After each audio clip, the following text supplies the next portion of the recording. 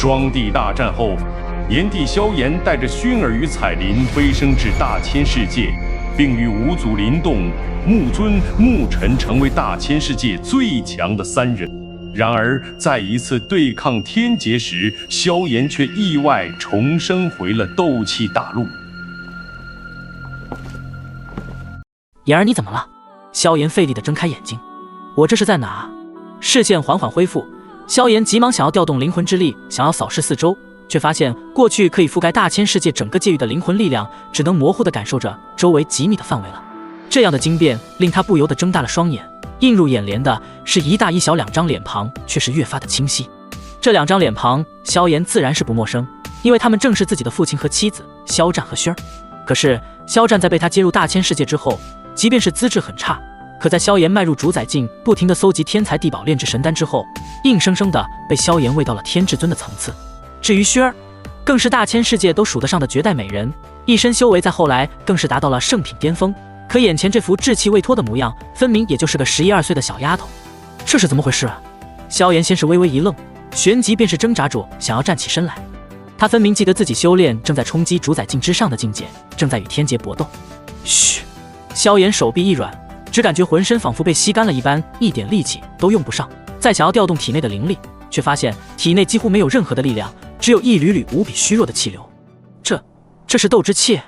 萧炎眼睛瞪得更大，躺在枕头上费力地侧过头，一个个熟悉的身影此刻都静悄悄地站在他的面前，紧张、担忧、焦虑、幸灾乐祸，不同的表情在一张张脸庞上浮现，数万年前的记忆涌上心头。萧炎缓缓闭上眼睛，深吸一口气之后，才接受了这个现实。我竟然又回到了我12岁的那一年。望着面前百象丛生的各种神情，饶是萧炎都有着一种被岁月长河逆流的恍惚。这究竟是重生了，还是一场梦境？萧炎努力尝试着自己所熟悉的各种突破幻境的方法，却都一一失败。片刻后，他终于接受了现实。他知道自己现在又变回那个斗之气3段的落魄少年了，可他却没有任何的担忧之色，因为现在的他不仅是那个12岁的少年了，他还是炎帝。炎帝萧炎，萧炎哥哥，你没事吧？一旁的薰儿看着萧炎忽然恍惚又忽然平静的表情，不由得担忧地问道：没事，我只是修炼的时候出了一些岔子罢了，休息一段时间就能恢复过来了。望着薰儿担忧的神色，萧炎嘴角露出笑容，无论什么时候，还是老婆对自己最好啊。心中这般想着，他不由得轻轻抓住薰儿白皙的小手，轻轻拍着手背以示安抚。只是这一举动，却是令小丫头白皙的脸庞瞬间变得红润起来。萧炎哥哥都这个样了，还有心思耍流氓？薰儿慌乱地将小手从萧炎手中抽出，令萧炎有些错愕，旋即忍不住笑了起来。前世自己跟薰儿已经是几万年的老夫老妻了，这点亲昵的动作当然算不上什么，可是如今的薰儿却只是一个连少女都尚且算不上的小丫头，怎么能受得了这种操作？妍儿，你真的没有事吗？萧战看到萧炎脸上露出笑容之后，显然是松了一口气。身为父亲，他最先担心的肯定是孩子的安全，其次才是什么所谓的天赋之类的。父亲放心吧，用不了多久，我就能恢复过来的。萧炎笑容平静，仿佛只是磕了碰了一下。也罢，那你就先好好休息，我出去跟几位长老商议一下怎么治疗你的伤势。萧战点了点头，只是眼底的担忧却是被萧炎一览无余。他心里倒是清楚，自己斗气被吸的只剩下斗之气3段的事情，自然瞒不过几位大斗师的检查。发生这样的事情，萧战怎么可能不担心？前世的自己遇到这样的情况，更是害怕的险些哭了出来。诸位长老、族人们，多谢大家前来探望，不过我现在有些虚弱，需要休息，还请大家先回去吧。萧炎看着众人，既然如此，萧炎你就好好保重吧。这2天我会安排族中小辈轮流过来照顾你，陪你说说话，解解闷。大长老点了点头，带着10几个族人，连同萧战都浩浩荡荡地离开了萧炎的小屋。等到众人离开之后，萧炎凭借着远超同龄人的灵魂力量，隐隐能够听到窗外的议论之声。萧炎这次的修炼出世可不是一般的小事啊，他的修为竟然直接跌到了斗之气3段，这是何等巨大的损失！大长老的声音响起，斗之气修炼阶段，人体最为脆弱，修炼时间怕是极为漫长，即使萧炎恢复过来，想要重新修炼到斗者，恐怕也要数年甚至更久。3长老更是直言道，比起这次的修为大跌，我更担心的是今后他的修炼天赋都被影响了。不论如何，妍儿的病情都要赶快医治，就算是倾尽家族之力也要治好。萧战沉重的声音响起，听着窗外的议论，萧炎嘴角不由得露出一抹苦笑。前世自己刚刚沦为废人的时候，这3位长老还是相当的重视的，毕竟即便是单纯的从功利性角度看，自己也是家族未来的支柱。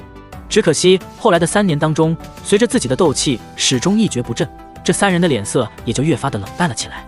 萧炎倒也不怪他们，只能说是世人总是如此，趋利避害是人之本性，不是每个人都能在别人落魄的时候依然可以平等对待的。窗外的议论声渐渐小去，萧炎费力地坐起身体，一张清秀小脸上再没有前世的惊慌失措，有的只是无尽的平静，那是一种大局在握的从容之感。前世自己没有任何依仗，依旧可以逆境崛起，走到斗气大陆，甚至是这一方宇宙的巅峰。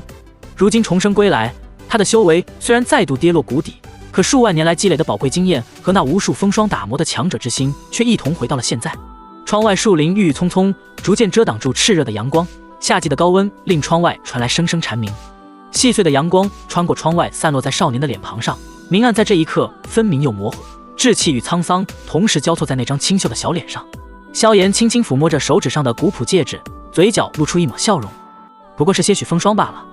前世的萧炎在失去所有斗气之后，心中只有焦灼的恐慌，特别是在多次尝试修炼斗之气无果之后，心中只剩下无尽的绝望。后来的3年里，随着他的修为始终停留在斗之气3段，族人的目光渐渐的从热情敬畏变成了冷漠白眼。那时的萧炎只感觉是生不如死，活着都没有了什么意义。可就是这3年的时间，让他尝尽了人间百态，磨平了曾经的年少轻狂。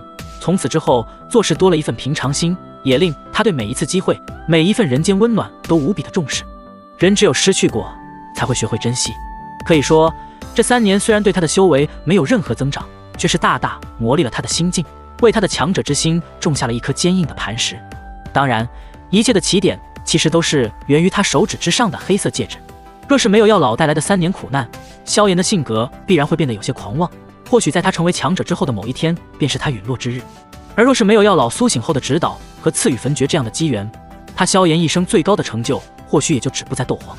运气好一点成为斗宗也未必没有可能，但成为斗尊怕已经是极为渺茫的事情了，又怎么会成为后来的炎帝？回首看来，药老在萧炎的成长道路上起着极为重要的作用。重生一世，萧炎的见识比起药老都高了不知道多少个层次了，可他当然不会抛下这个对自己恩重如山的老人。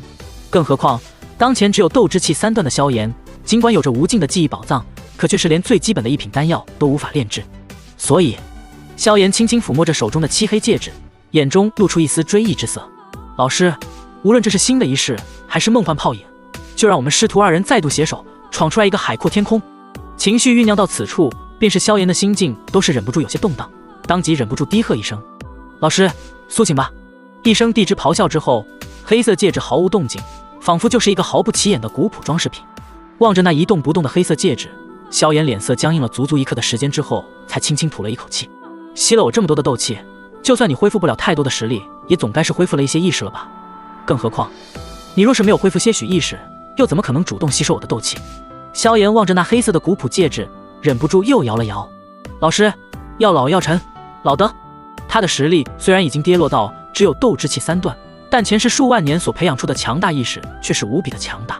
哪怕如今的灵魂力量只能媲美一品炼药师，萧炎都能够隐约感受到这戒指当中的古老灵魂在注视着自己。多次呼唤无用之后，萧炎忽然咧嘴一笑，嘴角多了几分贼兮兮的笑容。既然你这老家伙不给面子，那就别怪徒儿不孝了。心中这般想着，萧炎强行拖着虚弱的身体缓缓下床，然后费力地走到了自己侧屋的便池面前。老师，你若是再不现身，我可就要用尿滋醒你了。说到这里，萧炎嘴角的笑意已经越发的玩味，只见他已经握住了手指上的黑色戒指，口中发出一阵桀桀怪笑。药尊者，你也不想一直泡在这粪坑当中吧？话音落下，萧炎已经在掰扯那漆黑戒指，也就是在这一刻，那漆黑戒指上忽然有着一道白色毫芒闪过。萧炎只感觉这戒指已经牢牢地长在自己的手指之上，除非是将这手指斩断，否则就是肖战出手，恐怕也是难以摘下。一道浩瀚的灵魂威压袭来，萧炎顿时脸色更加苍白，灵魂一阵摇摇欲坠，仿佛随时都会晕过去。好在他意志远超当年无数倍，在这意志的加持之下，硬是没有被那可怕的灵魂冲击给震晕过去。下一刻，房间内无风自动，一道苍老虚幻的身影缓缓地从黑色戒指当中飘出，常人见到只怕是会大惊失色，当成是鬼魂一般的诡异之物。唯有萧炎在看到这一苍老身影的那一刻，脸上露出一种恍惚的追忆之色。你这娃娃好生歹毒，年纪轻轻竟然想出了这样的坏主意，还有，关于我的信息，你是怎么知道的？苍老的声音响起，却是一双森白火焰燃烧的瞳孔在死死地盯着萧炎，可怕的杀机仿佛化作实质，令房间当中都隐隐结起了一层冰霜。阿嚏！在这可怕的寒意之下，萧炎身体本就变得虚弱无比，当下更是忍不住打了一个喷嚏。老师，我是你的弟子啊！萧炎忍不住解释了一句，看得出来，现在的药老十分的警惕，杀意更是十分严重。萧炎生怕这老头一个激动，直接将自己当场抹杀了。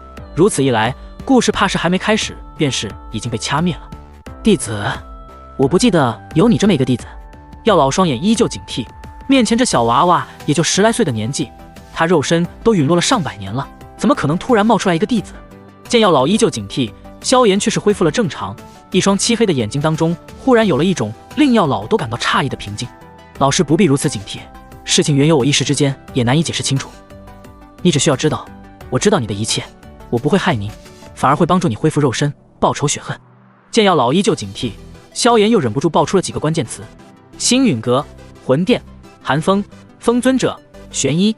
话音落下的那一瞬间，房间内的灵魂波动忽然如同波涛海面上的风暴，令萧炎灵魂仿佛置身其中的小船一般摇摇欲坠，随时都有覆灭的危险。你到底是谁？你怎么会知道这么多东西？药老双眼中的苍白火焰都已经消散，露出一双带着震惊之色的瞳孔。我是谁？我是你的弟子啊！萧炎苦笑一声，思虑片刻之后，才缓缓地向药老解释了很多缘由。半晌之后，药老神色变得无比的古怪复杂，只是看向萧炎的目光却是不再带着杀意，而是温和了许多。不管你说的是真的假的，老头子，我如今也没有多余的选择了。小家伙，若是你能够助我恢复肉身，药臣自当舍命报答。药老最后看了萧炎一眼，再度化作一道白光，回到了黑色戒指当中。倘若这孩子说的是真的，那可真是见鬼了。那他这个鬼魂一般的老家伙，可就真是见鬼了。只是一个10多岁的小娃娃，能够如此清楚他要尊者的过去，甚至还能讲出一些莫须有的未来，这让药老懵逼的同时，也终于对萧炎的话信了几分。望着再度恢复平静的黑色戒指，萧炎微微一笑，嘴角却是忍不住轻声呢喃起来：老师，这一次我定不会让您受那魂殿之苦了，这一世我要让您舒舒服服的躺赢。处理完药老的事情之后，萧炎又默默地躺回了床上。这种虚弱的感觉，他已经数万年不曾体验过了。以他现在的状态，干什么事都不方便，还不如好好休息片刻，等到体力恢复过来之后再考虑其他。虽然我现在只有斗之气3段的实力，可我对于前世的记忆却是依旧存在。以我前世的积累，别说是什么天阶功法、9品丹方，就算是天至尊、神之境界的法门，我的记忆怎么？刚刚闭目养神的萧炎骤然睁开双眼，眼中带着一丝不可置信的神色。他对于前世的记忆，竟然只有前面几十年是比较清晰的了，至于后面的记忆，却只有一些极为重要的时间节点能够模糊地记着发生了什么事情。该死，一定是我当前的肉身实在是太孱弱了，以至于可以承载的灵魂力量最多也就是一品炼药师的水平了。萧炎咬了咬牙，以他数万年的超级强者记忆，就算是斗帝强者的想要一股脑的吸收都要费些力气，何况是一个连斗者都未曾达到的孱弱肉身。只需将萧炎修炼到主宰境之前的数百年记忆全部灌输进来，他当前的灵魂恐怕会被立刻撑爆，当真是屋漏偏逢连夜雨啊！萧炎叹了口气，闭上眼睛仔细思索，片刻之后才缓缓地睁开眼睛。还好，虽然大部分记忆都已经模糊到了极致，可好歹这记忆当中还给我留下了一些有用的东西。萧炎心中清楚，自己重生一次所带来的，除了那数万年来磨砺出的强者之心外，恐怕就是那记忆当中所得到的无数见识了。他的记忆当中可是有着令神之都要重视的各种秘法，至于天阶斗技、绝世神通，更是数不胜数，随便丢出来一个都是能让斗气大陆甚至大千世界都要陷入疯狂。不过由于灵魂力量有限，他所记住的基本上只剩下自己创造的一些功法秘术了，这倒也不是什么很大的问题。等我修为恢复到大斗师斗灵左右，恐怕就能回忆起主宰境之前的很多记忆了。有着药老的辅助，恐怕用不了多久我就能恢复到那一天。萧炎轻轻摇头，还好他脑海当中还残留着自己创造的一些功法神通。不过很可惜的是，在他成为斗者之前，这些东西似乎也用不了多少，反倒是一些残留的丹药药方，或许在他当前的状态下更有用一些。心中盘点清晰之后，那种身体的虚弱令萧炎很快疲惫下来，不知不觉间竟然已经沉沉睡去。等到萧炎再度醒来时，却感觉有着一只纤细小手在轻轻地用湿布擦拭着自己的额头。缓缓睁开眼睛，外面的天空竟然已经黑了下来，看样子自己这一觉睡得倒是挺长的。转身一看，却是看到一张还算漂亮的小脸正呆呆地看着自己，却不是薰儿，反倒是萧妹。表哥，你醒了。看到萧炎苏醒的那一刻，萧妹小脸上显然是露出了一抹惊喜之色，但萧炎这一刻眼中却是复杂之色一闪而过。前世今生的记忆在脑海当中回荡，上一世他在斗气丧失之前是何等的意气风发，是萧家预定的少族长，整个家族的小辈都是他身后的跟屁虫，也包括眼前的萧妹。只是后来当他的斗气丢失，沦为废人之后，这些人的却是慢慢的变换成了另一副面孔。表哥，这是族长让我拿来的回元丹，他说你吃了之后身体会恢复得很快。萧妹拿起床头的一个小玉瓶，乖巧的将其中一枚龙眼大小的丹药取出，然后送到萧炎嘴边。萧炎看了一眼，没有拒绝，将那回元丹直接吞下，顺着一口水就咽了进去。回元丹是最为常见的一品丹药之一，只是用来恢复元气、休养身体的丹药。不过饶是如此，这一枚丹药也价值几百金币。好在如今的萧炎还是家族的心头肉，别说是萧战，就是其他几位长老对他也是无比重视。妹儿，萧炎看着天花板，又转头看向少女已经初具一丝妩媚的小脸。如果我的斗气全部废掉了，从此修为再也回不到从前了，你还会像现在一样对我这么好吗？啊，表哥，你在说什么啊？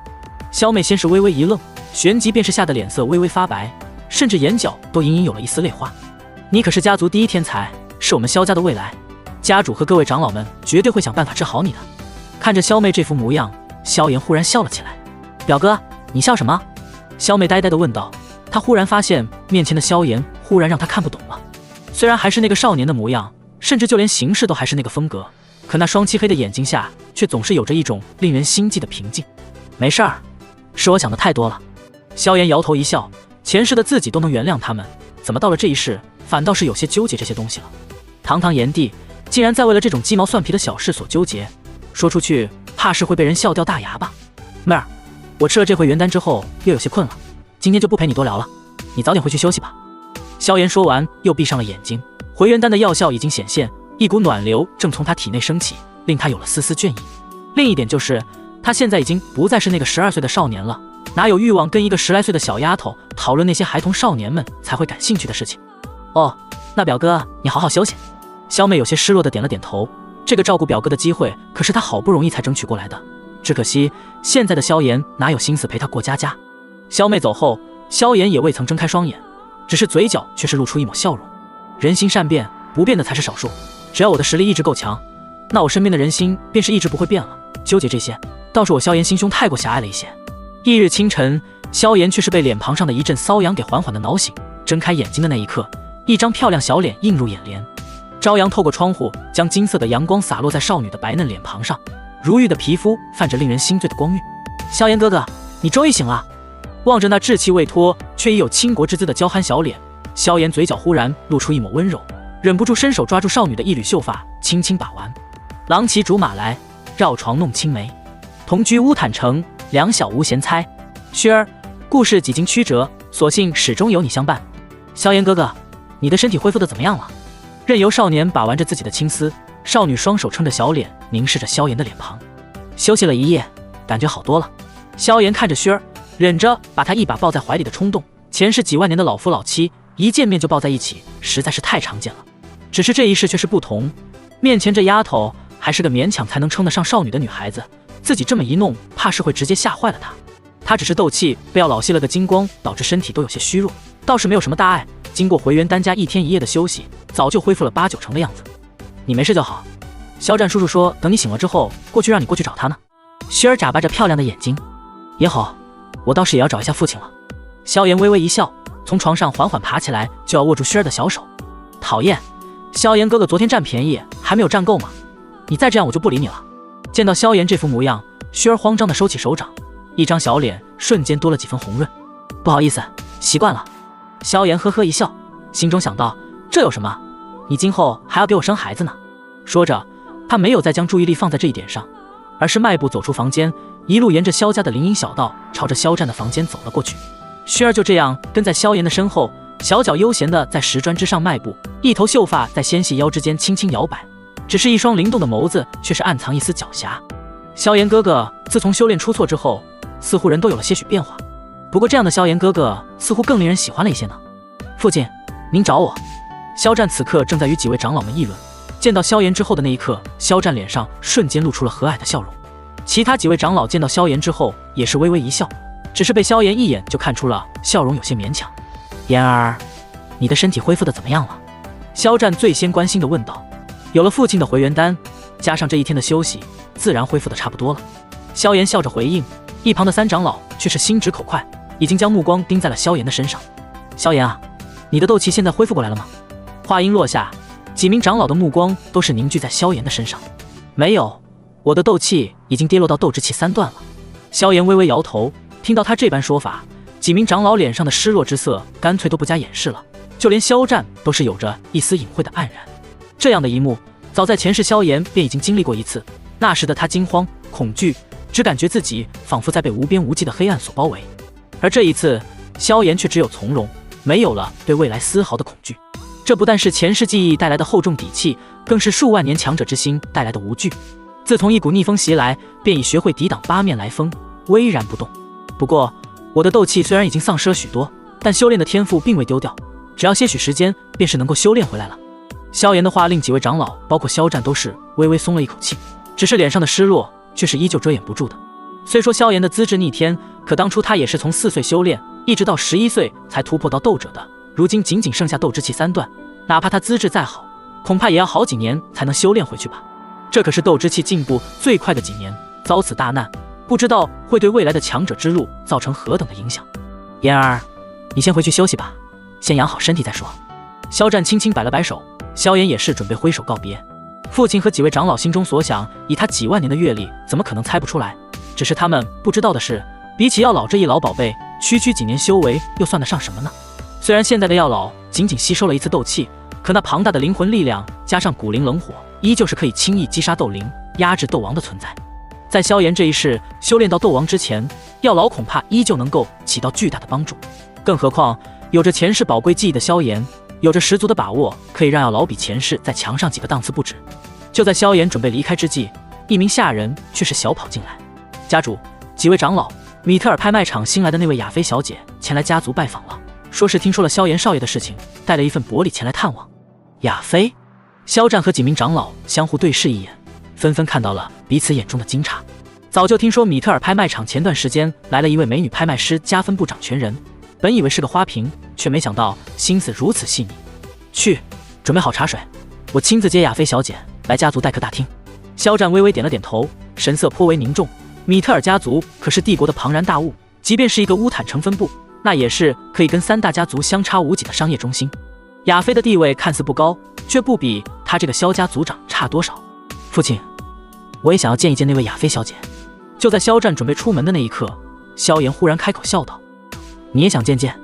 萧战微微一愣，旋即轻轻点了点头：“也好，人家毕竟是来看你的，你本来也该见他一见的。”想起那个狐狸精一般的女人，萧炎笑容却是越发的柔和。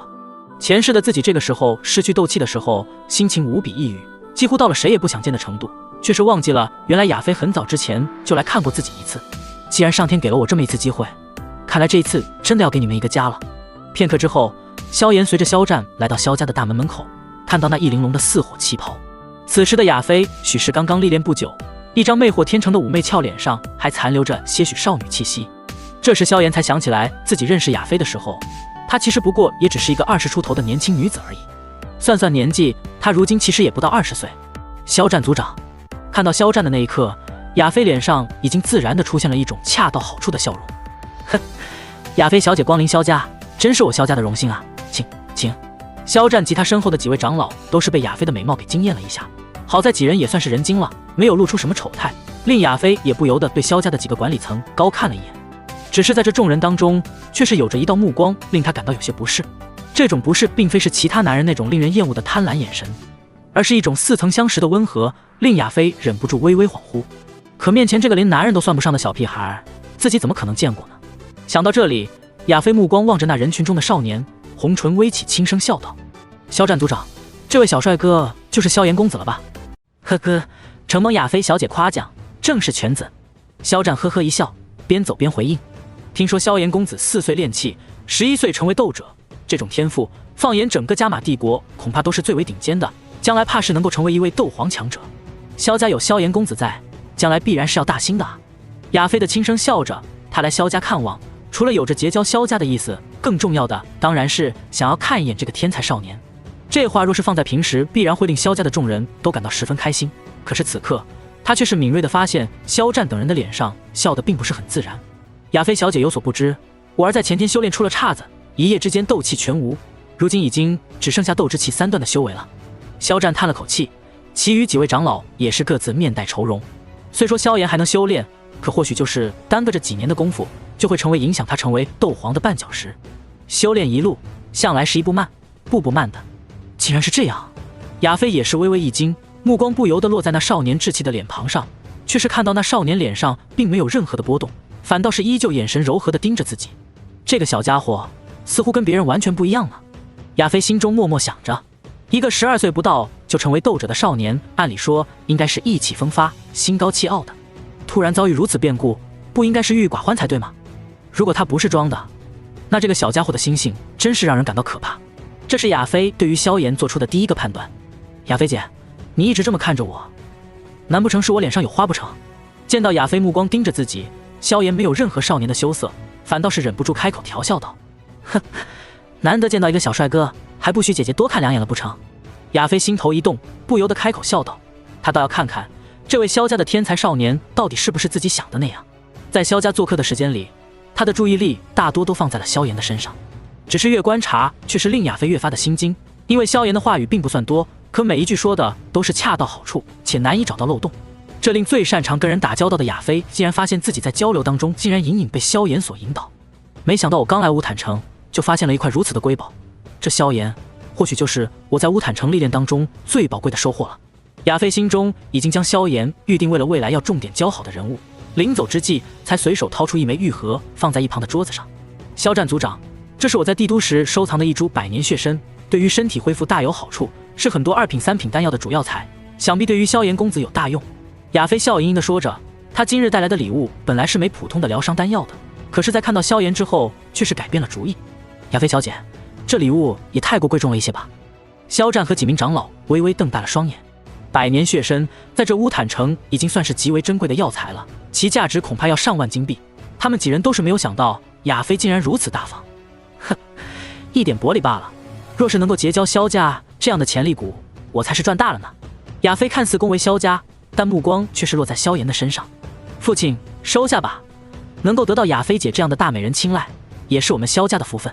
大厅当中，少年稚嫩又老成的声音令萧战等人都是微微一愣，思虑片刻之后，竟然是不再拒绝。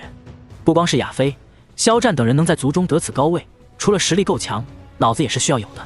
他们也是明显的感觉到，今天的萧炎似乎变得成熟了许多，这种成熟令他们都感到一种莫名的压力。呵呵，还是萧炎弟弟有魄力啊。亚飞掩嘴一笑，便是准备告别离开。等到萧战等人将亚飞送走之后，却是发现萧炎已经消失不见。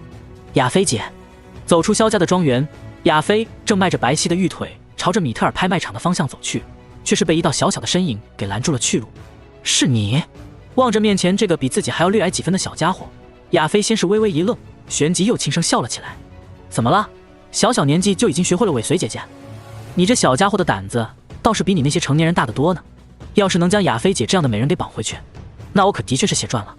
萧炎微微一笑，令亚飞忍不住轻轻瞪了他一眼。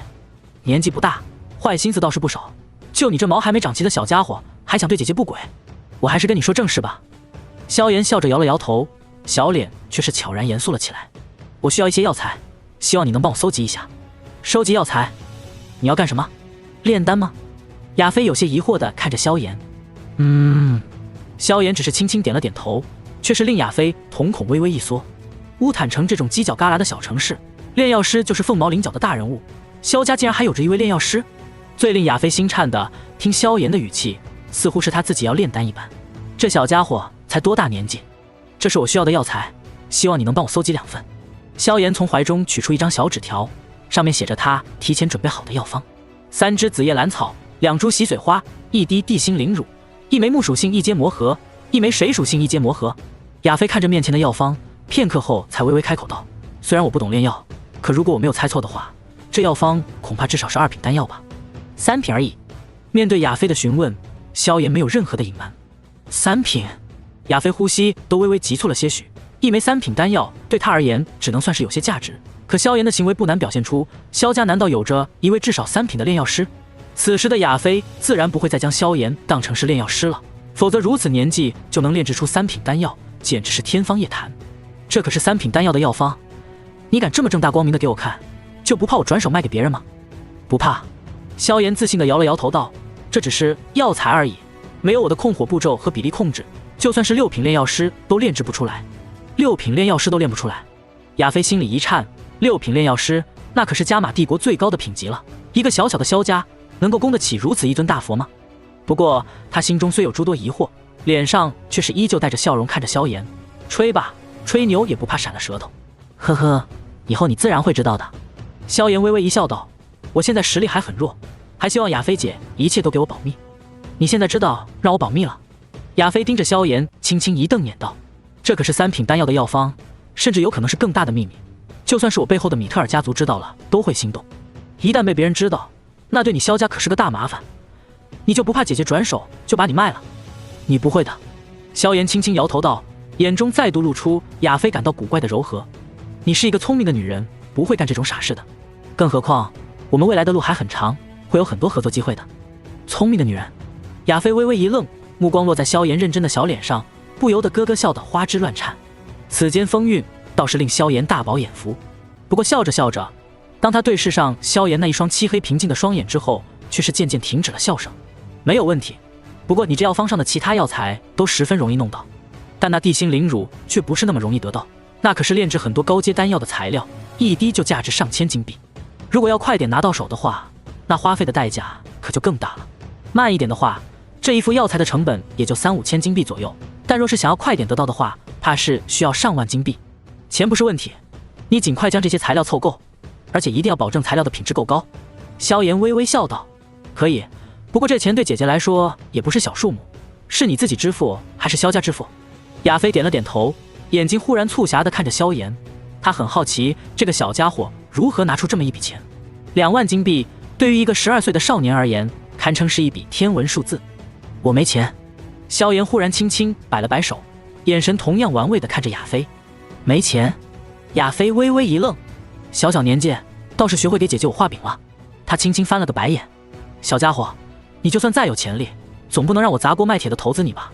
那一颗百年血参可就已经令我掉血了。哼，你不是一直想要成为米特尔家族的掌权人吗？如今遇到我这个潜力股，可是一个十分重要的机会，亚飞姐确定不想投资一下吗？萧炎的话令原本慵懒散漫的亚飞骤然绷直了身体，一双美眸死死地盯着那张俊秀的小脸。你到底是什么人？我就是一个平平无奇的小天才罢了。萧炎嘿嘿一笑，重申一次，他倒是很喜欢这种莫名的调调。记得尽快将东西给我送过来，而且要保密。萧炎背着小手，老气横秋地走了过去，忽然趁着亚飞不注意，在他翘臀上轻轻拍了一下。那药方你可以多送几副过来，多出来的我可以帮你炼成丹药作为回报。说完，便是不等亚飞反应，一溜烟的朝着萧家的方向跑了回去。你屁股忽然被袭击了一下，亚飞先是一阵呆滞，等他反应过来时，萧炎已经跑出一段距离了。毛还没有长齐呢，竟然已经这么色了。亚飞美眸瞪着萧炎离开的方向，除了俏脸微红之外，竟然没有感到多少怒意。古怪的小鬼，他的身上一定有不小的秘密。亚飞思虑片刻，还是回到了米特尔拍卖场，将手中的药方分成2份，递给了2名信得过的手下。去仓库里找到5份最好的药材，数额从我个人的金库里扣除。这地心灵乳一定要用最快的速度弄过来，无论花费多少钱。吩咐完这些工作之后，亚飞才轻轻闭上双眼，心中思虑着自己为何会被一个12岁的小鬼头给说服。这5份药材凑出来，怕是需要足足5万金币，就算是他的私人金库，也不过10-20万金币的流动资金而已。是因为他随口编造出的炼药师的事情，还是因为他说出了自己的野心？亚飞就这样想着，竟然迷迷糊糊地在躺椅上睡去。迷蒙之间，一双清澈深邃、古井无波的漆黑眸子出现在他的梦境当中。浅睡当中的亚飞骤然睁开双眼，眼神，我竟然会因为一个孩子的眼神就做出这样的决定，真是个神秘的小家伙。哒哒哒，萧炎迈着自己的小短腿一路跑回萧家，直到找到一处竹林的树荫下，才缓缓停下。好刺激！萧炎长长舒了一口气，前世自己跟亚飞更出格的事情都做过了，可是那种刺激感却是始终没有今天这般强烈。虽是故人，却是新的故事，那种老瓶装新酒的感觉，令他这个活了数万年的老斗帝终于找回了年轻的感觉。年轻真好啊！萧炎嘿嘿一笑，目光扫过竹林，却是笑容骤然僵住。只见那竹林的不远处，一张漂亮小脸蛋正带着幽怨的目光看着自己。是轩儿啊，你也在这小树林里乘凉吗？萧炎神色平静，心中却是有着一丝不自然。几万年的经历令他神色如常，可内心深处却是有着一种被捉奸的感觉。更刺激了，怎么回事？萧炎哥哥，那个狐狸精连你也迷住了吗？轩儿小脸幽怨，有些失落地说道。非也非也，萧炎轻轻摇头道，我只是找雅菲姐商量一些事情，这有助于我恢复修为。才刚见一次面，就已经一口一个雅菲姐的叫着了。轩儿，你这样格局可就小了。雅菲姐为了帮助我，可是替我寻找了好几份珍贵的药材。萧炎忽然板起小脸，神色严肃。闻言，轩儿小脸上失落之色更加浓郁，眼底甚至隐隐有着雾气翻腾。不过是说了一声狐狸精，哥哥便已经朝着自己发火了。就在这时，一直温暖的手掌却是悄然握住少女的小手，抬头一看，那板着的小脸却是化作柔和。雅菲姐的确很吸引人，不过轩儿长大了必然比她更加动人，我的心里始终是把轩儿放在第一位的。萧炎眼神温柔地看着轩儿，情窦初开的少女哪能经得住这般攻势，一片红霞很快就布满白皙的俏脸。讨厌，萧炎哥哥怕是把脑子都给修炼坏了吧？醒来之后老是干一些流氓的事情，萧炎哥哥真是个大猪蹄子。轩儿慌乱地抽出小手，脸色羞红地逃离开来。呼，好险！看着轩儿落荒而逃，萧炎却是忽然松了一口气。还好如今的轩儿只是一个小丫头片子，若是放在几万年后的轩儿，她这点小伎俩怕是早就被拆穿了。不过这种感觉怎么比当年大战那些个天魔地还要刺激？萧炎轻轻摇头，目光若有若无地朝着竹林深处的某处阴影看去。紧紧盯了片刻之后，等到身上凉爽下来，萧炎便是直接朝着自己的房间走去。等到萧炎离开之后，那片阴影才发出一阵担忧的低语。坏了，小姐不会对这小家伙有了男女之间的感情了吧？接下来的2天时间里，萧炎除了偶尔锻炼一下身体，剩下的大多时间依旧是在休息。一来是难得享受这种幼时的童趣，二来便是他一直在调整身体状态。毕竟这副身体如今实在是太过孱弱了。直到第3天，亚飞才派人将足足5副药材送了过来。竟然凑齐了5副药材！在看到这5副药材的那一刻，萧炎一直平静的双眼终于有了一丝波澜。只见他轻轻拍了一下指尖的黑色戒指，一道虚幻的苍老身影缓缓浮现。望着这道身影，萧炎嘴角露出一丝欠揍的笑容。老师，起来干活了。说吧，需要老夫干些什么活？我可要提前告诉你，以我现在的状态，炼制6品丹药都有些费力了。药老打了个哈欠，仿佛没有睡醒一般。因为只吸收了萧炎一次斗气的原因，他的灵魂力量只是恢复到了斗王战力左右，除非是用上古灵冷火，否则遇到斗皇强者，怕是会极为棘手。哼，老师的状态我自然是知道的一清二楚，不过我这丹药对于老师而言，应该算不上什么难的。萧炎呵呵一笑，指了指旁边一堆小山一般的盒子，然后从这一堆盒子当中抽出5个有着特殊标记的盒子。这一堆小山一般的盒子是亚飞的亲信奉命送来的一些所谓的国服口酥之类的小零食，名义上是赠与他这个萧家小少爷解解馋，总共的价值不过几百个金币。因此萧家的人除了以为这是亚飞比较看重萧炎以外，并没有多想。但是实际上这一堆盒子当中却是藏着价值5万金币的珍贵药材。关于自己的事情，萧炎现在还不想让家族的人知道太多。所谓事已密成，他就算前世再如何强大，如今终究只是个斗之气3段的少年，所以现在的萧炎还是需要先蛰伏一段时间。随手打开一个盒子，3只紫叶兰草，2株洗水花，1枚小玉瓶，1枚木属性异阶魔核，1枚水属性异阶魔核都静静地躺在其中。你这药方？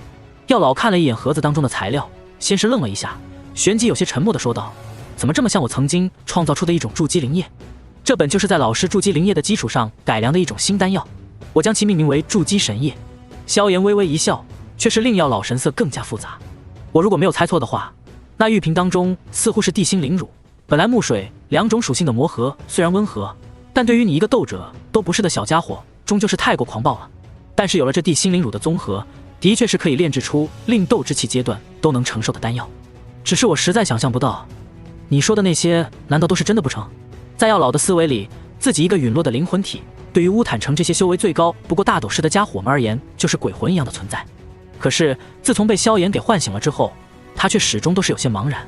一个12岁的小娃娃把死了上百年的你给叫醒，然后跟你说他是你未来的弟子，是从数万年后的未来回来的，知道你的一切，甚至还随手将你曾经的药方改进得更加优秀。到底谁是鬼啊？真是碰到鬼了！是真是假？老师只需一路看着就是。您老人家当前的任务，还是得先给我炼制丹药。萧炎轻轻摇了摇头，以他现在这点实力，连利用灵魂之力传授秘法都做不到，否则随便传授药老一道高阶的灵魂修炼秘法，都能让药老实力大涨。也罢，老头子我如今也是走投无路了，似乎除了相信你这小家伙，也没有别的办法了。药老苦笑一声，苍老的手掌伸出，一道森白火焰升腾而起，顿时令房间里的温度都下降了许多，正是古灵冷火。先3分火，后4分火，然后低温令萧炎孱弱的小身板打了个哆嗦。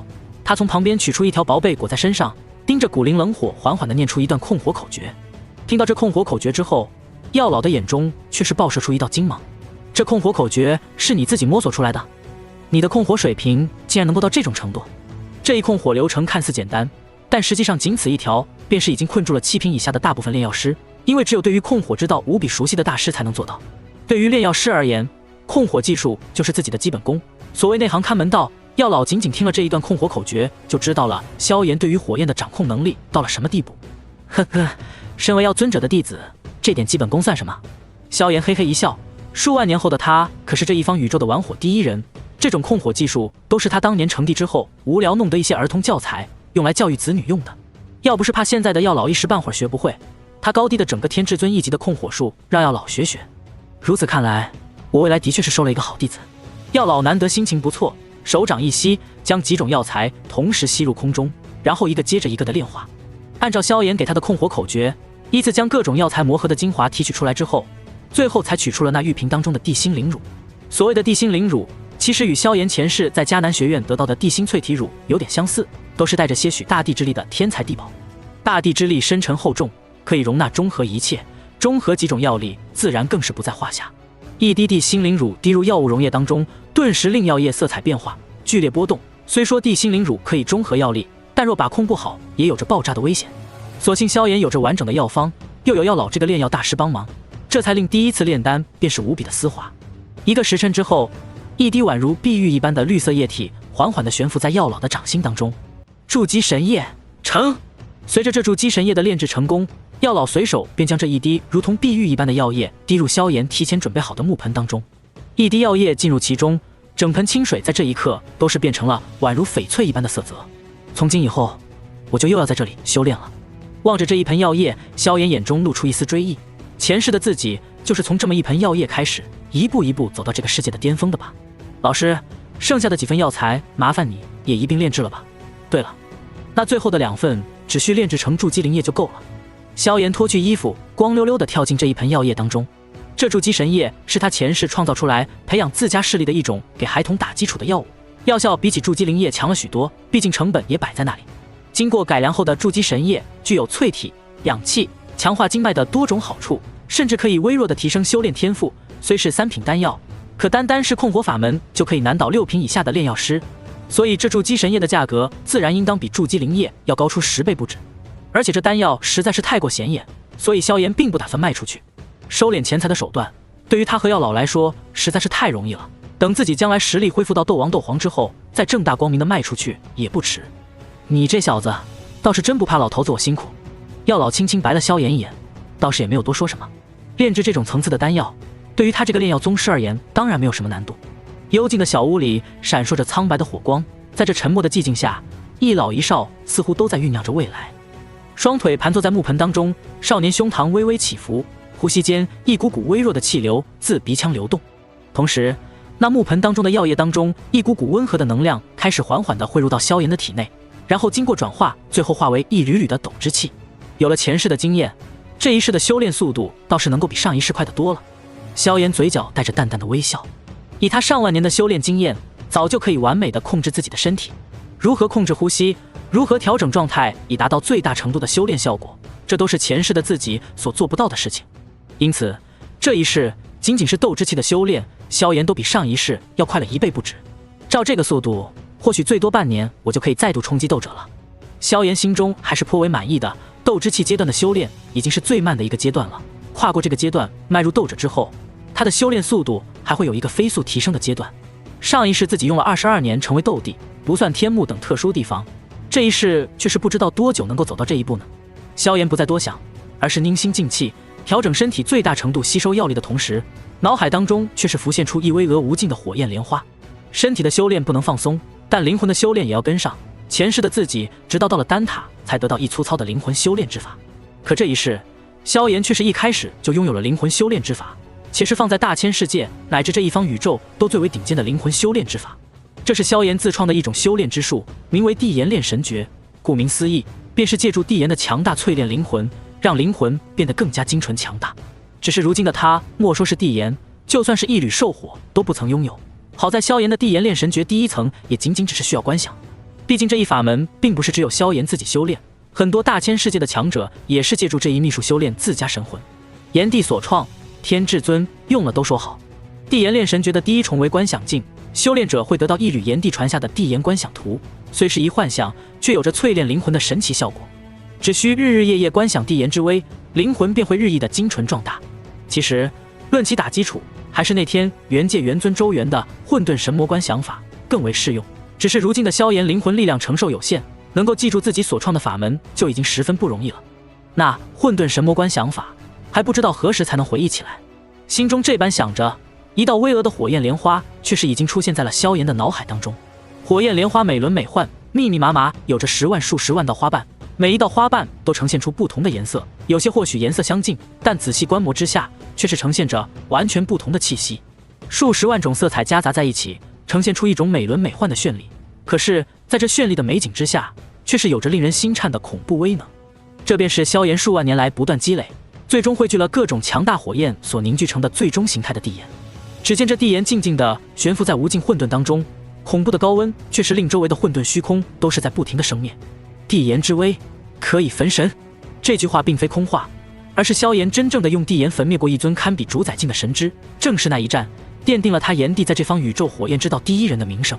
修炼到了后期，萧炎早就与地炎融合在一起，地炎就是他，他就是地炎，只是重生一次，却是要借着观想自己来提升灵魂力量，着实是让人感到有些古怪。灵魂观摩着地炎，却是真正有着被高温给焚烧的可怕痛苦。观摩地炎可不是普通修炼者可以做到的事情，那可怕的火焰之力会令人感受到灵魂被灼烧，这种痛苦要比肉身被焚烧还要痛苦10倍。一旦承受不住这种痛苦，便是可能被可怕的地炎之威给燃烧了灵魂。因此在那大千世界当中，就算是很多至尊地至尊都不敢随意修炼地炎炼神诀。不过身为这一功法的创造者，萧炎自然不会惧怕烈焰焚神之苦，他经历的还少吗？如今来看，早已习惯为家常便饭了。木盆当中玉液转动，盆中少年神色平静，只有身边老者手中的苍白火焰在不停的变化。一夜无眠，当翌日清晨的第一缕阳光落入房间的时候，少年才缓缓睁开自己的双眼。只是在那一双漆黑瞳孔的深处，却是仿佛有着一缕绚丽火焰在缓缓跳动。起身穿好衣物之后，药老已经将4个玉瓶放在了他床头的桌子上，然后溜回戒指当中休息。2瓶筑基神液，2瓶筑基灵液，虽然不多，但这些资源怕是够我修炼一阵子了。萧炎满意的点了点头，将4瓶药液小心存放起来，然后躺在床上闭目养神。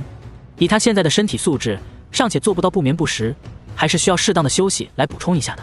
至于筑基灵液的事情，倒是也不急着出手，一晚上就把丹药炼好。对于现在的亚妃而言，还是有些惊世骇俗的。大概休息了足足1个时辰之后，萧炎才伸了个懒腰，从床上一跃而起，然后走出房间，朝着萧家后山走去。光有修为还不行，身体也要打磨一下，不然这具肉身实在是太脆弱了。只可惜他现在连斗气都没有，空有诸多炼体法门，却只能靠着最原始的肉身横炼之法打磨自己的身体。一上午的时间，萧炎都在寻找布置一个专属于自己的场地。中午简单休息了一下，等到下午天气快要凉快些许之后，萧炎便是开始最为粗暴简单的肉身锻炼。咚咚咚，等到傍晚时分，明月初升，萧炎已经是浑身青一块紫一块的，一张小脸脏兮兮的，却唯有那一双眼睛依旧明亮。少爷，老爷说今天的家族聚餐，让您过去吃个饭。回到小屋，却见一名老仆已经等在自己的门口。我知道了。萧炎微微点头，简单清洗一番，片刻后便是出现在了家族的大餐厅当中。推开门的那一瞬间，除了父亲萧战和几名长老之外，足足数十个少年少女的眼睛都放在了自己的身上。萧炎目光扫去，却见这一帮子少年少女的眼睛都好奇地盯着自己，除了好奇与担忧，还有着一丝他们自己或许都未曾察觉到的野心。这样的情况，萧炎并不陌生。前世的时候，他们也是这么看着自己的。随着自己的实力始终得不到恢复，这些家伙的野心也是在逐渐的膨胀。当神灵跌落神坛，迎来的往往是凡人更加可怕的反噬。如果能够将曾经的家族第一人踩在脚下的话，的确是一件令人很有成就感的事情呢。只可惜这一世的他们似乎永远都不会有这个机会了。萧炎倒是没有将这些小家伙的目光当成一回事儿，红狐又怎么会在乎燕雀的目光？对于曾经的过往，他只是一笑置之罢了。父亲，各位长老，我来晚了。萧炎微微一笑，找到薛儿所在的位置，直接就坐了过去。薛儿的位置在萧宁的上方，而预留给萧炎的位置则在薛儿的上方。毕竟现在的他还算是家族年轻一辈的第一人。萧炎来之前，萧宁一直有一句没一句的跟薛儿搭话，只是小丫头却是心不在焉的看着面前的盘子。直到萧炎来了之后，小妮子的眼睛才微微亮起。无妨，反正现在还没有上菜。萧战呵呵一笑，几名长老也没有多说什么。他们对于萧炎的感情大多还是出于家族利益来考虑的，只要萧炎对家族还有着重要价值，他们的笑容便会始终对着萧炎展开。萧炎，你身上怎么这么多处瘀伤啊？萧炎坐在薛儿旁边的那一刻，大长老忽然开口，目光有些凝重地看着萧炎手臂上露出的淤青。话音落下，其他人的目光也是纷纷看向了萧炎，身边的薛儿这一刻更是忽然站起，拉开萧炎的袖子。萧炎哥哥，你这是怎么了？小丫头精致的小脸上挂满了关心，一双灵动眼睛担忧地看着萧炎。这一幕令本来对萧炎还有所担忧的少年们顿时看着萧炎多出了几分不顺眼，尤其是坐在一旁的萧宁，看到这一幕之后更是脸色阴沉。身为家族最漂亮的女孩子，薛儿虽然不过是一个尚未发育的丫头片子，却已经令这些情窦初开的少年们仰慕不已。可是看到这几年来，除了萧炎之外，这妮子似乎是对谁都爱答不理的样子，唯有遇到萧炎，这丫头才会露出最温柔的一面。没事，我去后山锻炼了一下身体，不小心磕伤了几处，擦点疗伤药就好了。萧炎咧嘴一笑，轻轻拍了拍薛儿的肩膀，坐下。锻炼身体？几名长老面面相窥，萧战沉吟片刻之后，才轻轻点头道：那等吃完饭，你去家族仓库再取点愈伤膏吧。谢谢父亲。萧炎点了点头，开始有一句没一句的跟薛儿聊了起来。前世他都不缺讨女孩子欢心的手段，今生就不用多提了，三言两语就把小妮子逗得咯咯直笑。混蛋！一旁的萧宁看着只感觉心中无比的酸楚，自己在这里献殷勤献了半个小时了，可薛儿却始终爱答不理。可是这萧炎三言两语就让薛儿笑靥如花。不过现在的萧炎只是刚刚跌落斗气，家族第一天才的名头还在，萧宁还不敢直接骑在萧炎头上大放厥词。很快，可口的饭菜上齐，众人边吃边聊，直到大家都吃个半饱之后，萧战这才缓缓开口：小家伙们，你们最近可要加强修炼啊，还有7天就是家族检验你们1年1度斗气修炼的日子了。听到这句话之后，萧炎微微一愣，这才想起来原来距离家族测验的时间已经不远了。只是你们这些家伙为啥老是盯着我看？萧炎目光扫过，却是看到家族年轻一辈的少年们都盯着自己，即便有几个不好意思直勾勾的盯着自己的，却也时不时的将目光看过来。看样子这些家伙很想看着我跌落神坛的那一刻。萧炎无奈的一笑，如果按照原来的轨迹发展，7天后的确是自己跌落神坛的那一刻，只可惜这一世是不会发生这种事情了。萧炎，你的斗气恢复的怎么样了？7天后的斗气测验，你有什么把握了吗？一旁的萧宁看着萧炎和薛儿聊得火热，心中正无比的难受，此刻抓住机会，终于将话题拉扯了过来。他的话语虽然看似关心，但实则是带着质疑，只是这种手段在萧炎看来只是有些好笑。不怎么样，我的斗之气只剩下1点了，恐怕很难恢复过来了。萧炎轻轻摇了摇头，是这样啊，那可太可惜了，不过以表弟你的天赋，恐怕很快就可以恢复到斗之气6段的。萧宁郑重的点了点头。为啥是斗之气6段？萧炎和薛儿对视一眼，有些疑惑的看着萧宁。因为我已经达到了斗之气6段。萧宁谦虚一笑，但是脸上却是逼味十足。他比萧炎大了快1岁，13岁就能达到斗之气6段，放在家族当中其实是很不错的天赋了。也就是在萧炎和薛儿面前，放在别的少年面前，萧宁走路都得撅着鼻孔。噗嗤，少年少女对视一眼，都是忍不住笑出了声。厉害，表哥这天赋真是不错，将来必定是家族的支柱强者。萧炎鼓励的点了点头，他忽然觉得这些年轻人真有意思，那种演的到处都是漏洞，但是却十分认真的样子，令他感到十分有趣。一般一般，不过表弟你可要尽快恢复啊，如果没有你这么优秀的对手，我可是会寂寞的。萧宁被萧炎一夸，只感觉仿佛到了天上，说话不禁多了几分豪气。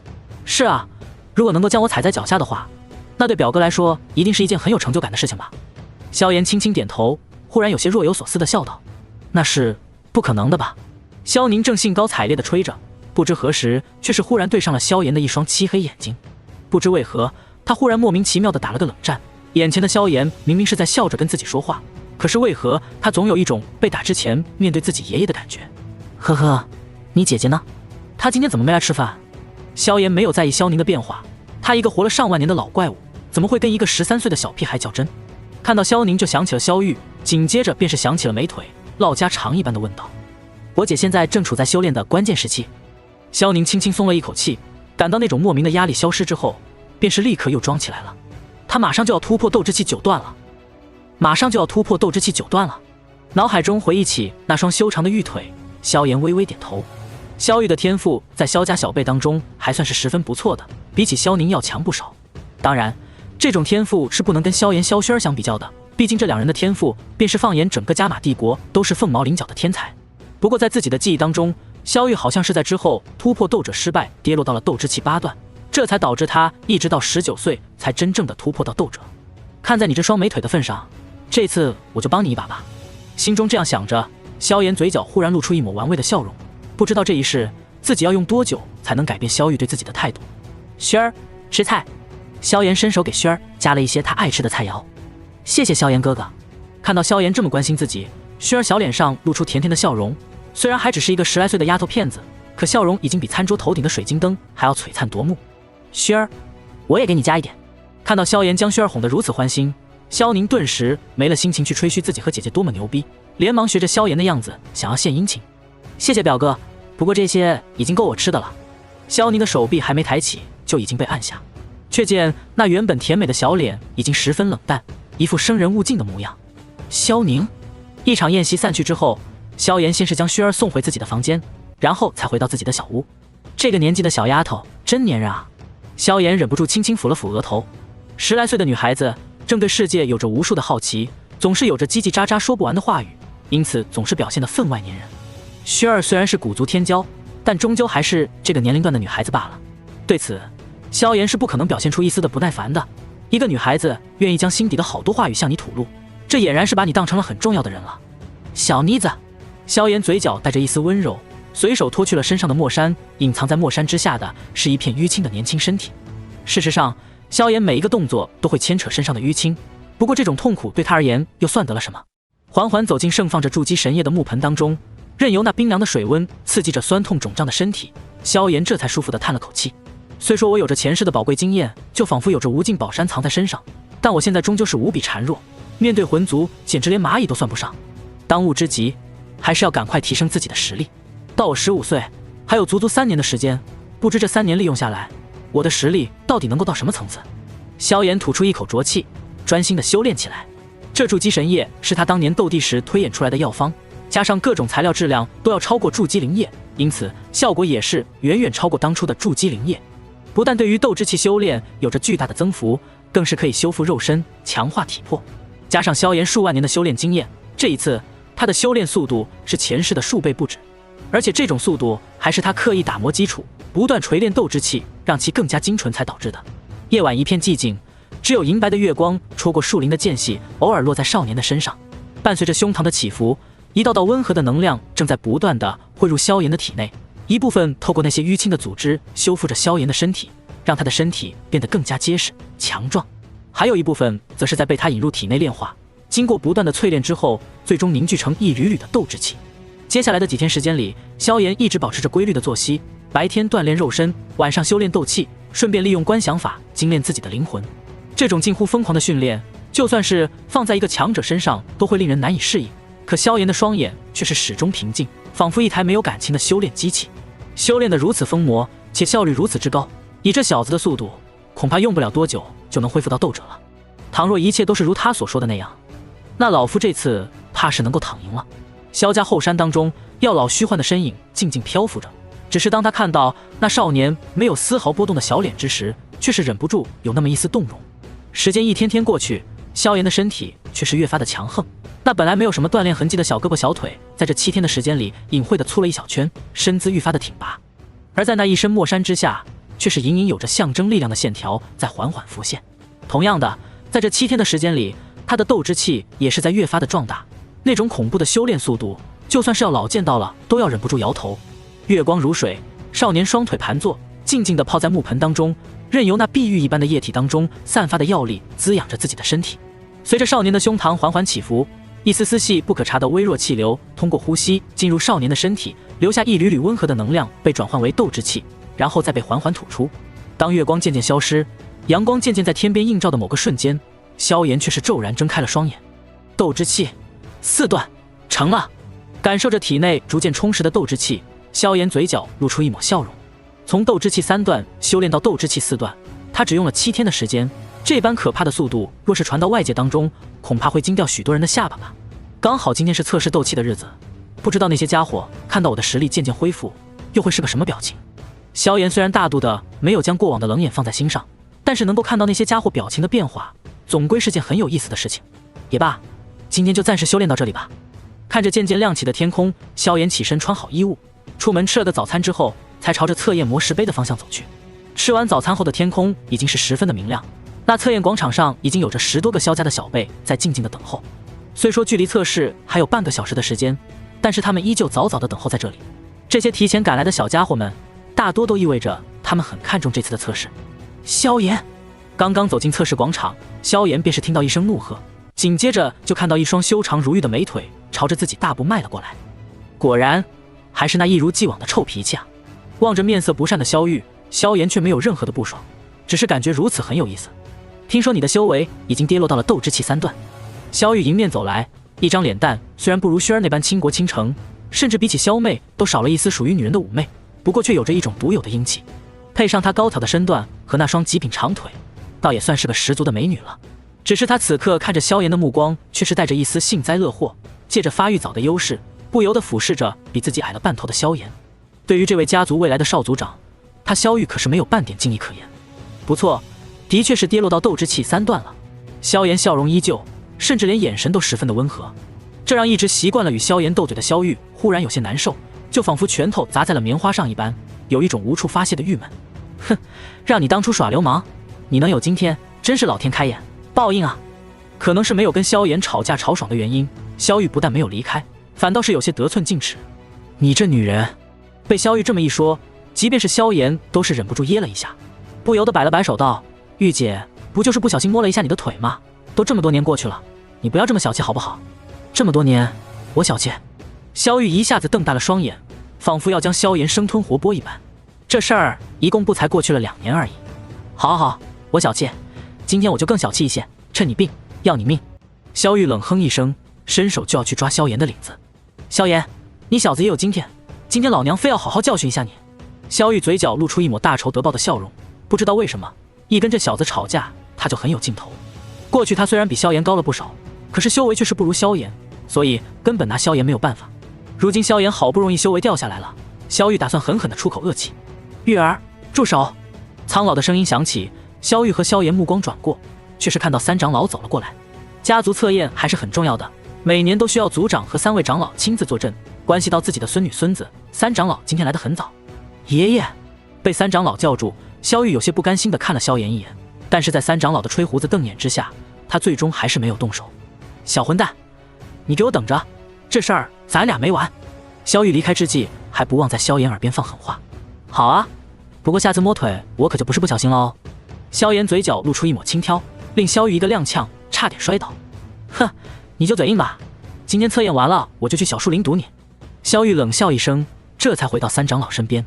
这女人，望着萧玉离去的背影，萧炎轻轻摇了摇头。既然如此，那我就只好再摸一次了。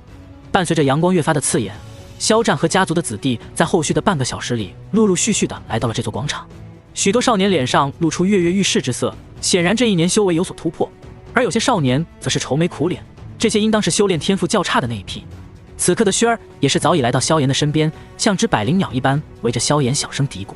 实际上，家族当中性格不算内向的女生，几乎除了萧玉，都喜欢围在萧炎的身边。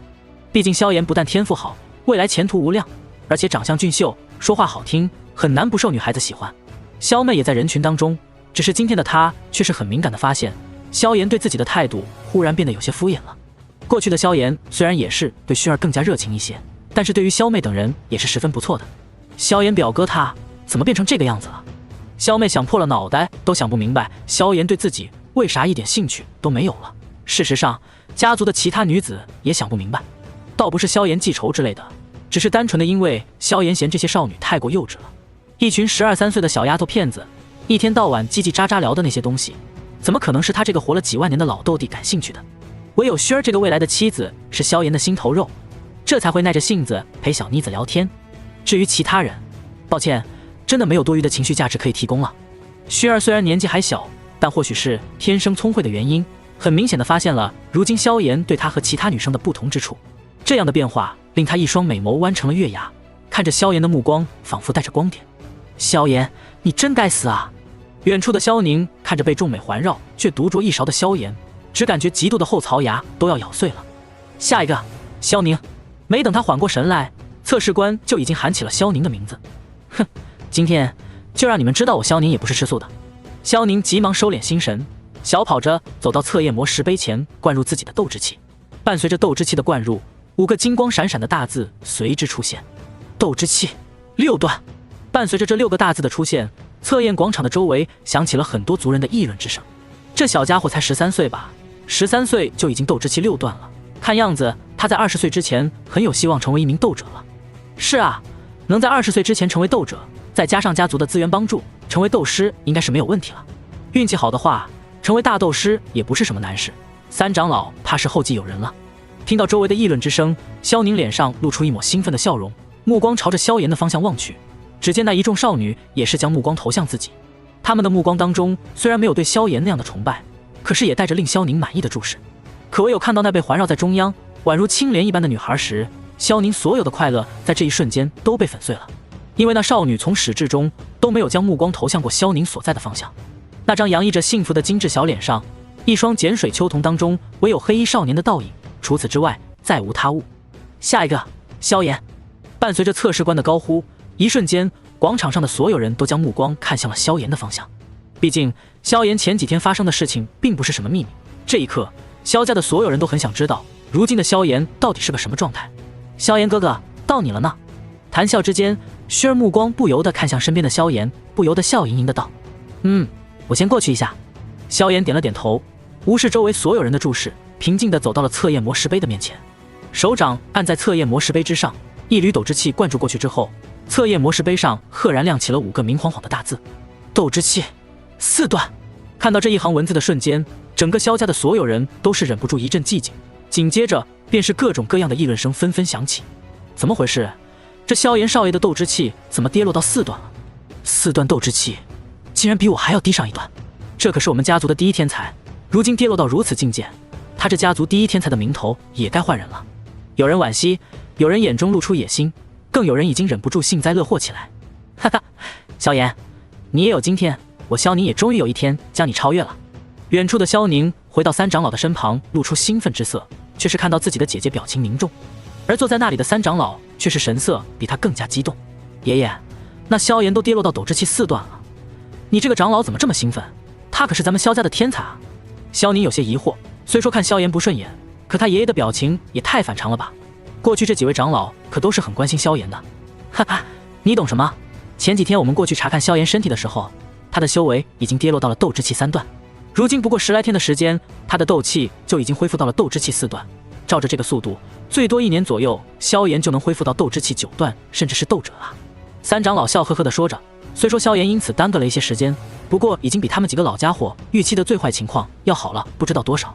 听到3长老的话，萧宁微微一怔，一种莫名的压抑和绝望从他心头升起，就仿佛一个人以为自己即将登上高山，却被人告知自己只不过是爬到了山脚的一个小山头而已，令他原本飞扬的心瞬间跌落到了谷底。此刻他望向萧炎的目光已经是全然没有了近几日的野心，而是多了几分过去不曾有的畏惧。测试完毕之后，萧炎无视别人的目光，就要回到自己的位置。那些少年还沉浸在自己已经与曾经的家族第一人持平，甚至是超越的美梦当中，眼神中多了不知道多少自信。言儿，你过来一下。萧战的声音却是忽然响起。等到萧炎来到他的面前，萧战看了看身边的3长老，这才满脸笑容地看向萧炎。言儿，看样子你的斗气恢复得很快，快跟为父说说，你大概需要多久能恢复过来？萧炎沉吟片刻，这才缓缓地回答道：“时间长的话，大概需要1年左右吧。”1年左右。肖战与三长老对视一眼，便是分别看到了彼此眼中的惊喜。看样子，萧炎的回答与他们想的似乎完全一致。哈哈，好啊！接下来的日子里，你只管尽快恢复自己的斗气，需要任何条件都可以向家族提要求。肖战满脸笑容，只要萧炎天赋还在，那他就永远都是家族全力培养的核心弟子，没有之一。谢父亲。萧炎微微一笑，却是看到萧玉已经过去测试了斗之气9段。随着测试官的报告，肖战也是双眼发亮。三长老，我记得萧玉今年好像也就16岁吧，如此修炼速度，明年怕是就能成为一名斗者了吧？哼，这也得看这丫头的运气，毕竟突破斗者是有着失败的几率的。不过我还是很希望她能突破斗者，毕竟这样她才能成为迦南学院重点培养的学生啊。迦南学院对于萧家这种小家族而言，的确是很好的去处了。三长老轻轻抚摸着胡子，不由得一叹道：“如果能有一枚聚气散，那真是最好不过了。”聚气散，听到这3个字眼，肖战忍不住干笑一声，没有再接话。聚气散那可是4品丹药，正常拍卖的话，一枚聚气散大概要15万到20万金币左右。这样一笔钱，已经差不多是萧家1年的盈利了。连家族第一天才的萧炎都享用不上这聚气散，更何况是萧玉这种丹药，对于他们这些小家族来说，实在是太奢侈了。下一位，萧萱儿。伴随着测验官的高呼，萱儿从一众少女当中脱颖而出，一双如玉小手也是轻轻地落在那测验魔石碑之上。斗之气6段。测验魔石碑上同样亮起几个大字，却是令家族的许多人都是倒吸一口凉气。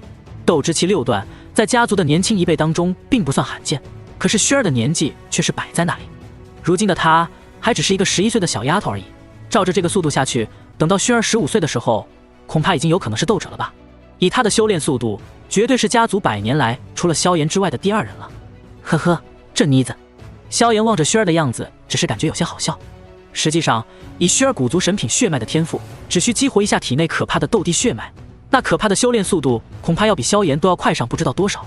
萧炎也是在后面才知道，为了让这小妮子根基更加沉稳，古元这才没有太早激活萱儿的斗帝血脉。否则在古族这个年纪的8品血脉都已经在准备冲击斗师了，对于拥有着斗帝血脉的他们来说，17、18岁修炼到斗王斗皇并不是什么很罕见的事情。不过等我实力恢复一些之后，倒是可以考虑一下将父亲和2位哥哥的斗帝血脉提前激发一下。测试完毕之后，萧炎一边将萱儿送回去，心中却是突发奇想，他所激发的自然不是他炎帝的斗帝血脉，而是属于萧族的斗帝血脉。萧战和2位哥哥的天赋其实都还不错，在萧族当中应该都能算是6品7品的血脉等级了。一旦激活斗帝血脉，修为自然会1日千里，在修炼到斗尊斗圣之前都不会遇到什么很大的瓶颈。等他们遇到这个瓶颈的时候，或许萧炎已经再度成帝了。心中这般想着，萧炎也是准备回到自己的小屋继续苦修。只是刚刚进入竹林密布的小路，一道高挑的身影却是悄然拦住了他的去路。小混蛋，我说了要揍你一顿，你肯定跑不了的。萧玉倚在一根竹子之上，一张俏脸正冷笑着盯着萧炎。你这女人。望着萧玉那修长的双腿，萧炎不由得轻轻摇头。这次可是你自己送上门来的，那本帝只好再细细品味一番了。心中的念头刚刚升起，便是看到萧玉已经来到了自己的面前。萧炎，你也有今天。萧玉嘴角有着一种奸计得逞的笑意，说着他便是想要拎起萧炎的领子，只是这一下却扑了个空，面前的少年竟然如同泥鳅一般轻松躲开。躲？你现在只有斗之气4段，能躲过我这个斗之气9段吗？萧玉冷笑一声，修长玉手骤然加速，斗之气流转之间令他的速度要快了许多。然而任由他如何的迅速，却是始终难以抓住萧炎的衣角。明明萧炎并未催动一丝斗气，甚至连躲闪的幅度都不算很大，可萧玉却是没有任何办法碰到他。怎么可能？你竟然学会了身法？萧玉不由得瞪大了眼睛，不可置信地看着萧炎。身法也算是斗技当中的一种，像萧炎前世所学的3000雷动、陆河游身尺都算是身法斗技。前者注重于速度，后者注重于灵活防御。萧炎如今虽然仅仅是一个小小的斗之气4段，但前世积累的战斗经验却是还在。以他那般可怕的战斗经验，放眼如今的斗气大陆都无人能够超越，戏耍萧玉自然是轻松无比。混蛋，你的身法怎么如此的灵活？萧玉脸上露出一抹烦躁，可无论他怎么挥动手掌，都是无法碰到萧炎分毫。目光与萧炎对视，却发现对方平静的眼眸当中带着一丝戏谑，仿佛在挑逗一只小猫一般。看到萧炎这种眼神，萧玉更加的恼怒，加上始终碰不到萧炎，他开始不停地增加着体内的斗之气，动作逐渐变得粗暴起来。你看，又急。看着萧玉如此，萧炎微微一笑，只见他忽然伸出食指，在萧玉一个扫腿身体尚未稳定的那一刻，以一个刁钻的角度点在了萧玉小腹的某处。小腹被萧炎偷袭，萧玉来不及感到羞耻，便是感到浑身斗气一阵，原本在体内奔腾的斗之气，在这一刻竟然开始悄悄地消散，变得无影无踪。斗气骤然消失，令萧玉脸色大变。没等他反应过来，那诡异的手指却是又在他的后腰处轻轻一点。先是一阵酸痛袭来，紧接着萧玉便是感到浑身变得无比虚弱，连站稳的力气都没有了。扑通一声，萧玉无力地倒在地上，任由他如何挣扎，可用出的力气却是连支撑自己起来都无比费力。你对我做了什么？你废了我的斗气！感受着体内斗之气消失的无影无踪，萧玉一张俏脸忽然变得苍白无比，声音当中竟然带着几分惊恐的哭腔。以他的性格，就算是被萧炎 QJ 了，恐怕也不会掉几滴眼泪。可是当自己的斗气消失的无影无踪之后，他终于感到了恐惧。在斗气大陆，废掉一个人的斗气，绝对是一种让人生不如死的惩罚。没那么严重。看到萧玉被自己吓成这样，萧炎只感觉有些好笑。前世今生，这妞还是第一次在自己面前露出这种表情。只见他缓缓蹲下身子，一只手抓住萧玉光洁的小腿，坏笑着顺手往上缓缓感受着那种细腻的手感。我只是暂时将你的斗之气震散了而已，3个时辰后就会慢慢的恢复过来。混蛋，你放开我啊！感受着大腿上传来的温热，萧玉俏脸瞬间通红，一双眼睛当中带着恼羞成怒。可是无论他如何挣扎，却是连支撑身体的力气都没有多少。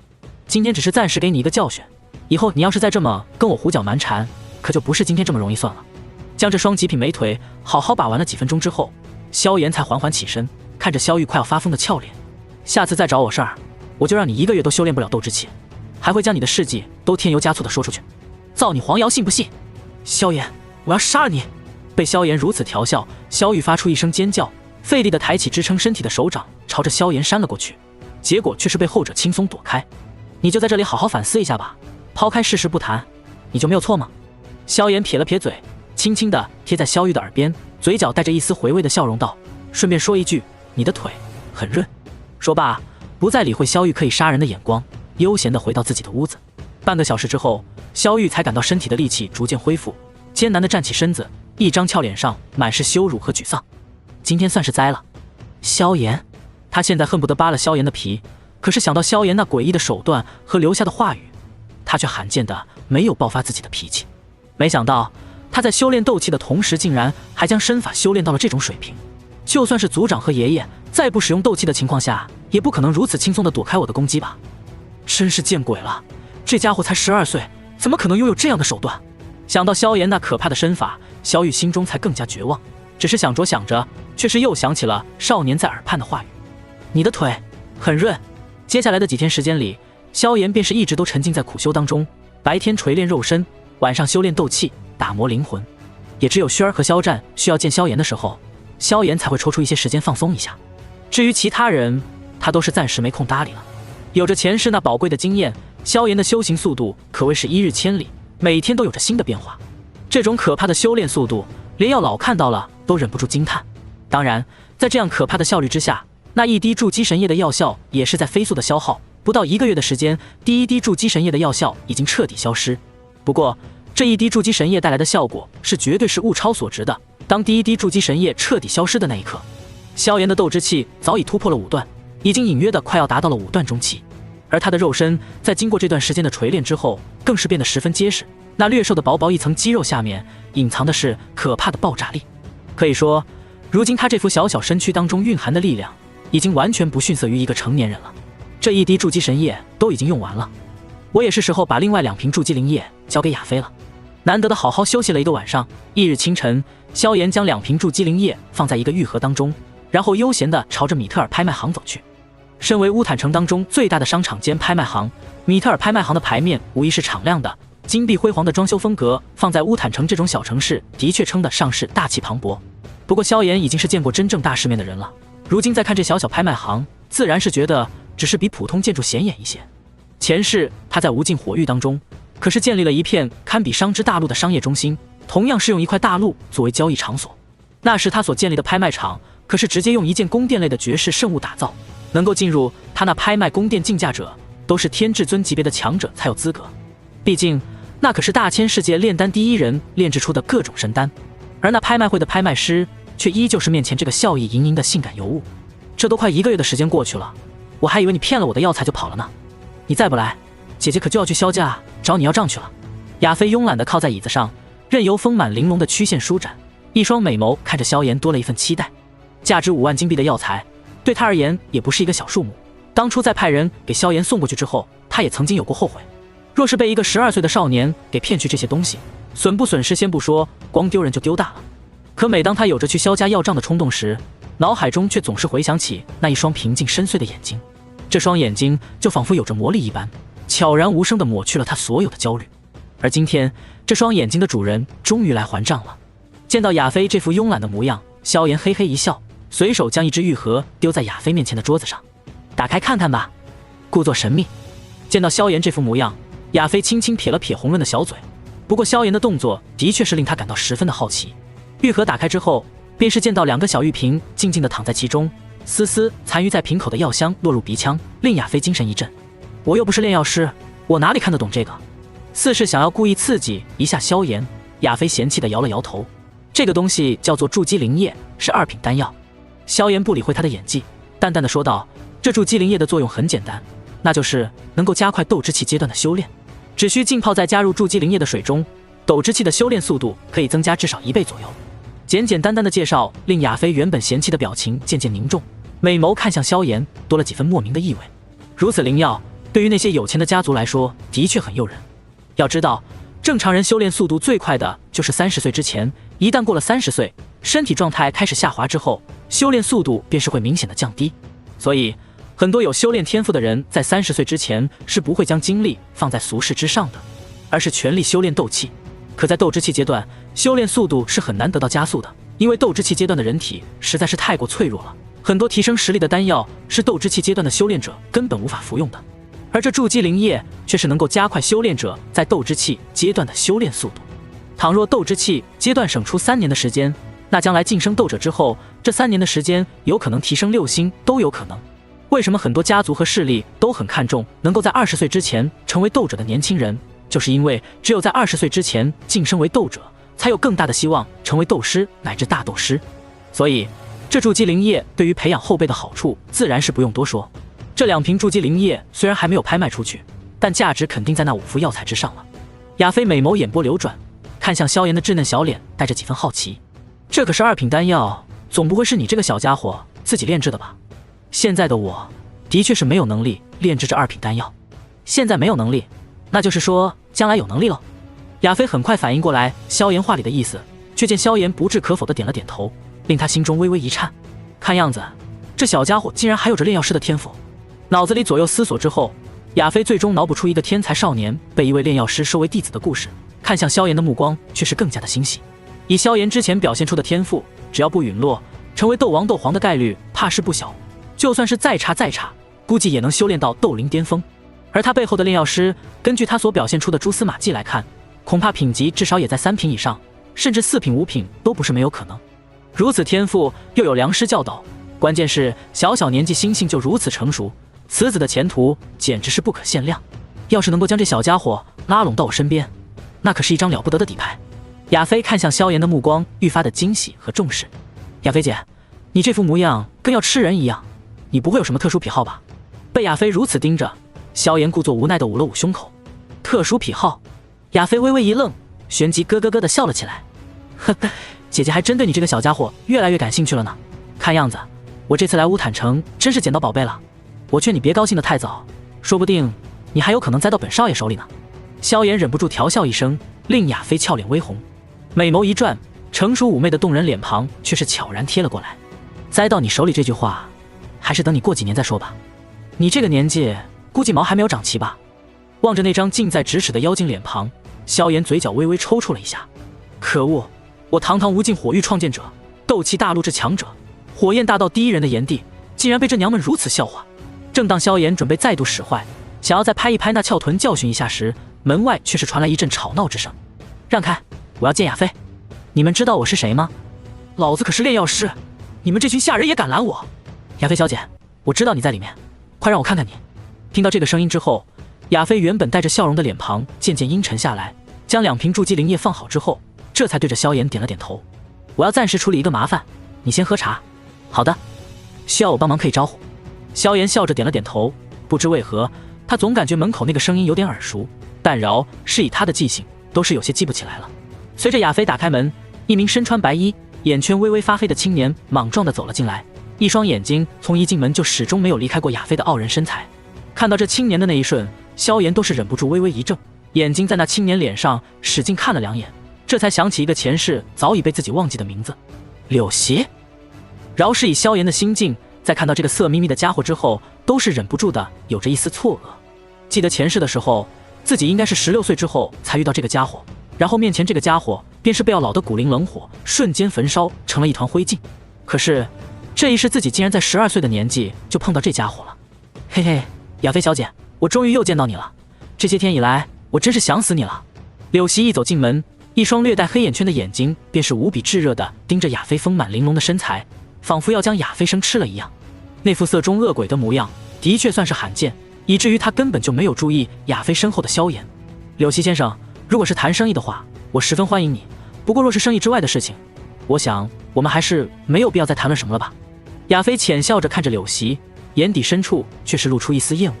虽说他在帝都的时候也有不少人垂涎他的美色，可是那些家伙最起码能收敛一些，哪怕是装的也好歹能够装出一些风度，可面前这个家伙简直连这点出息都没有，见到自己就仿佛恶狗见了肥肉一般，就差把口水流出来了。嘿嘿，我这次来就是要跟亚飞小姐谈一下生意。柳席看着亚飞，对方那美丽的脸庞、近乎完美的身材以及那种妖娆又不失高雅的气质，对他这种色鬼来说有着致命的吸引力。生意，那就说说看吧。听到是谈生意，亚飞皱了皱眉头，最终还是点了点头。身为商人，他是不可能轻易放弃每一单生意的。嘿嘿，我老师最近炼制了3枚2品丹药斗气丹，要我下山找个地方卖掉，顺便再采购一些药材回去。我想来想去，这乌坦城附近也就米特尔拍卖行能够将这件事情办得最好，所以我自然是要找亚飞小姐的。提起3枚斗气丹，柳席已经是满脸骄傲。斗气丹？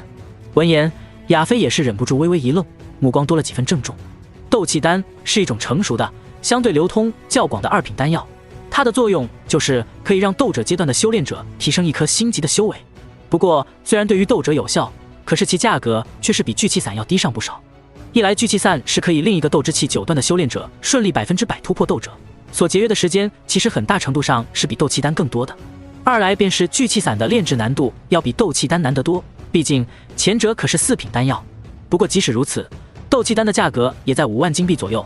很多斗者会在晋升为8星斗者之后，利用自己半生积蓄去兑换1枚斗气丹，以此快速成为9星斗者，好寻找机会冲击斗师。3枚斗气丹就是15万金币，这对于米特尔拍卖行来说也的确不算是小数目。既然柳席先生信得过我米特尔拍卖行，那就请将斗气丹留下吧，我一定会给柳席先生拍卖出一个满意的价格。心中略有所想之后，亚飞轻轻笑着点了点头。哼，将斗气丹放在贵行拍卖自然是没有问题，不过在下还有一个小小的恳求。见到亚飞点头，柳席却是没有急着拿出斗气丹，而是色眯眯地盯着亚飞道：只要亚飞小姐肯赏脸跟我吃顿饭，这生意我们便是谈成了。吃饭就算了吧，柳席先生若是不愿意，大可试一试周围还有哪一家能够给出比我米特尔拍卖行更高的价格。亚飞轻轻摇头，便是一点机会都不给对方。实在是对方那色鬼的模样令人感到有些恶心，仿佛下一刻就会扑上来一般。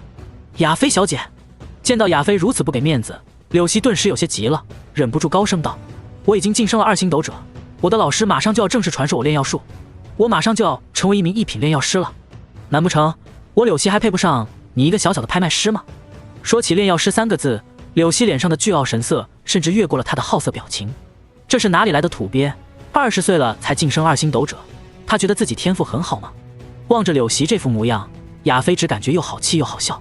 以他的美貌，再加上米特尔家族的背景，在帝都当中，这个年纪成为2品炼药师的天才都不会对自己这么说话。这柳席的天赋，就算是放在乌坦城也算不上什么天才，也就是沾了炼药师3个字眼，才令他如此的骄傲。柳席先生，难道你以为我一个修为不高的女子能够掌管这乌坦城分部？难道就没有一点背景不成？亚飞冷笑一声，一枚勋章缓缓地从他玉手浮现，正是米特尔家族的徽章。莫说你一个1品炼药师，就算是你老师，也威胁不了我们米特尔家族。我尊重你们这些高贵的炼药师，但希望你不要自取其辱。你被亚飞如此强硬的拒绝，柳溪脸色一阵青一阵红，用淫秽的目光狠狠扫了一眼亚飞之后，这才恶狠狠地说道：“你等着，我早晚要让你乖乖陪我睡觉。”话到此处，柳溪的色意已经毫不掩饰。正当他准备转身离开的时候，一个略带稚气的嗓音却是忽然响起：“慢着！”这几乎跟孩童一样的声音令柳溪微微一怔，目光越过俏脸冰寒的亚飞，却是看到一个比自己矮了一头的小孩，神色不善地朝着自己走了过来。“小孩，你有事吗？”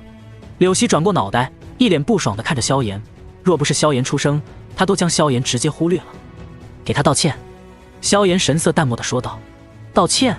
柳溪望着萧炎，又看了一眼身边的亚飞，嘴角带着一抹嘲讽的笑容道：“道不道歉，可不是你这个小东西能够说了算的，是吗？”看着柳溪这副欠揍的模样，萧炎忍不住轻轻摇了摇头。“看样子，你还是一如既往的作死啊！”话音落下，柳溪便是看到那本来比自己矮了一头的小家伙突然蹦了起来，一只小手带着一种诡异的速度，令他根本来不及抵挡，狠狠地拍在他的脸上。神通，炎帝比斗！啪！清脆的响声响彻整个房间。下一刻，亚飞便是看到那柳溪的身影竟然倒退出去了好几步，最后竟然是一个踉跄，一屁股坐在了地上。要知道，萧炎虽然还只是个12岁的孩子，可经过这段时间的苦修，他的身体力量完全不逊色于一个成年人。加上对于身体的完美掌控，萧炎爆发出的力量要远超普通成年人。这一个比斗扇得无比巧妙，将那可怕的力道完美的倾泻在柳溪的脸上，令本就有些虚浮的他被打得头脑一阵晕眩。坐在原地足足懵逼了半分钟之后，柳溪那微白的脸色才开始跟他的眼睛一起血红起来。“小王八蛋，我要杀了你！”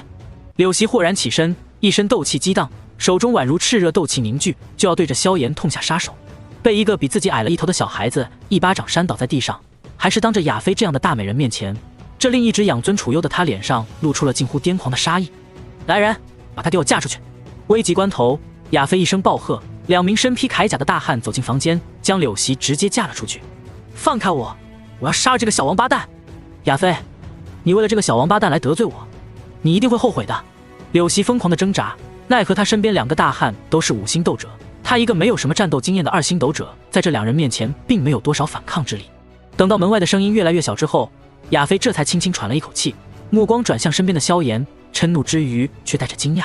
一个12岁的小屁孩竟然能够一巴掌将1名2星斗者扇倒在地，就算是偷袭也是如此的令人惊异。“你这小家伙，如今可是把这个家伙给得罪死了。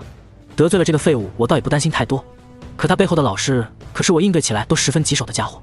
虽然他是米特尔家族的人，可是如果得罪一位3品炼药师，依旧是很棘手的一件事情。”亚飞忍不住轻轻摇头，原本他还打算动用家族的力量敲打一下这个色鬼的，却没想到萧炎率先出手，这样一来可就不太好站理了。如果今天出手的人不是萧炎，那亚飞也不可能做得如此果决。“亚飞姐放心吧，这家伙不可能活着走出乌坦城的。”房间当中，萧炎不置可否地笑了笑道：“3品炼药师也没什么了不起的。”听到萧炎的话语，亚飞眼角微微跳动，看向萧炎的目光不知不觉间更加郑重。一个3品炼药师，这萧炎竟然依旧丝毫不放在眼里。如果不是几次接触下来，早就觉得萧炎非同常人，他此刻怕是会将萧炎的话当作小孩子说胡话。可是萧炎今天表现出的一些东西，让他莫名的相信了萧炎的话语，能够将3品炼药师都丝毫不放在眼里，这小家伙的背后难不成有着一位5品炼药师不成？想到这里，亚飞呼吸都略微沉重了一些。5品炼药师，整个加玛帝国才几个，他们的地位比起斗王强者丝毫不差，是米特尔家族族长都要无比尊重的存在。若是能够与这种强者拉上关系，那在他将来竞争族长的道路上，恐怕真的能够起到巨大帮助。真想不明白，你这小小的年纪，怎么感觉比帝都的那些老狐狸还要可怕？摇了摇头，亚飞忍不住苦笑一声。除了萧炎表现出的背景，他所表现出的诡异实力和那杀伐果断的心性，同样令他感到不可思议。哼，这些你就不用管了，你只需要知道，从今以后，只有我才能正大光明的调戏亚飞姐。萧炎呵呵一笑，静静地看着亚飞一双明亮的美眸，他的眼神温和，却带着一种难以言喻的霸道。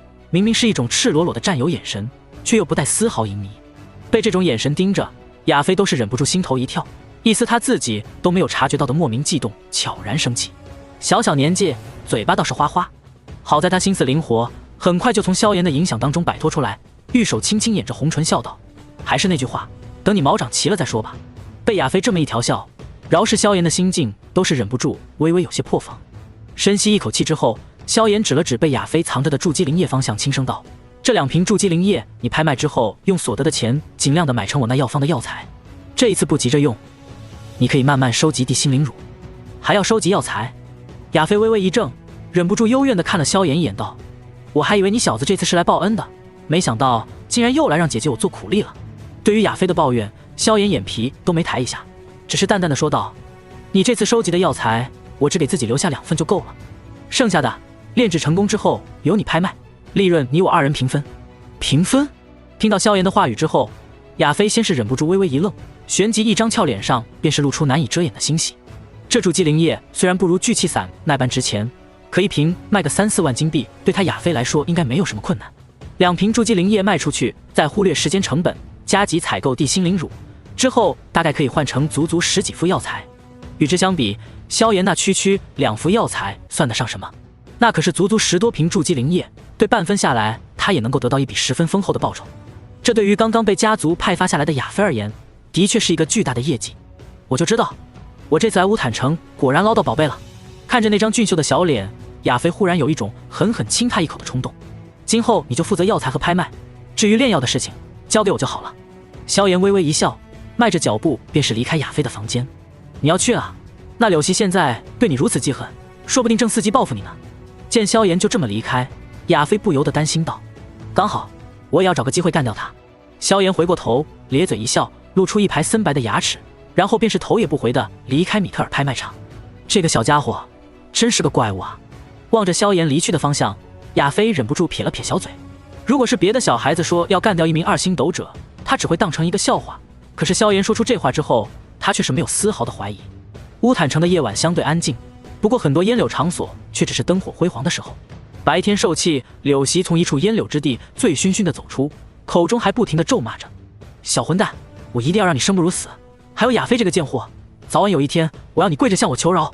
正说着，忽然有着一阵寒意掠过，柳席目光扫过，却见一名身体都未发育完的少年正笑眯眯地盯着自己。“抱歉，你恐怕没有这个机会了，这一次恐怕要提前4年干掉你了。”望着面前的少年，柳席也不知为何莫名地打了一个哆嗦。不过很快，白天的羞辱和2星斗者实力带来的底气，便是让心中怒火升腾，嘴角露出狰狞残忍的笑意。“小混蛋，没想到你还敢出现在我的面前！既然你主动找死，那可就怪不得我了。我会把你的4肢打断，再把你丢到河里活活淹死，以报我白天受到的耻辱。”话音落下，他体内斗气流转，便是化作一道白影，朝着萧炎的方向爆射而来。就怕你没有这个机会了。望着扑面而来的柳席，萧炎也不打算用自己的力量解决这个家伙了。这里距离人群处并不算远，万一这家伙发出2声惨叫，反倒会引起别人的注意。“老师，借个火！”心中与药老默念一声，一道苍白的火焰忽然从萧炎的手掌当中升腾而起。明明是一团火焰，却是令4周的温度骤降，地面都泛起了冰霜。这是异火！望着那一团苍白的火焰，柳席瞳孔一缩，一身酒意被瞬间惊醒了大半。不等他反应过来，那一团苍白火焰便是从萧炎手中飞出一朵，火焰划过一道苍白痕迹，便是已经落在柳席身上。“你！”柳席刚想发出一声惊恐的呼喊，便是感到身体一阵灼烧的极致疼痛。好在这疼痛仅仅一瞬，他便已经失去了意识。砰！随着一声低沉的闷声响起，他的身影直接在原地化作无数粉末落在地上，然后随着晚间的清风渐渐消散在天地之间。远处的烟柳场所依旧是歌舞升平，偶尔有着一声声骚声浪语传来。没有人注意到，白天那位趾高气扬的准一品炼药师，此刻已经化作一团灰烬。哎，我现在的实力果然是弱小的可怜，竟然连古灵冷火的威力都控制不好，竟然将他的3枚斗气丹都给烧成灰烬了。这3枚斗气丹也是价值10多万金币呢。萧炎脸色略微苍白，方才调动古灵冷火攻击柳席的那一下，可是他亲自用灵魂力量操作的，而非要老出手。得了吧，你如今才只是斗之气阶段的实力，竟然已经可以调动古灵冷火了，哪怕仅仅只是这么一缕，都是令人感到不可思议了。药老的震惊的声音在萧炎心头响起，一个连斗气都未曾修炼出来的少年，竟然可以凭借灵魂力量调动古灵冷火去杀人，这就仿佛一只蚂蚁搬起一滴岩浆一般不可思议。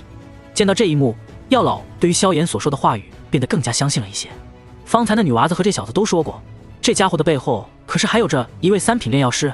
虽然老头子我并不在意，不过你打算怎么对付那个家伙？晚风吹拂，带起一阵凉爽。萧炎悠然地朝着萧家的方向走回去，耳畔响起药老的声音：“三品炼药师吗？”萧炎嘴角露出一抹笑容：“前世那三品炼药师可是对萧家后来造成了不小的威胁，最后是死在彩铃的手中了。不过这一世，萧炎暂时不想这么浪费。就算我崛起的再快，这2年也是没有太多精力腾出来照顾萧家的。若是这老家伙找上门来，倒是正好给我萧家添上一个药奴。”萧炎微微一笑，接着晚风回到萧家的位置。所有人都以为这位萧家小少爷只是出门去散散步，却是没有想到萧炎出去溜达一圈的功夫，这世间已经少了一个大活人。击杀柳溪之后，萧炎的生活再度进入了日复一日的苦修状态，除去一些时间培训之外，他几乎将所有心思都放在修炼之上。他的心中清楚，真正对自己有威胁的敌人还在那遥远的中州。以他现在的状态，魂殿随便派个护法过来，恐怕都能轻易灭杀他，所以他要尽快提升自己的实力。毕竟重活一世，若是再被魂殿抓走自己的父亲跟老师，那他上一世可就白活了。时间一天天的过去，萧炎的实力也在一天天的强大起来。转眼之间，炎热的夏季已经过去，露出萧家后山漫山遍野的金黄。距离击杀柳溪过去不过半个月，萧炎已经势如破竹的突破斗之气6段，肉身较之之前更加结实，催动8级崩都是十分轻松。也就是在入秋的这一天，亚飞又亲自朝着萧家送来了足足1车灵石秘简。这样的一幕令萧家很多人都感到有些疑惑。不过在见到亚飞将足足半车木盒送到萧炎那里去之后，才明白亚飞是看上了他们萧家小少爷的天赋了。不过萧炎啥时候这么喜欢吃零食了？所幸这样的举动并没有引起萧家过多的怀疑，即便是萧家的几位长老也只是心中暗笑，这女人看着这么聪明，怎么会以为这点小孩子喜欢的东西会收买到萧炎那小鬼头的心？若是等他长大些，用你的美貌倒是还有些可能。相比起大人们的古怪心思，小孩子们倒是个个十分开心。亚飞送来的零食可都是乌坦城当中的高档货，即便他们是萧家的孩子，1年也吃不了几次。沾着萧炎的光，他们这段时间倒是吃得痛快，唯一感到有些担忧的恐怕也只有轩儿了。可恶的狐狸精，总是过来勾引我的萧炎哥哥。望着亚飞那妖娆婀娜的诱人身姿，轩儿心中产生了一种莫名的危机感。她再如何有着倾城之姿，也终究是个12岁不到的丫头罢了。比起亚飞那令男人疯狂的身材，她终究还是需要再发育几年。好在萧炎洞察万物，每当察觉到不对之时，都会连忙哄上2句，将小妮子哄得神魂颠倒。而就是在这样隐藏的幕后，在入秋的第1个月之后，亚飞再度从萧家的拜访当中走出。只是这一次，他那高耸之处却是微微起伏，显示着其内心的不平静。在他修长玉指之上的精致那戒当中，16瓶筑基灵液正静悄悄地躺在其中。上一次2瓶筑基灵液就拍出了10万金币的价格，这一次的16瓶筑基灵液又将拍出怎样的天价？这场隐晦的交易，除了亚飞和萧炎2人之外，恐怕也就只有药老这个暂时的工具人知道了。不过在离开萧家大概半个月之后，再确定不会将怀疑转移到萧炎的身上之后，亚飞这才真正正式的将那16瓶筑基灵液分成2批卖掉，1批8瓶，2批16瓶。短短半个月的时间里，16瓶筑基灵液在整个乌坦城都掀起了巨大的波澜。但凡是个有脑子的人都能够猜得出，能够提供如此数量的2品丹药，这乌坦城当中一定是悄悄潜入了一位至少2品的炼药师。只是任由他们如何的寻找，都是找不到这位隐藏的炼药师到底身在何方，只能任由亚飞将那一瓶瓶的筑基灵液拍出一个个令人眼馋的价格。16瓶筑基灵液共计拍出了68万金币的可怕价格，这其中有着3大家族的明争暗斗，也有着乌坦城其他商贾世家的各种哄抢。总而言之，在入秋的第2个月的某个凉爽夜晚，亚飞与萧炎对视而坐，一双美眸当中有着难以掩饰的惊喜。60万金币的净利润啊，你真的要对半分给我吗？手中玉盏碰撞，亚飞轻轻将一口小酒咽下，美艳的脸庞上带着一抹诱人的红润。16瓶筑基灵液总共获得了足足60万金币的净利润，单独分出来一半，那就是足足30万金币。这笔钱足以堪比乌坦城3大家族任何一个家族近乎全部的流动资金。我既然说过，自然不会欺骗你。萧炎嘴角带着笑意，一双眼睛依旧温和地看着亚飞。被这眼光盯着，在美酒的几分醉意之下，亚飞心头狠狠跳了一下，紧接着便是压下了脑海当中的罪恶感。他还是个孩子啊！一双美眸盯着萧炎，轻声道：“如此轻松地得到30万金币，真是令人感到有些梦幻。有时候我不得不怀疑，你这家伙是不是有什么别的目的？”别的目的？闻言，萧炎忍不住哑然失笑：“我只是希望你能够过得轻松一点罢了。当然，你将来若是抵挡不住本公子的魅力，那可就是你自己的事情了。”对于萧炎的调笑，亚飞似是早已习惯了一般，目光扫过萧炎稚嫩的小脸，掩嘴轻声笑道：“我还是那句话，等你毛长齐了再说。”呵呵。对于亚飞的调笑，萧炎只是面无表情地笑了笑。等少爷我毛长齐了，你可就遭老罪喽。接下来，你打算怎么办？亚飞放下酒杯，目光灼灼地盯着萧炎。再炼制一批筑基灵液。萧炎盯着亚飞充满期待的眼睛，淡淡说道：“你不要这么期待，我背后那位又不是生产队的驴，总不能没日没夜的给我们2个炼制这些低阶丹药吧？过年之前，估计也就大概20瓶筑基灵液的量了。”听到萧炎的话，亚飞眼中没有任何不满足，反倒是多了几分心安。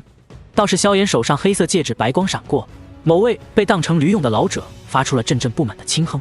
寻常合作大多是炼药师占据8成9成的利益，亚飞能够拿到萧炎的1半利润，简直就是不可思议。如果继续有着如此可怕的暴利源源不断的话，他反倒是感到有些不安。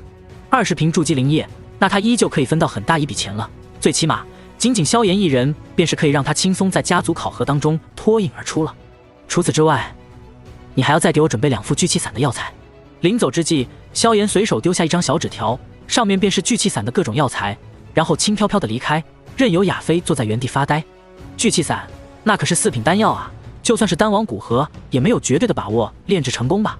望着萧炎离去的方向，亚飞红唇忍不住露出一抹苦笑。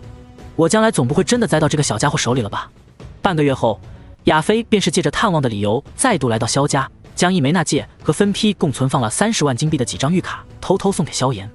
如此，萧炎重生之后的第1桶金终于真正的到位。除此之外，纳戒当中各种药材的原料应有尽有，这其中的所有消费几乎全部都是亚飞一人买单。单是这枚纳戒加上各种药材的成本就要超过20万金币了，可以说亚飞已经是将筑基灵液拍卖得来的大部分利润还给了萧炎。对于他这般做法，萧炎除了苦笑着瞪了这个女人一眼之外，却是再无别的办法。罢了，反正将来要给你的也不差这一点半点。望着亚飞离去的妖娆身姿，萧炎心头略带一缕瘙痒。不过很快，他便是再度沉浸在日复一日的苦修当中。待到天地之间的气温逐渐降低，许多修为较低的人群都纷纷穿上准备御寒的衣物之时，萧炎在成功吸收了足足4瓶筑基神液之后，终于成功晋级了斗之气9段。从重生之后的斗之气3段一直修炼到斗之气9段，这一次萧炎仅仅用了不到5个月的时间。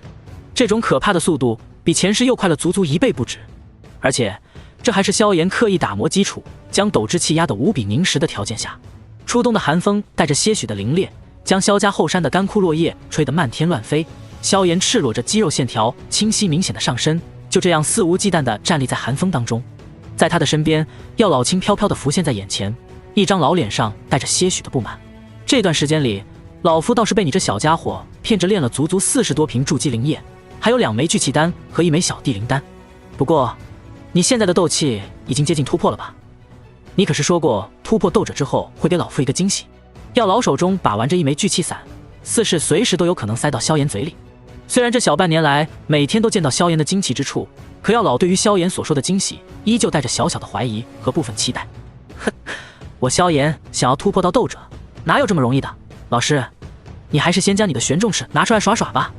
对于药老的提醒，萧炎却是笑着摇头，反倒是催促药老拿出玄重尺来。你这小子！眼睛仔细绕着萧炎转了一圈，药老这才随手一招，一把比萧炎还要高上些许的巨大黑尺从天而降，直直地砸进萧炎面前的土地里。望着面前这个几乎比自己身板还要大上一些的巨大黑尺，萧炎眼中却是满怀追忆。老朋友，好久不见了。漆黑巨齿的表面上会有一道道有些模糊的奇异纹路，纹路至齿柄处几乎弥漫了齿身的所有部位，配合着古朴的漆黑颜色，看上去颇有几分神秘。望着面前的这一巨大黑齿，萧炎几经回忆之后，终于伸出手将这黑色巨齿握在手中。切！萧炎低喝一声，将近5个月来苦修得到的可怕力量早已远超寻常人，甚至单单是如今的肉身之力就可以对抗斗者了。饶是如此，在他拿起玄重尺的那一刻，都是有着一种费力之感传来。尤其是自己的斗之气，即便是经过打磨扎实之后，再注入玄重尺的那一刻，依旧是更加沉重了几分。对于这般变化，萧炎脸上没有任何的波动，毕竟他早已习惯了这手握玄重尺的感觉。之所以让药老将玄重尺召唤出来，就是要用玄重尺的这一特性对斗之气进行最后的打磨，然后达到修炼新创功法的目的。之后的1个月里，萧炎依旧在日复一日的苦修，直到将体内的斗之气打磨到一个极致，就连肉身之力也有了又一小节的提升之后，那第5瓶的筑基神液也在他的消耗之下彻底殆尽。寒冬彻底降临，乌坦城的水面上都开始结出一层薄薄的坚冰，而在这样的寒冷之下，萧炎却是悄悄地在萧家后山找到一处山洞，最后赤着上半身盘坐在其中。经过这半年的打磨，他的斗之气已经凝实到了一个连药老都感到不可思议的程度，而他尚未成年的肉身，一根根清晰的肌肉线条之下，也是隐藏着堪称可怕的爆炸力。伴随着肉身的强悍，以及这半年不断的观想自己，萧炎的灵魂力量早就超过了刚重生的自己。此刻，他的灵魂力量已经比大多数的2品炼药师还要强上一些。一旦迈入斗者，那便是堪比3品炼药师甚至更强。到时候，他将迎来一个翻天覆地的变化。苦修半年，就是为了这一刻啊！轻笑一声，萧炎感受着扎实无比的斗之气，一双眼睛也是看向了一旁的药老。老师，开始吧。听到萧炎的说法，药老先是微微一怔，旋即还是有些担忧地看着萧炎道：“你真的要用那个方法突破斗者吗？”“那是自然，也唯有用我的方法突破斗者，我将来的路才能走得更加顺利一些。”萧炎从容一笑，眼中带着自信的神色。论起玩火，这一方宇宙又有谁是他的对手？炎帝之名在后世可是早就传出了大千世界。当初他在成为天至尊之后，在与域外邪族的一次次大战当中，便是将焚诀推演进化，最终在主宰之后推演出了比焚诀更加强大的功法炎神诀。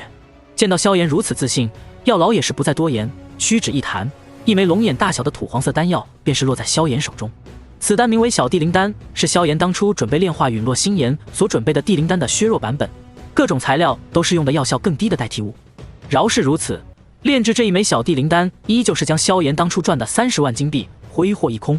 好在他后续又给了亚飞20瓶筑基灵液，这才让自己的经济情况回了回血。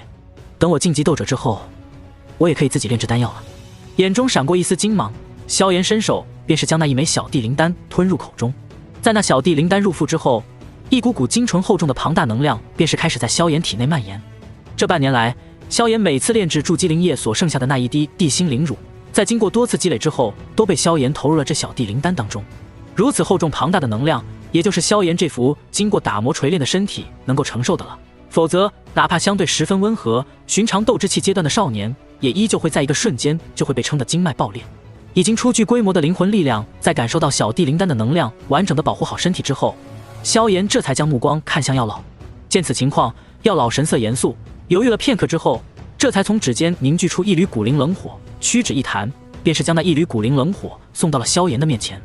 只是这么一缕古灵冷火，却是令药老脸色略微苍白，身形都虚幻了些许。显然，这一缕古灵冷火可不是一般的火焰，而是一缕子火，或者说是古灵冷火的一缕火焰本源。望着那悬浮在面前的一缕古灵冷火，萧炎想都没想，便是直接抓住那一缕连斗灵强者都要忌惮无比的古灵冷火之火，然后在药老瞳孔微缩的注视下，一口拍进嘴里。古灵冷火在被萧炎抓住的那一瞬间，就已经在用可怕的高温疯狂焚烧着小地灵丹覆盖在萧炎身上的那层能量光膜。换作寻常人，即便是有着小地灵丹的保护，恐怕也会很快被烧成一团灰烬。好在萧炎对于异火可谓是无比的熟悉，在古灵冷火落入口中的那一瞬间，萧炎便是已经开始调动灵魂力量，让这一缕火苗顺着他炎神诀的路线赶快炼化。似是察觉到了这种危险，那一缕火苗立刻开始了疯狂的挣扎。那可怕的威能，就算是萧炎的经脉有着小地灵丹的保护，都是在被搞得剧痛无比。给我老实一点！萧炎冷哼一声，那被古灵冷火剧烈消耗的灵魂力量忽然变得凝实无比。明明什么火焰都没有，却是隐约有着一种更加恐怖的高温在虚空浮现。无形之间，一缕绚丽无比的火焰虚影在他的头顶悄然浮现。在那一缕虚影浮现的那一刻，那一缕本源火种顿时一颤，紧接着便是如同老鼠遇到猫一般变得乖巧无比。一旁的药老在看到这一幕之后，也是忍不住脸色大变，因为在这一缕火焰虚影出现的那一刻，就连他体内那完整的古灵冷火都是在微微颤抖，仿佛在朝着这一缕火焰虚影膜拜。利用那一缕模拟出的地炎气息震慑了那一缕本源火种之后，萧炎连忙调动灵魂力量和斗之气，一同推动着短时间内变得乖巧无比的古灵冷火，迅速在经脉当中游走。一夜无眠，当第二天的天空都已经隐约露出一抹鱼肚白之时，萧炎脸色苍白，但是一双眼睛却是没有任何的疲惫，反倒是明亮无比。在他的小腹当中，一缕古灵冷火的本源火种正静静地悬浮在其中，此刻已经是被彻底驯服。只是在经过萧炎的炼化之后，这一缕火种虽然依旧有着属于古灵冷火的属性，但却是隐约多了一种更加可怕的本质。这种本质会随着萧炎实力的不断提升，吞噬的异火数量越来越多，最终再度成长为地炎。地炎种子成，有了这枚地炎种子，会令萧炎将来吞噬异火变得轻松很多。同时，有着炎神诀的催动，那这一缕古灵冷火在萧炎手中所爆发出的威力，也是不比药老的古灵冷火差太多。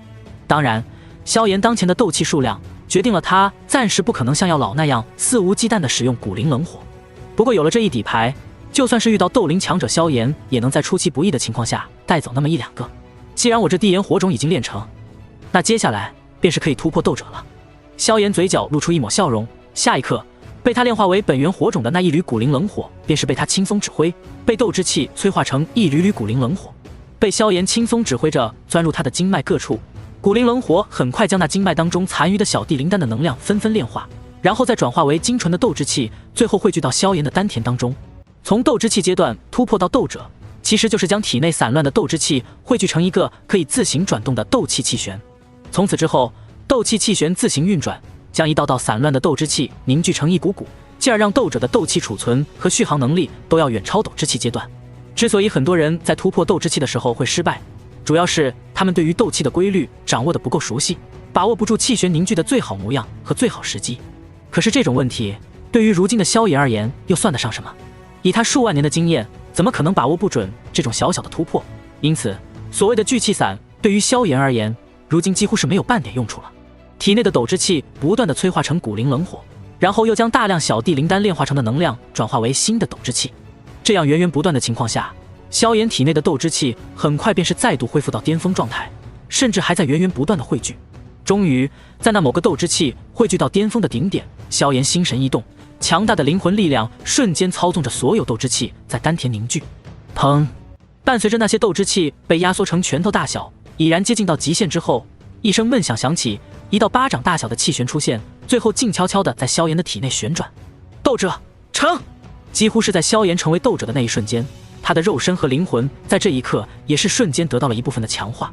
尤其是萧炎的灵魂力量其实始终都很强大，之所以如今只能发挥出2品炼药师的灵魂水平，其实只是因为萧炎的身体无法承受太过庞大的灵魂力量罢了。而在他突破成为斗者的那一瞬间，他的灵魂力量也自然而然地恢复到了堪比3品炼药师的程度。3品炼药师放在这加玛帝国已经是勉强算得上是一方大人物了。当然，对于这加玛帝国的地位，萧炎自然是毫无兴趣。真正令他有着一丝兴奋的是，灵魂力量到了这一层次之后，才会解锁2个至关重要的能力，那就是可以利用灵魂干预物质，以及可以利用灵魂传递信息。也就是说，3品炼药师已经初步具备了用灵魂力量战斗，以及用灵魂力量传授功法信息的能力。当然，大部分3品炼药师的灵魂力量只是可以粗略地干预一下物质，真正发挥出的攻击力恐怕还没有一个斗者伤害大。不过，萧炎有着众多灵魂攻击的手段，所发挥的水平自然可怕。不过最令他心情大好的，还是可以利用灵魂力量传递信息。这也就意味着，他可以将自己前世的很多记忆手段通过灵魂传递的方式传授给药老了。等到药老学会了这些手段，实力自然会如同坐火箭一般飞速提升。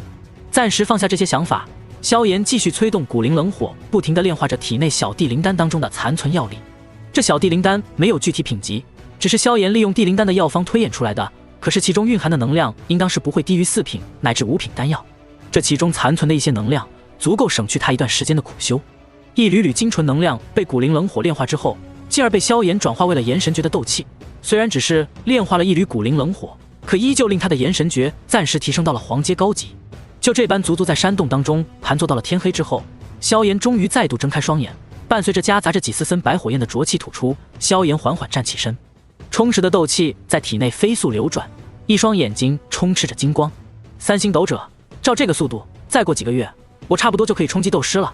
到那时，就可以帮助父亲和2位哥哥激活斗帝血脉了。萧炎嘴角带着淡淡的笑容，此番突破对他的实力可谓是有着巨大的提升。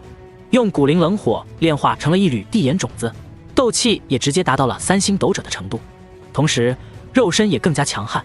而且成为斗者之后，他便是可以利用记忆当中的诸多炼体法门，打造更加强悍的身体。当然，帮助最大的还是他的灵魂力量恢复了许多，不但拥有了可以用灵魂传递信息的能力，而且还恢复了许多记忆。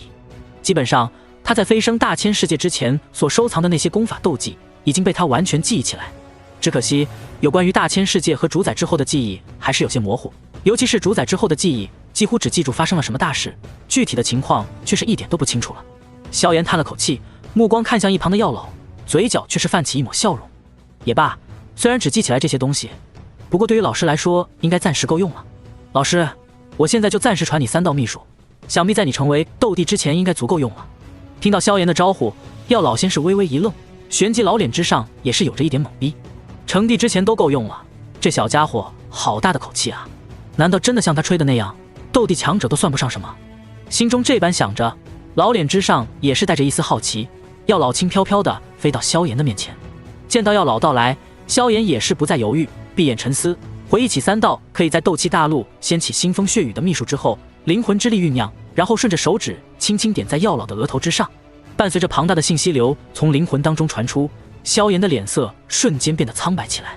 他所传授的3道秘术都是斗帝强者甚至更强者创造的，所用的信息量极为庞大，寻常3品炼药师怕是连任何一道秘术的其中一个篇幅传递过去都是无比困难，也只有他对于灵魂力量控制的如此精妙，才能做到如此。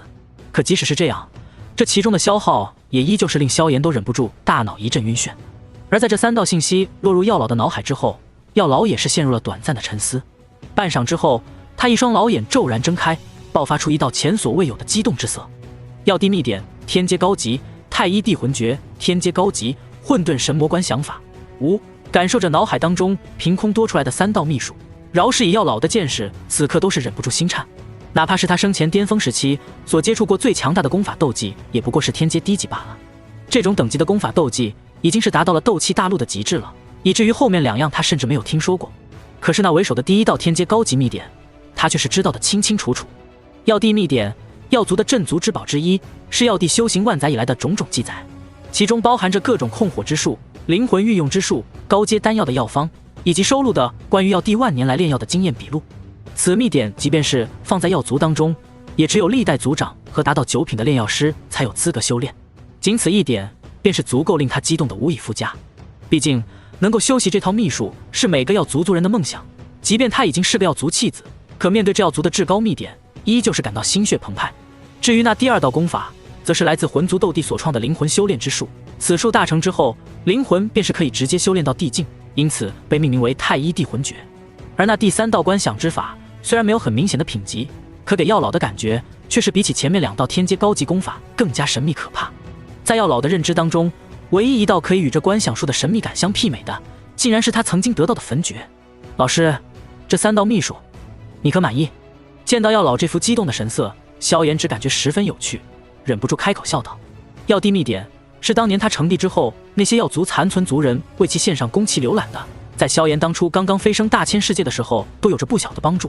至于那太一地魂诀，则是魂族的先辈所创，是剿灭魂族之后得到的最有价值的缴获之一。而那混沌神魔观想法，则是天元界之主周元赠予萧炎参考的一道观想法，虽然不属于斗气大陆的品级，但其实已经算是神之一级的秘术了。有了这3样秘术，相信药老的灵魂力量必然会迅速恢复，甚至突飞猛进。别叫我老师，你才是我的老师。药老深吸一口气，身上甚至隐隐跳动着一缕缕的古灵冷火，可见其心情之激动。3样秘术都是修炼灵魂的顶尖秘术，随便一样丢出来都能放在远古种族当中被当成镇族之宝。可是他药尘今天却是轻松地得到了这3样。有了这3样秘术，药老自信灵魂在修炼到天阶大圆满之前都不会遇到什么阻碍了，甚至用不了几年，他仅靠灵魂力量都有可能恢复到生前的战力。而若是再能得到一副新的躯体，那他的实力怕是能够瞬间突破半圣，甚至在很短的时间内成为真正的斗圣也不是没有可能。哈哈，见到药老这副模样，即便是萧炎都是有些忍俊不禁。前世总是这老家伙带给自己一个个小小的震撼，这一世倒是自己给这老家伙一些小小的震撼了。我现在算是彻底相信你说的那些东西了，小家伙，无论我们过去有着怎样的缘分，这一次你都对我有着大恩。药老深吸一口气，竟然是对着萧炎要抱拳一拜。老师大可不必。萧炎试图拖住药老，却没能拦住对方这虚幻的灵魂之体，这让熟悉药老性格的他只能无奈地摇了摇头。待到月亮高高升起，银白色月光洒落在大地之上时，萧炎才带着恢复平静钻入戒指的药老离开萧家后山，朝着自己的小屋方向前进。由于给药老灌输这3样秘术消耗了太多灵魂力量的缘故，萧炎这2天难得的没有苦修，而是每天只修炼半天，剩余的时间则是用来放松。反倒是药老在得到这3样秘术之后，每天都是兴奋的不行，从第2天开始便是只留下一缕灵魂印记，本体则是直接躲在萧家后山废寝忘食的修炼起来。3样秘术当中，药地秘典虽然有着巨大的借鉴作用，可并不能直接帮助药老恢复灵魂。真正让药老感到无比痴迷的是那太一地魂诀和混沌神魔观想法。前者作为魂族过去的魂帝所创，可以主动吸收天地之间游离的灵魂力量，从而达到壮大灵魂的目的。如此一来，药老完全不用再吸收萧炎的斗气，就可以迅速恢复自己的灵魂力量。而后者修炼虽然痛苦无比，但每次修炼过后，灵魂都会更加凝实坚固。有着这2种秘术的帮助，药老的灵魂力量正在以一个惊人的速度恢复。除此之外，在不断参悟那药地秘典的同时，药老的炼药术也在悄无声息地进步着。简简单单休息了2天，等到灵魂力量完全恢复过来，萧炎正准备继续加快修炼之时，萧战却是忽然派人传来一个令萧炎颇为高兴的消息。原因无他，便是因为萧炎的2个兄弟萧鼎和萧立退役回来了。萧鼎、萧立这兄弟2人自从成年之后，就都加入到了塔格尔大沙漠附近的军团进行历练，直到2人感到军队的历练对于实力的提升效果没有这么显著之后，才退役回家。前世的时候，恰逢萧炎沦为废物，因此一来是想要自己闯荡一番事业，二来则是想要替萧炎留下一个后辈。这兄弟2人在回来后不久就前往了塔格尔沙漠，创建了墨铁佣兵团。事实上，萧家这一代的年轻子弟当中，除去萧炎和薰儿2个不能按常理推断的怪物，天赋最好的就是萧鼎、萧立2兄弟了。大哥萧鼎比萧炎大了10岁，二哥萧立则是比萧炎大了8岁，但是总归说起来，也不过是一个22岁，一个20岁而已。而在这个年纪里，他们却是已经一个刚刚跨入斗师，一个则是达到9星斗者巅峰了。这种天赋，只要没有什么意外，修炼到斗灵的概率都是很大。来到家族大厅，一推开门，便是看到萧家的不少人热闹地围绕在一起。人群中央，2个青年，一个儒雅温和，一个慵懒冷厉，正是萧鼎和萧立2人。似是听到了推开门的声音响起，萧鼎、萧立不由得回头看向大门的方向。当看到那比自己矮了快1头的少年时，兄弟2人的脸上也是浮现出一抹温和的笑容。大哥、二哥！见到这2个青年的那一刻，萧炎嘴角也是露出一抹笑容，不由得快步走了过去。见到萧炎走来，很多萧家的年轻人很识趣地避让开来。昔日萧炎斗之气跌落的那一段时间，有不少人曾经幻想着可以将这家族100年来的第1天才给踩在脚下了。可是后来残酷的事实告诉他们，一切只是他们不切实际的幻想罢了。2个月前的一次家族小聚上，萧炎的实力已经恢复到了斗之气7段，按照他之前的速度，此刻恐怕已经是斗之气8段巅峰，甚至斗之气9段了吧。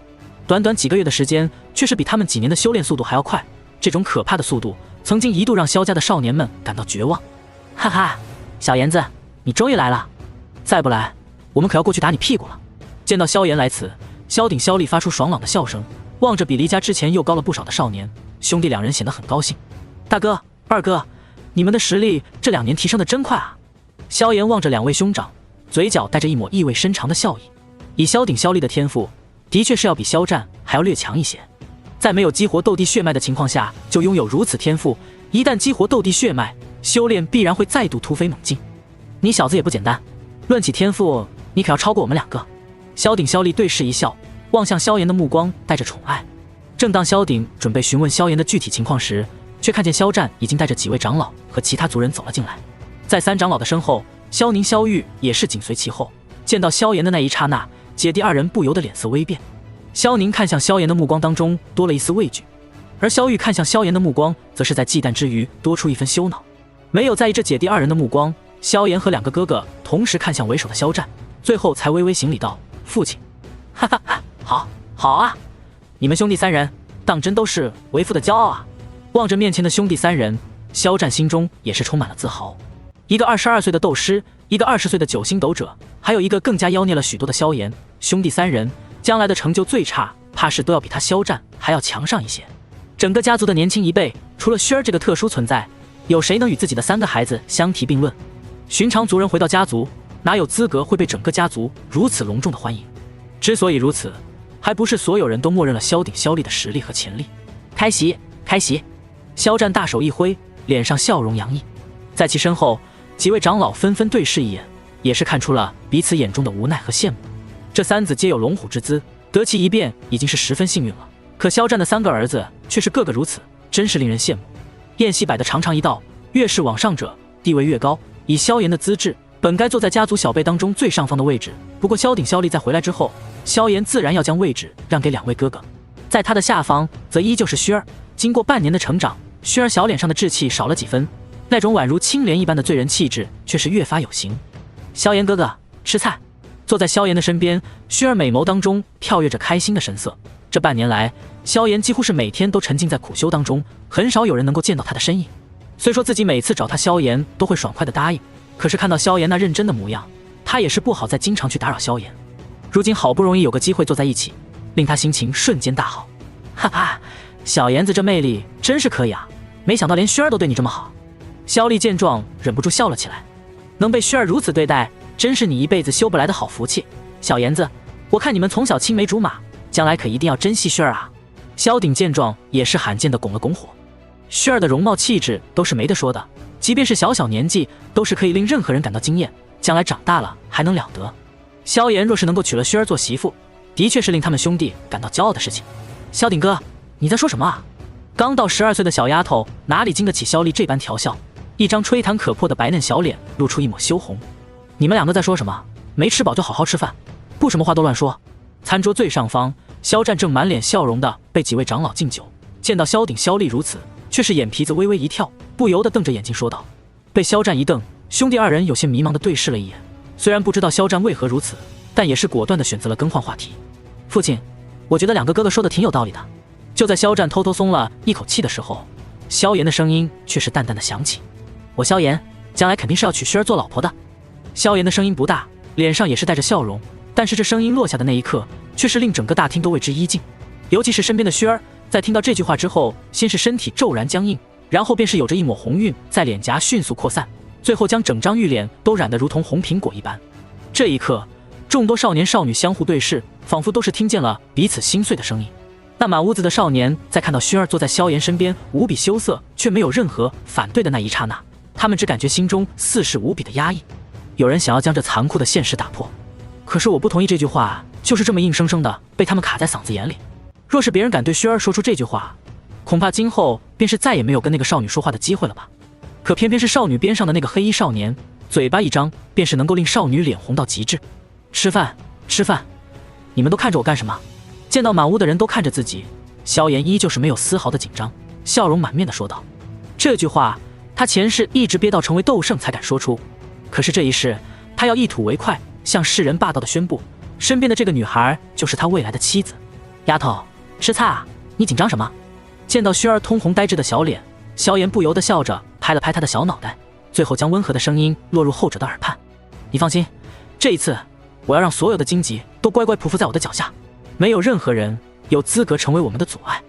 被萧炎的话语打断之后，原本寂静的大厅才恢复了平静，只是所有人看向萧炎的目光都多了一种别样的味道。哈哈哈，喝酒，喝酒！见到那寂静的氛围被打破，萧战与几名长老对视一眼，分别看到了彼此眼中的担忧之色。不过好在他们一个个都是老狐狸了，很快选择了暂时将这件事情的影响给盖过去。不过饶是如此，他们喝酒的时候也是有些心不在焉。薰儿背后的家族可远远不是萧家能够惹得起的啊！就算萧炎拥有着如此逆天的资质，也未必能够被那些家伙看得上眼。反倒是属于这场风暴中心的萧炎，目光依旧平静，没有顾虑太多，反倒是轻轻安抚着被吓坏了的小丫头。任由薰儿有着如何的心境，终究只是一个12岁的小丫头而已。自己在这个年纪对她说这些，的确是容易吓到这个妮子。萧炎位于薰儿的下方，赫然便是萧玉、萧宁两姐弟，在之后便是萧妹等一群天赋还算不错的孩子。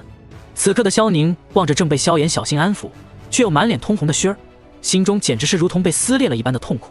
可是他却无力地发现自己除了心中难受之外，再也没有任何的办法。收起你那不切实际的想法吧。就在萧宁满脸阴郁的时候，一旁的萧玉却是悄悄传来一阵声音：姐。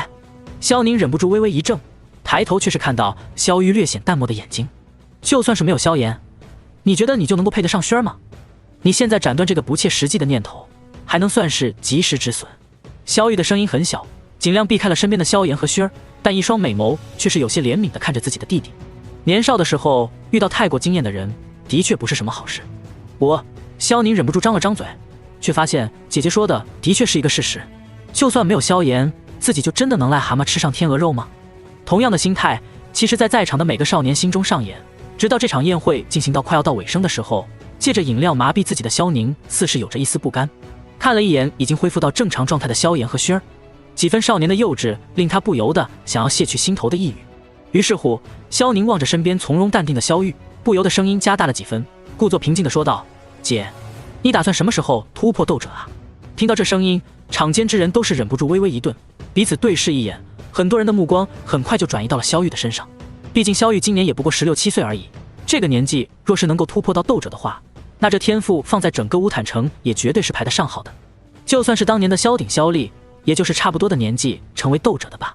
不过萧宁说出这句话之后就有些后悔了，他因为很清楚地感觉到一些大人的目光都是颇为玩味地看向了自己的方向，让他有着一种被看穿了一般的感觉。令他有些恼羞成怒的是，一旁的萧炎也是同样用这种眼神看着自己，那种感觉分明是根本没有将自己当成一个层次的对手，而是当成了幼稚无知的小孩子看待。最令他难受的还是薰儿跟萧炎的目光竟然有些相似，眉头微微一皱。萧玉本来是不想说太多的，毕竟斗之气突破斗者这一关是有着风险的，一旦失败就要跌落回斗之气8段，到时候丢人可就丢大了。可是看到萧炎竟然也笑眯眯地看着自己，萧玉心中忽然升起一股争斗的欲望，不由得看着萧炎挑衅似的笑道：“运气好的话，下个月就能突破吧。”话音落下，整个大厅又不少人都是投来了赞许的目光。虽说萧宁刚才的行为有些装逼的意思，不过能够在这个年纪突破斗者的话，那萧玉将来倒也算是家族的重要力量了。哈哈，三长老，你真是有福气啊！这孙女孙子的天赋都很不错，将来都是我萧家的栋梁之才。似是感受到在场氛围有些诡异，萧战沉思片刻后不由得笑道：“哪里，这2个小家伙比起族长家的3个小子差远了。”三长老谦让地笑着，但眼中的还是有着些许的高兴。萧玉、萧宁的天赋比起萧炎、薰儿无疑是差了太多，但若是肯努力的话，追上萧鼎、萧厉道还是有着一丝希望。最起码在年轻一辈里排个前10是没有什么问题的。在几名萧家高层的打趣之下，这略显尴尬的氛围也是终于散去了些许。可就是在这个时候，原本已经沉默的萧宁却是终于有些不甘心的看向了一旁都快要将手搭到薰儿肩膀上的萧炎。萧炎表弟，不知道你还有多久能突破到斗者呢？话音落下，原本恢复了几分热闹的大厅再度一寂，这一次所有人却是都将目光看向了萧炎。是啊，这狗日的修炼到哪一层了？看他那副得意的样子，很多少年此刻看着萧炎都是颇为的不顺眼，心中都在酸酸的腹诽。就连一旁的萧玉此刻都是目光灼灼地看着萧炎，他也是很想知道这半年的时间过去，萧炎修炼到哪一步了。在他心里，其实一直很想领先萧炎一步成为斗者。望着再度寂静的大厅，萧战眉头终于皱起，带着几分不悦。一旁的三长老见状更是心头微微一震，却是听到一旁的萧厉突然开口了：“萧宁，咱俩倒是好多年没见了，有空哥哥带你去锻炼一下身体。”听到萧厉的话语，萧宁顿时脸色大变，就连萧玉都是露出一丝畏惧之色。萧厉的凶名可不只是在外面，在萧家同样是十分凶悍的。萧家小辈当中，除了薰儿和萧炎之外，几乎所有人都被他打过。这就是个不折不扣的酷吏，谁都敢打。倘若他此刻有着大斗师的修为，怕是连长老都敢收拾。厉哥，我就是好奇，我真不是故意的。被萧厉盯着的那一瞬间，萧宁只感觉好像被野狼盯上了一半，浑身有些冰凉。正当他还准备开口的时候，萧炎的声音却是终于响了起来：“二哥，你就别吓唬萧宁了，他还是个孩子。”一边说着，萧炎手掌却是悄然抓起一只茶杯，只见他手掌之上忽然有着淡红色的气流缠绕，丝丝高温令不远处的萧玉都有所察觉。片刻之后，那茶水便是已经沸腾起来。晋升斗者，我已经试了。话音落下，本就有些安静的大厅彻底的陷入一片死寂。这一次的寂静完全不同于之前的2次，而是所有人都将目光死死地盯着萧炎。半年前，这个家伙才跌落到斗之气3段啊，怎么这才半年的时间就已经再度成为斗者了？你竟然再度晋升为斗者了！萧玉张了张嘴，一种无力感渐渐涌上心头。本以为这次是自己好不容易得到的一次超越萧炎的机会，即使是日后被萧炎赶超回来，至少这一次也是能够领先萧炎一步的。可残酷的现实却是告诉他，萧炎的妖孽实在是常人难以理解的。萧玉都是如此，更别提萧家的其他少年少女了。他们此刻更是被萧炎的突破给弄得满脸绝望。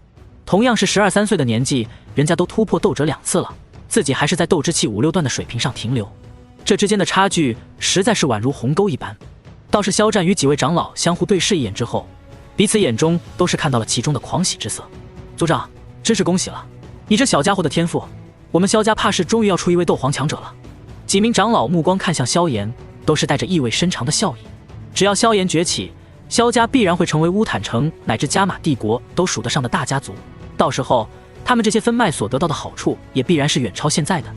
哈哈，喝酒，喝酒！萧战哈哈大笑，忍不住的提起酒杯。他本以为今日只是迎接2个儿子回来而已，却是没有想到小儿子竟然又给了自己一个巨大的惊喜。喝酒，我萧家有如此天才，真是我萧家先祖庇佑啊！一时间，整个大厅的气氛被迅速的分成了2种，年纪稍微大上一些的都是兴高采烈，心中都是明白自己今后怕是要跟着萧炎沾光了，而年纪小的则是个个如同霜打的茄子一般。这一刻，他们的信心已经被萧炎彻底的打击没了。此时他们在看向萧炎的目光已经再也没有了过去的超越欲望，有的只是老老实实的敬畏。小混蛋，突破斗者有什么值得骄傲的？老娘过2天也能突破了。被萧炎这么一手镇住，萧雨虽然心里已经被打败了，但是嘴上还是不肯服输的嘀咕2声。我劝你还是不要这么急着突破，以免失败了导致前功尽弃。就在他下定决心要在近期突破的时候，一旁正与薰儿聊天的萧炎却是忽然开口，将目光看向了萧玉。此时的薰儿终于是从萧炎的虎狼之词当中恢复过来，一双秋水一般的眸子正亮晶晶地看着萧炎，然后又跟着萧炎的目光看向身边的萧玉。怎么，你都突破斗者了，难道还不许我突破斗者了？萧玉盯着萧炎，忍不住又挑衅似的说道，别以为你晋升斗者了就可以教训我了。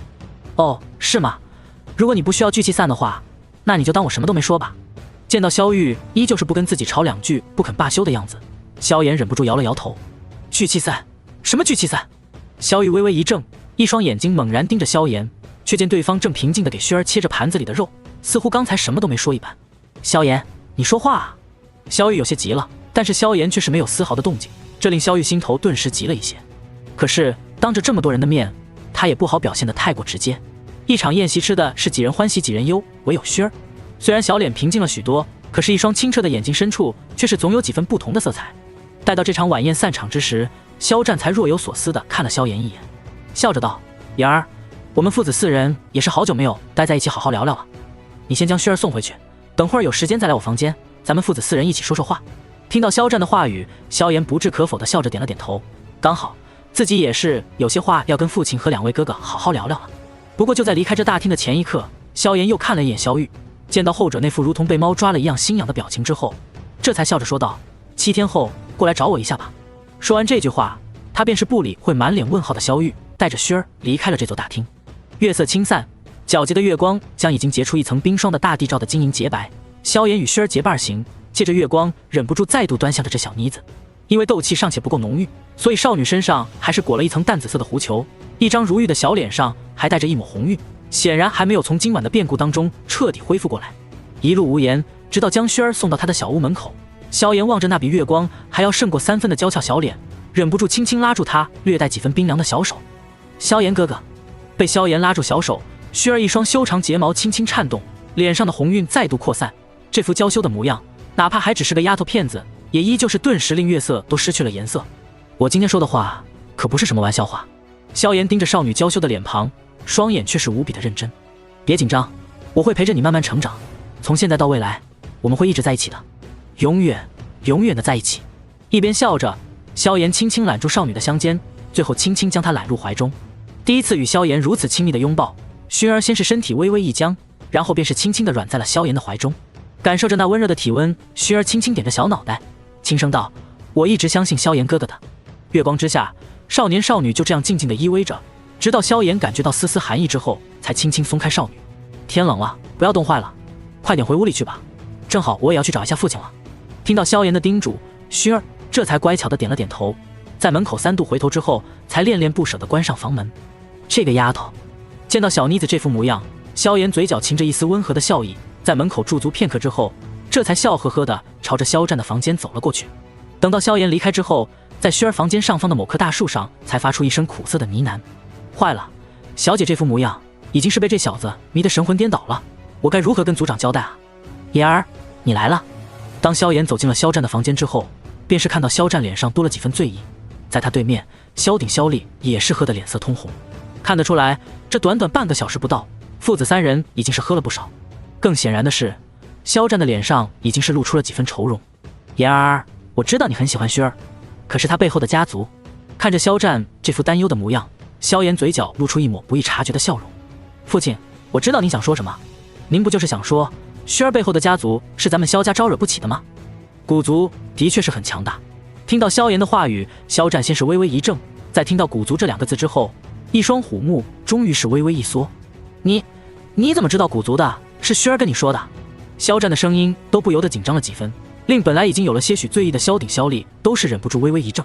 呵呵，我知道的，或许远比父亲知道的更多。萧炎忍不住微微一笑，手指轻轻打了一个响指，顿时药老那无形的灵魂力量便是将整个房间都包裹了起来。迈步走到萧战的面前，萧炎望着萧战脖子上那一枚古老的玉片，嘴角不由得泛起一抹笑容。父亲，这古玉的来由以及我们萧家的先祖到底是干什么的，您今天大可跟我2位哥哥说清楚了。听到萧炎的话，萧战脸色微变，目光不由得仔细看了一眼萧炎，在确定这确实是自己的儿子之后，方才声音沙哑地开口道：你在说什么？咱们萧家哪有什么秘密？这玉片也不过是一件传承信物罢了。见到萧战如此，萧炎嘴角笑容更盛，只是淡淡的说了几句话，便是令萧战神色大变。我萧家乃是远古残余的斗帝家族，您手中那枚古玉名为驼舍古地狱，薰儿的家族名为古族，也是当今依旧强盛的斗帝家族，因此族中随便派出来一个看大门的，都足以令我萧家覆灭。他的话令萧鼎、萧厉听得一脸茫然，毕竟这些词汇似乎离他们太过遥远了。可是萧战此刻却是吓得酒意全无，一张脸庞都是微微苍白了几分。言儿，这些事情你都是从哪里知道的？这可是会令我萧家灭族的秘密啊！见萧战这副模样，萧炎轻轻拍了拍父亲的肩膀，安抚道：父亲放心，这个秘密只有我们父子4人知道。我今天便是要让我们萧族失传已久的一些东西再度呈现在这世间。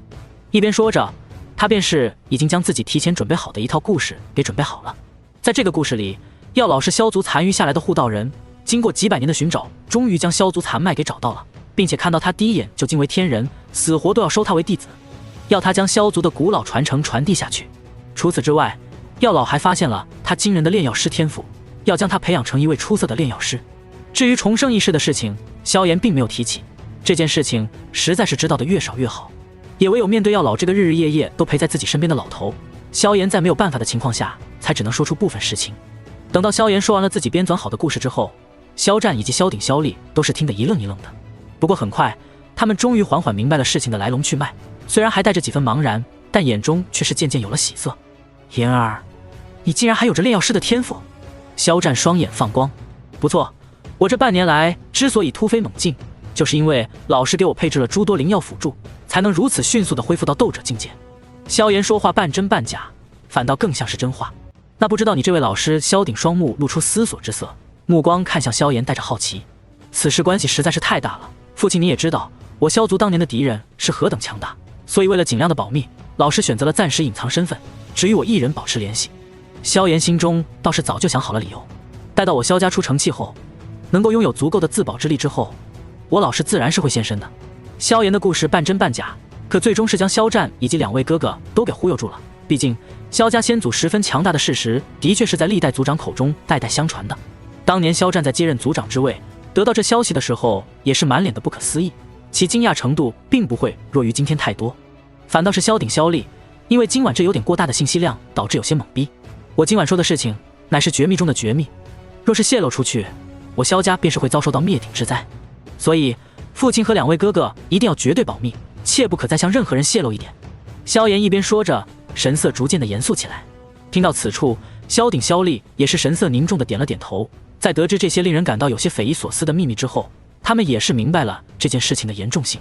萧炎之所以敢跟着2位哥哥透露，主要是因为知道2个哥哥都是嘴严之人，否则他宁可不给他们2人激活斗帝血脉，让他们躺着等自己成帝，也不会透露半点信息。毕竟现在的他还不具备抗衡魂族的力量。按道理说，远古种族之所以能够源源不断地诞生出一位位的强者，其主要原因就是因为族中有着足够的斗帝血脉。只可惜我们萧族的斗帝血脉早就枯竭了。萧炎微微一叹，看到父子3人脸上露出的失落之色，却是忍不住微微一笑。不过你们先不用急，我这里倒是有着一些咱们萧族残存的功法斗技，都是已经达到了地阶层次，你们可以暂时修炼一下。至于血脉的事情，我的老师则是正在想着办法。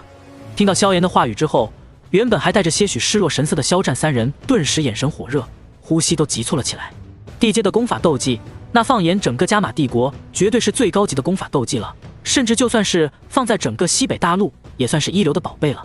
见到三人如此激动，萧炎只是微微一笑。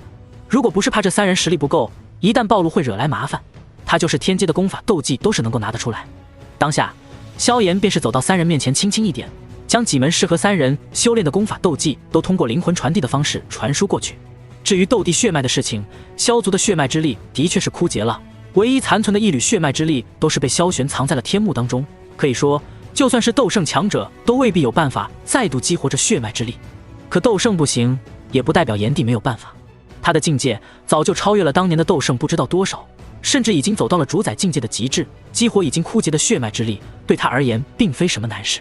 当年他受邀前往丹神族之时，就意外得到了一道药方，而根据这副药方炼制出的丹药的名字则是被命名为血神丹。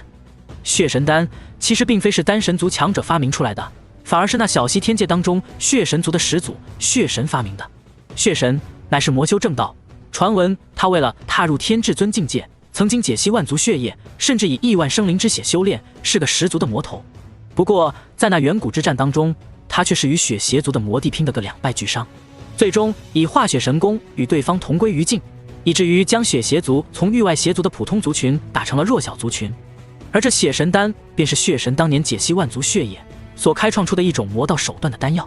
血神丹共有着9种炼制方法，每一种炼制出来之后的效果都是大不相同，但都以针对血脉血液闻名。而萧炎的目的就是炼制其中专门激发血脉之力所用的一种分支。不过想要激发斗帝血脉重新唤醒，即便是萧炎手中有着丹方，也并非是当场就可以完成的。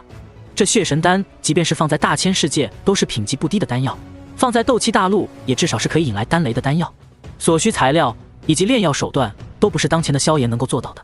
好在萧炎成帝之后，曾经得到过斗气大陆的诸多秘闻，也曾利用其强悍的灵魂力量将斗气大陆扫了一遍，发现过诸多宝藏。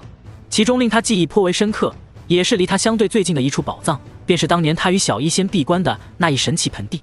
在那一片盆地的地底，赫然便是有着一尊半圣的古墓沉睡在其中。当年的萧炎早已迈入地境，自然是不需要一道破败的半圣古墓，而如今他重活一世，这小小的半圣古墓对于现在的他来说倒是帮助不小。看样子等我再修炼一段时间，也是时候要前往一趟魔兽山脉了，顺便也该先找到小医仙了。想起那个命途多舛的柔美女孩，萧炎嘴角露出一抹柔和。倘若说他前世数万年背负的最大的情债，恐怕便是那个曾经陪着自己出生入死多次的一袭白裙了。如果没有玄空子那个没眼力劲的，小医仙恐怕已经是无尽火域的第3位主母了。不过这一切还是等药老再恢复一下吧，毕竟那半圣古墓当中的危险总不是现在的他就能随手处理的。在萧炎沉思的这段时间当中，萧战和萧鼎、萧厉也是终于将萧炎传递过来的信息给粗略的看完了一遍。地阶终极功法清苍风影诀，地阶终极功法奔雷剑，地阶终极功法青木长生功。睁开眼睛的那一瞬间，萧战父子3人彼此对视一眼，都是看到了彼此眼中的震惊与狂喜之色。在这加玛帝国当中，哪怕是地阶低级的功法都是无比的罕见，更何况是地阶终极功法。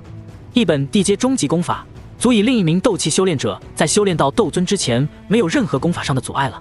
萧战3人或许不知道这个小秘密，但却是知道有了这一功法之后，他们3人将来必然会突飞猛进，前途不可限量。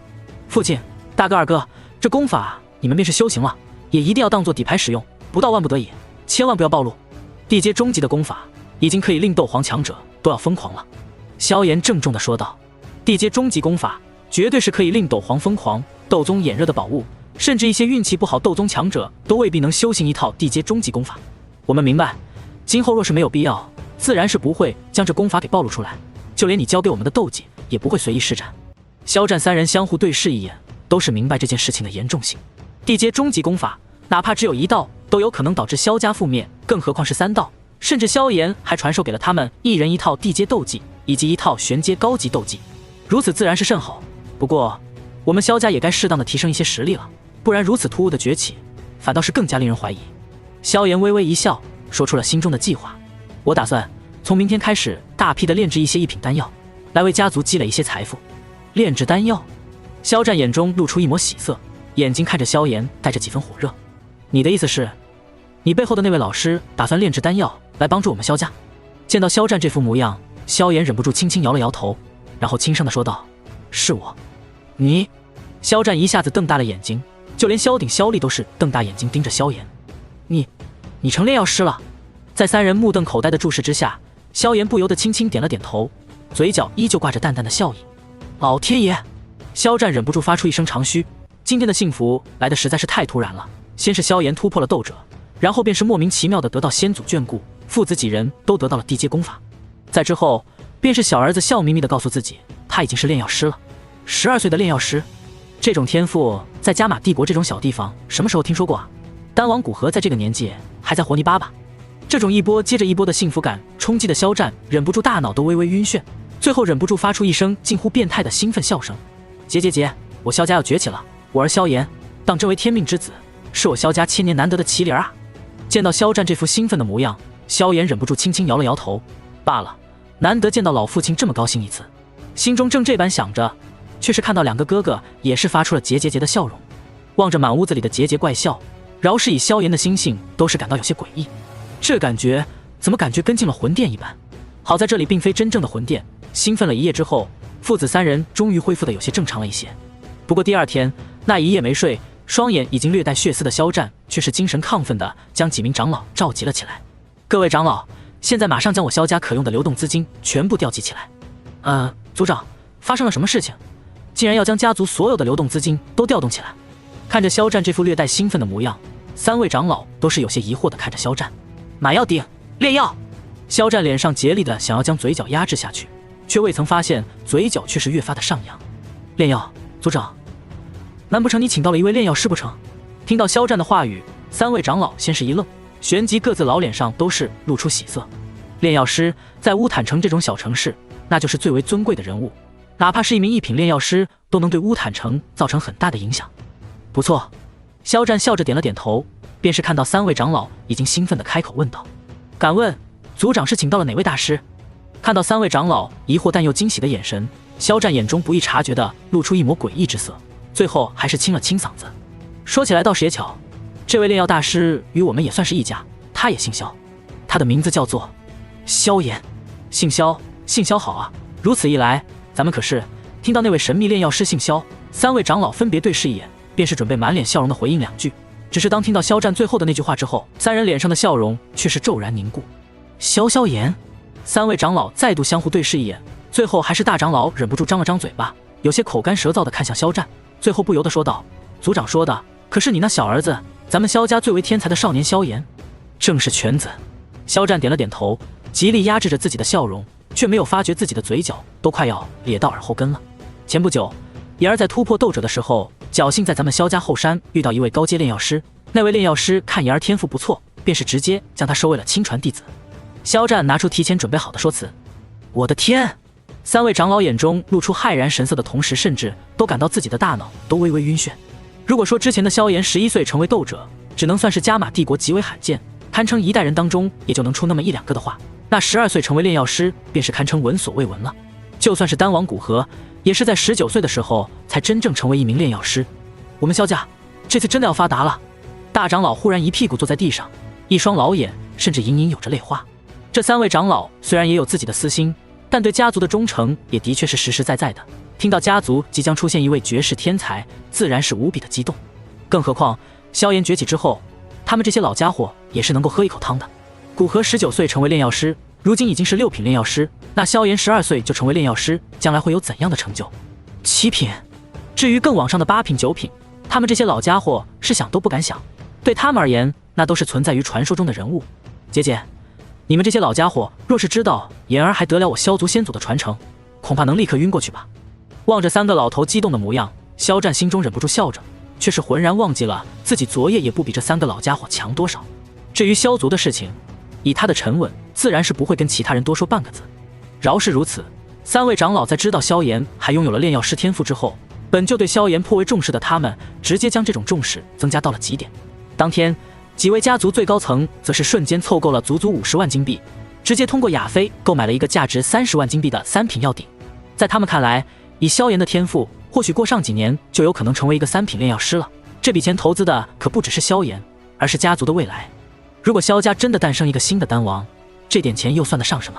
族长，你当时光说那位炼药师品级很高了，可是他到底是什么品级啊？药鼎买回来花了30万之后，大长老才忽然想起来问这件事情。至少也在4品以上吧。那位老人家太过神秘，除了妍儿谁也不见。我之所以知道这些，还是妍儿跟我说的。肖战无奈地摊了摊手，最后随口说道：对了，前段时间卖得沸沸扬扬的筑基灵液，就是那位老先生的杰作。筑基灵液，4品炼药师，筑基灵液。几位长老又瞪大了眼睛。4品炼药师，放眼整个加玛帝国，也算是真正的大人物了。而筑基灵液，则是在之前的几个月当中，在乌坦城掀起了不小的风暴。最关键的是，肖战说那位炼药师最低都是4品。他们不知道的是，对于那位炼药师的真正水平，就连肖战都是根本就不敢猜测。能够随手丢出好几套地阶功法斗技的人，到底强大到什么程度，早就已经超出了肖战的想象力。唯一能够拿出来对比的，恐怕也只有薰儿背后的势力了吧。不过无论如何，他都是不能透露出半点风声的。跟随着那3品药鼎来到肖家的，还有亚飞本人。他倒是不负责押送这些东西，只是通过肖家的动作，他还是很快就察觉到了不对劲的地方，因此借着做客的幌子，直接来到了萧炎这里。而在得到萧炎的承认之后，就算是生长在帝都，算得上是见多识广的亚飞，也依旧忍不住倒吸了一口凉气。他过去早就猜测过萧炎有炼药师天赋，可还是没有想到，面前这个12岁的少年已经是一位炼药师了。当下，他对萧炎的重视已经到了一个无以复加的程度，一双美眸仿佛要将萧炎吞下一般。过几天，我会利用给家族炼制一批药材，提升一下家族的财力。而过完年之后，甚至有可能会多炼制一些筑基灵液，所以这段时间你要好好准备一下药材的收藏。不理会亚飞美眸当中的奇异之色，萧炎对他难得认真地说道：放心吧，你现在已经是姐姐心中最重要的潜力股了，你的话我必定是有求必应的。亚飞红唇微抿，笑意盈盈的道：只是潜力股吗？对于他的话，萧炎只是笑了笑，哼，想变成别的，你也好歹得长大了再说吧。更何况，你觉得你能够说服你那个青梅竹马吗？亚飞掩着红唇，一双美眸促狭地看着萧炎的某处部位。被他如此嘲笑，萧炎顿时没了心情，忍不住轻轻挥了挥手：滚滚滚，真扫兴。咯。见到萧炎这副模样，亚飞反倒是笑得更欢了，再度调笑了萧炎2句之后，这才扭着水蛇腰，风情万种地离开。2天后，亚飞将大批药材送到了萧家。经过这10几天的苦修，萧炎的修为距离4星斗者已经不远了，正好借着炼药再好好淬炼一下自己的斗气。不过就在萧炎准备炼药的时候，萧玉却是有些紧张地敲开了萧炎的房门。找我有事吗？见到萧玉那副纠结的模样，萧炎不由得疑惑道：你不是说让我来找你的吗？萧玉本来还有些纠结的神色瞬间化作一抹恼怒，难不成这小混蛋是在戏弄自己不成？哦，对，我都把这事儿给忘了。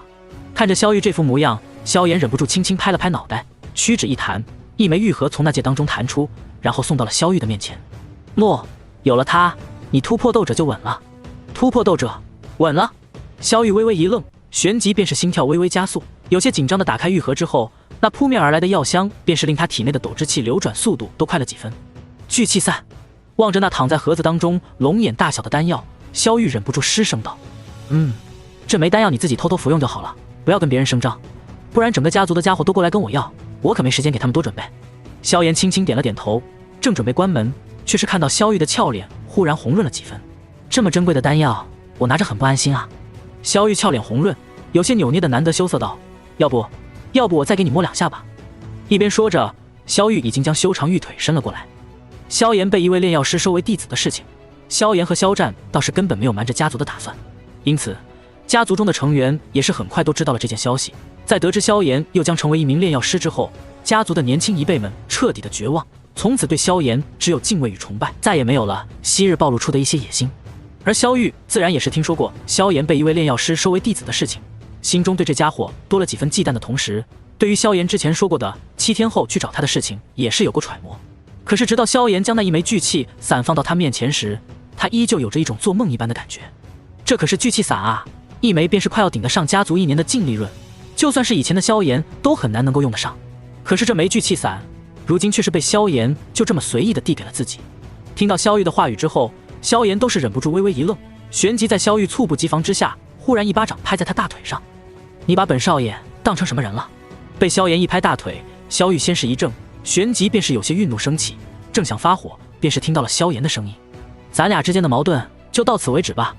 有时候我真的很不想跟你吵架的。”有些头疼的轻轻抚了抚额头，萧炎淡淡说道：“还有半年，可就是迦南学院招生的时候了。有了这枚聚气伞，你在迦南学院新生当中的地位必然会有所提高。”这句话像是正中了萧玉的下怀。虽说只要在20岁之前达到斗之气8段，便有希望进入迦南学院，可这种天赋无疑是在其中垫底的。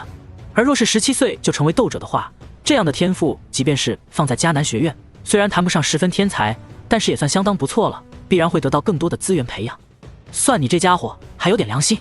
沉思片刻之后，萧玉忽然轻哼一声，虽然俏脸上依旧带着几分傲娇，不过眼角却是已经多了几分柔和。这几天先好好调整一下状态，不要一回去就急着突破了。要是浪费了我这枚聚气伞，那我可没有下一枚丹药补给你了。萧炎笑着说了2句，然后便是在萧玉欲言又止的目光当中，啪的一声关上门。你见到萧炎如此毫不留情的关上门，萧玉忍不住张了张嘴，最后无奈的跺了跺脚，然后才迈动着修长的玉腿返回自己的住处。只是望着怀中那一枚精致的玉盒，萧玉心中还是感到有些兴奋与暖意。脑海中想起萧炎那张清秀的小脸，萧玉不由俏脸微红，最后轻声呢喃道：“小混蛋，谢谢。”望着窗外那渐行渐远的高挑身影，萧炎也是摇头一笑，然后这才将目光望向了自己面前那一尊3品药鼎之上。看样子家族现在的确是无比的重视自己，竟然一下子拿出来这么多钱培养自己炼药。显然他们也是下了血本，竟然是将家族近乎所有的流动资金都给拿出来给萧炎购买药鼎和药材，以此来给萧炎提供足够的炼药环境。不过他们恐怕都想不到的是，这一世的萧炎根本就不需要大量的药材来培养自己的炼药术。望着面前4口3足雕刻的颇为精致的药鼎，萧炎却是忍不住轻轻撇了撇头。这药鼎的质量实在是太差了，等到将家族的事情办完，我也该前往黑角域闯荡一番了，顺便从韩风那里把万寿鼎和海心焰拿过来。有了上一世的经验，萧炎完全没有任何魔力的必要，所需要的便是疯狂的积累能量，让自己的实力尽快恢复。暂时放下心头的杂念之后，萧炎这才轻轻吐出一口气，望着面前这3足药鼎，手掌一翻，一缕森白火焰便是从指尖浮现，指尖轻轻一弹，那一缕火焰便是被他弹射到药鼎当中，随着斗气灌入，顷刻间这药鼎当中便是弥漫着淡白色的火焰。萧炎如今所炼化的毕竟只是一缕古灵冷火的本源，或者说是一缕古灵冷火的子火。虽说依靠炎神诀，他可以将这一缕子火发挥到近乎古灵冷火本身的威能，可是他那3星斗者的斗气却是坚持不了多久。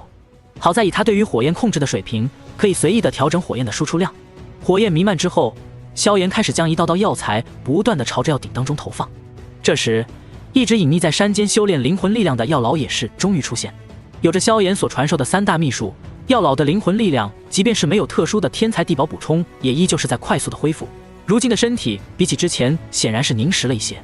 当然，秘术再好，总归是要慢慢修炼的。按照萧炎和药老的推算，大概年前药老的灵魂力量才能恢复到斗皇层次，而想要恢复到斗宗的层次，那恐怕是需要小半年的时间。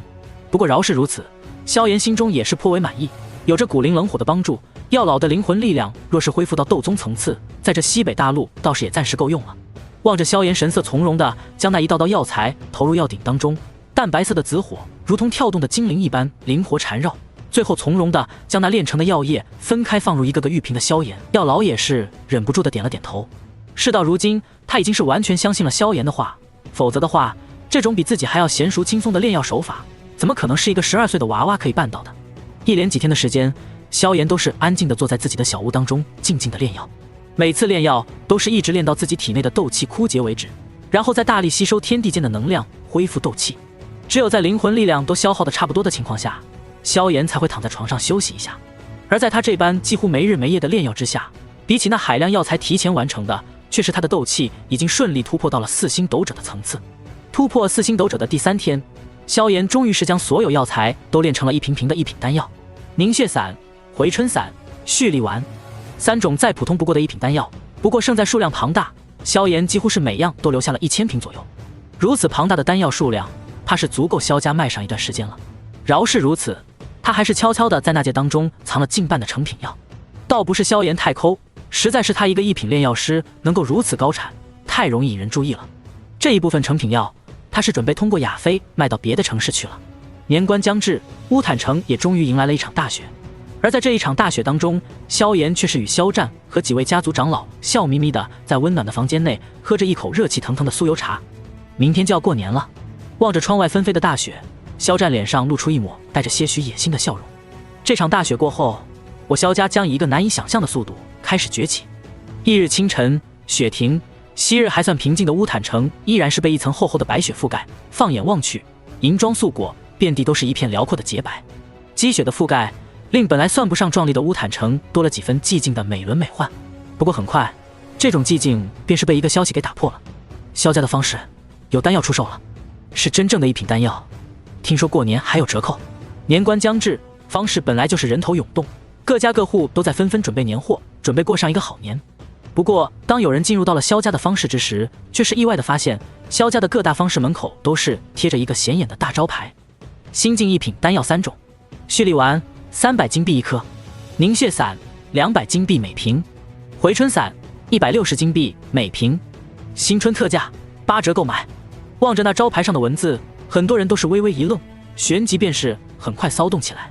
丹药在乌坦城这种小地方可是稀少的很，很多人想要获得丹药，唯一的办法就是通过米特尔拍卖行进行拍卖。可是米特尔拍卖行的价格通常很高不说，而且都是一批一批的出售，寻常佣兵根本没有购买一批丹药的财力，就算是有，也根本舍不得。只有那些大家族才舍得购买。而看到那招牌上的信息之后，一些靠着生死冒险的佣兵们顿时兴奋了起来。一瓶一品丹药对于他们这些刀口舔血的家伙们来说，很多时候都意味着多上一条性命。尤其是萧家的这些丹药本来价格就还算公平，加上8折的可怕诱惑，很多经常冒险的佣兵几乎是毫不犹豫地买下其中1、2种丹药。加上萧家早已安排人手暗地里起哄，短短一个早上的时间，萧家方士出售丹药的消息便是已经传遍了乌坦城。一时间，原本还涌向其他方士的人群几乎是一窝蜂一般的朝着萧家的一众方士汹涌而来。虽说大部分平民或许并非是佣兵，可从小几乎一直蜷缩在乌坦城的他们，或许一生都没有见过几次丹药。因此在好奇心的驱使之下，那乌泱泱的人群便是顷刻踩化了萧家方士的积雪，令整个萧家的方士都是火爆无比。反观其他的众多方士，在大过年的今天却是异常的清冷。一个上午的时间过去，竟然是连地面上的积雪都未曾被踩化。这样的变故自然是令乌坦城的几大家族很快察觉，尤其是加列家族和奥巴家族，在得知这一消息之后更是感到惴惴不安。在这乌坦城原本是3大家族相互制衡的关系，可这萧家怎么就突然多出来了这么多的丹药？要知道，萧家忽然多了这么一种宝贝，可不仅仅是贩卖丹药所赚取的暴利这么简单的。最重要的是，丹药的魅力甚至将很多不需要丹药的人也给吸引了过去。他们在萧家的方式闲逛，自然就会情不自禁的消费。反观其他家族的方式，却是人流量暴跌，进而导致生意萧条。混账！这萧家到底从哪里请来的炼药师？乌坦城的一家豪华酒楼当中，加列家族族长加列毕与奥巴家族族长奥巴帕对视而坐。今天本是过年的时间，以他们2人的身份，本该坐在家族当中叮嘱族人准备家族年会。可是今日方士之间的变化，却是令他们2人眼皮子一跳，心头升起一抹不安。过年这一天本就是家族方士大赚一笔的时候，可是今天却是被萧家抢去了大半的生意。只是这么一天，家族或许就少赚了上万金币。若是如此也就罢了，可今后若是天天这样，那萧家岂不是要一家独大了？哼，这个炼药师若是萧家请来的还好了，如此我们还有着挖墙脚的机会。坐在加列毕对面的奥巴帕苦笑一声，令加列毕忍不住瞳孔微微一缩。你是说萧家有族人成为了炼药师？不止如此，奥巴帕望着加列毕被脸上肥肉挤的就剩下2条细缝的眼睛当中带着些许的惧怕。你猜猜这个萧家的炼药师是谁？是谁？看到奥巴帕这副表情，加列毕心头的不安之意更加浓郁。萧家老一辈当中似乎并没有人拥有炼药师的天赋吧，而年轻一辈当中似乎也尚未听说过有人拥有这样的天赋。不过听说前段时间萧战的2个儿子都回来了，难道是萧炎？萧战的那个小儿子萧炎？望着加列毕这副模样，奥巴帕忍不住轻声叹了一口气，而加列毕的身形则是宛如雷击，骤然僵硬无比。萧炎？加列毕大脑都是一阵晕眩，轻咽了一口唾沫，嘴唇微微颤抖着，发出不可置信的声音。怎么可能？他才12岁，就算是满打满算也不到13岁。我知道他的斗气修行天赋很高，可是再如何妖孽也不可能在这个年纪成为炼药师啊。说到这里，他双眼都忍不住有些失神。12岁的炼药师放在这加玛帝国，别说是听都没听过，就是想都不敢想啊。哼，我上午听说这个消息的时候，也是如你现在的状态一般。可是我花重金跟萧家的人再三验证之后，才知道了这个消息竟然是真的。看到加列毕这副模样，奥巴帕嘴角的苦笑也是更加的浓郁。如此天赋，他们简直是听都没听说过，真不敢想象这小子顺利成长起来之后该是何等的逆天。以萧炎这小子的成长速度，怕是用不了10年便会拥有轻易剿灭我们两家的实力了。所以摆在我们面前的只有2条路子，要么尽早示好，提前臣服萧家，要么便是尽快动手，联合起来整死萧家。不过我感觉第2条的希望实在是渺茫。沉思片刻后，奥巴帕最终说出了心中所想：你是让我给肖战当狗？加列毕骤然扭头，一双眼睛犀利地盯着奥巴帕，不甘之色无比浓郁。他跟肖战斗了10几年了，如今却要向这家伙臣服，实在是比杀了他还要难受啊！呵呵，如果你觉得你能够斗得过未来的那小子，你也可以选择硬刚。见此情况，奥巴帕忍不住嘲讽地笑道：哼，萧家如今之所以让我们如此的忌惮，那不就是因为有那个妖孽吗？只要那个家伙死了，问题不就全都解决了？加列毕双眼凶光暴露，带着浓烈的杀意。你 TMSB 吧？你不想想，这萧炎能年纪轻轻就成为炼药师，难道真的只是因为他的天赋不成？萧家的人可是向我透露，这萧炎的老师或许是一位4品炼药师。见到加列毕这副模样，奥巴帕忍不住骂了一句：“4品炼药师！”加列毕顿时脸色惨白起来。一位4品炼药师可是有着轻易覆灭他们家族的力量的。可是让他如此轻易地臣服肖战，他的心里自然是有着1万个不甘。等等，就在这惊恐交加之际，加列毕忽然脑海灵光一闪，望向一旁的奥巴帕，一个阴狠的计划慢慢升起。我儿前段时间曾经去那烟柳之地厮混，因为出手大方，意外结识了一名叫做柳溪的男子。夜色降临，加列毕和奥巴帕也是终于从那酒楼当中走了出来。既然如此，那就先用那位姓柳的炼药师试一下萧家如今的实力到底到了何等地步。倘若他都不是萧家的对手，那我们自然没有再考虑的必要了。那说明现在的萧家实力绝对会比我们两家加起来还要强大。奥巴帕深吸一口冰冷的空气，眼中带着凝重。不错，倘若真到了这一步，那也的确算肖战那混蛋运气好。如此一来，我也只能向他俯首称臣了。加列毕双眼微微眯起，眼中带着凶狠和不甘。天色渐晚，大街上的行人也是越来越少，不过却是一家家都开始亮起了橘黄的暖色灯光。随着夜幕越发的漆黑，乌坦城却是燃起万家灯火，喜庆的氛围悄然升起。见到这些行人越来越少，萧家的方式也是不再招呼，也是纷纷关门。无论是在哪个世界，新一年的开篇都是一个重要的节日。萧家大厅也是格外的热闹，今夜的家族聚会要超过以往任何时候，甚至于连一些负责萧家乡下生意的族人都回来了。一时之间，萧家那可以容纳数百口人的大厅都是显得有些拥挤。不过在今天，整个萧家的族人几乎都是处于一种无比兴奋的状态，盖是因为今日萧家所赚的钱几乎是以往过年那一天赚的10倍都不止。表哥，你是不知道啊，单单是我掌管的那座方式，今天就有接近10万金币的进账啊！以往这种情况，简直是想都不敢想啊！哈哈，我那里虽然没有这么夸张，但也是收获满满。一品丹药所带来的魅力，令咱们家族方式的人流量暴涨了快10倍。对了，家族分到我手里的300枚丹药，可是卖出去了大半。谈及丹药，众人脸上的神色便是更加的兴奋，彼此的目光却是都投向了那静静的坐在大厅中央，陪着身边少女有说有笑的少年。所有人都是明白，家族今天能有如此巨大的变化，都是因为场间那个年纪不到13岁的少年。有了如此妖孽人物，萧家的崛起已经是势不可挡。诸位！就在众人攀谈之间，雄浑的声音却是覆盖整个大厅，最后落在所有人的耳中。只见萧战身着一身华丽庄严的长袍，令他本就不怒自威的脸庞更多了几分上位者的气质。不过虽然威严无比，但今日的萧战脸上却是满带着笑容，仿佛胜利归来的将军。今日我萧家麾下的8家方士，23家商铺，共计入账超过100万，这是我萧家来到乌坦城以来新年收入最多的一次。萧战的声音落在每个人耳中，令所有人都是心头狠狠一震。入账100万，那就算是净利润都要达到至少20-30万金币吧。这么一笔钱已经是过去萧家1年的净收入了。之所以能够取得如此成效，除了因为有着我萧家族人众志成城的努力之外，还是因为我们萧家出了一个了不得的小家伙。话音落下的那一刻，萧战的目光已经带领着萧家众人看向了那坐在某个角落的黑衣少年。萧炎哥哥，你最近炼药引起的动静还真的是很大呢。灵动眸子盯着萧炎，坐在他一旁的薰儿忍不住笑道。按照林老所说，12岁的一品炼药师，便是放在中州，那都是极为罕见的天才。一旦露头，怕是会被丹塔那些老家伙疯抢。当初萧炎展现出这般可怕的天赋之时，着实是将来自古族的林颖都给狠狠地吓了一跳。呵呵，活动活动身手罢了，顺便给家族搞点小钱。面对众人的环视，萧炎依旧是淡淡一笑，笑意从容。放在前世，他或许会略带尴尬地摸摸鼻子，不过当了这么多年世人眼中的大人物，他倒是早就习惯了这种敬畏火热的目光。也就是萧战带着众人看向萧炎的那一瞬间，一旁的大长老忽然高声起来：“诸位，我萧家今天能够得如此暴利，全都是因为萧炎。我们当中许多人都是看着萧炎长大的，想必都是清楚萧炎的品行，而且他的资质，别说是放在我们萧家，就算是放眼整个加玛帝国，都是前所未有的。有了萧炎，家族才能蒸蒸日上，朝着更加强大的方向发展。他就是我们萧家的未来，因此我以大长老的身份提议，自今日起立萧炎为我们萧家的少族长。”在大长老声音落下的那一刻，一旁的二长老、三长老已经在瞬间举手了。附议，我附议。伴随着这3个老家伙的表态，萧家的一众高层也是立刻表态。整个大厅当中竟是没有一人表示不满。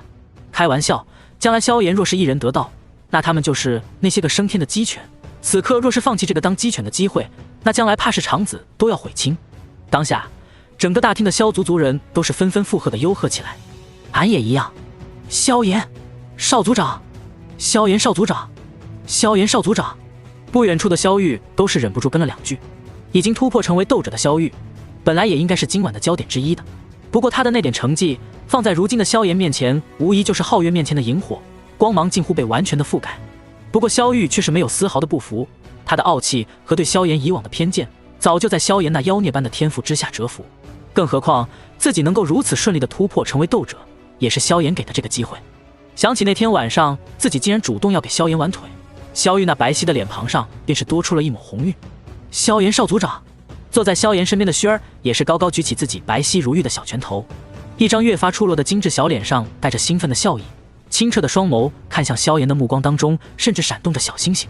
优秀的男孩子向来是容易令人崇拜的，更何况那个优秀的男孩子是自己的心上人呢。你这个丫头。望着轩儿那副兴奋的模样，萧炎忍不住轻轻刮了一下他挺翘的小鼻子，然后才在众人火热的目光当中轻声笑道：“既然大家都附议，那我也附议一下吧。”萧炎少族长的身份就在这个新年的宴会当中被萧家族人集体承认。言而昨天家族一天的盈利便是高达33万金币，这其中单单是你炼制的那些丹药便是有着足足18万金币。按照之前的划分，其中的9万金币已经被我存到了这张金卡当中。翌日清晨的萧家还带着几分寒气，萧战已经是将一张精致的紫金卡片递给了萧炎。望着萧炎那略带稚气，眼神却毫无波澜的清秀小脸，萧战心中依旧是忍不住升起一阵悸动。算算时间，萧炎好像只用了不到10天的时间，便是炼制出了大量的一品丹药吧。就是这么短短的10天时间，刨除购买药材的成本，萧炎所炼制的那一批丹药已经赚了18万金币。这还是那批丹药没有完全卖完的情况下。虽然萧炎的解释是这些丹药是有着他老师的帮忙，但是不可否认的是，炼药师真的是个无比赚钱的行业啊。知道了，父亲。接过手中的紫金卡，萧炎倒是没有任何的迟疑。虽说以他的目光并看不上这些钱，但不可否认的是，现在的他还没有到那种不需要钱的程度。对于现在这个阶段的他来说，金钱还是有着不小的帮助的。不过若是萧战知道萧炎还有着近乎过半的丹药被他放在亚飞那里的话，不知道又会作何感想。从今天开始，我便是每个月给家族炼制这3种丹药各1000瓶吧。以乌坦城的市场，或许今后并不一定能够消化得了这些丹药，父亲也可以安排人手到别的城市销售一下了。将紫金卡片收入纳戒当中，萧炎轻声笑道：“每个月炼制这些。”听到萧炎的话语，即便是萧战这些日子已经习惯了萧炎带来的惊喜，但是依旧是颇为兴奋。3瓶丹药各自1000瓶，即便是排除了成本，后续缓缓带来的收益，怕是也要有足足20多万的净利润，再加上丹药带来的人流效应，每个月恐怕还会有接近10万的额外收入。即便是分给萧炎1半的丹药利润，萧家每个月的收入都是顶得上以往1年。父亲，金钱终究只是外物，实力才是这个世界的最大保障。那些赚来的钱，除去一些必要的成本开支，还是将大部分都兑换成药材吧。我自然是可以请我老师去炼制一些能够帮助你们提升修炼速度的药物。萧炎微微一笑，跟萧战又闲聊几句之后，这才开始朝着萧家后山前进。如今所做的这些，在他看来也不过是小打小闹。他心里清楚，真正能够威胁得到萧家的那些家伙，还远在那遥远的中州。因此，这苦修是一刻都不能停止。夜深人静，萧炎依旧是浑身淤青，光溜溜的坐在床榻之上，一瓶赤红色的药液被他一点点涂抹，然后再用玉片均匀地刮开在皮肤表面。随着这些赤红色药液均匀遍布，一种灼热的剧痛令人感觉仿佛在被火焰灼烧一般。不过对于这种痛苦，萧炎却是没有丝毫的动容。前世那些令他感到有些棘手的困难，在今生已经是如同清风拂面。这赤红色的药液名为赤炎淬体血，足以位列4品丹药，每配置这么一瓶，单单是成本就要数千金币，却只够萧炎用上3天。涂抹在身体之上后，会令肉身有着近乎火焰灼烧一般的痛苦。不过在这痛苦之下，却是肉身在被不断的强化，就连体内的斗气都会在这近乎灼烧一般的效果下被淬炼得更加精纯。加上古灵冷火的辅助，萧炎这副肉身和其中的斗气在同级当中都是已经超越了无敌的这个概念。即便是他不依赖前世的那些经验记忆，单纯靠如今这结实的肉身和无比凝练的斗气，也是无惧任何斗师之下的强者。赤红色药液带来烈火焚身的痛楚，冰冷的初春当中，少年却是神色平静，静静地感受着肉身与斗气的渐渐壮大。而在萧炎的对面，药老也是盘膝而坐，静静地漂浮在半空当中，老眼紧闭，如饥似渴地修炼着萧炎赐予的顶尖秘术。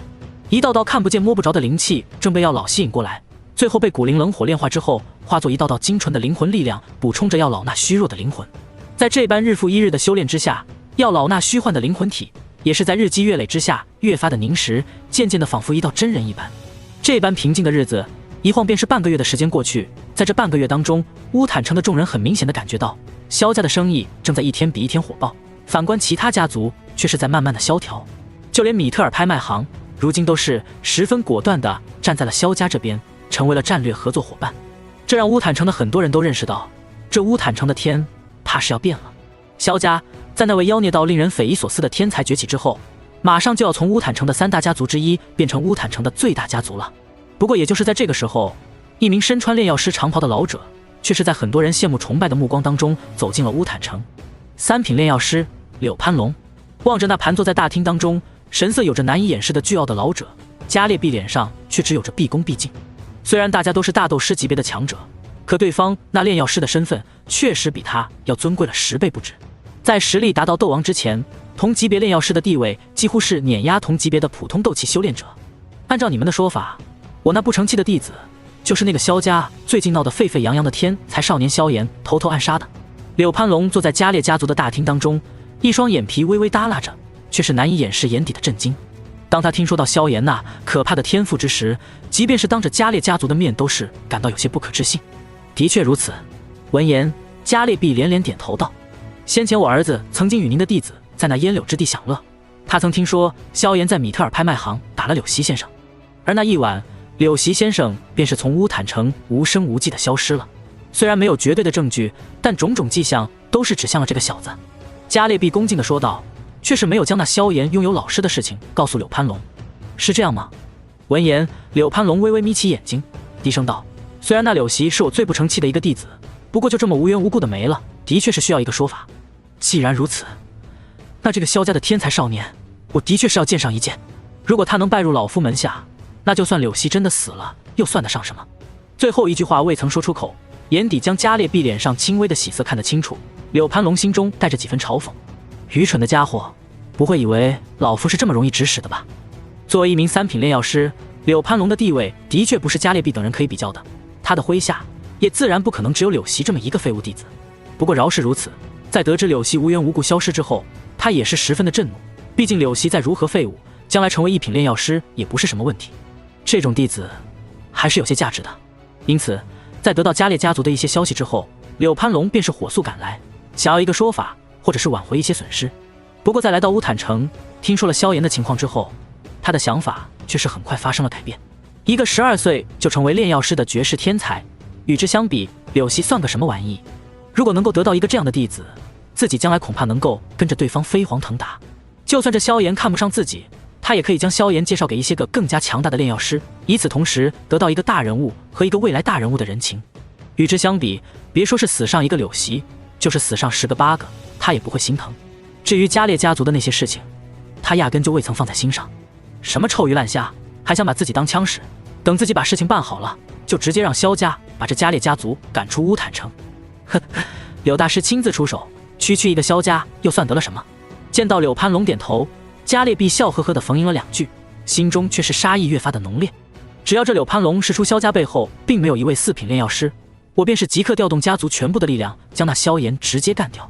加列必心中冷笑，天才再如何，终究只是个天才，没有成长为强者之前，终究还是脆弱的。傍晚时分，萧炎从后山当中归来，正欲清洗，然后吃饭，便是又遇到萧战身边的一名老仆。少爷，家主请您过去一下。老仆看着萧炎，却是罕见的神色有些凝重。哦，父亲这次找我有什么事情？见到老仆神色凝重，萧炎微微一怔，不由得沉声问道：倒是也没有什么大事，就是家里忽然来了一位3品炼药师，按照家主的说法，这位炼药师似乎难分敌我，因此家主颇为的慎重。老仆思虑片刻，便是很快回答道：3品炼药师。萧炎先是微微一愣，旋即嘴角便是露出一抹古怪笑容。明白了，我这就过去。绕过幽静的小路，走进家族大厅的那一刻，萧炎感到了颇为凝重的气氛。在那大厅的上方，萧战和几名长老虽然各自面带笑容，但眉宇之间却是神色有些凝重。而在他们旁边，一名神色倨傲的老者正笑眯眯地喝着一口热茶，一袭华贵的炼药师长袍上正绣着一个药鼎以及3道月牙波纹。果然是你！望着那神色倨傲的老者，萧炎嘴角泛起一抹不易察觉的冷笑。前世的时候，就是这老东西趁着萧家情况不妙前来趁火打劫，结果被彩铃随手一招便是腐蚀成了一滩烂泥。没想到这一世这老家伙来得更快。见到萧炎到来，萧战等人脸色也是愈发的凝重。按照这老家伙的说法，他那失踪在乌坦城的弟子似乎跟萧炎有些关系。虽然心底不太相信这件事情，但萧战等人更怕这老东西找茬。你就是这乌坦城最近传得沸沸扬扬的天才少年萧炎？看到萧炎的那一瞬间，柳攀龙便是已经坐不住了，因为他灵魂力量扫过，便是已经模糊地感受到萧炎那无比凝实并远超常人的灵魂力量了。如此年纪就有着如此灵魂力量，此子的前途简直是不可限量。柳攀龙心中大喜，不过本着他平时遇人那种恩威并施的手段，他心中还是打算先给萧炎一个下马威，然后再送上一份恩情，如此才能让这妖孽一般的天才牢牢记住自己的恩情。正是望着柳攀龙那居高临下宛如审视般的神色，萧炎眼中却是多出一丝古怪冷笑。半年前，本座有一名名为柳溪的弟子在这乌坦城当中忽然失踪，根据本座的消息，似乎与你这小家伙有关。柳攀龙双眼微眯，带着几分审视的犀利目光落在萧炎身上。不知道萧炎小朋友是否真的见过我那不成器的弟子？事实上，就连他本人都不相信柳溪会是面前这个少年杀死的。就算这少年再如何的天才，可终究是个12岁的少年而已。然而令他没有想到的是，那少年却是平淡的点了点头，低声道：不错，我的确是见过柳溪。声音落下，萧战等人的脸色都是微微一变，似是没想到萧炎竟然是如此干脆的承认下来。你竟然真的见过他？柳攀龙听到后都是忍不住微微一愣，不由得问道：他现在在哪里？就在我们萧家。萧炎微微一笑道：柳溪先生昨夜喝花酒，喝得酩酊大醉，老先生若是想要见他，就请跟我来吧。一边说着，萧炎还一个眼神制止了柳攀龙身后欲言又止的萧战等人。这个孽畜！听到萧炎的说法，柳攀龙却是没有过多怀疑这个12岁的少年，还以为柳溪真的在萧家花天酒地了半年的时间。毕竟这种事情的确是柳溪干得出来的。一时间，心头的怒火甚至让他忘了收徒萧炎的事情，大手不由得一挥道：带路，让我看看这个混账现在到底在干什么。没问题，老先生请。见到柳攀龙这副模样，萧炎嘴角笑容更盛，右手轻微摆动，示意萧战等人放心之后，便是带着柳攀龙朝着自己小屋的方向走去。年纪轻轻，不卑不亢，心思深沉。跟在萧炎身后，柳攀龙却是越看越有些心惊，看样子面前这个天才少年并不像自己想象当中的那般容易掌控，对付他看来要小心一些了。心头正这般想着，他却是看到萧炎已经带着自己进入到一个幽静的小屋里。小屋当中古朴简洁，除了弥漫着淡淡的药香，并没有任何活物，更别说他的弟子柳溪了。人呢？望着这一幕，柳攀龙忽然感觉心头有些不妙。死了！在他那不安的感觉当中，黑衣少年忽然转身，露出一排洁白的牙齿，那阳光的笑容当中，却是说出令柳攀龙心寒的话语：老师，动手吧。话音落下，一道浩瀚的灵魂力量便是骤然降临，将整个小屋轻易地封锁其中。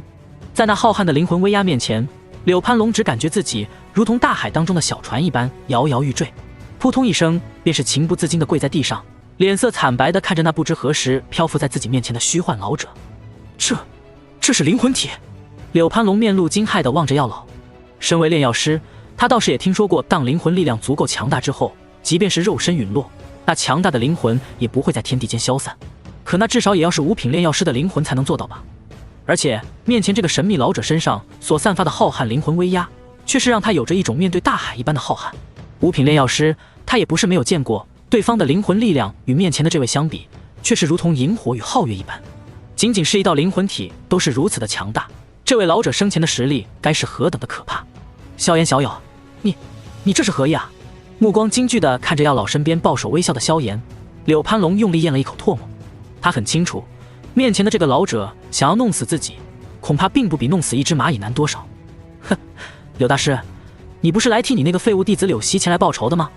实话告诉你吧，那柳溪就是我杀的。脸色玩味地看着柳攀龙，萧炎嘴角露出一抹冷笑。现在摆在你面前的只有两条路，要么被这古灵冷火烧成一团灰烬，要么便是被我种下魂印，成为我萧家的一个药奴，从此生死由我掌控。说罢，萧炎便是一脸淡漠地看着面前的柳攀龙，冷声道：你自己选吧。萧炎小友，这位老先生，我此行真的没有恶意啊，我是无辜的啊。听到萧炎给出的两个选择，柳攀龙只感觉欲哭无泪。自己来这萧家本来只是想要收上一个好弟子，怎么莫名其妙便是已经到了生死险境了？成为药奴，那可就意味着从此从一个尊贵的炼药师成为一个被别人奴役的炼药工具了。这种感觉可是生不如死。哼，怪，就只怪你已经发现了我的秘密。今日之后，你若是不留下一道生死符放在我的手中，我也只好将你就地烧成一团灰烬了。对于这柳攀龙的话语，萧炎却是没有丝毫的怜悯。以前是这老家伙做出来的事情，便是能够看得出对方不是什么好鸟。更何况他都已经见过了药老，别说他不是什么好人，就算是真正的善人，萧炎也不可能什么都不做就放任他离去。说着，萧炎示意了一下身边的药老，后者也是微微点头，一团森白色的古灵冷火便是已经出现在了药老的手掌心当中。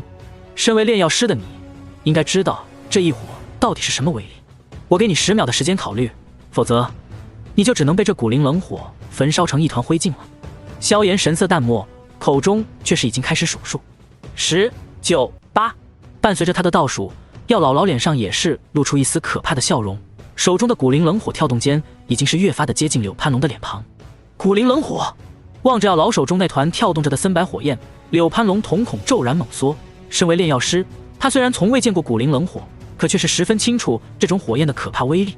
放在以往，他在看到这古灵冷火之后的第一反应，怕是先赶快撤退，然后再让贪婪滋生。可是如今，药老那浩瀚的灵魂力量却是宛如铜墙铁壁一般，轻松的便是将他紧固在其中，让他动弹不得丝毫。这种毫无反抗之力的感觉，实在是令人心生绝望。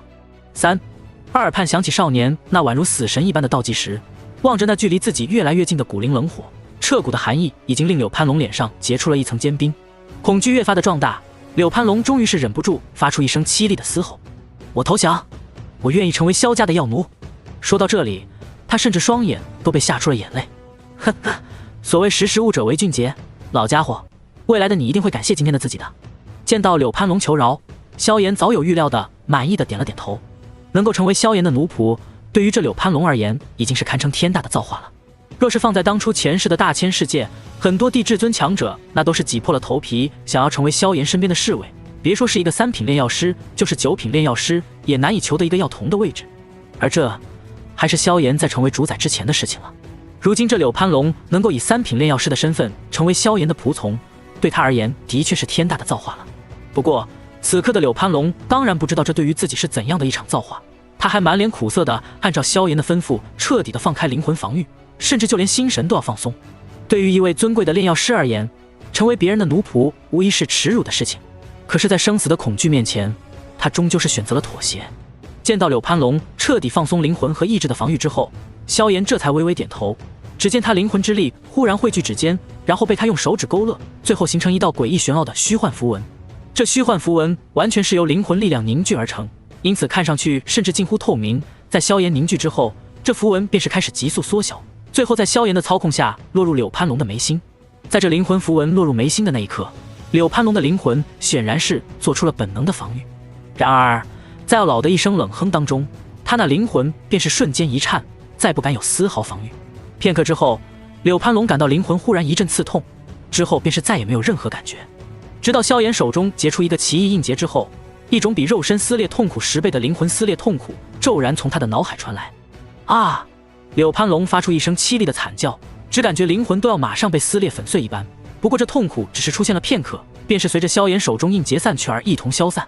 我已经在你的灵魂深处种下一道魂印，只要我心念一动，便是会令你灵魂产生撕裂的可怕痛楚，甚至可以让你的灵魂当场爆碎。萧炎神色依旧淡漠，望着那脸色宛如死灰的柳攀龙，淡淡说道：“从此，你的生死便是在我的一念之间了。”这一道灵魂奴役之术，名为魂印，乃是当年萧炎剿灭魂族之后得到的魂族一套奴役下属的手段。当年的魂殿便是以此手段奴役了许多灵魂体和许多附属。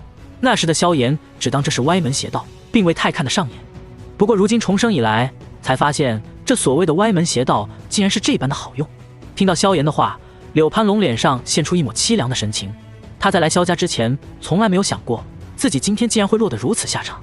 动着嘴唇，却没有作声。他的态度终于恭敬起来了，分明地对着萧炎叫道：“主子，看你这副死人样！”见到柳攀龙这副失魂落魄的模样，萧炎尚未开口，药老嘴角却是发出一声不屑的笑声。如今已经彻底相信萧炎所言的药老，自然知道萧炎将来会到达一个何等可怕的高度。正是因为如此，他才知道这柳攀龙能够成为萧炎的奴仆，已经是8辈子修来的造化了。也就是萧炎如今还未发育起来，否则以这家伙的品级，最多也就是奴才的奴才的奴才的。你现在还只是一个小小的3品炼药师，还不知道自己得了怎样的大造化。等你将来成了6品炼药师，你或许才知道自己今天的何等的幸运。嘴角露出一抹怪笑，药老在萧炎的点头示意之下，将手指再度点在了柳攀龙的眉心之上。顷刻间，一些对于药老而言已经没有什么价值的边角料，便是一股脑的被塞进了柳攀龙的脑海当中。那海量的信息对于药老而言不算什么，但对于柳攀龙而却是庞大无比，一时间令他不由得又捂着脑袋抱头轻声哀嚎了片刻。不过仅仅是片刻之后，当那海量的信息被他粗略感知之后，那柳攀龙的脸上便是露出无比激动的狂喜之色。这是感受到脑海当中多出来的那些无比宝贵的信息，柳攀龙甚至激动得有些颤抖。那些对于药老而言几乎毫无价值的边角料，其实足以令任何一位6品炼药师都无比眼馋。如此宝贵的知识落在柳攀龙这个小小的3品炼药师身上，那就好比一个穷人忽然得到了富可敌国的宝藏一般。既然你现在已经成了我萧家的药奴，那我自然要帮你提升一下炼药术。一旁的萧炎脸色略微苍白，施展那一道魂族秘法魂印，对于他如今勉强堪比4品炼药师的灵魂而言还是颇为费力的。只要你尽心尽力的给我萧家效力，10年之内，我保证你至少能够成为一名5品甚至6品炼药师。给了个巴掌之后，萧炎便是又丢出一颗甜枣。虽说有着魂印在，他完全可以将这柳攀龙往死里压榨，不过萧炎还是打算给他一点积极性。毕竟只有了甜头，人的做事效率才能够真正的发动起来。另外便是一个3品炼药师实在是太弱了，这样的品级即便是给自己做奴才都是有些掉价。多谢主子，小的今后必然为主子鞠躬尽瘁。脑海当中依旧粗略消化着药老传递来的海量信息，柳攀龙脸上却是再无郁闷，而是双眼放光，满脸兴奋之色。那原本还有着些许抗拒的心情，在这一瞬间竟是开始变得主动起来。早点拿出来这些东西，老夫就不抵抗了。目光略带诧异地看着态度转变如此迅速的柳攀龙，萧炎轻轻点了点头。有了这老家伙，他和药老倒是从此解放双手了。有药老丢出来的那些东西，相信这老家伙用不了多久就能达到4品。有着一名4品炼药师给萧家干活，萧炎感觉倒是暂时够用了。主子，奴才有要事禀报。奴才之所以会找到萧家的头上，全都是那加列家族在暗中作祟。是那加列家族的族长加列毕将柳溪与主子见过的消息告诉我的。依我看，那混账分明是想要利用我来对付主子。也不知是萧炎的手段令柳攀龙太过畏惧，还是要老给的太多。这位原本心高气傲的炼药师，几乎在短短几分钟的时间里，便是态度大变。色欲宫李玉志，是加列毕那老东西搞的鬼。听到这个消息之后，萧炎忍不住微微一怔，旋即嘴角便是露出一抹无奈的笑容。没想到重生一世，这加列家族还是成了我要第一个解决的对象。以萧炎前世的境界和地位，重生一世之后，他实在是懒得跟这些家伙再去计较。毕竟蝼蚁如何能够有资格成为巨龙的敌人？可不愿搭理是一回事儿，可对方若是主动找上门来，那便是只能怪他们倒霉了。不过，你既然知道加列家族是把你当枪使，你为何还敢来我萧家？心中思虑之间，萧炎却也是有着一个小小的疑惑。启禀主子，奴才自从来到这乌坦城之后，便是听说了主子的天资无双，因此来到萧家，并非是想要给那柳溪报仇，而是想要借此示威，然后想办法让主子拜在我的门下。日后主子若是飞黄腾达，我也能沾上一份光，不是？听到萧炎的疑惑，柳攀龙脸上露出一抹不好意思的尴尬笑容。听到柳攀龙这句话，饶是以萧炎都是忍不住翻了个白眼。这老小子倒是挺会想的，如果不是因为柳溪和前世印象不好的原因，那萧炎或许还会含糊笑着将这老家伙劝退。只可惜在见到过萧炎的秘密之后，这柳攀龙在萧炎成为斗圣之前是不可能有自由了。一旁的药老此刻却是无语的撇了撇嘴，嘴角难得露出一抹嘲讽之色。什么档次，还想跟我收一样的弟子？怎么什么臭鱼烂虾都敢出来找天才当弟子了？听到药老的嘲讽，柳攀龙却是没有丝毫的羞辱，反而是十分尴尬的陪笑。他这人没多少优点，就是脸皮比较厚，务实。在他心中，药老随意展现出来的两手说明，自己在这种人物面前的确就是个臭鱼烂虾。嘿嘿，主子，那加列家族竟然敢对主子心生歹意，简直是太岁头上动土。主子只需一声令下，奴才这便摇人解决了那加列家族。或许是想要对萧炎表达忠心，也或者是想要报复一下加列家族，柳攀龙连忙献上殷勤。既然如此，那我便是给你一个表现的机会吧。萧炎沉吟片刻后，也是轻轻点了点头。既然加列家族主动动手了，那他也不介意让这个家族再次滚出乌坦城一次。让加列家族滚出乌坦城吧，倒是也不必大开杀戒。萧炎双手背在身后，清秀小脸上却是带着令柳攀龙都微微恍惚的成熟。这让柳攀龙感到有些诡异的同时，心中却是对萧炎多了一份敬畏。对了，今后在外人面前见到我，还是不要叫我主子，这样一来实在是太过引人注目了。沉思片刻，萧炎又忍不住开口道：任谁看到一位3、4品的炼药师对着一个12、13岁的少年叫主子，恐怕都会感到惊骇。不过倒是也不能太丢分了。萧炎思考片刻，望着柳攀龙道：你的师承如今可还有人在世？回主人，我只有一个老师，生前是位2品炼药师，他老人家已经死了20年了。闻言，柳攀龙也是恭敬回答道：如此一来倒是甚好。萧炎颇为满意的点了点头，轻声笑道：这样，从今以后你在外便是称呼我为小师叔吧。如此一来，既显得我背后有高人站台，让人琢磨不透我的背景，也避免了太过惊人的目光。一名3、4品的炼药师称呼自己小师叔，那旁人定然会猜测萧炎的师兄和老师该有多强。这样一来，这虚构的背景便是已经足以震慑一个小小的加玛帝国了。是，主子。闻言，柳攀龙也是连忙点头，却是被萧炎的一声轻哼给惊了一下，当下便是连忙改口：是，小师叔。所以你说这位老先生是你师兄的弟子？萧家大厅当中，萧战和几名长老面面相窥地看着彼此。这位3品炼药师在刚来萧家的时候，一张老脸之上是何等的高傲，可是在跟着萧炎走了一趟之后，便是变得无比恭敬。是的，我还有一位未曾谋面的师兄，而今在黑角域立足，而小龙就是我师兄的弟子。在见到我老师之后，很快就认出了我这一脉的气息，因此当场就认了师祖，我也就顺理成长的成了他的小师叔。萧炎站在柳攀龙旁边，无辜的摊了摊手。听到萧炎一口一个小龙的叫着，萧战和几位长老又对视了一眼，先是表示有些懵逼，紧接着各自的脸上倒是都露出了惊喜之色。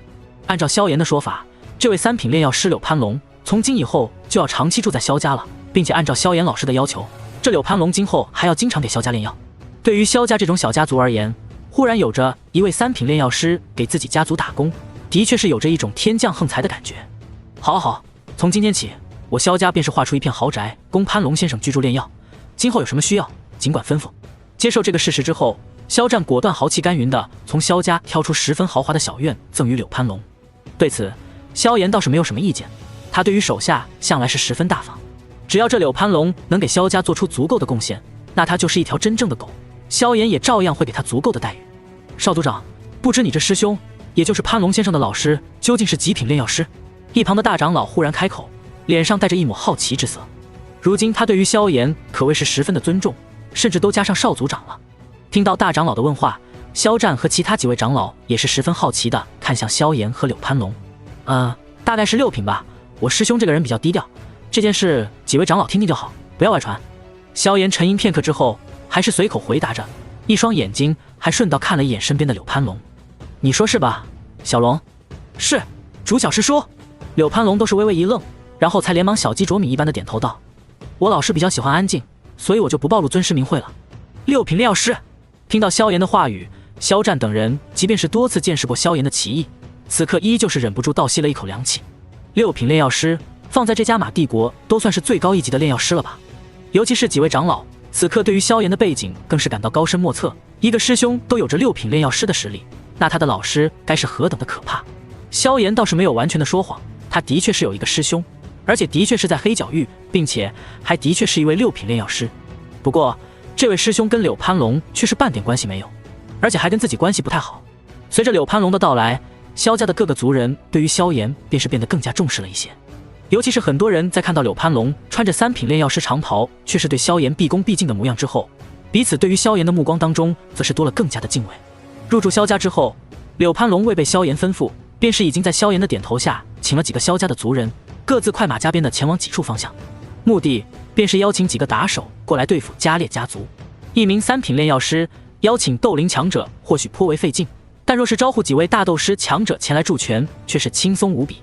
3天后，在加列家族尚未反应过来的茫然状态当中，柳攀龙便是已经带着足足8位大斗师直接杀向了加列家族。见到足足8位大斗师级别的强者降临，那原本颇为镇定的加列家族直接便是变得无比紧张了起来。毕竟整个加列家族满打满算一共也就5位大斗师强者，柳攀龙带来的8位大斗师或许还难以将加列家族直接灭族，可是真要动起手来，那重创绝对是在所难免的。呵呵，加列毕，你这王八蛋竟敢算计老子！今日我就奉小师叔的命令，将你加列家族赶出乌坦城。在那加列家族的大厅当中，柳攀龙再度恢复了高傲的神色，甚至比以前还要拽。他要将在萧炎那里受到的惊惧羞耻，统统发泄在加列家族的身上。小师叔，你的小师叔是谁？他为什么要对付我们加列家族？面对忽然翻脸的柳攀龙，加列毕和一群家族高层在惊惧之余，也是满脸的不甘。这个莫名其妙的小师叔到底是什么人？他为何要对付加列家族？我的小师叔自然是萧家的萧炎少爷。望着加列毕那惊恐的表情，柳攀龙脸上却是露出嘲讽的冷笑。若不是拜你所赐，我还真想不到，这萧家的萧炎少爷竟然是我的小师叔。一个混账，竟然想利用老夫对付我的小师叔，没有灭掉你们加列家族，已经是我小师叔仁慈了。他说的倒是没错，若不是加列毕故意引导，未曾透露所有情报，他怎么可能会受此侮辱，沦为萧炎的药奴？不过也是因为这加列毕没有告诉他实情，他才能得到药老的指点，让他看到了晋升4品、5品乃至6品的希望。你的小师叔是萧炎？听到这句话之后，加列毕的脸色瞬间便是变得如同死灰一般，就连他身后几个加列家族的高层此刻都是脸色惨白。本以为找了一个大人物去对付萧炎，但却是没有想到，这个所谓的大人物去了一趟萧家之后，便是成为了那萧炎手里的刀。不错，望着加列毕这副模样，柳攀龙脸上依旧是淡淡的冷笑道：敢算计我家小师叔，以你们加列家族这点实力，就是100个都不够被灭的。也就是我小师叔仁慈，不愿造成太多杀孽。说罢，他便是宣判一般的高声说道：给你们家族3天的时间，3天之后不要让我在乌坦城再见到加列家族的人，否则下次我到加列家族的时候，来的可就不是我这几个朋友了。令我恼怒的话，就算斗灵强者，我也可以请过来2位。他的话令整个加列家族的高层都是身体微微一颤。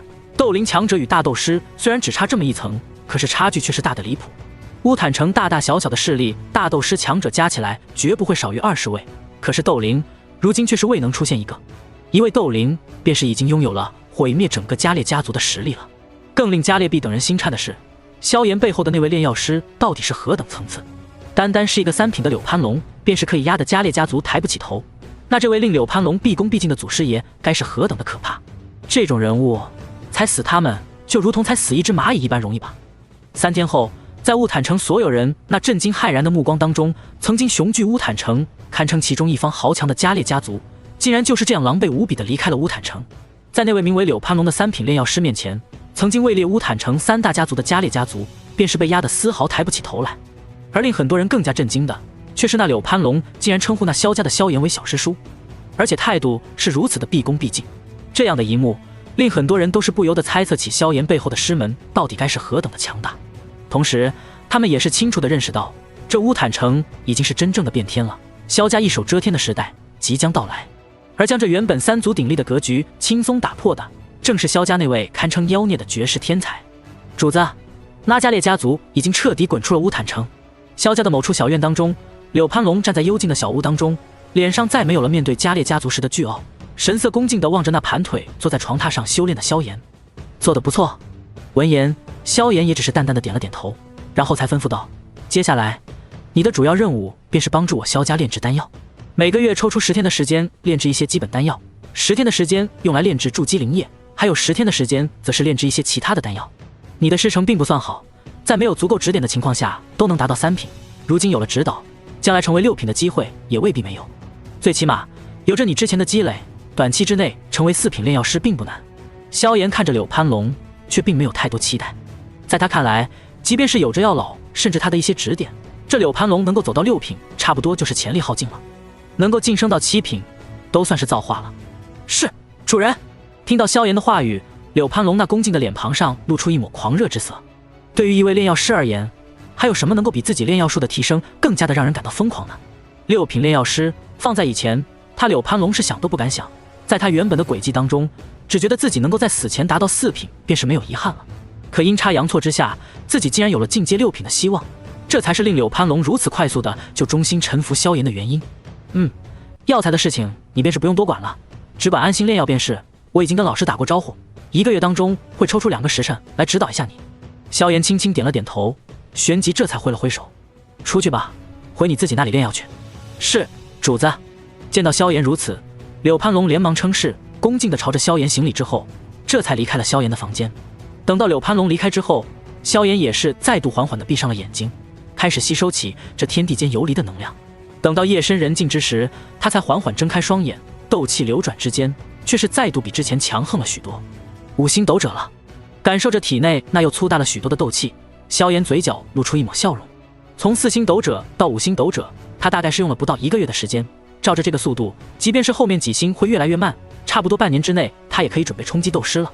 等我达到了斗师，也该出去寻找一伙了。感受着体内的斗气，萧炎却是忍不住轻轻摇了摇头。没有一伙，他的实力始终难以得到真正的发挥。纵然是有着一缕古灵冷火的紫火，但是比起真正的一火，终究还是差了许多。你是说，从今以后要开始正式的开始朝着外界出售筑基灵液了？第二天，望着来到米特尔拍卖行的萧炎，亚菲有些吃惊地捂着红唇，一双桃花媚眼当中却是带着几分惊喜之色。不错，除了我之前提供给你的那些疗伤药之外，筑基灵液也会被纳入我们萧家对外出售的丹药当中。至于合作对象，依旧是你。望着那高兴的有些合不拢小嘴的亚菲，萧炎心头忽然隐隐有着一丝邪恶的念头。以你之前的那般炼药速度，1个月炼制的丹药数量该是何等的可怕。这些丹药早已经超出了乌坦城这个小地方的市场承受能力。听到萧炎的说法，亚菲玉手轻轻抚平着胸口的波涛，想要压制一下自己激动的心情，可是那香舌却是不由自主地抿了抿红润的嘴唇。这不经意之间的诱惑，却是令萧炎都感到了些许旖旎。自从认识萧炎之后，这半年来，亚菲已经得到了超过50万金币的净利润，这样一笔巨款，已经是令他远远地甩开了家族的其他同龄人。而如今，萧炎所提供的渠道似乎要比之前还要大上一些。从今以后，你便是负责帮忙搜集药材和销售丹药，不过其中的利益，我却是只能分给你3成了。指尖轻轻叩击着桌面，萧炎轻轻喝了一口茶，有些无奈地说道：既然要帮扶萧家，那他自然还要分出3成的利益给家族。哼，3成对我而言已经是一笔巨大的利润了，若是再多，我倒是拿得有些不安呢。听到萧炎的这般说法，亚菲不由得摇头苦笑一声。按照萧炎的说法，日后每个月都会提供给米特尔拍卖场3种1品丹药各1000瓶，以及足足10瓶筑基灵液。这其中的可怕利润，恐怕每个月都会高达几十万甚至近100万的金币。即便是分出来3成，那也是一笔令人眼红的资金。真想不明白，你这小家伙为什么对我这么好？望着萧炎那双清澈的眸子，亚菲却是忽然叹了口气，一双美眸望着萧炎，却是多了一丝不安。呵呵，图你这个人呗。水晶灯的照耀之下，萧炎脸上依旧带着温和的笑容，却是忽然伸出手替亚菲捋了捋额前的青丝，一双眼睛依旧是清澈无比，但是却是多出了几分炽热。前世的时候，因为种种原因，萧炎倒是一直未曾完整的对着这个女人表达出自己的感情，几万年下来，依旧是保持着一种奇异的暧昧。不过重生一世，他却是有着足够的把握，把控着未来的方向。虽然女人多了，注定会多出一些令他这个炎帝都要感到头疼的问题。但萧炎又怎么可能因为一点小困难而放弃？当他重生而来的那一刻，他便是已经决定，这一世一定要给他们一个真正的家。记住，你就是值得我这么做的。手掌轻轻在亚飞吹弹可破的滑嫩脸颊上摩挲了一下。不等女人羞恼，萧炎已经笑着转身离开。望着那逐渐远去的少年背影，亚飞俏脸却是越发的红润。真不明白，一个12岁的小孩怎么会有着这种手段？不过他好像马上就要13岁了吧？直到这时，亚飞才发现，比起半年前，少年的身高已经不知不觉间拔高了1寸。等他真正长大了，不知道我还有没有勇气抗拒他。脑海中闪过胡思乱想的念头，亚飞嘴角露出一抹苦笑，却是没有发现自己的眼神已经是多了些许羞涩和温柔。等到萧炎商量完事情，回到家族之时，却是发现原本颇为平静的家族此刻变得十分热闹。有些不明所以的拉过一个族人，萧炎不由好奇地问道：发生什么事了？被人忽然拉扯一下，那名族人本想回头骂上2句，可是看到那比自己矮了半头的清秀小脸之时，一张脸上却是瞬间多了几分谄媚与惊喜。少族长，您回来的正好啊！因为您的天资盖世，那奥巴家族如今竟然是主动要归附我们萧家，成为我们萧家的附属。刚刚族长还派人找您呢。找我？闻言，萧炎轻轻点了点头。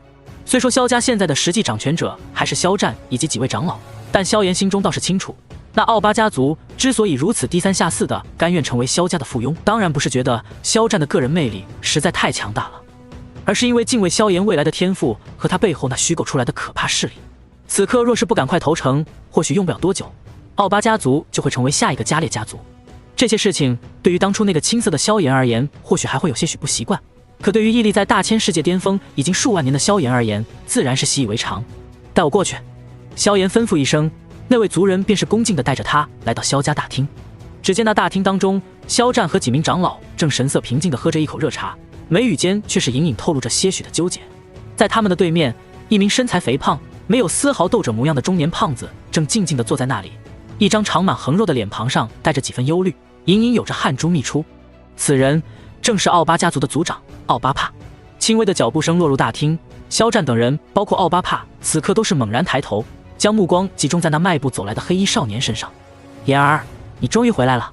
望着那越来越近的少年，萧战等人不易察觉的轻轻松了一口气，当下便是望着那身体已经微微绷起的奥巴帕，不由得开口询问道：妍儿，这奥巴家族如今想要归附到我萧家的麾下，成为我们萧家的附属家族，你如今可是家族的少族长了，为父和几位长老都想听听你的意见。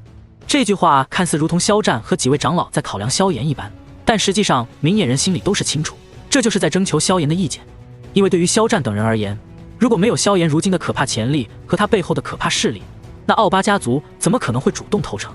若是萧炎背后的势力不想管的话，单凭现在的萧家还不足以完全镇住那奥巴家族。当然，有了萧炎所授予的功法，萧战自信就算没有别人的帮助，在几年后他也有希望带着萧家成为乌坦城的第一家族。奥巴家族想要归附萧家。萧炎目光扫过那大腹便便的奥巴帕，眼中有着一丝意味深长的笑意。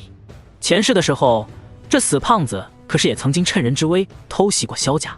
不过今时不同往日，现在的萧炎虽然还只是一名斗者，但是想要抹去一个小小的奥巴家族，即便是不依靠药老的帮助，也并非是什么难事。一切还是要看着奥巴家族如何选择了。奥巴帕族长。萧炎神色平静，一双漆黑眸子淡淡的盯着奥巴帕。被那漆黑眸子盯上的那一瞬间，奥巴帕不由得浑身一颤，不知为何的心中升起了一种莫名的惶恐。明明对面只是一个12岁的少年，可他却有着一种被神灵俯视的错觉。你们奥巴家族想要投靠我们萧家，其实也没有这么麻烦。萧炎盯着奥巴帕，神色从容。这奥巴家族如今在他面前倒是显得有些鸡肋，就算是做狗，萧炎也是有些看不上。但对于萧家而言，倒是还有着那么少许的价值。我给你2个选择。第一，奥巴家族所有斗师及以上的家族高层都服下我手中的一种特制毒丹，这种毒丹只要半年服用1次解药，就不会影响到你们的任何生活。当然，若是未能及时服用解药的话，就算是大斗师强者，也会在1刻钟之内5脏6腑化为血水，从此死无葬身之地。若是想要证明奥巴家族的忠诚，就答应了这个条件吧。第二，那便是如同那加列家族一样，早点离开乌坦城，这样奥巴家族还能保留足够的体面。如果这2条你们都不肯接受的话，那未来会发生怎样的不愉快，我也就不能再保证了。萧炎的话语不但令奥巴帕神色大变，就连肖战等人都是忍不住的脸色微变，不由得惊叹萧炎这一招真是狠辣高效，用几枚丹药就能轻松地控制整个奥巴家族，这一招的确是高。萧炎少族长，您这一条件是否是太过苛刻了一些？听到萧炎的话，奥巴帕虽然心中有些惊怒，但是脸上还是露出一抹勉强的笑容。苛刻吗？萧炎望着奥巴帕，我没有像赶走加列家族那般将奥巴家族赶走，已经很给你们留面子了。说罢，萧炎便是已经不再理会奥巴帕，而是淡淡的转身离开。如果不是因为萧家的原因，你们奥巴家族我是根本看不上的。我给你们半个月的时间考虑，希望你们不要像加列家族那样让我动手驱赶，不然这样会很不体面。望着少年那缓缓离开的背影，奥巴帕却是忽然感到一种莫大的压力。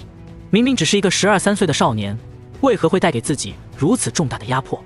那种感觉可比他身边的肖战带来的压力要可怕得多。他神色阴沉，脑海当中反复考量，最后无奈地叹了口气，对着肖战拱了拱手，这才落魄地离去。不过出乎萧炎意料的是，仅仅3天之后，奥巴帕便是带着奥巴家族的4位大斗师以及16名斗师来到了萧家。对于奥巴家族的这般果决，即便是萧炎眼中都是露出一抹诧异的神色。在询问之后，才知道那天奥巴帕离开之后，便是带着家族的几位长老前往米特尔拍卖行，花了大价钱询问了亚菲。不知道那个女人到底是说了什么，才让这个奥巴家族变得如此的果决。不过既然人家拿出了诚意，萧炎也是不再墨迹，当即便是吩咐柳潘龙将提前炼制好的毒药递给那些奥巴家族的高层。解药我便是放在我父亲手中了，今后你们只管听从我父亲的号令便是。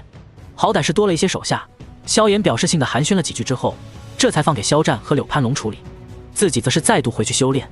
结望着这些与自己同病相怜的奥巴家族族人，柳潘龙有些幸灾乐祸地笑了笑，最后轻轻拍了拍奥巴帕那肥肉密布的肩膀，咧嘴笑道：恭喜你们做了人生当中最为重要的决定，你们奥巴家族从此要飞黄腾达了。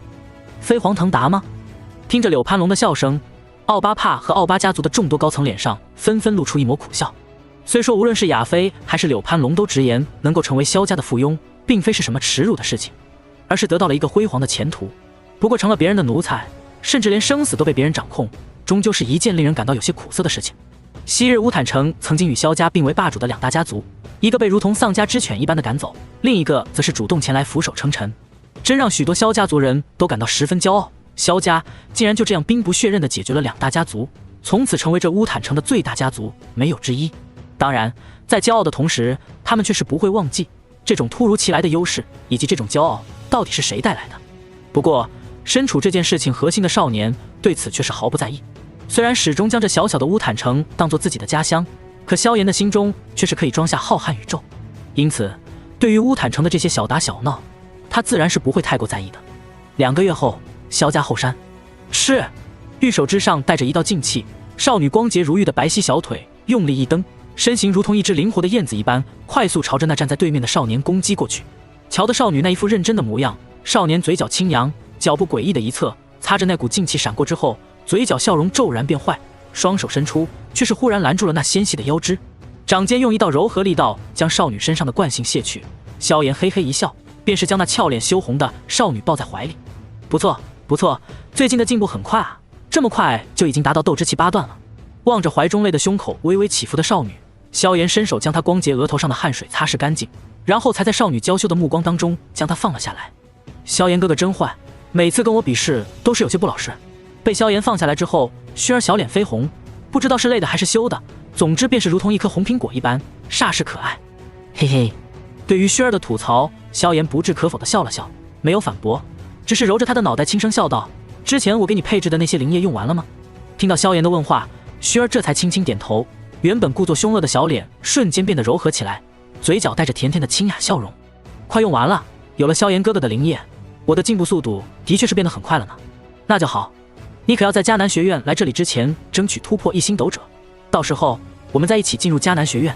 萧炎轻声笑道。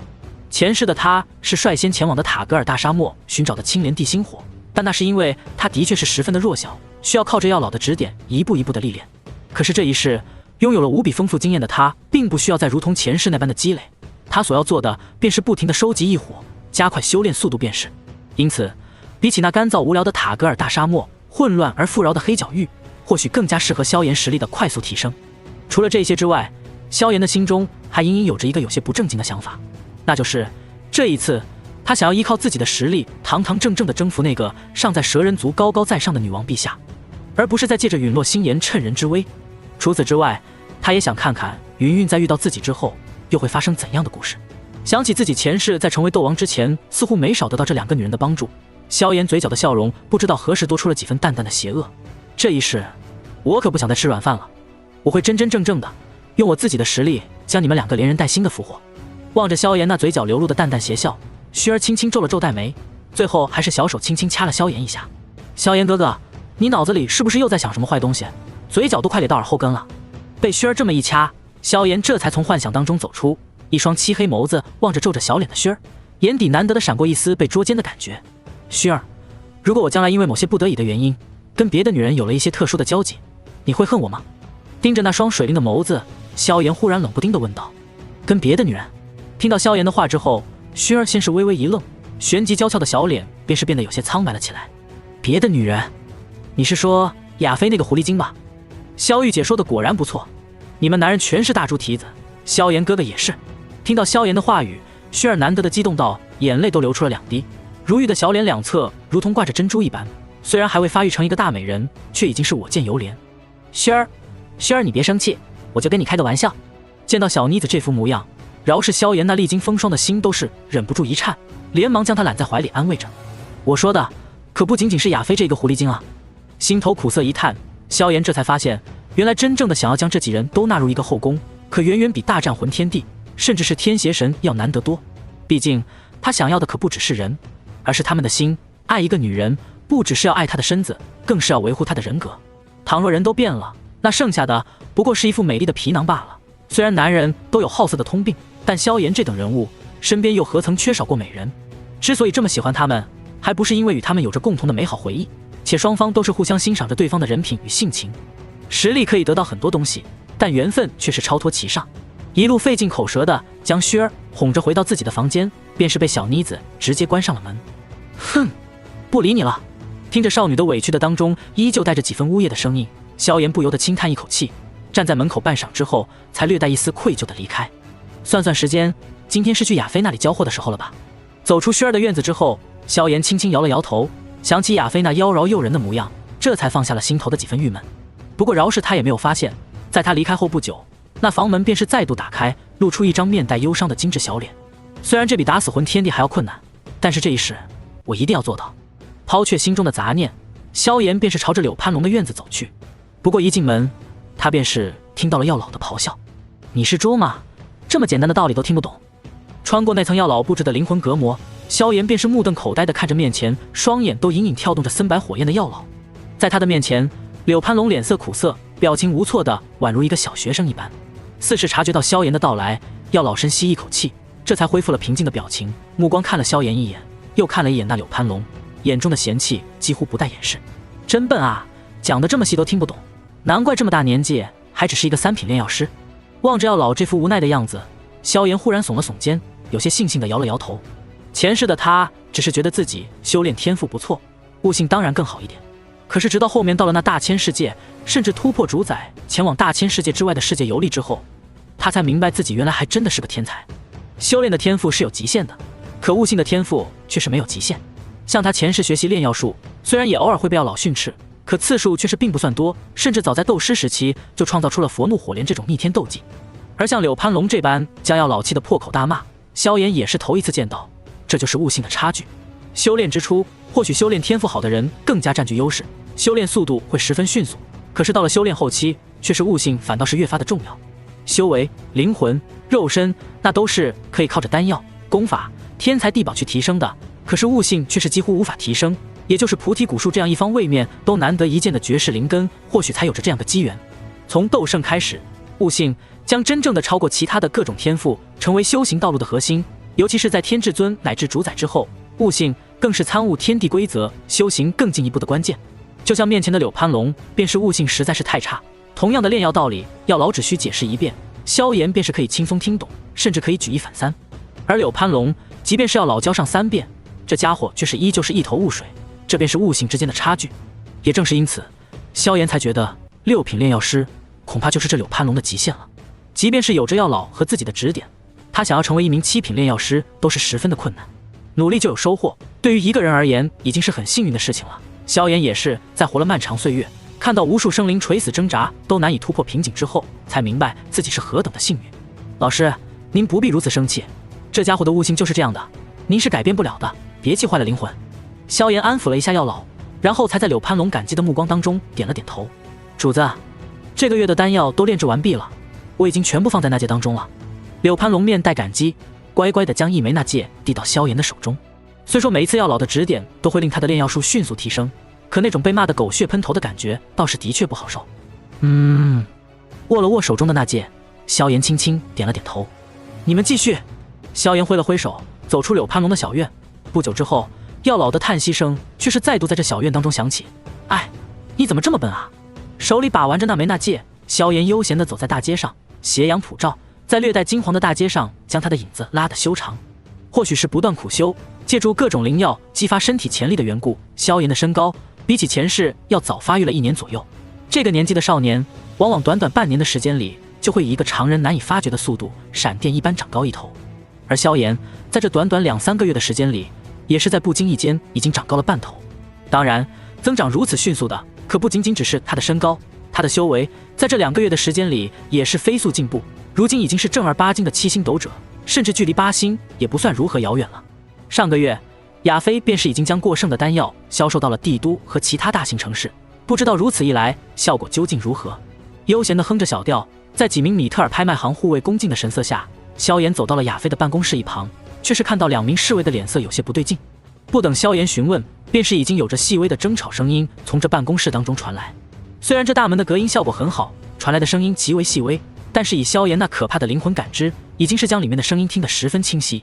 雷乐，这乌坦城的拍卖场是我这1年来辛辛苦苦打造出来的场子，你以为仗着有几个长老支持你，你就能够得到这拍卖场不成？你雷乐的背后有长老支持，难道以为我亚飞背后就没有长老支持吗？亚飞的声音带着愤怒，但若是仔细倾听，还是能够听出一丝不安。萧炎很容易听出来，他似乎并没有太大的把握。哈哈，亚飞，你跟我说这些东西有什么用？真觉得不服的话，就让你背后的那几个老东西站出来替你说话吧。猖狂的笑声当中带着几分猥琐，在亚飞的对面响起，没有过多的停留，萧炎便是直接推开了办公室的大门。对于他的举动，2名看门的护卫并没有做出阻止的举动，显然他们对于这位萧家小少爷已经是十分熟悉，甚至是敬畏。在乌坦城，谁不知道这位萧家小少爷的名声？乌坦城这几个月来的风云变化，正是被这位萧家少族长给搅动的。在萧炎推开大门的那一瞬间，3双不同的眼睛便是已经对着萧炎的方向同时看了过来，而萧炎也是在静静地观察着面前的3人。只见那原本带着妩媚成熟风情的亚飞，此刻妖娆俏脸上难得的带着烦躁与厌恶，只有当看到萧炎的那一刻，他一双美眸这才露出一抹惊喜，以及一丝被隐藏得很深的忧虑。而在亚飞的对面，则是坐着一名脸色略微苍白的白衣青年，此人的模样与当初的柳席几乎是没有太大的区别，已经到了一眼就可以被人看出来是个色中恶鬼的程度。望着那青年被酒色掏空一般的脸庞，萧炎费力地想起这家伙的身份。前世的时候，这个叫雷乐的家伙好像连他爷爷一起都被海波东收拾得很惨，没想到这一世竟然是跟柳席一样提前送上门来。在那雷乐的身边，还有一名身材略显魁梧的汉子站在他的身边，俨然是一副侍卫一般的模样。这壮汉虽然没有像雷乐那般将好色写在脸上，但一双眼睛在望向亚飞的时候，也是难免的会露出几分炽热。对于这种目光，不但是亚飞习以为常，就连萧炎都是习惯了。没办法，谁让这女人生的这般妩媚妖娆，对男人来说简直就是天然的春药。不过习惯归习惯，对于这次已经将亚飞内定的萧炎来说，他可不会允许有别的男人敢染指自己的女人。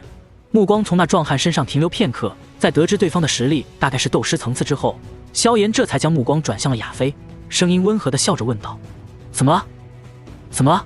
听到萧炎那柔和的声音，亚飞那原本焦躁不安的心在这一刻瞬间宁静了许多。就是这么一个刚刚开始发育喉结的嗓子，说出的上带着几分孩子气的声音，却是令他瞬间心安了下来。深吸了一口气，将那令雷乐眼珠子都快瞪出来的胸口轻抚下去之后，这才对着萧炎轻声道：家族那帮老家伙想要将乌坦城这块的生意交给这个家伙取代我，说到底还是这段时间乌坦城这个分部赚的钱实在是令人眼热，即使是帝国的很多1线城市也未必有我这段时间赚得多。听到亚飞如此说法，萧炎这才有些明悟地点了点头。的确，自从自己重生以来，由于种种手段都比前世要强上不少，所以这大半年来赚的钱也是一个极为庞大的数字。而亚飞手中所分到的钱，恐怕也已经达到接近100万的净利润了。这样一笔钱，可比自己前世带给他的利益要大得多。放眼米特尔家族在整个加玛帝国的所有分支，恐怕也只有那位于加玛帝都的米特尔总部才有这样可怕的吸金能力吧。这样庞大的一笔利润，的确是会令人心动。不过，米特尔家族的那些蠢货难道就不知道，这乌坦城分部之所以能够得到这样庞大的利润，都是因为你这个得力干将吗？就这么将你替换掉，他们就不怕这生意垮掉了？一个年入100万的分部，哪怕是对于米特尔家族这种大势力，恐怕也是极为重要的吧。哼，这正是他们此次派人前来的原因。厌恶地看了一眼坐在对面的雷勒，亚飞正要开口解释，却是被对方率先打断。小孩，你是从哪里混进来的？竟然敢说我们米特尔家族的人是蠢货！缓缓站起身，雷勒正一脸不善地盯着萧炎。忽然闯进来一个半大小子，打断他的装逼，本就令他有些不爽。在看到亚飞对这少年竟然态度如此好之后，他便是看萧炎更加的不顺眼了。尤其是在看到萧炎当众骂米特尔家族的人是蠢货之后，他便是直接憋不住了。萧炎口中的那些蠢货，不就是他和他爷爷那群人吗？没有理会雷勒的声音，萧炎依旧是神色平静，从容地看着面前的亚飞，轻声道：“不用理他，你继续说。”见到萧炎这副模样，亚飞心中却是变得更加宁静，一张桃花美眸盯着萧炎，隐隐有着奇妙光芒跳动。他们那帮人自然不可能如此光明正大的就将我替换掉，但是他们也已经调查过，知晓我能够从这乌坦城如此迅速的崛起，全都是因为我结交了一位炼药师的原因。说到这里，亚飞的美眸却是突然亮起光芒，略带兴奋。你不知道，前段时间我将筑基灵液带到帝都之后，即便是在那帝都当中，也是掀起了不小的风浪。那筑基灵液的价格甚至一度炒到了6万金币，所以他们自然是跑到我这里挖人来了。亚飞，你跟一个小孩子谈论这些干什么？这些东西可马上就要成为家族机密了。望着亚飞在萧炎面前竟然忽然变得巧笑嫣然，即便仅仅只是一名少年，雷勒心中却是依旧涌起一种妒火。这女人在自己的面前可是从来没有给过这么好的脸色啊！去，把这个熊孩子给我赶出去！望着那与亚飞有说有笑的萧炎，雷勒看了一眼身边那壮汉护卫，便是伸手指挥那壮汉将萧炎赶走。雷勒，你敢！听到雷勒的声音，亚飞脸色瞬间变得冷漠下来，美眸冰冷地盯着雷勒，玉手一拍，门口的2名护卫也在此刻走了进来。在我的地盘上对待我的朋友，你当真以为我不敢动你不成？嘿嘿，亚飞，先不说别的，就你这2个护卫，恐怕还不是我这护卫的对手吧？今日我便是在你这地盘上撒野，你又能如何？女人还是乖乖待在家族做个花瓶的好。望着亚飞这副怒意的模样，雷勒心中却是有着一种报复性的快感。望着雷勒这副模样，亚飞先是柳眉倒竖，旋即嘴角却是勾起一抹冷笑，红润小嘴微张，冰冷的声音脱口而出：“相信我，动了他，你一定会后悔的。”哈哈哈，你当我是3岁小孩吗？一个小孩子而已，我就算是动了他又能怎样？听到亚飞的警告，雷勒却是哈哈大笑，挥手间便是示意那壮汉将萧炎赶出去。哎，虽然收拾你们这些人渣很丢份，可是为什么你们总是要送到我面前让我收拾呢？就在这剑拔弩张的氛围当中，少年有些无奈的声音却是忽然响起，却见萧炎缓缓抬起头，一双漆黑的眸子没有波澜地看了一眼雷勒，令后者忽然莫名地打了个冷战。小屁孩，故弄玄虚！雷勒强忍着那令他心头忽然不安的感觉，正准备让那护卫下手重一些，便是看到萧炎的眼睛已经对上了那壮汉护卫。倒下吧！在亚飞和雷勒惊异的目光当中，萧炎忽然轻轻打了一个响指。下一刻，那修为已经达到6星斗士的壮汉护卫忽然惨叫一声，紧接着便是身体僵硬，直挺挺地倒了下去。扑通！壮汉沉重的身体直直地砸在地面上，双目紧闭，宛如死人。只是这沉闷的声音却是宛如砸在了所有人的心头，令所有人眼中的惊异在瞬间被转化为了惊骇。这少年到底干了什么？怎么仅仅打了一个响指，便是另一名斗师强者就这么直挺挺地倒了下去？能够击杀斗师的强者在米特尔家族并不少见，甚至能够随手击杀斗师的强者也同样是不少。可是仅仅打上一个响指，便是另一位斗师强者直接倒下，这种诡异莫测的强大手段，恐怕就是米特尔家族的族长那位斗王藤山也是做不到吧。望着少年那平静当中带着些许笑意的脸庞，一股寒意不由得从众人脚底升起。没有理会众人的惊惧目光，萧炎嘴角挂着微笑，一步一步地走向那不断后退的雷勒面前。像你这种满脑子只知道女人的白痴，我就是想要给你一个重新做人的机会，都是无比的困难啊！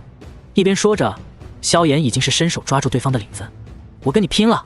领口被抓，或许是刚才的恐惧着实吓到了他，也或许是因为觉得萧炎背后另有高人，想要擒贼擒王。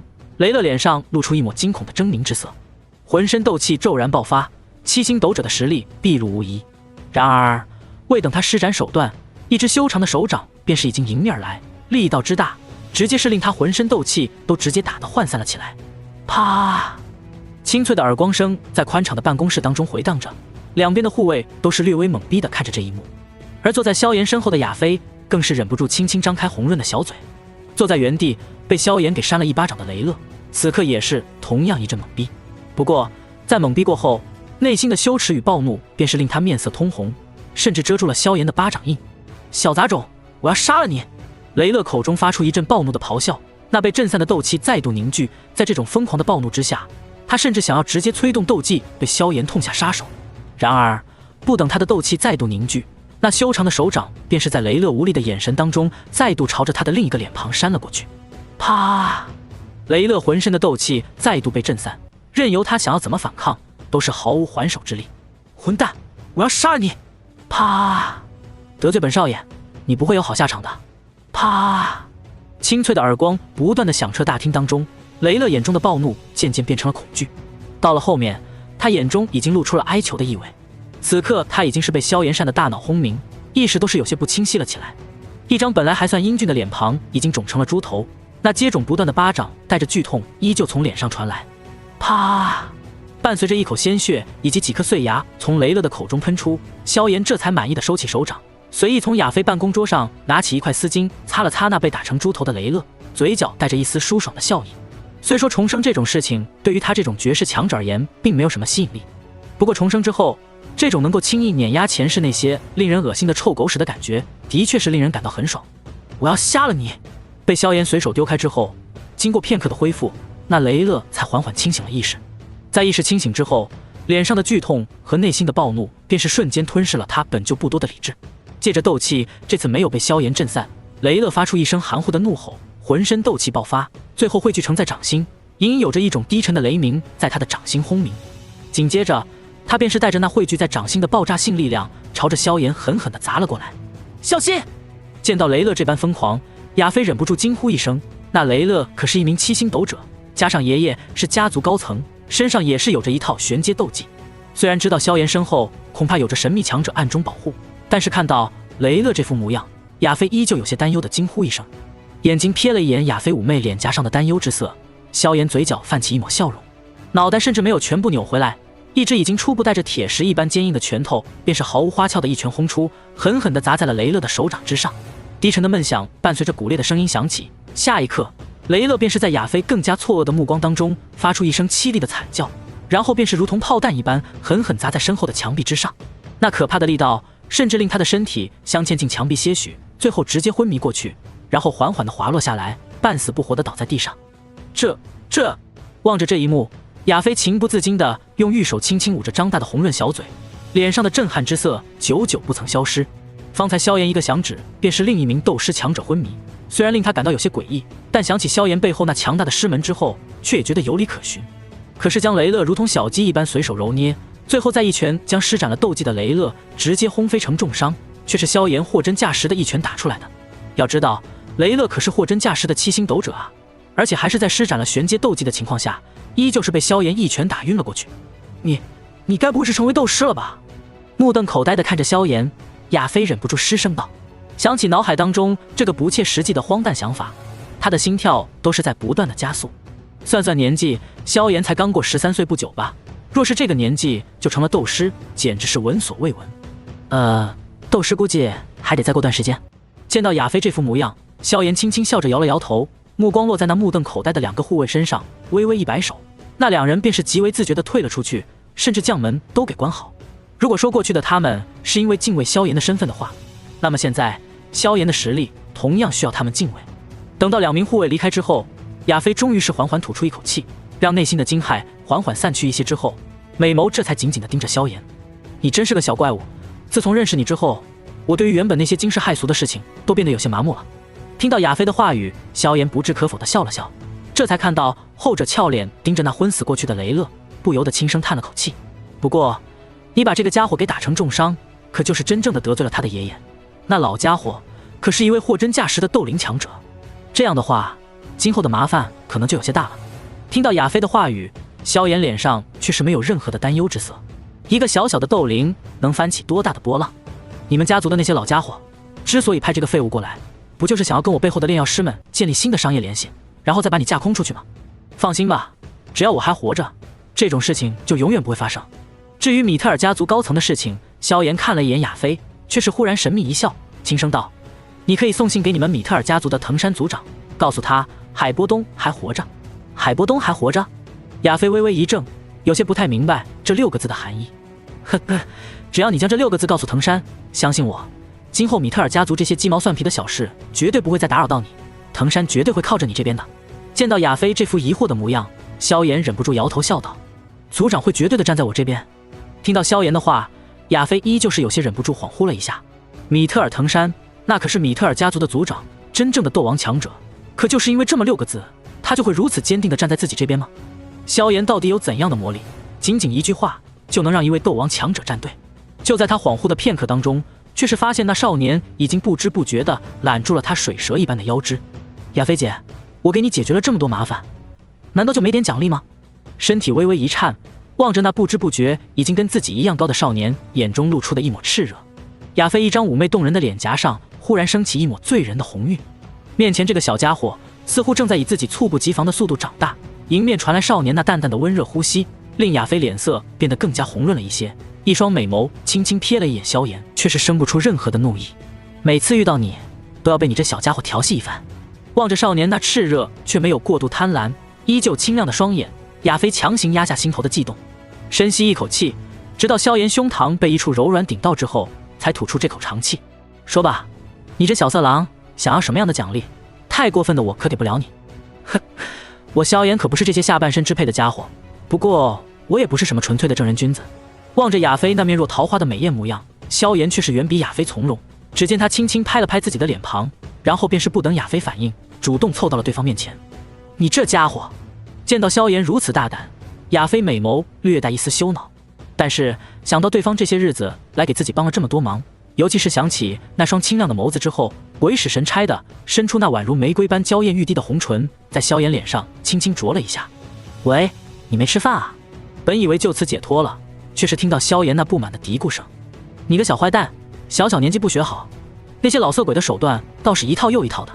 鬼使神差的，亚飞甚至忽略了萧炎方才的实力，愤愤不平的伸出纤长玉指捏住萧炎的耳朵，俏脸绯红的对他狠狠翻了个白眼，一时间却是更加的风情万种。被亚飞如此，萧炎也不生气，嘿嘿一笑，将他修长玉手从耳边摘下来，不留痕迹的在他掌心划过，这才暂时结束了玩闹。只见萧炎走到那名倒下的壮汉面前，伸出手一巴掌拍在对方脸上，然后在亚飞略带惊愕的目光当中，那名壮汉浑身一颤，片刻后便是痛苦当中带着茫然的睁开了双眼。只不过在看到面前那张带着笑容的少年脸庞之后，壮汉的脸上却是骤然出现惊惧的神色，身体微微颤抖的看着萧炎，声音也是更加的惊颤：“大人饶命！大人饶命啊！”目光惊恐的看着那少年温和的脸庞，大汉心中却满是惧意。别人或许以为萧炎能够无声无息地放倒一名斗师是靠着背后某位强者的手段，可只有这位亲身经历的斗师壮汉才知道自己究竟面临了什么。仅仅被萧炎看了一眼，他便是感受到灵魂宛如被一道长枪刺中，那种可怕的痛楚要远远超过肉体受伤所遭受的痛苦。正是因此才会让他直接痛得晕厥了过去。他几乎已经确信，那可怕的令人瞬间痛苦的可以晕厥过去的攻击，就是从面前这个小脸还带着些许稚气的少年身上发出的。如此可怕的手段被一个如此年轻的甚至称得上幼态的少年施展，实在是令人感到诡异。我不会杀你的。目光扫过大汉那惊慌的脸庞，萧炎轻轻摇了摇头。他并非什么嗜杀之人，没有必要的话，他的确是想要采用一些温和的方式去解决问题。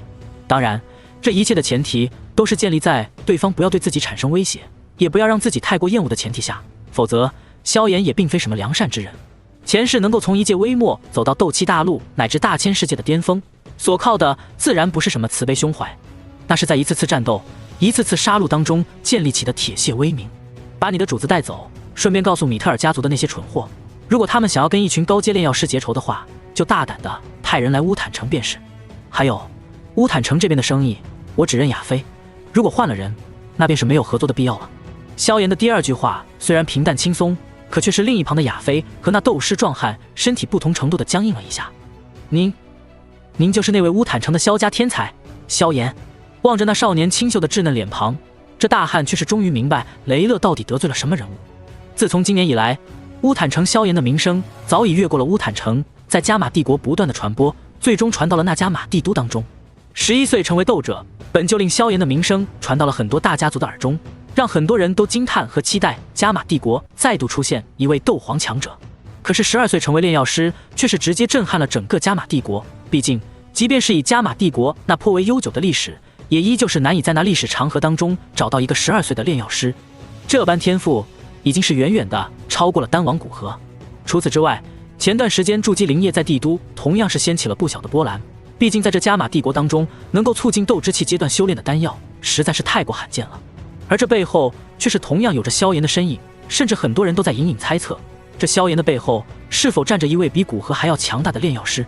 就是面前的这个少年，虽然还未曾走出乌坦城，但他的名字却是已经无声无息地传遍了整个加玛帝国。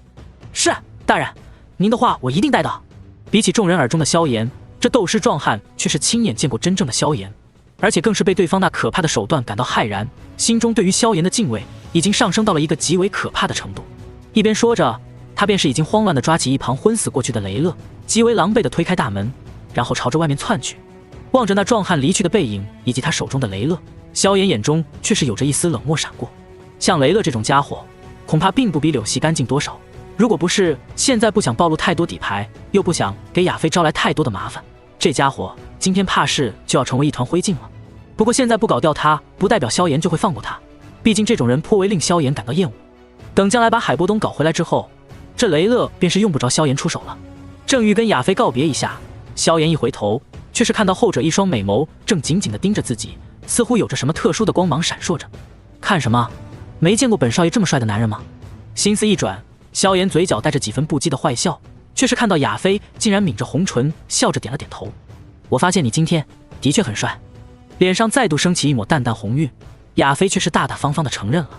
在萧炎的身上，的确是有着一种独特的人格魅力，这种魅力是性格和认知所带来的一种令人感到欣赏的特殊气度。很多时候，无关容貌和年龄，甚至与实力和地位也没有太大关系。当然，若是有了这几样东西，那这种魅力将会被无限的放大，甚至令人感到耀眼。而此刻的萧炎，那本身性格当中所携带的魅力，便是被他那霸道的手段和从容的气度给无限放大。真是不敢想，等你将来再长大一些，会令多少女孩子春心荡漾。亚非玉手托着香腮，轻声喃喃自语，却是忽然看见萧炎走了过来。姐姐，让不让别的女孩子春心荡漾，我并没有太大兴趣。不过要是能让亚非姐春心荡漾的话，那倒的确是很有成就感的一件事情。脸庞贴紧亚非的俏脸，萧炎嘴角咧起一抹坏坏的笑容。一边说着，萧炎忽然在亚非错愕的眼神当中，双手捧住对方如玉的脸颊，然后清秀小脸便是狠狠凑了过去。吧唧，清晰的响声在房间当中回荡。片刻后，萧炎嘿嘿一笑，有些意犹未尽地咂了咂嘴，望着那美眸圆睁的亚非，轻声笑道：“这样亲，才能让人有所察觉啊。”你被萧炎如此突如其来的袭击，饶是以亚非的性情，此刻也是脸色羞红的无以复加。特别是想到面前这个少年其实只有13岁之后，一种荒诞的感觉更是缭绕在亚非的心头。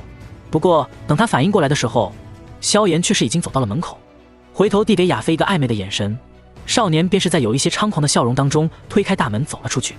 望着少年那逐渐消失的背影，亚非怔怔地坐在原地，半晌之后，直到脸上的绯红褪去，才有些嫌弃地擦了擦脸上的口水。小流氓，红唇轻啐了一下，亚非却是有些愕然地发现自己被萧炎如此的非礼，却是没有任何的反感，甚至在他的心底深处，一丝他自己都没有察觉到的雀跃正在悄然跳动。走在乌坦城的大街上，萧炎的心情却是十分的不错，一路轻哼着小曲儿，就这样悠哉悠哉地回到了萧家。少族长，少族长！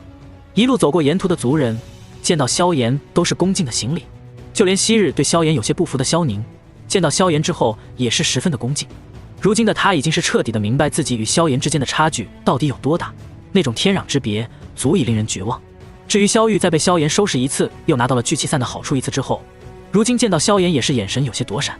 所谓吃人手短，拿人嘴软。自从得到了那枚聚气散之后，萧玉便是有脾气，也总感觉不太好意思对萧炎发。这正是萧家族人对萧炎愈发恭敬的原因。除了因为萧炎身份地位的改变让他们越发的敬畏起来，萧炎给家族带来的好处也是实质性的。就比如那在外界被炒到4-5万金币一瓶的筑基灵液，萧家的小辈只需要2万金币就可以购买一份，甚至一些表现杰出的家族子弟可以免费得到一份筑基灵液。因为有了萧炎，萧家才能在这短短半年之内成为乌坦城的第一大势力，而他们这些家伙也是没少在其中得到好处。一路当中跟族人们微笑着点着头，萧炎缓缓地走回自己的房间，似是想到什么，却是脸色微微一变。坏了，萱儿！想起那妮子今天因为自己的原因气得梨花带雨的样子，导致萧炎心中也是不禁生出些许愧疚之感。正打算前去安抚一下，萧炎却是忽然想到了什么，先是走到族中存放水果的地方，拿起2只青桔，用橘皮在身上仔细擦拭了一遍后，这才吐出一口气，朝着萱儿的房间方向走去。此时正值春天，乌坦城正是山花烂漫的时节，萧家自然也是在这季节当中开得花团锦簇。沿途当中刚巧遇到萧妹正在采花，灵机一动之下，萧炎又将萧妹手里的鲜花给骗了过来。表哥，你终于来找我了。望着萧炎跟自己要上2束鲜花，萧妹十分的高兴。自从去年萧炎跌落斗之气3段之后，对他们这些族中的妙龄少女便是再也不感兴趣，而是一心一意的围着萱儿转。这让萧妹感到有些难受的同时，却又无可奈何。若是换做别人，她还会反思一下是不是自己做错了什么。可是在萱儿面前，她却是清晰的明白自己的确是没有什么可比性。妹儿采的花真漂亮。笑着摸了摸萧妹的脑袋，萧炎将几朵鲜花捆成一束，然后径直离去。表哥，你去哪儿？萧妹有些疑惑地看着萧炎。去炼药。你这几束鲜花刚好可以给我炼药的时候增加一些清心凝神的作用。萧炎的话语令萧妹更加的雀跃，却是没有想到拿到这几束鲜花之后，萧炎转身便是来到了萱儿的小院。幽静的小院并没有关门，萧炎蹑手蹑脚的没有发出丝毫的动静。走进小院之后，却是看到少女正一脸憔悴的抱着膝盖坐在一张竹椅上。我今天对萧炎哥哥这么大声，他不会伤心了吧？雪白下巴顶着膝盖，少女轻声的呢喃着。如果萧炎哥哥真的有了别的女人，那我该怎么办呢？像他这样的家伙，总不可能真的永远守在我的身边。他的身边永远都不会缺少优秀的女人。想到这里，少女忽然轻吐了一口气，目光带着几分自我忽悠的坚定。就算萧炎哥哥将来真的有了别的女人，我也不会离开他的。只是下一刻，少女那水灵无比的大眼睛当中却是有着些许水雾升腾。可是我真的不想跟别人分享萧炎哥哥。夜幕降临，春风轻轻拂动着少女淡紫色的裙摆，一道细长的绸带将她盈盈一握的腰肢勾勒得纤细无比。3000青丝被渐渐升起的月光覆盖上一层迷蒙的光晕，银白色的月光越发浓郁，轻轻洒在少女白皙如玉的小脸蛋上。2行珍珠一般的泪痕滴落，令那月光下无比精致的小脸有着一种破碎般的朦胧美感。望着少女那无助蜷缩、低声抽泣的样子，萧炎心中忽然如同被刀扎了一下，脚步缓缓走进院落。在少女回头后慌乱的眼神当中，萧炎忽然将萱儿一把抱在怀里，仿佛想要将这少女融入自己的身体一般。温暖的体温和淡雅的清香传来，萧炎下巴轻轻抵在少女的额头上。对不起，萱儿。听到萧炎的声音之后，萱儿娇躯微微一颤，片刻后也是同样伸出2截雪白的皓腕，轻轻抱住萧炎。没关系的，只要萧炎哥哥永远不要离开我就好了。听到少女的柔声细语，萧炎内心更是多了几分歉意。虽说这一世他或许能够借着强大的实力弥补前世的遗憾了，可是对于萱儿来说，那本就不够完美的感情或许会多出更多的不完美。对此，饶是以萧炎的性情，竟然也是说不出任何话来，内心只能在不断的想着未来如何补偿怀中的少女。这样的女孩若是弄丢了，那她这一世可就是白重生了。月色微凉，少年少女就这样静静地依偎在一起。良久之后，轻微的呼吸声从怀中传来，萧炎低头一看，却是看到怀中少女竟然已经睡去。小心翼翼地将她拦腰抱起，最后轻轻放在床榻之上，望着那尚未成熟却已有倾城之色的漂亮小脸，萧炎缓缓吐出一口气，在少女光洁的额头上轻轻亲了一下之后，这才离开院落，在那竹椅之上盘腿而坐。虽然无法给你一份完整无缺的感情，但我依旧会让你过得比所有女人都幸福。内心轻声低语，将脑海当中的杂念全部抛除之后，萧炎这才缓缓地沉浸在修炼当中。一夜无眠，当第二天晨曦的霜露打湿了萧炎的肩膀之后，一只如玉小手终于轻柔地将他衣物上的露水轻轻扫去。萧炎哥哥，这是在自我惩罚吗？你就没有考虑过薰儿这样会心疼吗？略带嗔怪的声音传来，萧炎睁开眼睛，便是看到那宛如青莲一般的少女已经俏生生地站在了自己的面前。哼，我只是怕在屋里影响你休息罢了。缓缓伸了个懒腰，萧炎浑身发出一阵爆豆子一般的响声，站起身之后，炽热的火属性斗气在周身游走了2圈，便是令那原本有些潮湿的衣物再度变得干爽。望着萧炎这副模样，薰儿却是轻哼了一声，有些不满地说道：“作为昨天的惩罚，我就罚萧炎哥哥今天陪我逛街1天。”没问题。见到少女这副模样，萧炎嘴角勾起一抹温和的笑容，轻轻拉住少女小手，将昨天从萧妹那里忽悠来的鲜花递给她。这就是薰儿啊，宁愿自己难过，也不愿看着自己麻烦的薰儿。可是，若是真的让这妮子难过的话，那她萧炎简直就是畜生都不如来了。拉着嘴角被哄得扬起幸福笑容的少女，两人就这样小跑着在萧家的院落当中快乐地游走，再到乌坦城繁华的大街，金色的晨光落在少年少女的身上，宛如一对金童玉女，天作之合。即便是大街上那些游走的已婚之人，在看到两人这副模样之后，嘴角都是忍不住勾起回忆般的温和笑容。似是看到两人这副模样，也让他们回忆起来自己情窦初开的回忆。经过这次的小波折之后，两人的感情非但没有什么间隙，反而是变得更加亲密。那种少年少女之间的青春味道，饶是以萧炎这有着上万年记忆的老斗帝，都是有着满满的回忆。春花烂漫美丽，但终于凋谢之时，可是这凋谢却并非意味着死亡，而是更加浓郁的生机在蔓延。在那青春的回味和日复一日的苦修当中，乌坦城也是在悄然地被碧绿所覆盖。眨眼之间，已经是初夏降临，整片天地都被这郁郁葱葱的生机所蔓延着。2个月的时间过去，萧炎的实力已经悄无声息地达到了9星斗者巅峰的程度。柳潘龙在经过这几个月宛如工具人一般日复一日的炼药，以及在被药老狠狠地鞭挞过几次之后，终于是将早些年的积累全部爆发，在半个月前迈入4品，并通过了炼药师公会的考核。如此一来，他对于萧家的帮助自然是更大了一些。一名4品炼药师，几乎是除了战力之外，其他方面都是足以堪比斗王强者了。在很多大势力当中，4品炼药师的地位是与斗王相差无几的。因此，单单一个柳潘龙坐镇萧家，这加玛帝国感动萧家的人便是已经不多了。除了柳潘龙之外，萧战、萧鼎、萧厉3人的实力也在这半年当中暴涨了许多。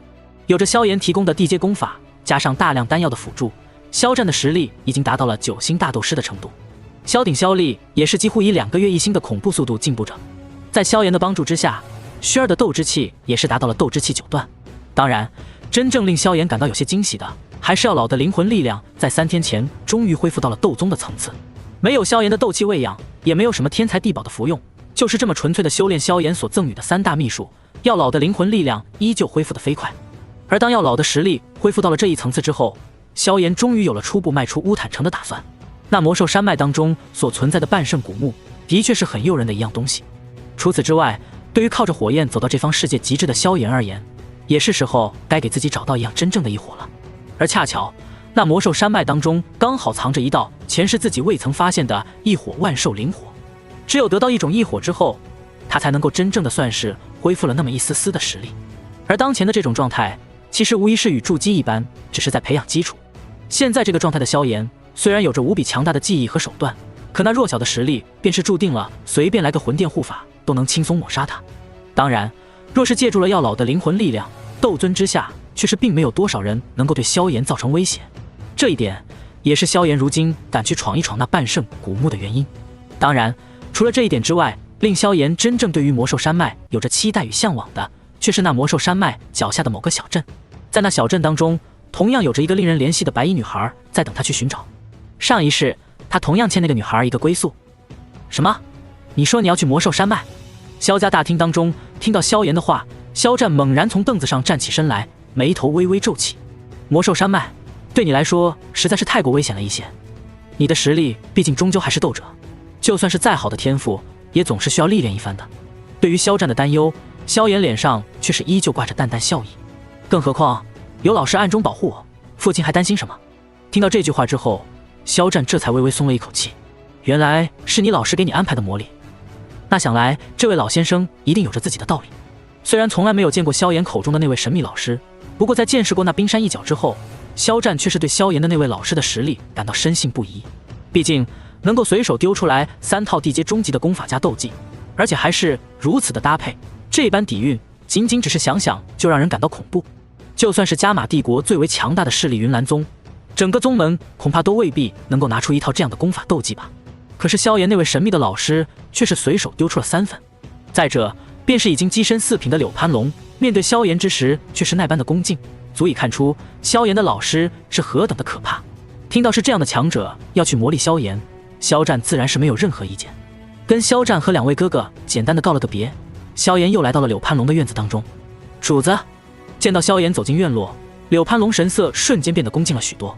经过这些时日的相处，他隐隐有了一丝不一样的察觉，那就是虽然药老所表现出的实力要比萧炎强大得多，可他却是有着一种感觉，那便是萧炎才是一切的主导，甚至在他那仅仅只是斗者的少年身躯之下，恐怕有着惊天的大秘密。更何况萧炎做事的很多手段，令他这个也曾经位居高位的人都感到心颤。我走之后，萧家便是暂时交给你来坐镇了。以你4品炼药师的身份，想必加玛帝国不会有多少人愿意与你为敌。当然，你若是真的遇到不可抵挡的敌人，也可以立刻用魂印来给我传递信号。我所离开的距离萧家也就1炷香的路程。萧炎所说的1炷香路程，实际上是借助药老灵魂力量飞行。乌坦城到青山镇的距离中间隔了几座小城市，相差了足足上千里的距离。是，主子。柳潘龙乖乖应道，神色极为的认真。恩威并施之下，令他对萧炎渐渐有了一种近乎疯狂一般的忠诚。望着他这副认真的模样，萧炎满意的点了点头。自己只是控制了柳潘龙的生死，却并不能控制对方的思想。同样的事情，上心的人和不上心的人所做出的效果差距实在是太大了。不过如今看来，这家伙对自己说的话的确是很放在心上。将萧家的事情安排好之后，萧炎这才来到薰儿的房间，望着那撅着小嘴满脸不舍的小妮子，萧炎忍不住轻轻揉了揉她的脑袋。别担心了，我这一趟出去最多2个月就回来了。说到这里，萧炎忍不住轻轻捏了捏她的小脸，轻声笑道：薰儿，等我回来的时候，你可得修炼到斗者了哦，到时候我们再一起进迦南学院。听到萧炎的话语，薰儿这才轻轻点着小脑袋，灵动美眸露出一抹坚定的神色。等萧炎哥哥回来，薰儿一定已经是一个斗者了。闻言，萧炎倒是丝毫不怀疑这小妮子的话语，以薰儿神品血脉的可怕天赋，如果真的放开了修炼，恐怕就是有着记忆外挂的萧炎都未必能更快。毕竟血脉之力对于斗圣之前的修炼简直是如同开挂一般。翌日清晨，在与薰儿的一个亲切拥抱当中，萧炎挥了挥手，然后转身潇洒的离去。只是路过米特尔拍卖行的时候，他却是又找亚飞来了个拥抱。虽然跟薰儿的拥抱更加的清香，但是毫无疑问，亚飞的拥抱则是更有触感。米特尔家族那些老东西没有为难你吧？惊人的触感被分开，亚飞俏脸微红的看着面前的萧炎，不知不觉间，这小子的身高已经隐隐比自己要高出一些了。没有。听到这句话之后，亚飞看向萧炎的目光则是更加多了几分好奇和一丝不易察觉的异彩。本来你将雷乐打成这副模样之后，他爷爷顿时是暴跳如雷，甚至就连那名斗师护卫带回去的话都不管不顾，哪怕是冒着得罪一位4品炼药师的危险，也要来乌坦城找事。不过在我将你说的那句话托人带给族长之后，那一向对元老会颇为容忍的族长竟然是难得的发了一次火，甚至雷乐的爷爷因为与他顶嘴都被当场直接镇压了下去。自从你那一句话带到之后，族长的确是几乎任何事情都是无条件的站在我的这边。说到这里，亚飞看着萧炎的目光更加多了几分异彩。托你的福，姐姐如今在家族的地位可谓是水涨船高，就算是元老会那帮老家伙也是不敢得罪我了。那就好。萧炎满意的点了点头，与亚飞寒暄几句之后，这才拍拍屁股走人，留下眼神羞恼的亚飞站在原地。离开乌坦城之后不久，萧炎便是直接借用药老的灵魂力量，踩着虚空朝着青山镇的方向暴掠而去。望着那将自己灵魂力量使用的比自己本身几乎还要娴熟的萧炎，即便是以药老的见识，也依旧是忍不住有些呆滞。而在萧炎朝着那青山镇疾驰而去的同一时间，那加玛帝都当中却是有着众多强者正在悄然议论着他。不过造成众多强者聚集的原因，倒不是因为萧炎本身，而是因为那云岚宗的宗主云韵收了一位极为重要的亲传弟子，纳兰家族的掌上明珠，云岚宗宗主的亲传弟子。13岁凝聚斗气气旋，成为一名真正的斗者，种种身份叠加，令那云岚宗的少女成为了万众瞩目的焦点。论起身份之高贵，便是比起帝国公主也有过之无不及。少女的名字叫做纳兰嫣然，只不过望着场间那如同明珠一般璀璨亮眼的少女，在场的众多强者却都是想起了她那素未谋面的未婚夫。13岁成为斗者，这天赋已经算是加玛帝国年轻一代当中的佼佼者，可这少女的未婚夫却是比她更加的妖孽。他的名字叫做萧炎，云岚宗宗主收亲传弟子，并且直接将之内定为宗主候选人之一。仅仅这一项，便是足以令加玛帝国的上层人物们都为之注意。加上少女本身还是三大家族之一的纳兰家族的掌上明珠，因此仅仅一个收徒仪式，便是将整个帝都大半的强者都给吸引了过来。喧哗热闹的广场当中，众多强者高坐在云岚宗的贵宾席上，其中最显眼的莫过于三大家族的家主。而在那广场当中，同样十分隆重的仪式则是正在举行着。有请宗主大人授意。伴随着一名老者的高呼，华丽浩大的云岚宗广场中央，在那万众瞩目之下，一名身穿月白长袍的美丽女子莲步轻移，缓缓走到一名跪在地上的少女面前。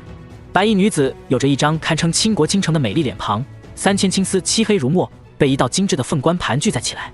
清风拂过月白色长袍，将女子近乎完美的曲线勾勒出来。虽然是美丽如画，可是那一张精致脸庞上却是有着一种上位者的威严，为其增添了一分雍容华贵。此女正是云岚宗的现任宗主斗皇强者云韵。而在云韵面前跪在地上的少女，虽然看上去还颇为青涩，可是高挑的身姿，即便是跪着也能轻易看出。有着纳兰家从小的家境培养，加上在云韵身边待了些许年月，少女虽然只是豆蔻年华，可那精致的小脸却已经有了几分与她老师一样的高贵气质。虽然二者长相不同，但是明眼人都能看得出，这小姑娘将来长大了，或许也是不逊色于她老师的一位美人。嫣然，从今天起，你就是我的亲传弟子了。望着面前的少女，云韵雍容高贵的脸庞上难得的有了一丝笑意，红唇微微勾起，令云岚宗许多年轻弟子的心头都是忍不住狠狠的一跳。纳兰嫣然的资质比起当年的云韵都是丝毫不差，加上后者那性格都是与自己有着几分相似，令云韵十分喜爱这个弟子，否则也不会在斗者阶段就将对方列为云岚宗的宗主传人序列。一边说着，一道奇异印结已经是在云韵玉手当中结出，旋即化作一抹流光落入纳兰嫣然的额头。下一刻，纳兰嫣然光洁的额头处便是有着一个云岚宗的印记浮现，直到良久之后才缓缓散去。这枚印记倒是没有什么特殊的手段，只是一个标志性的印记而已。日后纳兰嫣然将之催动，自然会显示出他云岚宗亲传的身份，而这身份放在加玛帝国绝对堪称十分尊贵了。谢谢老师。虽然跪在地上，但是纳兰嫣然那一张漂亮小脸上还是有着几分雀跃。显然能够成为云岚宗的宗主候选人，令少女的心中有着些许的小小得意。望着那立于广场中央的师徒二人，一旁的观众席上身居高位的纳兰杰轻轻吐出一口气，一张苍老脸庞上此刻也是布满了笑容。嘿，你看把你这老东西得意的，你纳兰家的运气当真是逆天啊。纳兰杰身边穆家族长穆晨有些语气发酸的看了一眼纳兰杰，有个如此优秀的孙女也就算了，没想到还有个更加逆天的孙女婿。哎，真不知道这两人将来若是真的结合起来，会是一个多么可怕的组合。听到穆晨那几乎是嫉妒的语气，纳兰杰不禁嘿嘿一笑，老脸上的笑容不由得更加灿烂。上天待他纳兰家的确是不薄，有了一个如此出色的孙女也就罢了，当然他一时兴起定下的那个指腹为婚的小家伙，竟然是比他孙女纳兰嫣然还要出色。12岁的炼药师，这样可怕的天赋，放眼整个加玛帝国的历史上都是难以找到，这种妖孽程度可是要远远超过那位于下方接受仪式的纳兰嫣然。正在纳兰杰得意大笑之际，却是感到一股略带冷意的目光从身后传来，转头一看，却是看到一名身穿麻袍的白发老者正淡漠地看着自己，老脸之上无喜无悲。只是这么一眼，却是令帝国三大家族的3位斗王家主都纷纷站了起来。虽然斗王已经算是帝国的顶尖强者，可他们3人就是联手，恐怕也未必能在眼前这位的手中走出几个回合。此人正是帝国皇室的守护者8星斗皇嘉刑天。嗨嗨，家老，没想到这小小的仪式竟然连您老人家也给惊动了。被嘉刑天这么一眼看得心中有些发慌，纳兰杰不由得连忙开口笑道：哼，这可不是小仪式啊，就跟沐尘这小子说的那般，你们纳兰家族将来怕是要成为帝国的第1家族了。嘉刑天脸上淡漠缓缓消失，取而代之的则是一抹笑容，只是这般笑容却是令纳兰杰心中微微一颤。他心中自然也是明白，如今纳兰家虽然看上去实力未曾有什么巨大增长，可是随着时间推移，当那2个潜力堪称可怕的年轻人成长起来之后，纳兰家族的实力将远远超过其他2大家族。尤其是那个许久未曾谋面的小家伙，有了他的存在，纳兰家族即便是超越皇室，或许也并非什么难事。自古皇家多猜忌，纳兰家若是有了这么可怕的2个年轻人，那将来会不会有野心取代皇室，还是成为下一个云岚宗一样的庞然大物？一切的一切，都是令嘉刑天这位8星斗皇都感到了忌惮。呵，家老这话说的，无论这2个孩子将来有着如何的成就，我纳兰家族始终都是加玛帝国的一份子。更何况，我这把老骨头身中剧毒，恐怕是看不到这2个孩子崛起的那一天了。纳兰杰尽量将自己的身子摆得低一些，以免造成一些不必要的威胁。对于他这种主动示弱的模样，嘉刑天却是没有多说什么，只是淡淡留下一句话，却是令在场的众多强者都是脸色微微一变。我这老家伙也会有老去的那一天，我只希望如果将来真的有着政权更替的那一天，这加玛帝都可以少流一些血。话音落下，很多强者心中都是忍不住咯噔一声。嘉刑天的这句话竟然几乎是摆出了一副示弱一般的姿态，这便是说明他对于纳兰家的未来同样是有些感到忌惮。而这种忌惮，除了少许是来自广场当中的纳兰嫣然之外，更多的恐怕还是那个天赋，即便是放在加玛帝国的历史当中，都几乎是前无古人的少年。毕竟那般资质，实在是令他们这些顶尖强者都感到震撼。而且，那少年背后的师门，恐怕同样是极为可怕的一股势力。对于嘉刑天的话语，纳兰杰只能报以恭敬的苦笑。无论将来如何，至少目前而言，他若是真的从容应下来这句话，那皇室对于纳兰家的敌意，恐怕会瞬间上升到一个极为可怕的程度。静静望着那嘉刑天和纳兰杰的谈话，另一处的座椅上，米特尔家族的族长米特尔、藤山却是静静地望着这一幕，眼底划过一道隐晦的奸笑。纳兰杰，你这老家伙也不要开心得太早了。那萧炎虽然是天才无双，可终究只是个血气方刚的少年罢了。就怕你这孙女还没出落的沉鱼落雁，便是已经被我们米特尔家族的人捷足先登了。想起乌坦城当中亚妃与萧炎那几乎堪称亲密的关系，藤山心中的奸笑甚至快要显露到了嘴角。即便是没有海波东那件事，在得知萧炎如此坚定地站在亚妃这边之后，藤山便是也毫不犹豫地将亚妃作为家族关注的重点。更何况还有着亚妃传来的关于海波东的消息，海波东还活着，短短6个字，却是令当初的藤山心中掀起了滔天巨浪，甚至当天便是想要发动家族力量去寻找海波东。只不过在经过短暂的沉思之后，藤山却选择了暂时的沉默。虽然不知道这神秘的消息到底是怎么来的，但他还是敏锐地察觉到这背后的事情恐怕并不简单。不过无论如何，这道消息依旧是令他十分的振奋。一旦海波东顺利回归，那米特尔家族的实力将瞬间超越其他2大家族。而亚妃若是能将那个前途无限的年轻人悄悄拿下，那米特尔家族才将是最后的赢家。高台之上，贵宾席上的几个老家伙各自心怀鬼胎，但贵宾席下已经结束了受印仪式的纳兰嫣然，此刻却是也缓缓站起身子，清澈美眸望着面前雍容华贵的老师。纳兰嫣然眼中闪过一丝崇拜，最后才眼珠一转，有些撒娇似的看着云韵：“老师，等过段时间，我想去趟乌坦城。”乌坦城？望着自己的得意弟子，云韵眉头微微一皱，旋即恍然大悟一般的看着纳兰嫣然笑道：“怎么，你这妮子已经迫不及待的想要见一见自己的未婚夫了吗？”听到云韵这么调笑，纳兰嫣然小脸微微泛红，片刻之后才理所应当的说道：“毕竟他是我名义上的未婚夫，虽然我现在并不认可他，之所以想去乌坦城，就是想要看一看这个家伙到底符不符合我的心意。如果他不是我喜欢的类型，那么就算他是一个绝世天才，我也不会跟他走在一起的。”听着弟子这般的说法，云韵也是忍不住轻笑一声，宠溺地摸了摸纳兰嫣然的脑袋，轻笑道：“12岁的炼药师，就算是为师这么多年，都是未曾见到过如此妖孽的。先不谈这个家伙人品如何，至少他的天赋和优秀都是无可挑剔的。你嘴上这么说，不过内心深处恐怕也对那个小家伙很是期待吧？”被云韵一语道破心中所想，纳兰嫣然脸颊之上红晕更多，轻轻用小脑袋顶了一下云韵，这才略低羞涩地说道：“老师真是讨厌，竟然如此调笑嫣然。”呵呵，对于纳兰嫣然，云韵的确是十分的宠溺，当下也是点头答应了下来。也罢，我对于这个12岁就成为炼药师的绝世天才也是十分的好奇。这样吧，过段时日，我们一起去那乌坦城，好好见识一下那个传说中的妖孽。高天之上，萧炎脚踏虚空，借助着药老磅礴的灵魂力量，脚步每次踩在虚空之上，下一刻便是已经出现在数里之外。感受着萧炎这堪称恐怖的速度，那藏在戒指当中的药老都是忍不住有些感叹。即便是借用的外来力量，萧炎都是能够将空间之力运用得如此自如。虽然是闲庭信步一般的走着，可是那速度却是很多斗宗强者动用了身法斗技之后都未必能够做到的。而且萧炎对于力量的消耗也是极为的轻微，走了足足上千里的路程，可是对于药老灵魂力量的消耗却是微乎其微。我这徒儿看来是真的达到过斗帝啊。对于萧炎实力强大无比的同时，药老心中却是越发的有些高兴起来。萧炎越强，他复活的可能性就越大，报仇的可能性也越大，甚至在将来萧炎成帝之后，他还能博得一个帝师的美誉。等到将来复活之后，一定要让这小子在丹塔那些老家伙面前露一手，亮瞎他们的狗眼。心中感叹着自己好运的同时，药老洋洋自得地想着。而就是他思考的这么几个瞬间，萧炎的身形却是开始缓缓地从高空降落，眨眼之间，一座小镇的轮廓便是已经出现在萧炎的视线当中。望着那熟悉的小镇轮廓以及那遥远位置的一处盆地，萧炎嘴角微微勾起一抹温和。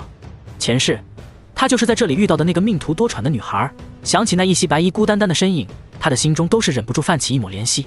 抱歉，这一世我不会让你再孤单一人了。脚步再度在虚空轻点了2下，萧炎的身形已经无声无息地出现在了小镇的入口处。此刻的小镇入口倒是有着稀疏的人影走动，但所有人却都是未曾发现，此地不知何时已经多出了一名黑衣少年。望着入口处那雕刻着青山镇3个大字的巨大青石石碑，萧炎嘴角回味之色更加浓郁，脚步踏出，开始朝着小镇里面走去。随着他渐渐的深入，小镇的人流开始渐渐的密集起来，四周的嘈杂声也是越发的热闹。魔兽山脉近乎绵延无尽，足足纵横了小半个西北大陆，其中物产丰富，孕育着诸多的魔兽和各种神奇药材，甚至是天材地宝。这样的宝地在充满着无数凶险的同时，也孕育着各种各样的机遇和财富。因此几乎在魔兽山脉附近的每一处适合人类居住的地方，都会有着类似的魔兽小镇演变出来。青山镇自然是不会意外。在这一处小镇当中，最为常见的便是那些常年刀口舔血的佣兵们。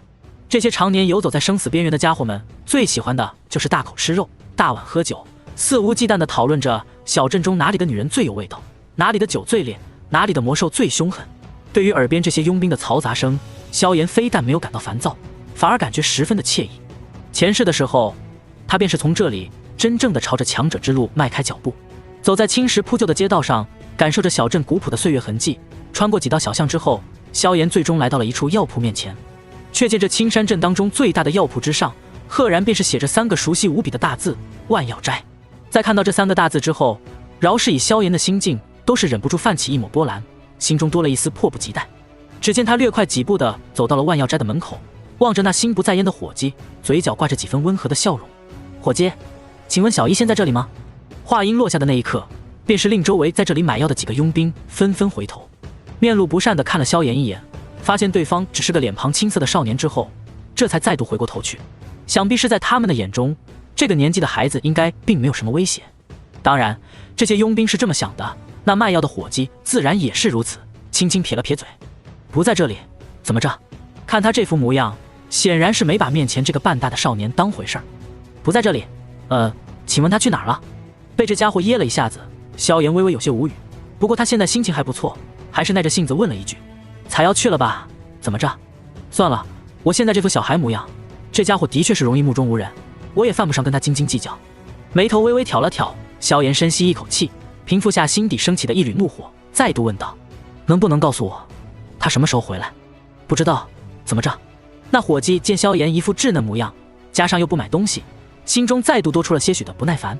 小孩儿，不买东西就赶快回家，你这小小年纪细皮嫩肉的，小心被那些大汉掳走了。一边说着，他还不耐烦地挥了挥手。望着这家伙狗眼看人低的模样，萧炎心底终于有了些许的火气。身居高位这么多年，已经很久没有人这么跟自己说话了，更何况这般敷衍的模样，就算是脾气好的人也要有几分火气吧。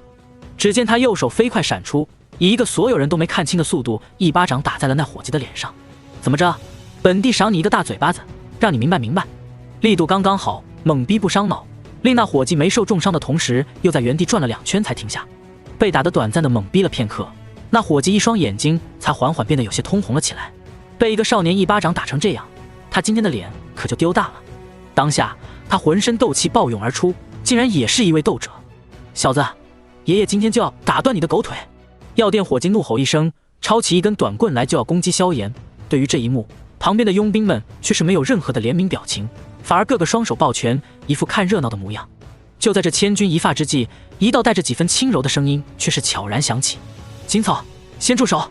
轻柔当中带着几分空灵的声音传来，令那名为秦草的伙计都是微微一怔，旋即竟然真的暂时停住了攻击。而在听到这熟悉的声音之后，萧炎在这一刻也是骤然转身，目光望着那从佣兵人群当中走出来的白衣女子。女子身穿一套淡白色的衣裙，容貌并没有薰儿那般绝色，可那种空灵的气质和温柔的线条，却是令她有着一种属于自己的独特魅力。当然，最为吸引人的还是她那万中无一的柳腰，那种盈盈一握的感觉，配上那空灵温柔的气质，真想令人将她狠狠地搂在怀中。小兄弟，你来万药斋找我，可是有什么事吗？望着那脸庞稚嫩，但一双漆黑眸子却带着一种神奇意味的少年，女子忍不住有些好奇，不由得温柔笑道：“小医仙。”望着女子那比记忆当中第一次相遇还要青涩上些许的柔美脸颊，萧炎嘴角的柔和越发的温纯。我来接你回家了。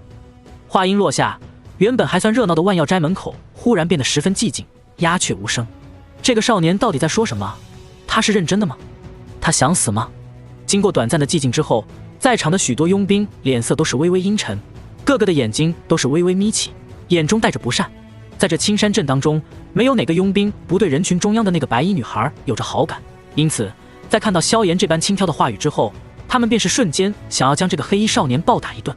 小兄弟，你是不是找不到家了？如果你有需要的话，我可以请人帮你一下。被萧炎的话语有些雷住了，小医仙俏脸之上浮现一抹红晕，最后竟然还是有些不确定地问道。他怀疑这少年脑子不太正常。望着他这一如当年般柔美善良些许的模样，萧炎心头再度微微悸动了一下。如果不是因为鹅难独体的缘故，这个女孩或许一辈子都将是青山镇当中受人尊敬爱戴的小医仙吧。如果前世的自己能够早早拥有这样的实力，她也不会成为那人人恐惧、心狠手辣的天毒女。万幸的是，上天似乎给了自己一个弥补遗憾的机会。想到这里，萧炎深吸一口气，一双漆黑眸子当中带着一种令小医仙感到古怪的同时，心底忍不住微微一颤的温和。你没听错，我要带你回家。萧炎的声音带着一丝调笑，一如当年成帝后来青山镇找他的样子。只不过此刻的佣兵团队却是炸开了锅，合着这小子就是正大光明的在调戏小医仙啊！妈的，敢亵渎青山镇佣兵们心中共同的女神，找死！而在听到萧炎最后一句话之后，小医仙也是终于明白了，面前的这个少年可不是什么迷路的傻子，而是真的色胆包天的在调戏自己。脸颊上在浮现一抹红晕的同时，心底也是不由得升起一抹怒意。望着周围那蠢蠢欲动的佣兵们，小医仙最后还是无奈地抚了抚额头，轻轻摆了摆玉手，悄然退至众人的身后。各位，动手的时候轻一点，毕竟是个孩子，别真把他打死了。小医仙的确是个善良的女人，不过她心中清楚，善良的前提是能够先将自己保护好。一个连自己都保护不好，就朝着别人盲目释放善意的人，那不叫善良，那叫蠢。这种愚蠢只会令别人心生贪婪，最后成为伤害自己的利剑。虽然对于萧炎那古怪的眼神有着一丝莫名的悸动，但他可不会就这么的天真的相信面前这个半大的小屁孩是自己的真命天子了。听到小医仙的点头之后，那原本还站在场间的佣兵们瞬间表示走出来几个面色不善的大汉，即便是看他们身上的伤痕，也能明白这几人平时怕是经常刀口舔血的家伙。等一等，把我也算上。那位于药铺当中的伙计秦草此刻也是直接从柜台当中跳了出来，加入那大汉的队伍当中。小子，爷爷在青山镇混了这么多年，还头一次被一个小孩给偷袭，今天别的不说，这一嘴巴子爷爷肯定是要还回来的。望着那些缓缓将萧炎包围起来的大汉们，许多围观的人群此刻脸上也是露出一抹幸灾乐祸之色。敢调戏小医仙，这少年今天能站着走出青山镇，就是对他们这些佣兵的侮辱。只是有些出乎他们意料的是，面对这些佣兵的包围，那立于中间的少年不但脸上没有丝毫的惊慌，反倒是露出一种无奈的表情。能不能不要老是打打杀杀的？如果受伤了的话，对你们其实挺不好的。听到这句话，那周围的众多佣兵都是忍不住微微一愣，旋即便是个个捧腹大笑起来。一个看上去不过13、14岁的娃娃，竟然敢跟他们这些佣兵如此说话，别的不说，这少年的胆子倒是的确挺大的。人群当中，小医仙听到这句话之后也是微微一怔，不知为何，他心中忽然有一丝不太好的感觉，似乎这个少年真的有着什么不一样的东西。你别跟老子装了，这一巴掌老子今天必须打回来，小子，今天我要让你满地找牙。没等萧炎说完话，那佣兵人群当中的秦草便是率先出击。他被萧炎扇了一巴掌，正感觉无比丢脸，此刻自然是恨不得狠狠地收拾一下萧炎，否则将来他可就要沦为这青山镇的笑柄了。只见他脚尖一点地面，身形便是爆射而出，手掌朝着萧炎略带稚气的脸庞狠狠地扇了过去。这一巴掌上去，普通少年不说重伤，还真有可能连牙齿都得被扇出来2颗。看得出来，这家伙是真的很想打萧炎。哎，这可是你们先动手的，那可就别怪我了。望着秦草和周围的几个大汉，萧炎无奈地叹了口气，身体微微一侧，便是轻松地闪开秦草的巴掌，任由那掌风擦着头发刮过。萧炎一扭腰，拳头忽然如同炮弹一般砸在了秦草的小腹处，砰！伴随着一声闷响，在所有人惊骇的目光当中，那拥有着斗者实力的秦草便是无力地从空中落下。只见他身体蜷在地上，如同弓起的大虾一般，痛苦地捂着小腹。坏了，这小子是个硬点子！望着这一幕，那围绕过来的几个大汉脸色一变。从方才萧炎的身手当中，他们当然是看出来这萧炎能够一招击败秦草，可并非是靠着运气之类的。面前这个还没发育完的少年，是真的有几把刷子。一起上！几名大汉对视一眼，竟然是同时出手对付萧炎。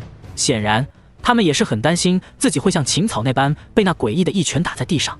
虽然以多欺少，还是欺负小孩传出去不太好听，但要是被这小子放倒了，那才是真的丢人丢大了。一起上！你们以为人多就有用吗？望着那一拥而上的几个大汉，萧炎摇了摇头，身形如同鬼魅一般钻入那几个大汉的包围圈。几名大汉共同联手，可是在萧炎那鬼魅一般的身法面前，却是连对方的皮毛都未曾摸到，留下的只有那一拳接着一拳，宛如擂鼓一般的闷响之声。砰砰！伴随着几声闷响，那原本凶悍壮硕的几名大汉，便是如同先前的秦草一般，宛如大虾一般痛苦地蜷缩在了地上。短短片刻之间，足足5、6名斗者级别的大汉就这样被轻松地放倒在了地上，没有一人能够挨得过一拳。望着这一幕，那原本还在看热闹的佣兵们终于面露惊骇，纷纷忍不住倒吸了一口凉气。望着脚下一个个如同大虾一般蜷缩在地上的人，萧炎无奈地摇了摇头：哎，都说了不要动手，你们非不听我的，这下好了吧？相比于萧炎那无奈的样子，那原本都气势汹汹的一群佣兵，此刻却是纷纷忍不住倒退了一步，看向萧炎有些忌惮的同时，还带着一抹惊骇。要知道，这几名对萧炎出手的佣兵可都是正儿八经的斗者啊！虽然这些人的实力没有一个超过5星斗者的，但每个的战斗力也不是普通人可以相比的。可是面前这个少年却是一拳一个，便是轻松地放倒了他们，面部红气不喘的样子看着就很轻松。如果萧炎只是实力可怕的话，他们还是可以接受的。可最关键的便是，面前这个家伙才多大啊？看他的年纪，最多也不可能超过16岁。可是这般年纪，竟然已经能够将5、6名斗者轻松放倒。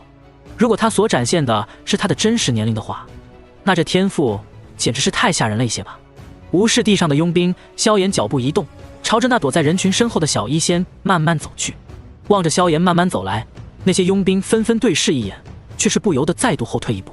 以萧炎方才展现的实力，在场的众人当中，若是单挑，应该是没人能够打得过他。不过随着萧炎距离小医仙越来越近，还是有几名稍微有些血气的佣兵站了出来。麻烦你们让一下，我真的不喜欢动手。目光扫过这几名佣兵，萧炎嘴角依旧挂着温和的微笑。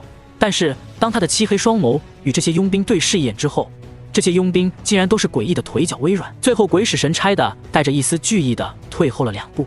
倒不怪他们胆小，实在是刚才萧炎施展了些许的灵魂威压，在对视的那一瞬间，便是令他们直接失去了战斗的勇气。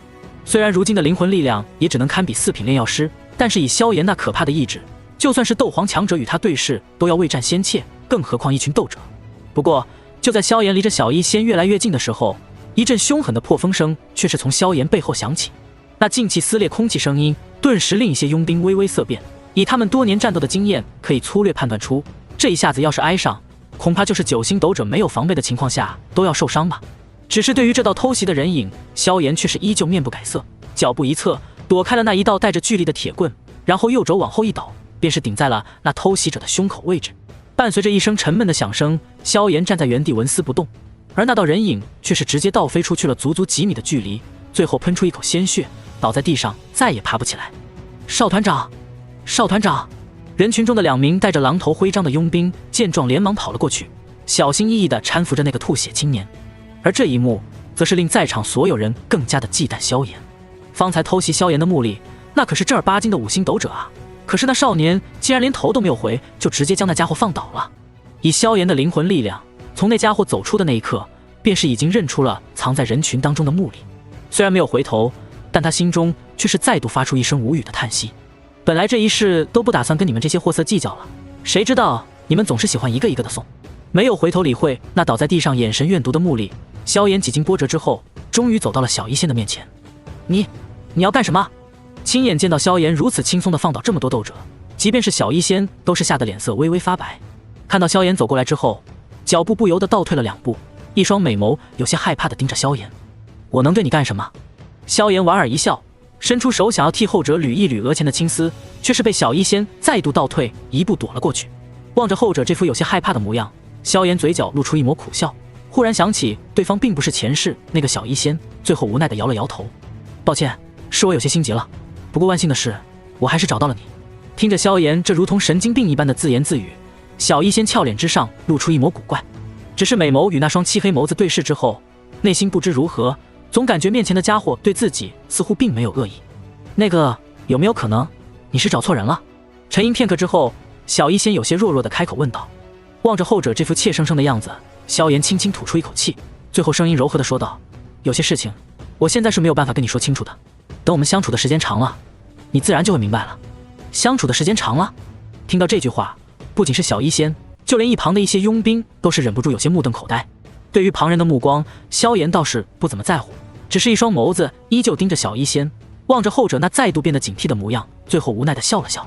等会儿带我去引荐一下你们姚老板吧，我想在万药斋先待上几天。听到萧炎的话，小医仙俏脸微微又变了变，最后忍不住露出一抹苦笑。能不能不带啊？轻轻摇了摇头，萧炎嘴角泛起一抹笑容。你怕什么？我又不会吃了你。你这副样子，我还真的很怕。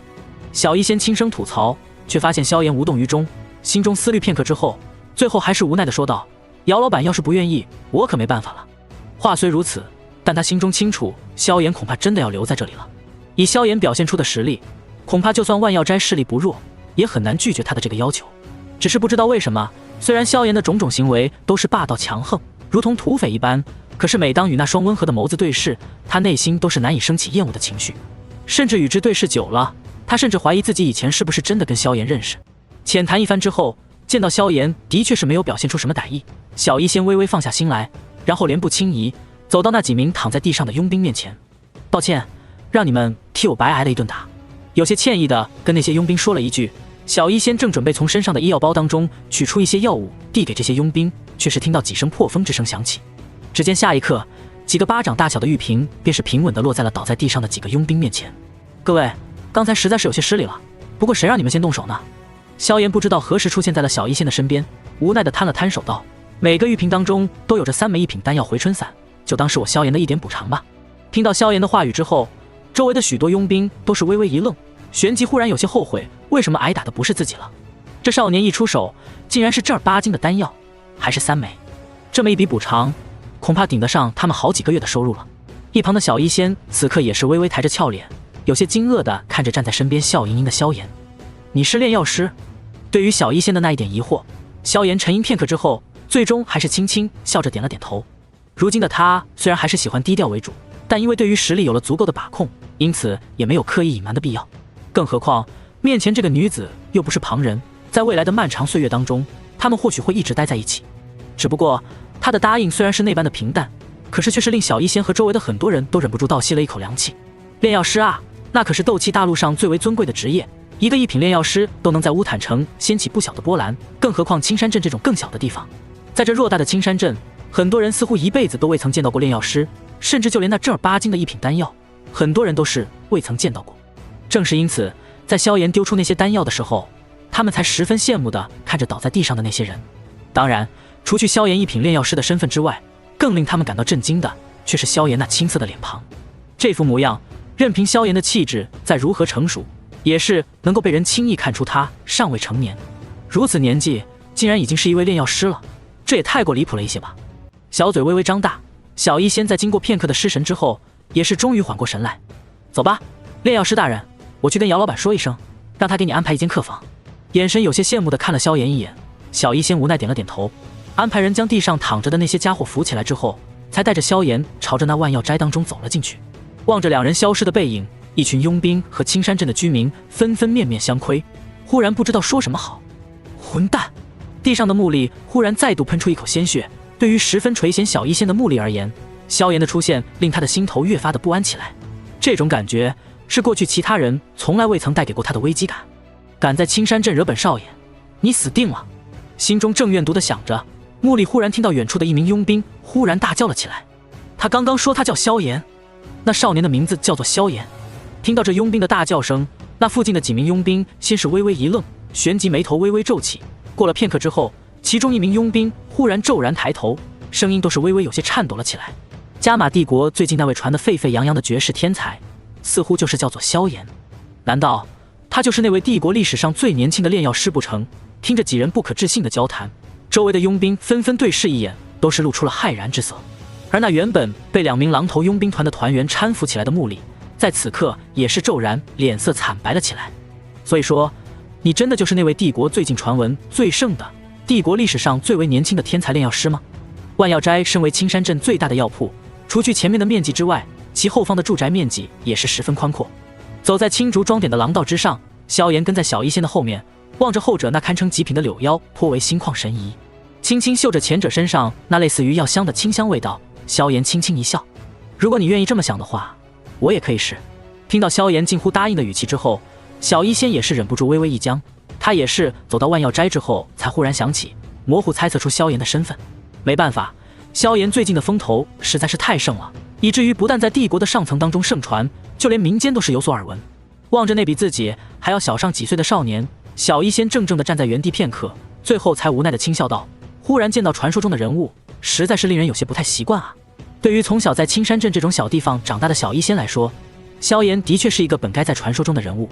对现在的他而言，传说中的超级天才突兀出现在自己面前的样子，简直是如同帝国皇帝来到青山镇微服私访。没关系，以后你会慢慢习惯的。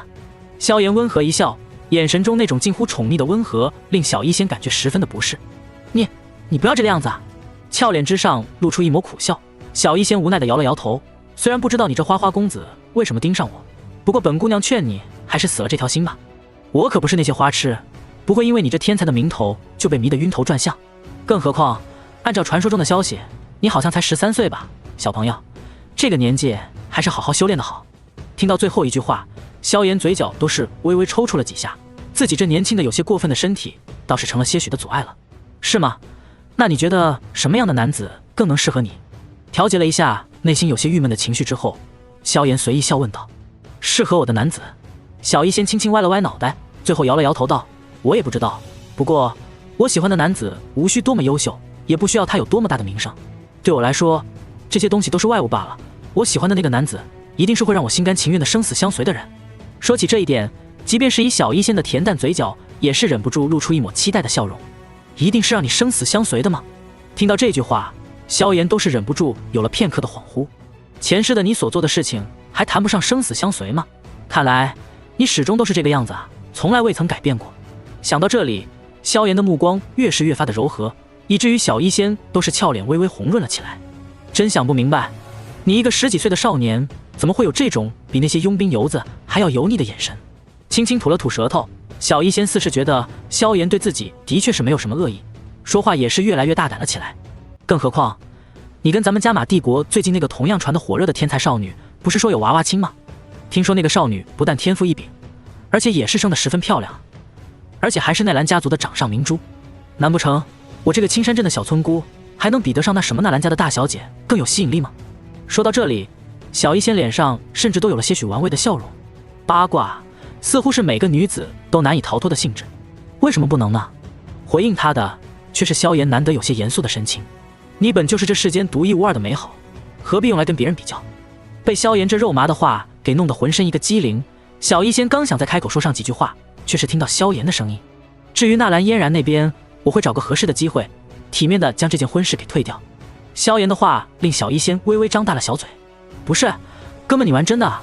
为了我连这么好的未婚妻都不要了？对于萧炎的做法，小医仙表示实在是有些不理解。此时此刻，就算是他都忍不住东瞅瞅西看看，看看自己身上到底忽然多出了什么了不得的魅力，竟然令这位传说中的天才少年这么吃癫。呵呵，你别紧张，我要跟纳兰嫣然退婚，跟你的关系倒是并不大。看着小医仙这副愕然的样子，萧炎有些忍俊不禁的笑了笑。主要原因还是我不想跟她走在一起。对于纳兰嫣然这个女子，萧炎的感情的确是有些难以言喻。虽说前世经过上万年的岁月冲刷，当年那退婚的侮辱早已被萧炎抛之脑后，甚至于在他成帝之后，他也是与纳兰嫣然成了不错的朋友。但其实两人的心底都是无比的清楚，无论他们看似何等的亲近，都永远不可能走在一起了。当年的退婚，无论在后面显得何等微不足道了，但至少对于当时的萧炎而言，是狠狠扎在内心的一道疤痕。即便是后来这疤痕已经模糊的近乎看不见，甚至萧炎还将这段经历当作一道岁月的回忆。可无论如何，这都是一道将两人缘分彻底斩断的锋芒，令萧炎无论如何都难以对这女人升起那方面的感情。即便是重生一世，估计纳兰嫣然不会再做出当初那种事情，萧炎也依旧不会对纳兰嫣然心动。所以与其如此，还不如早点下手。萧炎打算这一次从魔兽山脉当中回去之后，就主动前往一趟纳兰家族，将这门婚事给退了。当然他也不至于非要报复性的像纳兰嫣然当年那样蛮横无理，而是会尽量给纳兰家族一个体面。再者说，如果不跟那丫头退婚，将来云云那边该怎么办？想起那个同样在魔兽山脉有着一段暧昧感情的女子，萧炎又看了一眼面前的小医仙，忽然想给自己一个嘴巴子。萧炎啊萧炎，你何时变得如此花心了？不想不知道，真正的想起来了，他才发现自己前世欠下的情债实在是不少，这些还只是感情纠缠比较深的，至于那些浅一些的，则是更加的不计其数了。当年的斗气大陆，有多少优秀的女子因为与他有过一面之缘，结果导致对方终身未嫁。等到两人终于绕开了这个话题之后，在小医仙的带领下，萧炎终于来到了万药斋的核心大堂，也遇到了一个记忆中模糊熟悉的身影。那是一个相貌平凡的中年人，不过他的身份在这青山镇倒也算得上富贵，此人正是万药斋的姚老板。在那姚老板的身边，竟然还站着一个脸上带着巴掌印的青年，正是那被萧炎扇了个大嘴巴子的万药斋伙计秦草。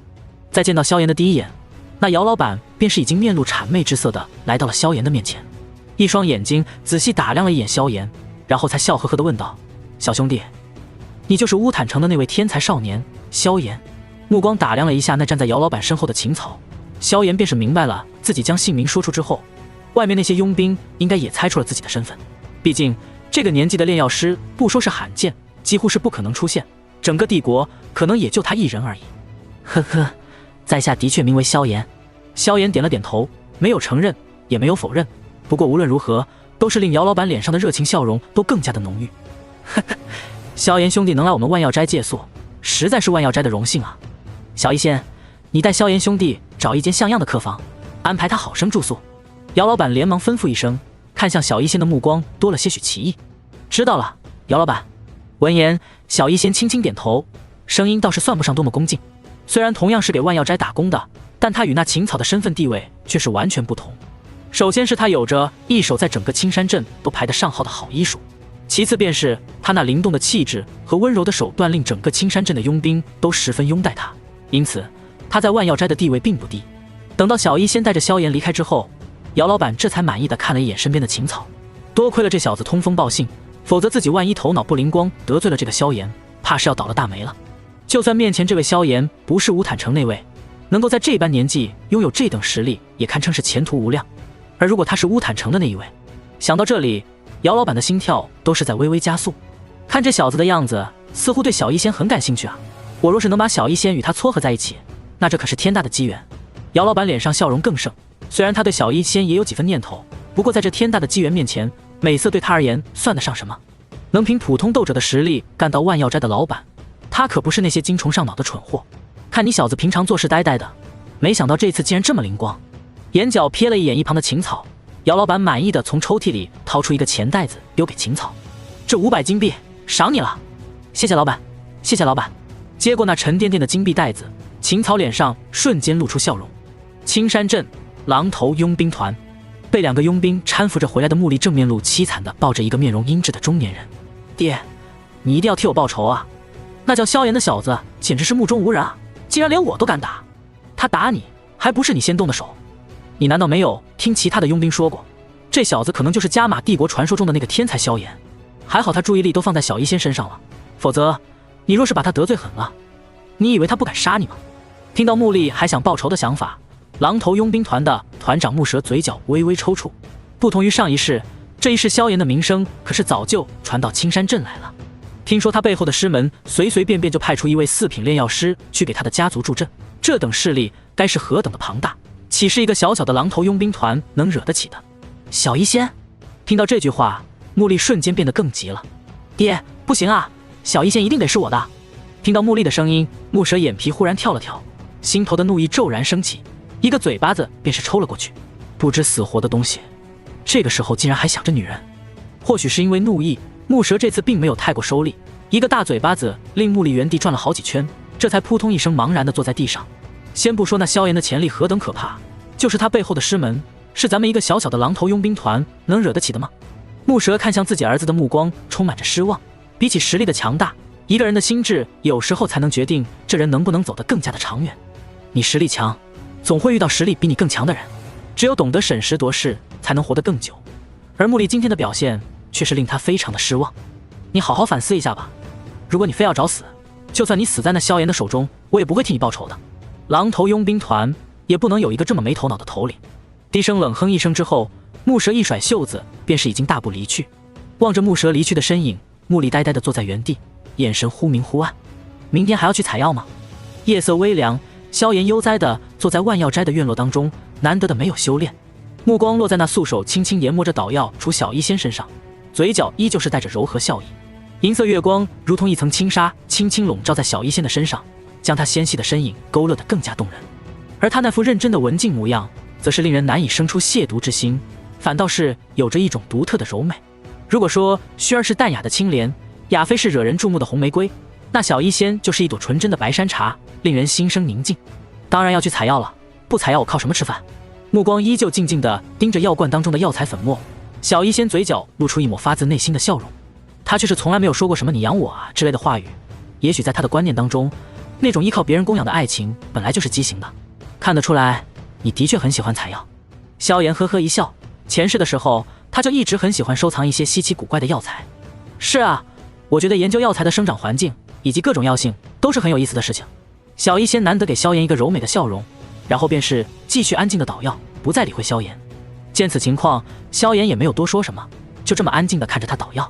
直到半晌之后，将药材仔细研磨成粉末之后的小医仙将这些药粉收藏起来，放进药包里之后，才迈着如玉小腿走到他的面前。时候不早了，早点休息吧。臭弟弟，虽然你很优秀，但是想让本姑娘动心可不是这么容易的事情，我劝你还是早点换嫁姑娘吧。你们这些大家族的事情太复杂，我可不想掺和。说完，他便是轻盈地迈着脚步准备离去。明天的那条线路我看过了，那里好像有一处强者洞府，我带你去瞧瞧。就在他一只脚已经快要进入自己房间的时候，萧炎的声音却是忽然从他的背后响起。强者洞府。闻言，小医仙忍不住微微一愣，旋即才回过头轻笑一声。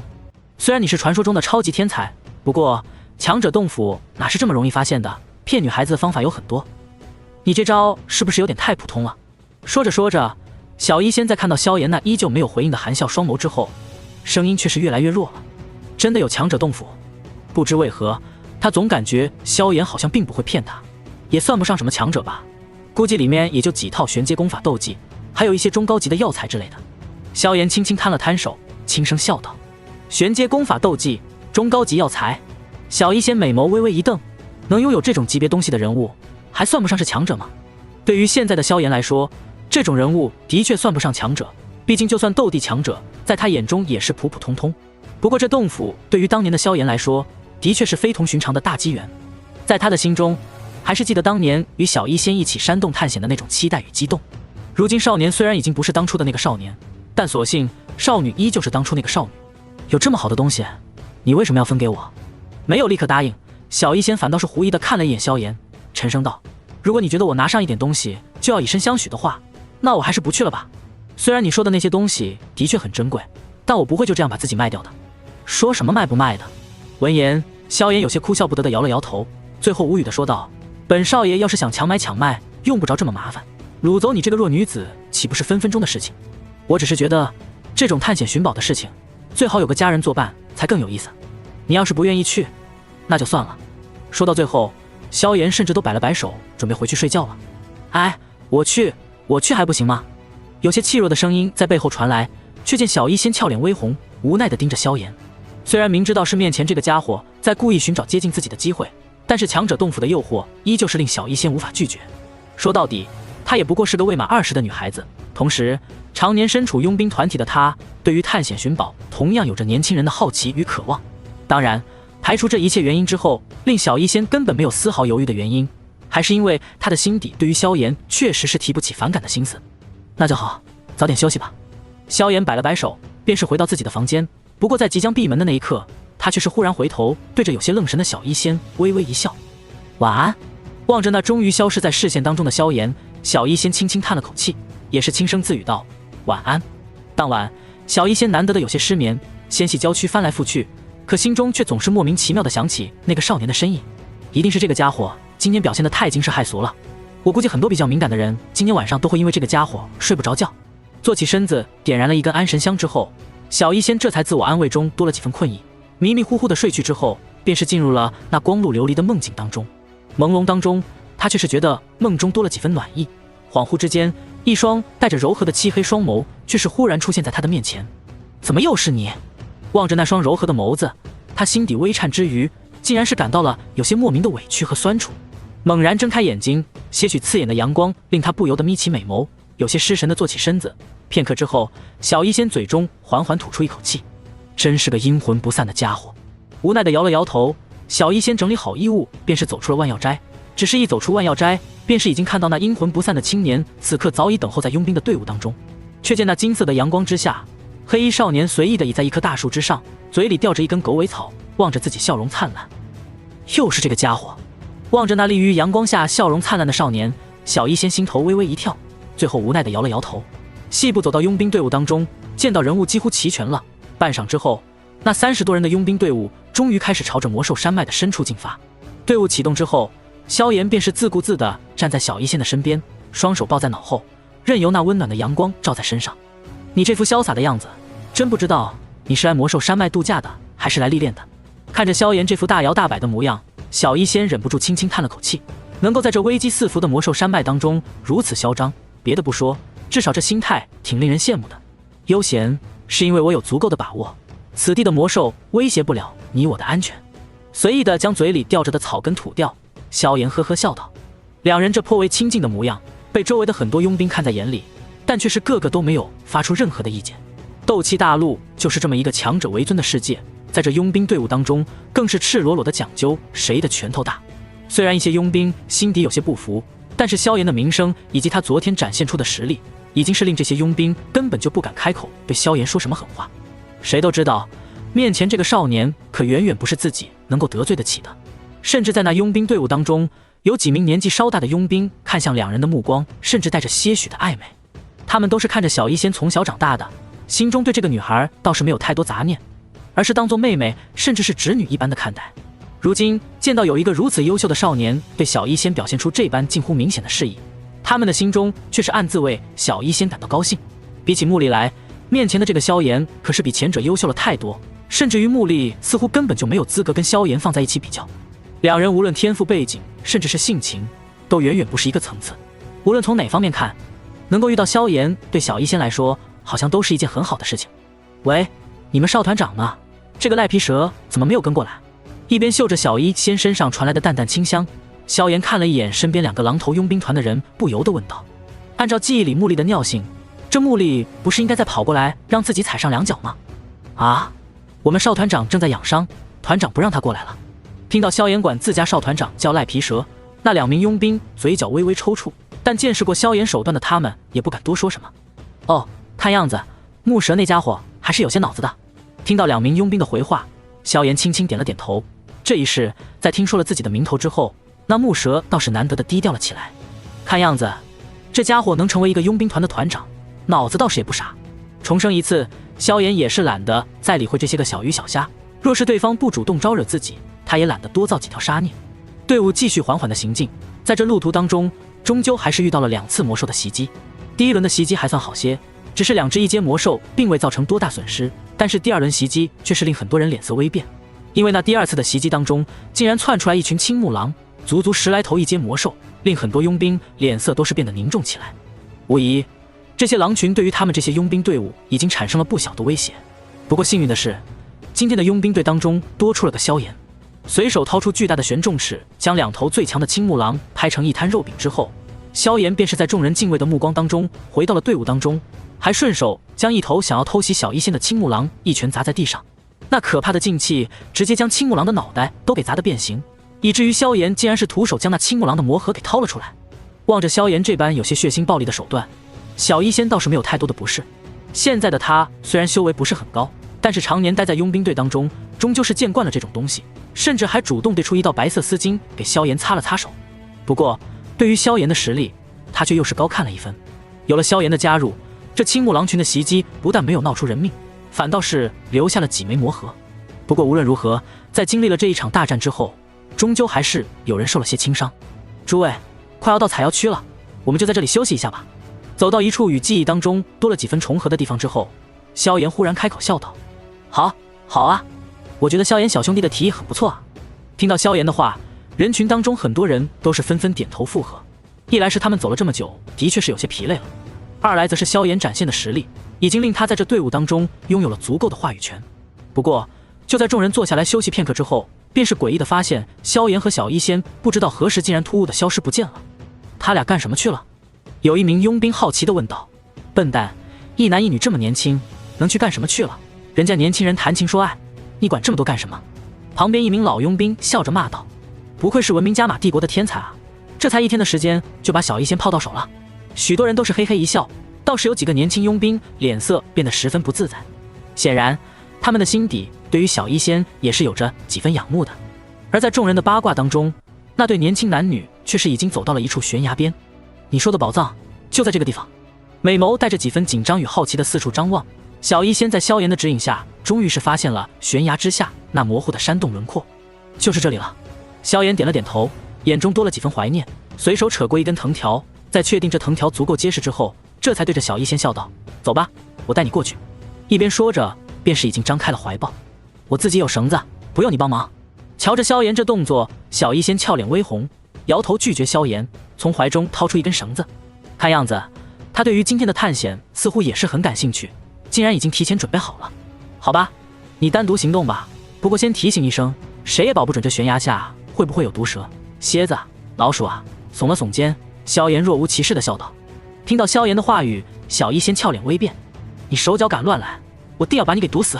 犹豫片刻之后，或许是宝藏的诱惑太大，又或者是因为一些其他原因，小医仙在沉思片刻之后，最终有些不适应地抱住了萧炎的腰，手掌揽住那纤细无比的极品柳腰。萧炎脸上怀念之色更浓，然后才在后者有些紧张抱紧的手臂当中跳下悬崖。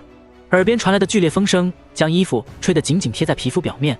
萧炎左手搂住小医仙，右手上旋转了几圈的绳子猛然一扯，急速掉落的身形便是缓缓地悬在了悬崖半空处。风声停歇，小医仙双臂紧紧抱着萧炎的腰肢，片刻后，一张俏脸微微抬起，略带惊慌地看了萧炎一眼之后，才有些胆怯地说道：走啊，你还在这里等什么？听到耳畔的低声细语，萧炎笑而不语，左手臂弯却是将怀中的白衣女孩搂得更紧了一些，感受着那有些熟悉的体温，声音当中带着些许沙哑。别急，让我再抱一会儿。山风拂过两人的身体，令那宽松的衣袍贴近衣物，感受着那扑面而来的男子气息，小医仙都是感到脑袋微微晕眩。听到萧炎的声音之后，他本能地产生了些许抗拒的冲动，但是在抬起头看到萧炎那一双眼睛之后，却是鬼使神差地停止了反抗。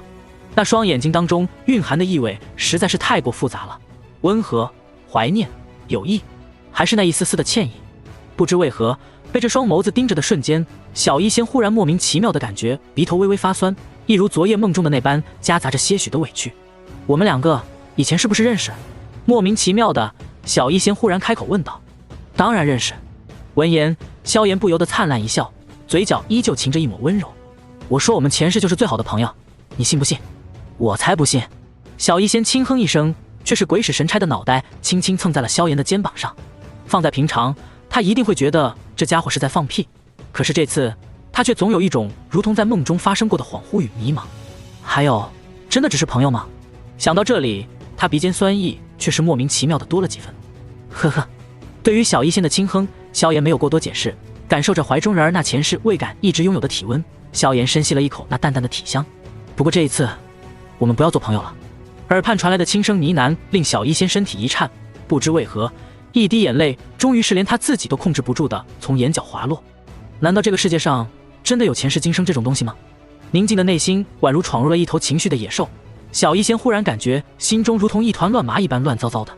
萧炎就这样静静抱着小医仙，也没有做出任何其他的动作，只是静静地感受着他的体温。良久之后，直到感觉以他可以碾压斗师的手臂都有些发酸之后，这才微微一笑，脚掌用力一蹬身边的一块岩石，顿时身体带着小医仙在山壁之间晃动起来。随着他脚尖不断轻点，剧烈的晃动令小医仙从那混乱的情绪当中清醒了些许，低头看了一眼脚下深不见底的悬崖，脚底微微发软，然后便是有些惊慌的将脑袋埋在萧炎怀里。感受着小医仙的动作，萧炎嘴角柔和笑意更加浓郁，伴随着几个灵活无比的动作之后，便是已经来到了那山洞的面前。感受到双脚接触到地面，小医仙这才缓缓松了一口气，微微挣扎着从萧炎怀中挣脱而出，正眼神复杂的想要说点什么，便是被萧炎一把拉扯到身后。还没等他说上些什么，便是感受到身边的气流忽然快速涌动，一道莫名的腥臭味道从那山洞当中传来。小心！当看到那山洞当中飞出的巨物之时，小医仙忍不住脸色巨变。那山洞当中飞出来的竟然是一条岩蛇，此物虽然是一阶魔兽，但是那坚硬的皮肤却是令很多同级强者头疼无比，而且此物还有着滑翔的能力，属于是一阶魔兽当中极难对付的一种。然而还不等他担心完，便是已经看到萧炎双脚如同奔雷一般闪出，下一刻便是手肘带着狂暴的劲气狠狠地砸在那岩蛇的头上。咚！伴随着一道沉闷的响声响起，在小医仙惊愕的目光当中，萧炎立在原地几乎是纹丝不动，除了手肘处的衣角有着一丝破裂，几乎再无其他伤势。而那岩蛇的庞大身躯却是轰然倒飞出去，最后砸在某处角落之后一动不动。掌间喷出一道气流，将山洞中飞舞的尘土吹散。萧炎这才拉着小医仙朝着山洞当中走去。等到走到山洞尽头，一道宽厚石门出现在两人面前的时候，小医仙望着地上的场景，才忍不住轻轻捂了捂小嘴。只见那皮肤坚硬如同岩石一般的岩蛇，此刻硕大的脑袋已经被硬生生的砸裂开来，鲜血将土地浸染漆黑，软软的瘫在地上。心中正要惊叹萧炎的强横，却发现萧炎随手掏出那岩蛇的魔盒，然后对着那石门晃了晃道：“你有没有办法打开这石门？”望着那厚重无比的石门，小医仙轻轻摇了摇头，无奈的说道：“虽然我对机关术有些兴趣，不过涉猎不深。”听到这里，萧炎心中有些恍然，似乎前世的时候，小医仙也是发现这处隐蔽山洞之后，才开始认真学习了一些机关术。而由于时间太长了，加上灵魂力量尚未完全恢复，即便是他也是有些记不起这石门的机关在哪里了。不过也没关系，萧炎看了一眼小医仙，轻声笑道：“你先往后退几步。”哦，听到萧炎的话，小医仙倒是没有多少犹豫，很快便是退后了2步。然后在他目瞪口呆的目光当中，萧炎便是骤然转身，身体如同一张拉起的大弓一般蓄满力气，最后狠狠的一拳砸在那石门之上。咚！沉闷的响声宛如肋骨一般敲击在小医仙的心灵，一击之下，只见那宽厚的石门竟然开始有了几道细小的裂缝。萧炎面不改色，身形再度变换，来回几拳几脚下来，在那山洞都微微震颤的闷声当中，宽厚的石门裂缝不断蔓延，最后在萧炎的一脚当中轰然碎裂，化作无数大小不一的石子掉落一地。这也太变态了吧！月光时的淡淡毫光透过山洞落在小医仙懵逼的小脸上，一张红润小嘴微微张开，久久不能合拢。走吧，我们可以进去了。望着他这副呆滞的模样，萧炎只感觉有些可爱，嘴角露出一抹笑容，便是拉着他的玉手朝着山洞当中走去。因为已经来过一趟，所以他也是清楚其中并没有什么危险，反倒是小医仙直到被脚下的碎石微微硌得脚疼，这才从萧炎方才的暴力行为当中回过神来。见他如此从容地握着自己的手，小医仙玉脸不由得微微一红，轻声骂道：“真是个暴力的家伙。”对于小医仙的话，萧炎不置可否地笑了笑。当初他在成为主宰之后，便是很少能够全力出手了，毕竟全力出手的威力实在是太大，动辄就是摧毁一个个位面。而如今这副躯体倒是能让他打个痛快，不用担心破坏太过惊人。因此重生以来，萧炎几乎很少使用斗技，与人对战最喜欢拳拳到肉。随着两人踏入石门，月光时的照耀下，宽敞的大厅也是出现在小医仙的视线当中。眼睛扫过山洞当中那令人心神振奋的宝物，小医仙便是已经忘记了萧炎方才的粗鲁行为，美眸望着这山洞角落的一个小花坛，满眼的雀跃与欣喜。哇塞，好多药草啊！依旧是如同记忆当中的模样，这古老的密室当中还是有着一座骷髅盘座，面前则是盛放着3个食盒，零零碎碎的大量金币被随意的丢在地上，剩下的便是那装着诸多珍贵药草的小花坛了。在看到那小花坛的瞬间，小医仙便是已经轻灵的迈动着小脚，朝着那花坛的方向走了过去。灵动美眸望着那一道道传说中的珍贵药草，小脸上满是喜悦。望着他那副雀跃的模样，萧炎直接便是忽略了这洞府当中的所有东西，只是双手抱胸，静静地看着他弯着纤细的柳腰，仔细辨认花坛当中的各种草药，嘴角噙着温和笑容。直到半晌之后，小医仙才有些恋恋不舍地抬起头，美眸挣扎着离开面前这些珍贵的草药，最后无奈地叹了口气：“真羡慕你这个幸运的家伙，这种地方你是怎么发现的？”对于他的惊叹，萧炎脸上却是笑容更加浓郁。“这个地方还是因为你才发现的？”心中默默说了一句，萧炎下巴轻轻扬了扬，笑道：“去吧，看上什么草药带走便是。还有这些东西，你喜欢的都可以拿走。”闻言，小医仙也是微微一怔，最后才有些挣扎地摇了摇头：“算了吧，所谓无功不受禄，这么珍贵的东西，我可不能占你的便宜。”望着他这副略带几分倔强和坚持的模样，萧炎倒是没有任何的失望和烦恼。倘若他真的因为这点东西就眼巴巴地跟着自己走了，那或许他就不是自己记忆当中的那个小医仙了。好吧，这些东西你不想要也无所谓。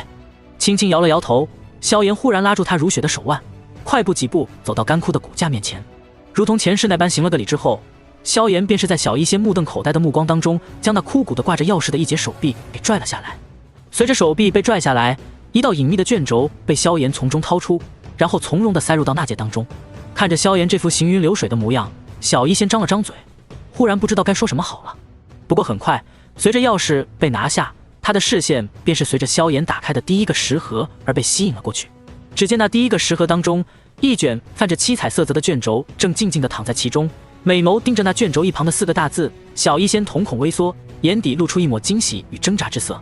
诺，这玩意儿叫做七彩毒经，我觉得身为医师的你一定需要这玩意儿吧。萧炎静静地望着小医仙，脸上露出一抹意味深长的笑容。被萧炎这么盯着，小医仙却是身体忍不住微微一僵，心中隐隐有了一丝不好的预感，脚步微微往后撤退了一步，俏脸上挤出一抹勉强的笑容。是啊，我一个手无缚鸡之力的弱女子，当然需要一些毒药来防身。不要担心未来会发生什么，我可以明确地告诉你，那种东西是可以人为解决的。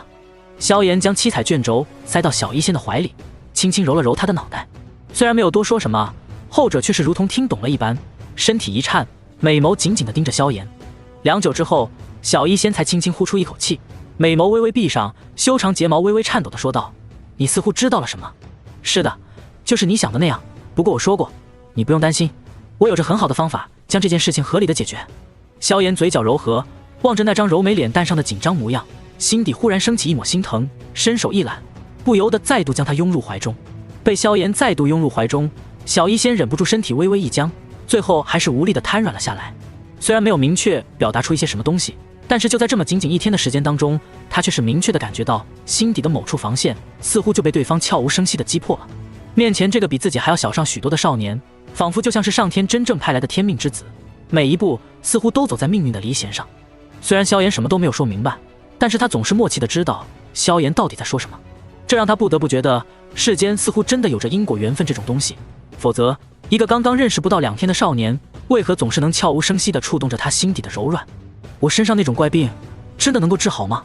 无力地趴在萧炎身上，小医仙轻声喃喃道：“当然可以，相信我，这并不是什么灾难，而是上天遗忘的一道机缘。”轻轻抚摸着那一头长发，萧炎声音温和。他也是后来在那大千世界当中走到极为高深的层次之后，才知道原来在斗气大陆上令人闻风丧胆的恶难毒体，竟然是当初威能无限的原始法身之一。当年大千世界的10大原始法身，其中便是正有着那恶难毒体。当然，那大千世界的恶难毒体威能可要比斗气大陆的恶难毒体要强横无数倍，一旦掌控，即可号令天下万毒。而那位执掌恶难毒体的超级强者，便是被当时的强者们尊称为天毒女帝。当年的远古大战当中，这位天毒女帝可是与一位天魔帝、3位玄魔帝大战，最后同归于尽的顶尖强者。在她陨落之际，曾将体内残余的血脉之力化为9滴心头血，滴落到了9个下位面当中。而在得到这9滴心头血的9个女子，便是成为了这9个位面的第1代恶难毒体。恶难毒体与美杜莎一脉相同，由于初代强者都是女子，因此想要将这种神奇的天赋传承下去，便是只有女子后裔才能传承。不过不同于美杜莎一脉的魔兽属性，恶难毒体显然是更加的难以控制。而斗气大陆这一脉，在远古时期那位恶难毒体被围杀之后，便是从此失传了。这也就造成了之后的那些个恶难毒体都失去了如何控制恶难毒体的法门，从此大多数修炼到斗宗就会毒气入脑而疯狂，即便是有极少数侥幸到了斗尊，也最终难免悲惨的结局。不过事无绝对，毒丹法其实分为内丹外丹2种方法。当年那位恶难毒体的祖先被斩杀之后，他身上的外丹修行法也是落在了旁人手中，后来经过多年流转，又落到了丹塔的手中，最后才被药老拓印了一份来。而那内丹的修行之法，在这斗气大陆则是真正彻彻底底的流失了。当初萧炎也是在到了大千世界之后，为了帮助小医仙突破到天至尊，费尽心思之下，才从其他下位面飞升上来的某位强者手中换取了恶难毒体的内丹修行之法。不过这一世，萧炎手中自然是有了恶难毒体的2种修炼方法。以恶难毒体那可怕的特性，一旦有了完整的修炼方法，在突破到斗帝之前都不会遇到太大的瓶颈。听到萧炎的话语之后，虽然感觉有些宛如做梦一般的恍惚，但小医仙却是不知为何，那颗对于未来十分畏惧的心忽然就变得安定了许多。自从当年他作为药师学徒误服了些许毒药，开启了那诡异可怕的体质之后，他这些年来便是一直提心吊胆，对于未来总有一种惶恐。而这种惶恐在遇到这个少年之后，正在不断的消除，那种比过去更加令人心安的感觉，令他忽然感觉萧炎的怀抱似乎的确是很温暖。不过很快，他便是从这种想法当中摆脱了出来，使劲的摇了摇头，最后又从萧炎怀里挣扎了出来。我到底是怎么了？为什么一遇见这个家伙就把控不住自己了？俏脸升起一抹诱人的绯红，小医仙看了萧炎一眼，这一次却是紧张的说不出话来。看着他这副模样，萧炎也没有太过心急，他不是那种急色之人，虽然也是爱美之心人皆有之，但相比于此，他更重视两人之间的感情。你赶快把这些东西收起来吧，我能有这么一本七彩毒经就已经很满足了。被萧炎看得有些心慌，小医仙低着脑袋结结巴巴地说道。闻言，萧炎心中也是清楚，于是也不再拒绝，而是将那剩下的2个盒子打开。还是记忆当中的那样，剩下的2个盒子当中存放的是自己前世微末之时帮了不少大忙的飞行斗技阴之翼，以及一套玄阶高级斗技狂狮营。虽说这2样斗技以萧炎如今的眼力实在是看不上了，不过不得不承认的是，那阴之翼对自己其实还是有点帮助的。以他现在的实力，即便是对于斗气的使用远超寻常强者，但是终究是数量太少，根本不够挥霍。随手将2套斗技放在那界当中，与净莲妖火的残图放在一起，萧炎这才不由得摸了摸鼻子。不知不觉间，前世自己的实力竟然已经远远超出当年的净莲妖圣了。而这一世，这妖火残图对自己的帮助似乎并不算大了。不过虽然如此，萧炎依旧是将这妖火残图小心存放好。做完这些之后，他又在小医仙羡慕的目光当中，将那小花坛当中的药草采集了个一干二净，最后甚至连地上的金币都卷走了大半。这一世没有目力的干扰，他几乎是将这洞府当中的宝物都给带走了，只留下一堆金币丢在原地，留给下一个幸运的家伙。走吧，这里已经没什么可以留恋的了。轻轻拍了拍小医仙的香肩，等再度走到悬崖边，萧炎才笑呵呵地张开双臂。过来吧，再不过来，你可就要自己爬上去了。一手抓着绳子，一边张开怀抱，萧炎嘴角噙着笑意。流氓！低声骂了一句之后，小医仙最终还是有些不适应的紧紧抱住萧炎的腰，脑袋紧紧贴在萧炎怀里，听着后者有力的心跳声，不知道在想些什么。半晌之后，随着2人回到佣兵的队伍当中，许多佣兵都是眼光暧昧的在2人的身上扫过，一些性子野的嘴角甚至发出啧啧的调笑之声。当然，也有些年轻的佣兵嘴角抽搐了一下，眼底带着一抹痛苦之色。望着他们这些神色不一的表情，小医仙先是一愣，旋即有些面红耳赤的解释道：“那个不是你们想的这样。”哈哈，对，我们都懂。一名佣兵表示非常理解的点了点头，另一名老兵更是嘿嘿一笑。年轻人嘛，很正常。望着那一众带着笑意的老兵，小医仙忽然恨不得找个地缝钻进去。反倒是站在他身边的萧炎，目光扫过几个老兵，脸上露出一抹和善的笑容。这几个老登真会助阵。经过一番热闹之后，采药队伍再度朝着深山进发，直到傍晚时分才完整的归来。萧炎兄弟，多亏了你啊，这次我们可占了你大便宜了。是啊，萧炎兄弟，多谢了。望着那与一群佣兵玩的还算火热的萧炎，已经走到万药斋门口的小医仙嘴角也是露出一抹不可察觉的笑容。在姚老板的热情招待下，吃了一顿丰盛晚饭。望着后者那殷勤无比的想要将小医仙往自己这里塞的样子，萧炎都是不禁感叹，前世的时候这家伙可是差点伙同狼头佣兵团一起对付自己和小医仙，没想到这一世这家伙却是对自己如此恭敬，甚至连小医仙都要往自己这里推。人果然是一种趋利避害的生物啊。姚老板今后如果有意向，可以考虑跟我乌坦城萧家合作。许是被这姚老板舔得太舒服了，饶是萧炎都是忍不住点了点头。这姚老板虽然不是什么好东西，但也不是什么十足的恶人，最起码没有达到令萧炎看见就恶心的程度，所以他也懒得跟这家伙计较前世的恩怨。哎呀，那就太谢谢萧炎少爷了，我来敬您一杯。来来来。听到萧炎的话语，姚老板神色大喜，又是一顿殷勤的马屁奉上。见到萧炎的确是酒足饭饱了，这才安排小医仙将萧炎送回去。喂，你可不要跟着姚老板走得太近，他可不是什么好东西。幽静的小路上，小医仙走在萧炎身边，却是不满地看着萧炎。方才姚老板死命地把自己往萧炎那边推，这家伙也是丝毫不拒绝的样子，令小医仙对这两个狼狈为奸的家伙很不顺眼。呵呵，既然你这么关心我，那我就听你的吧。萧炎嘿嘿一笑，然后便是不等小医仙反应，在后者那骤然僵硬的身体耳畔悄悄说了一句话：这2天准备一下，然后我们去你找到的那个小山谷。小山谷？什么小山谷？听到萧炎的话语，小医仙忍不住得后退2步。虽然在极力掩饰脸上的紧张，但还是很容易被人看出一些端倪。别装了，你这样子太容易被看出来了。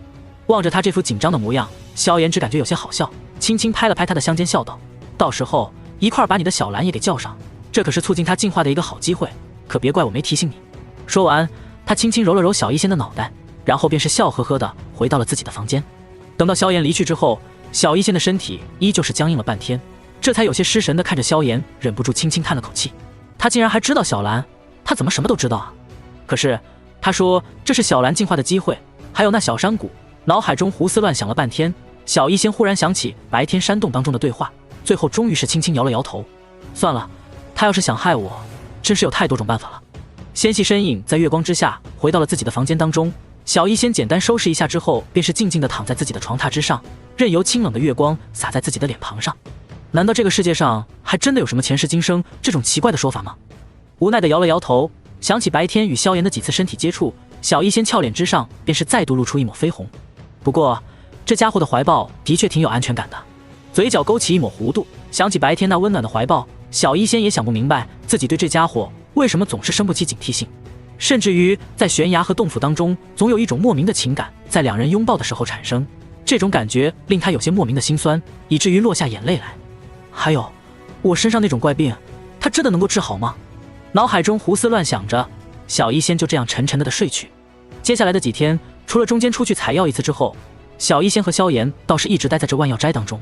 而经过几日的磨合之后，在种种原因的作用之下，小医仙对于萧炎也是不再表现得多么抗拒。虽然谈不上主动，但是萧炎的很多动作和言语却是令他不再如同过去那般忍不住翻一个白眼。除此之外，便是在初步研读了七彩毒经之后，小医仙也是终于明白了自己那可怕的体质到底为何物。当他知道自己那可怕的体质名为恶难毒体的时候，显然是被吓坏了一般，一张柔美脸颊瞬间变得苍白无比。好在萧炎早就有所准备，一顿安抚之下，终于令他那惊慌的心情平复了下来。而经过了这次的安抚，小医仙与萧炎之间的关系显然更加亲近了许多。虽然距离恋人或许还有着一些距离，不过显然已经超过了普通朋友的界限。这种亲近依然是如同当年那在小山谷时一般。对于这种终于更进一层的关系，萧炎并没有急着再度加鞭。有些情感在经过时间的沉淀之后，将会在未来的某一天慢慢的水到渠成。反正他现在这副身躯只是一个13岁的少年，总不能这个年纪就干一些荒唐的事情吧。几天之后的某一天，萧炎终于是带着小医仙一同来到了姚老板的面前。姚老板，我要带小医仙出去一趟，恐怕需要一些时间才能回来。萧炎冲着姚老板打了个招呼，然后便是带着脸色微红的小医仙笑着走出了万药斋的大门。嘿嘿，萧炎少爷，您随意，小医仙这边工资照发。姚老板冲着萧炎露出一抹猥琐的笑容，然后又冲着小医仙挤眉弄眼。在他心中，已经当成萧炎要带着小医仙去干一些情侣之间的事情了。不过对此，他却是没有任何反对的意见，反而是心情很好。少了小医仙这么一个美女医师，对万药斋的确是一个不小的损失，甚至会影响到万药斋在这青山镇的生意。但是巴结上了萧炎，他万药斋的生意从今之后可就不会局限在青山镇当中了。姐姐，今后咱万药斋的生意就要做到城里去了，甚至以后老子的药材都要卖到那些尊贵的炼药师手中了。心中划过一个个念头，姚老板脸上也是露出得意洋洋的笑容。而在他这得意洋洋的笑容当中，萧炎和小医仙却是早已离开了青山镇的范围。高空之上，一只巨大的蓝鹰展开双翼，借着急促的气流在上空翱翔。蓝鹰背上，黑衣少年与白衣女子正静静地坐在上面，手臂轻轻揽着小医仙那堪称极品的纤细柳腰。萧炎嘴角再度露出一抹回味之色，纤腰被萧炎搂住，感受着手臂上传来的淡淡温热。小医仙俏脸微红，不过察觉到后者并没有过分的动作之后，那微微绷紧的身体终于放松了下来。在两人的身下，那巨大的蓝鹰眼珠子滴溜溜地转了一圈，望着主人与另一个人类这般亲密的举动，眼中闪过丝丝醋意的同时，还是有着一丝忌惮。魔兽的敏锐直觉令他感到自己背上的这个人类恐怕是个很可怕的家伙。伴随着蓝鹰翱翔，下方的山川河流都是从两人眼底迅速掠过，在飞行的速度之下，过去需要半天的时间才能到达的盆地，几乎在一炷香的时间当中已经到达。望着面前这面积颇为辽阔的盆地，小一先轻轻摸了摸蓝鹰的脑袋，后者便是心领神会的继续向前滑行，直到进入这盆地深处之后，一处被云雾遮掩的小小山谷便是出现在了两人一兽的面前。望着那阴云缭绕的山谷，萧炎在怀旧的同时，眼中终于是露出了一抹兴奋之色。前世的时候，他与药老便是多次察觉到此地似乎颇为奇异，孕育的能量竟然是比外界要浓郁许多。只不过当时的他还是太过弱小，而药老也是处于灵魂状态，自然是发现不了此地的端倪。后来突破斗皇的时候来了一次之后，萧炎便是再也没有回到过此地，直到10几年后成为斗帝，来到这青山镇寻回小医仙时，两人忆苦思甜的来到这小山谷，才被彼时已经成为斗帝的萧炎发现端倪。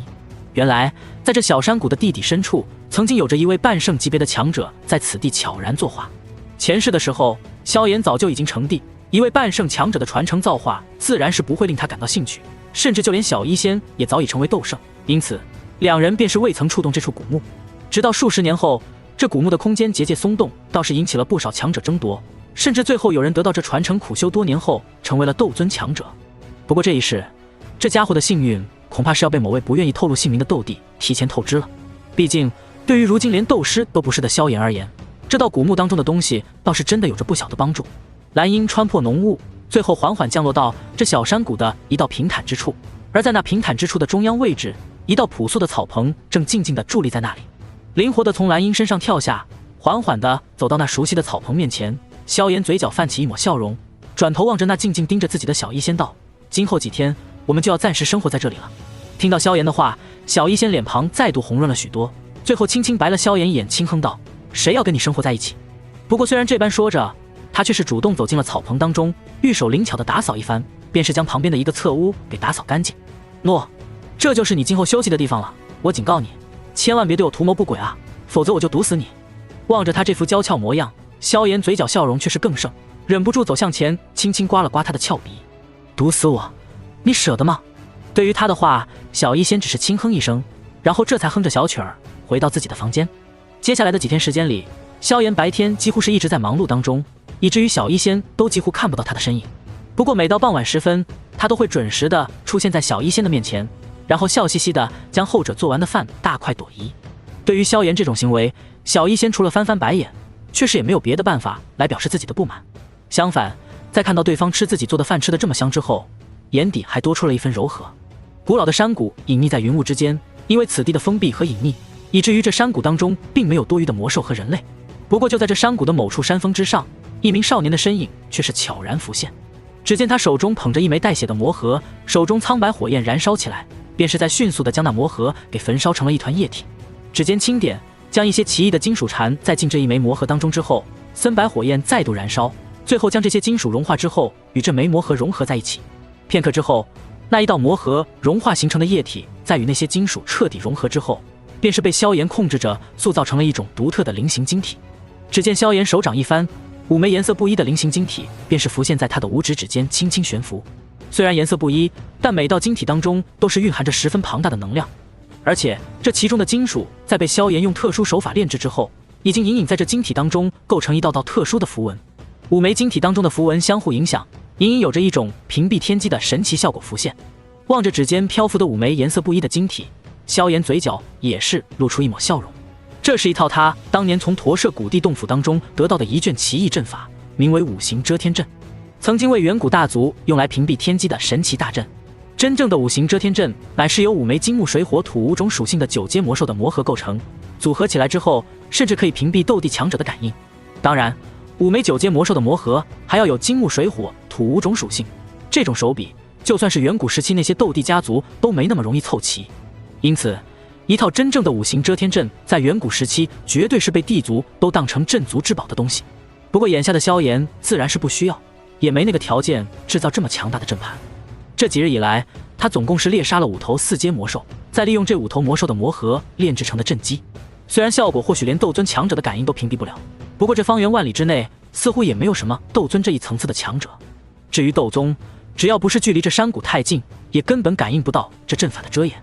而斗宗之下的强者，萧炎倒是丝毫不担心了，连空间之力都尚未掌握的他们，除非是站在这山谷上用眼睛看，否则根本不可能察觉被遮蔽气息之后的山谷有什么变化。况且就算是被发现了，以药老如今的灵魂力量，在被萧炎催动之后，想要将之拿下也没有多少困难。借助着药老的灵魂力量，萧炎脚步轻点，很快便是来到了这一处山谷的中央上空。指尖轻弹，将手中那被自己命名为小五行遮天阵的武道阵基弹射到山谷各处的阵眼当中之后，萧炎手掌应节变换，一道道能量丝线在这五道魔核当中涌出，能量丝线相互交缠，以五道魔核为根基，最后缓缓交织成一个整体。在这阵法形成的刹那，整座山谷的气息也是彻底的与外界隔绝，除非斗宗以上的强者出现在附近，否则其中的能量波动再不会被外界感知。当然这种波动也是有着上限的，但萧炎布置的阵法岂能是凡物？虽然只是4阶魔兽的魔核组成，也依旧能屏蔽5星斗宗一级之下的所有能量波动。做完这一切之后，萧炎轻轻拍了拍手，便是回到那草棚当中。明天的时候，我会在这山谷当中闹出一些不小的动静，你跟小兰找个山洞躲起来，否则会伤到你的。晚上吃饭的时候，萧炎喝了一口米粥，望着小医仙笑道：“知道了，神秘的家伙。”闻言，小医仙也是忍不住轻哼一声。显然这几天的时间里，萧炎早就给他打了预防针。不过或许是因为上次探宝的缘故，小医仙对萧炎的手段依旧十分好奇，当下不由得问道：“这山谷当中真的有宝藏吗？”听到他的问话，萧炎不置可否的点了点头，随手将一滴经过炼化的魔兽精血弹射到一旁的小兰嘴里，后者顿时发出一声欢快的叫声。显然这些日子里，萧炎斩杀的4阶魔兽也没有浪费，一些魔兽的精血已经沦为了小兰的口粮。当然有，而且要比我们上次遇到的那个洞府要强了太多。不过里面有些危险，以我现在的实力还做不到分心保护你，所以你只能在外面等着了。听到萧炎的说法，小医仙轻轻点了点头，微笑之余还带着些许的震惊。比那洞府当中的宝藏还要珍贵得多，那得是什么层次的强者遗留的？心中在为这宝藏感到惊奇的同时，小医仙嘴角笑容却是更加柔和了几分。萧炎对他表现的种种信任，的确是令他十分开心。翌日中午，当太阳光芒达到1天当中的极致之后，这山谷上方的能量和雾气在这一刻都是被蒸发许多。望着那已经早早跟小兰找了一处山洞躲藏起来的小医仙，萧炎这才轻轻点了点头，立在原地。下一刻，一道无比磅礴的灵魂力量从他的身上扩散开来。在那磅礴灵魂力量爆发的那一瞬间，以萧炎为中心，方圆数十丈当中的尘土树叶都是骤然飞扬起来，直到飞出些许距离之后才缓缓降落。而距离萧炎足足数十里之外的一座山洞当中，小医仙却是与蓝鹰、小兰坐在一起，目光扫过远处的那一个小点扩散。小医仙美眸微微一动，显然是看出了那点动静是萧炎所引动的。不过以他如今的实力，自然是看不出来萧炎到底在干什么，只能隐隐地感觉到萧炎似乎在酝酿着什么恐怖的事情。磅礴的灵魂力量从体内疯狂蔓延而出，萧炎双目紧闭，感知力开始顺着这么海量的灵魂力量对着方圆数里的空间探索起来。以萧炎如今的实力，自然还是难以施展出如此磅礴的灵魂力量。不过以他前世那可怕的经验和对空间规则的掌控，即便是借助药老的灵魂力量探索这里的空间节点，也依旧是比药老本人还要娴熟。到了主宰神之这一境界，对于空间的理解已经超乎常人，那是已经近乎于大道，近乎于法则的理解。特别是萧炎灵动这种境界的巅峰神之，只需踏出那最后一步，便是可以做到一花一世界，一树一菩提的可怕层次。对于萧炎将自己灵魂力量用得这么顺溜，药老早已习以为常，随意的将自己的灵魂力量供给出来，甚至还分出一部分念头继续参悟萧炎给出的3大秘术。可怕的意志植入到药老那浩瀚磅礴的灵魂力量当中，瞬间那一道道灵魂力量便是被分化成了一道道触手一般的存在，开始不停地解析着附近的空间构成。如果是前世的萧炎，只需在此地扫上一眼，便是能够看出这里的端倪。可如今的萧炎，即便是借助着药老的灵魂力量，也是无法立刻探查出那处空间节点。好在他对于空间的理解无比深厚，在用那道道的灵魂触手摸索了大概1炷香的时间之后，萧炎的双眼在这一刻终于是骤然睁开。就是那里，老师，把你的古灵冷火借我一道。萧炎心中低喝一声，下一刻，那漆黑戒指当中便是有着一道森白色火焰被释放出来。森白色火焰凶猛无比，所过之处明明是天寒地冻，可却又是连空间都在微微扭曲。这般可怕火焰，就算是很多高阶炼药师也难以轻松驯服。然后在萧炎手指轻点之下，那森白火焰在他手中便是如同活物一般诡异扭动，最后在萧炎的催动之下，缓缓凝聚成一道造型奇异的火焰长剑。空间之刃破！萧炎低喝一声，那火焰长剑之上忽然包裹了一层无形的空间之力，然后朝着某处空间狠狠地刺了过去。在萧炎的控制之下，森白火焰长剑并未像寻常事物一般穿过空间，反倒是如同撞击到了什么东西一般，与那一处空间骤然碰撞在一起。下一刻，那火焰长剑便是诡异地没入那处空间当中。片刻之后，那处原本没有什么特殊之处的空间开始缓缓地扭曲起来。望着这一幕，萧炎神色不变，手中印结变化，继续操纵着那已经没入空间当中的古灵冷火。很快，一道道宛如幽冥一般的冰气息开始从那一处空间当中扩散开来，所过之处，地面上的草叶几乎是在瞬间结成了冰雕。果然是个修炼冰属性斗气的强者。望着这一幕，萧炎微微一笑，心中清楚，这动静必然不是那古灵冷火弄出来的。前世的时候，这家伙好像是叫做什么白虎尊者来着。心中这般想着，他手中印结再度变换，只见那空间当中的波动也是越来越大。不知过了多久之后，那原本已经扭曲无比的空间终于出现了一丝裂缝。而在这裂缝出现之后片刻，无数更加细小的裂缝便是在这处空间蔓延开来。咔嚓咔嚓，不知道是冰块碎裂的声音，还是空间碎裂的声音。随着其中的能量波动越发的剧烈，那空间之上的裂纹也是越来越粗大，直到压抑到某一刻后，最终轰然爆裂。轰！虽然这空间当中隐藏的冰寒能量和古灵冷火的数量都不算太多，但是能够将空间都给撑爆，显然也并非寻常强者可比。伴随着空间破裂，可怕的能量波动夹杂着极为可怕的冰属性能量轰然爆发。那可怕的能量涟漪所过之处，所有植物都是瞬间化作冰雕，然后被可怕的能量冲击，直接粉碎。以萧炎为中心，整座山谷的天地直接化作冰天雪地，而残余的能量在扩散过去之后，依旧是令整座山谷的气温都变得无比寒冷。一缕缕能量涟漪在粉碎了大片的植物甚至草药之后，最后有着几缕涟漪狠狠地撞击在山谷的崖壁之上，甚至有些更是直冲天际。好在天空之上早已被萧炎布下阵法，那能量涟漪虽然不弱，但在经过重重宣泄之后，只是一道残余的能量波动，威能甚至比不上斗王强者的全力一击。不过饶是如此，那些能量涟漪在撞击到附近的山壁之后，依旧是令那附近的几座山峰微微颤抖了两下。这山峰的颤抖动静自然是被那藏在山洞当中的小医仙感到无比清晰，目光看向萧炎的方向，顿时充满了骇然。毕竟在他的眼中，方才的画面便是以萧炎留下的那个方向为中心点，一圈白色开始迅速朝着整个山谷蔓延，所过之处都变成了冰天雪地。最后那似乎是余波一样的东西，依旧是令他脚下的山峰都微微颤动了两下。心中正如此想着，小医仙便是感到一道扑面而来的寒意透过山洞洞口吹了进来。在那可怕寒意之下，地面上几乎是瞬间结出了一层冰霜。可怕的寒意令他狠狠地打了一个冷战，眼中露出一抹惊慌。若是被这道寒风吹过，即便是不会瞬间冻成冰雕，那恐怕也会瞬间身体僵硬的无法动弹吧。脚步急速后退，就在小医仙感到自己眼睫毛都要结出一层冰霜的时候，一道模糊黑影却是骤然出现在他的面前。伴随着漆黑身影的出现，一道苍白火焰凝聚成的墙壁瞬间封住了面前的洞口，将那可怕的寒气瞬间阻挡，再无法进入一丝。而那残余的寒风在吹过苍白火焰之后，已经化作了极为普通的气流。抱歉，差点把你冻到了。温和的声音从耳边传来，抬头望着那张清秀的脸庞，小医仙悄悄松了口气的同时，又忍不住有些骇然。刚刚这些动静是你弄出来的？眼神呆滞地看着萧炎，小医仙脸上依旧带着些许不可置信的神色。那般动静可是将整个小山谷的天地温度都给改变了，这种手段真的是人类能够做到的吗？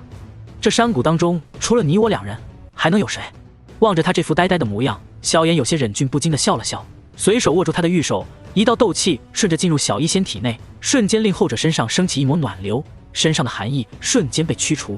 接下来我可能会进入其中好好探索一番，不过应该用不了太久的时间。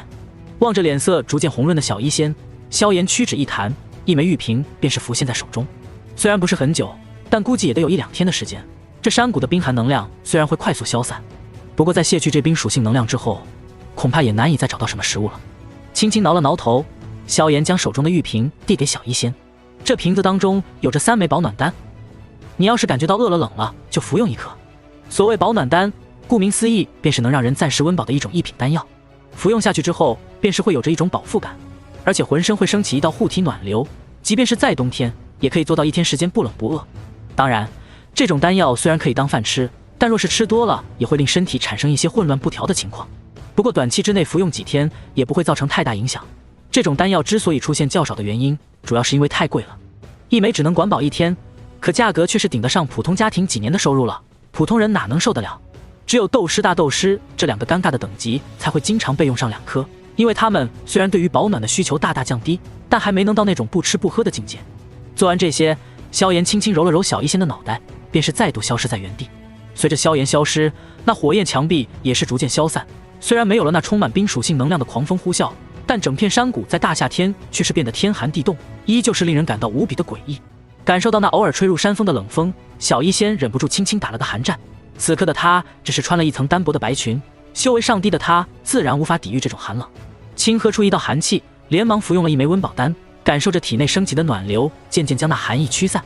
小医仙这才将垂着眸子望向那山谷中央的位置，只见那里不知何时已经出现了一片漆黑的空洞。虽然以他现在的目力看不清这到底是什么东西，但直觉告诉他，这种东西的存在一定远远超过了他现在能接触的级别。想起萧炎之前搞出来的动静，小医仙不由得轻轻摇了摇头，真是个古怪而又神奇的家伙。而在小医仙内心充满疑惑的同时，萧炎的身形却是已经悄然无声地来到小医仙所看到的那一片漆黑面前。却见那所谓的一片漆黑，其实正是一道直径近10丈左右的空间之门，甚至说空间之门都隐隐有些简陋，只能说是比斗尊强者所构建的空间虫洞要强上不少，但是比起那些斗圣遗迹当中的空间之门还是差了一些。不过想来也是，这里终究只是一位半圣残留的手段，比起真正的斗圣还是差了不少。跨过这道空间之门，或许就是那半圣强者的目的了。萧炎眼中光芒闪过，却是没有任何迟疑的，便是直接迈入其中。虽然前世并未太过关注这道古墓，不过那数十年后得到这道古墓传承的强者，却是在成为斗尊之后主动投靠到天府联盟的麾下。因此浅谈当中，萧炎也是知道，这古墓当初出现时，虽然陨落了不少强者，但都是因为争夺其中的宝物所自相残杀。至于古墓本身的危险，却是对斗皇强者都不算太大，至于斗宗强者，几乎是没有任何威胁。虽然药老如今只是普通斗宗的灵魂力量，但是有着萧炎的催动，斗尊之下还真没有几个人能够威胁到萧炎。脚步踏入空间之门的刹那，四周的空间便是开始汹涌的河流一般开始变得起伏起来。这般如同海浪一般的起伏，虽然对生命没有多大威胁，但是寻常斗皇进入其中，恐怕会被这可怕的空间之力冲击得头晕脑胀，就算是初入斗宗的强者都会感到微微晕眩。只可惜这般空间浪潮在萧炎的脚下却是如履平地，任由那空间浪潮如何翻涌，萧炎都是神色如常，脚步每一步踏出都是精确地踩在某处最为平稳之处。这般行进了半炷香的时间之后，便是已经走到了这处空间隧道的尽头，穿过另一头的空间入口，萧炎再度迈出，已经是进入一处如同冰天雪地一般的世界当中。这是一处十分庞大的地宫，论起面积，恐怕要比地面之上的那处盆地还要大上不少。古老的地宫当中，一道古老的大门静静地矗立在那里，这大门通体由玄冰打造，高达100丈。除此之外，地宫周围的墙壁之上也是有着充斥着可怕寒意的玄冰覆盖，看上去就十分的结实。想必就算是有斗宗强者在此大战，也不会对这处地宫造成太大的破坏。对于这一点，萧炎倒是颇为的确信，因为在他的面前，赫然有着足足数十道各种造型的冰雕静静地伫立在那里。而在那宛如水晶一般的寒冰大门上，也是赫然写着几个大字：击败冰雕，符合年龄者可得本尊之墓，有机会得本尊传承。望着这一幕，萧炎嘴角也是泛起一抹淡淡笑容。虽然是个冰属性的半圣，不过这条件倒是宛如给自己贴身定制的一般。心中正如此想着，便是听到一道道的咔嚓之声响起。萧炎低下头一看，便是看到那地面之上的数十个冰雕，此刻双眼都是开始亮起诡异的红光。而伴随着这些红光的亮起，那一道道原本静立不动的冰雕，此刻竟然是纷纷活动了起来。咔嚓咔嚓，伴随着冰块碰撞一般的声音响起，只见那一头头造型各异的冰兽在此刻都是晃动了起来，一声声低吼，宛如复苏的巨龙一般从他们喉咙当中传来。而在下一刻，铺天盖地的气势便是已经从这些冰晶魔兽的身上传来。在萧炎的灵魂感知当中，这足足数十头冰晶一般的魔兽，其中最弱者都是堪比斗王的5阶魔兽，其中最为强大的几头更是堪比人类斗皇巅峰的强者。若是寻常强者，即便是一些初入斗宗之人，在面临如此数量的敌人，恐怕都要退避三舍。毕竟当数量达到了一定程度之后，也是能够在一定程度上碾压质量。不过萧炎却是完全不同于别人，虽然如今只能借用药老与普通斗宗相差无几的灵魂力量，不过萧炎的战斗经验以及记忆当中那堪称无穷无尽的手段，岂能是寻常斗宗可以相比？望着那些双目血红、带着麻木杀意盯着自己的众多冰晶魔兽，萧炎脸上不但没有丝毫惧意，反倒是带着些许的笑容。重生了这么长时间，终于可以真正的热热身子了。伴随着他的一声低语，那一头头小则数尺、大则近10丈的冰晶魔兽，也是纷纷带着暴虐的杀意朝着萧炎厮杀过来。对于这一点，萧炎倒是丝毫的不奇怪，好歹是一位半圣强者的目的，故意设置这些傀儡也算不上什么。这白虎尊者之所以留下这种层次的障碍，已经算是十分祥和了，想来只是想要挑选一个适合自己的传承者，否则一名半圣强者就算是使用斗宗级别甚至1-2具斗尊级别的傀儡守墓，也并非什么难事。心中如此想着，一道凛冽的寒风已经是带着一道锋锐的劲气传来。感受着那道劲气，萧炎神色不变，脚下空间诡异扭曲，便是已经出现在3丈之外。劲气落空，一头宛如猿猴一般只有不到1米高的魔兽也是骤然出现在原地。5阶巅峰魔兽冰封灵猴，目光闪过那落地的魔兽，萧炎眼中闪过一丝诧异。这冰封灵猴虽然是5阶巅峰的魔兽，可却是冰风双属性的魔兽，若是一头活的，难缠程度可是不亚于初入斗皇的强者。不过也正是因为它是双属性魔兽，所以也导致这冰封灵猴的魔核价值要比许多6阶魔兽的魔核还要珍贵。以斗气大陆粗糙的傀儡控制方法，一般都会采用魔核作为傀儡的能量源泉。脚步再度轻点，虽然是被足足10几头魔兽围攻，萧炎却是丝毫不曾慌乱，反倒是闲庭信步一般在其中游走，任由那些魔兽如何攻击，都是未能伤他分毫。看这些冰雕傀儡的炼制方法，简直是比我当初的天妖傀还要粗糙许多，所以不出意外的话，这些魔兽的体内恐怕还都残留着魔核。萧炎眼中露出一抹精芒，虽然如今复苏的记忆只有到他离开斗气大陆之前的一部分，不过也是斗帝级别的见识，对于这种傀儡之法自然是看不上多少。磅礴的灵魂力量再度蔓延而出，如同触手一般扫过每一头魔兽的身体。片刻之后，萧炎嘴角终于是露出一抹笑容，屈指一弹，巨大的玄重尺终于出现在了他的手中。只见他脚步再度一踏，身形便是已经与空间融合在一起。下一刻，一头6阶魔兽面前的空间扭动，萧炎的身形终于从中爆射而出，双目紧紧盯着这头6阶魔兽身上的某个部位，玄重尺带着一道巨力狠狠砸下。轰！以药老如今的灵魂力量，加上萧炎那巧妙的运用方法，即便是随意一击，也不是斗宗之下的任何级别可以硬抗的。只见那玄重尺携带着巨力砸落在那魔兽身上之后，后者便是如同陨石一般狠狠地砸在地面之上，将地面的冰层都是砸得微微破碎。不过这古墓不愧是半圣强者所见，在萧炎如此一击之下，那魔兽的身体之上冰晶早已破碎，就连其中冻僵的血肉都是崩碎了许多。可是那古墓的地面却是连一点颤动都没有。而被萧炎这一尺砸中之后，那头魔兽的身体在落地之后，身体微微抽搐2下，便是一动不动，再也无法起来。萧炎看似随意的一击，却是直接将这头魔兽身上的一些傀儡术的连接节点直接毁掉了。这样的方式，恐怕就是当初留下这些魔兽的白虎尊者都是想不到的。毕竟傀儡术的一些重要的运转节点实在是太过隐蔽，寻常人即便是发现了，也很难将之破坏。可惜这些傀儡遇到的是萧炎，即便是只剩下斗帝记忆的萧炎，那可怕的剑识也远远不是一个半圣的手段可以比拟的。仅仅用灵魂力量扫过一圈之后，萧炎便是已经发现了这些傀儡的弱点，这便是那丰厚无比的强大经验所带来的好处。咚咚咚，身形如同鬼魅一般的在众多傀儡当中穿行，玄重尺的每一次落下，都是另一头冰晶魔兽重重的落地，而一旦落地，便是再也没有爬起来的机会。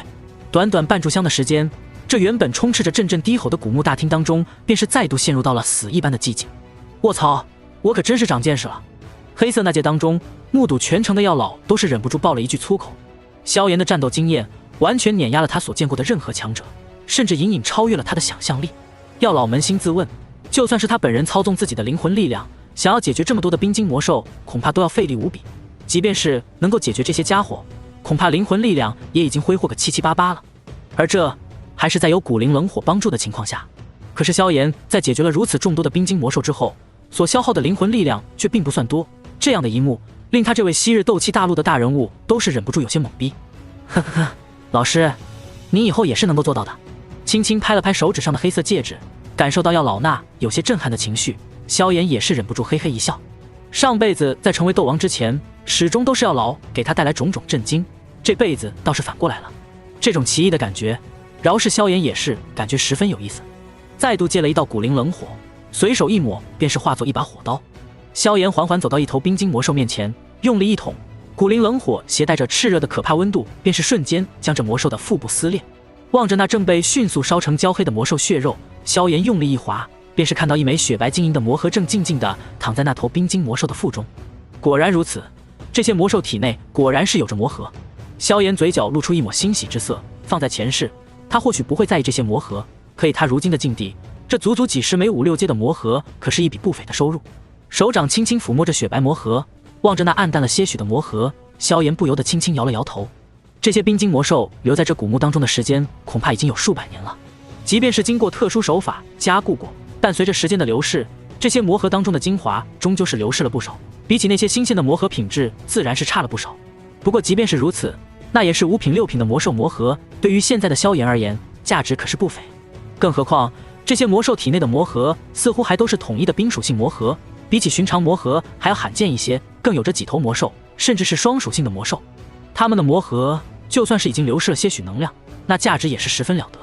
击败这些魔兽只用了不到1炷香的时间，但是收取这些魔兽的魔核却是用了接近2炷香的时间。不过当萧炎将最后一枚青白2色的魔核放入纳戒当中后，脸上的笑容已经十分浓郁。仅仅这么片刻的时间，收获便已经是在乌坦城那半年的10几倍，甚至更多了。真不知道这半圣的古墓内部又有着何等的宝物。萧炎现在倒是不缺功法斗技，可对于天材地宝却是大大的缺少。只要有了足够的天材地宝，以他和药老2人的炼药术，那修行速度恐怕能达到一个极为可怕的程度。3年斗皇，5年斗尊，这也未必不是什么不可能的事情。因此萧炎望向那水晶一般的寒冰大门，眼中的炙热之色也是越发的浓郁起来。缓缓走到那大门之前，便是瞧得一层淡淡的光晕浮现在那大门的上方。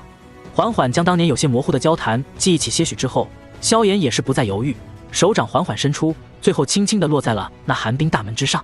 而伴随着萧炎的手掌缓缓落在那寒冰大门之上，一道毫光也是从冰门之上释放，最后融入萧炎的体内。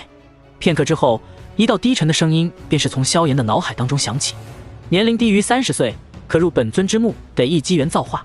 话音落下，一道可怕的吸力便是从那寒冰大门之上出现，在那犹如黑洞一般的可怕吸力之下，就算是萧炎借助药老的灵魂力量，都是有些难以反抗。嗤的一声，便是被一道漆黑的空间虫洞给吸了进去。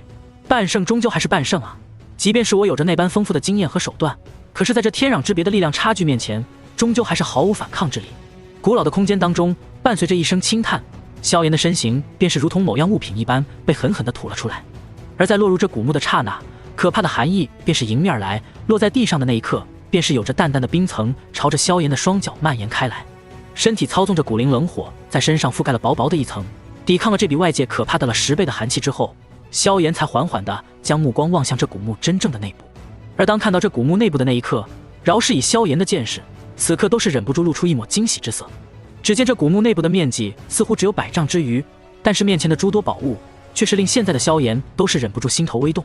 只见一条长达100丈的古朴长桥之上遍布冰霜，桥下则是一道近乎占据整个古墓面积的寒潭。然而真正令萧炎都感到颇为激动的是，这寒潭当中的池水却并非寻常池水，而是对于普通炼药师而言无比宝贵的冰灵寒泉。想当初前世的时候，为了收集那么一小瓶冰灵寒泉，萧炎便是费尽心思，足足花费了1瓶半生紫金元才换得1瓶冰灵寒泉。就算是彩铃当初突破血脉之时，也只是凑集了那么一小池而已。而这处古墓当中直径100丈的庞大的寒潭当中，却是布满了冰灵寒泉。对于半圣强者而言，冰灵寒泉虽然不算稀有，甚至像这种冰属性的斗圣甚至可以人为制造冰灵寒泉，可想要凑集如此庞大数量的冰灵寒泉数量，恐怕就算是半圣强者也要费力无比。萧炎沉吟片刻之后，双眼却是忽然爆出一道金芒。除非这处古墓本身就是建立在冰灵寒泉的泉眼之上的。目光扫过这种可以称之为冰灵寒潭的池水，萧炎的目光最终停留在池塘左侧的一处白色光团之上。竟然用手段将这宝物给遮蔽了吗？萧炎嘴角勾起一抹笑容，虽然这诞生于冰灵寒泉当中的宝物被遮蔽了，但是以他的见识，此刻已经是模糊地猜测出了这泉眼附近诞生的天材地宝到底是何物了。冰魄星莲，天地至寒之宝，诞生于冰灵寒泉的泉眼附近，汇聚天地寒淬1000年以上方可诞生。此物与萧炎收取青莲地心火时所得到的那地心青莲属于同一级别的天材地宝，甚至还要更加珍贵几分。当初萧炎的地心火莲子也只是对于精进修为甚至精炼斗气有所帮助，而这冰魄心莲的莲子却是有着净化灵魂、增长灵魂力量的神效，对于当前的药老而言可是一件堪称及时雨的宝物。除此之外，这冰魄心莲也是炼制许多防止走火入魔、增加突破几率丹药的主要材之一，许多8品丹药甚至少数9品丹药都是用得到。萧炎现在无法确定这道冰魄心莲是否是这古墓当中最为贵重的宝物之一，但想来其珍贵程度绝对可以排到前3。毕竟此物就算是对于半圣强者而言，恐怕也算得上是颇为珍贵了。古桥尽头则是一座青石雕像，静静地伫立在那里。青石雕像的模样为一副手立的老者，在其座下，一头模样凶煞的猛虎静静匍匐。虽然只是一座雕像，可是其上的气势却足以许多强者都感到心颤。不过这种气势对于萧炎而言却是如沐春风，微不足道。真正吸引萧炎目光的还是那雕像上方漂浮着的足足数十道光团。萧炎心中清楚，这其中必然是那白虎尊者生前所收集的各种珍宝。眼前的一幕倒是有些像自己当年前往古地洞府之时所遇到的那般场景有些相似。当然，这白虎尊者无论是实力还是手笔，比起驼舍古地又是天壤之别。比起功法斗技，我倒是更加希望这些光团当中都是一些对我有用的宝物。轻轻吸了一口气，萧炎便是一脚踏上了那冰霜古桥之上。而随着他的脚步落入，那原本平静无比的冰霜古路却是骤然变化。只见那两侧的冰凌寒潭潭水当中忽然有着大量冰属性能量涌出，最后在萧炎的面前缓缓凝聚成一道冰雕人影。年轻人，欢迎你挑战冰霜镜像。苍老的声音响起在耳畔响起，萧炎的嘴角也是露出一抹淡淡的笑容。只见他笑容落下的那一刻，那苍老的声音便是已经开口了。冰霜镜像乃是本座留下的一道记忆残影，蕴含了本尊从斗者到斗尊层次的所有记忆。这镜像共分为5个层次，闯过1层即可得到本尊收藏的1件宝物，闯过2层则可以得到2样宝物，闯过3层即可得到4样宝物，并有机会得到本尊的传承。当然，你若是能够连续闯过5层，便是可以直接得到本尊墓中当中的所有传承和宝物。听到那苍老的声音，萧炎嘴角笑容不变，望着那漂浮在青石雕像之上的诸多光团，旋即便是低声轻语道：既然如此，那这古墓当中的宝物我就都要了。话音落下，萧炎便是对着那冰雕人影微微拱了拱手，低声道：请赐教。闻言，那道冰雕人影似是知道了萧炎心中所想，于是也是不再废话，手掌一翻，手中冰霜凝结，一杆寒冰长枪便是瞬间凝聚出来。可怕的冰属性能量不断升腾，眨眼便是接近了斗宗的层次。望着这一幕，萧炎双眼微微一动，当即便是将要老那浩瀚的灵魂力量忽然撤了下来。浩瀚灵魂力量消失，留下的却只是萧炎那9星斗者的气息。如此天差地别的气息，令萧炎对面的寒冰雕像都是微微一怔，仿佛死寂了一般，在原地呆滞了片刻之后，那寒冰雕像的气息才如同萧炎一般，迅速降落到了9星斗士的水平。望着这一幕，萧炎只是嘴角露出一抹笑容。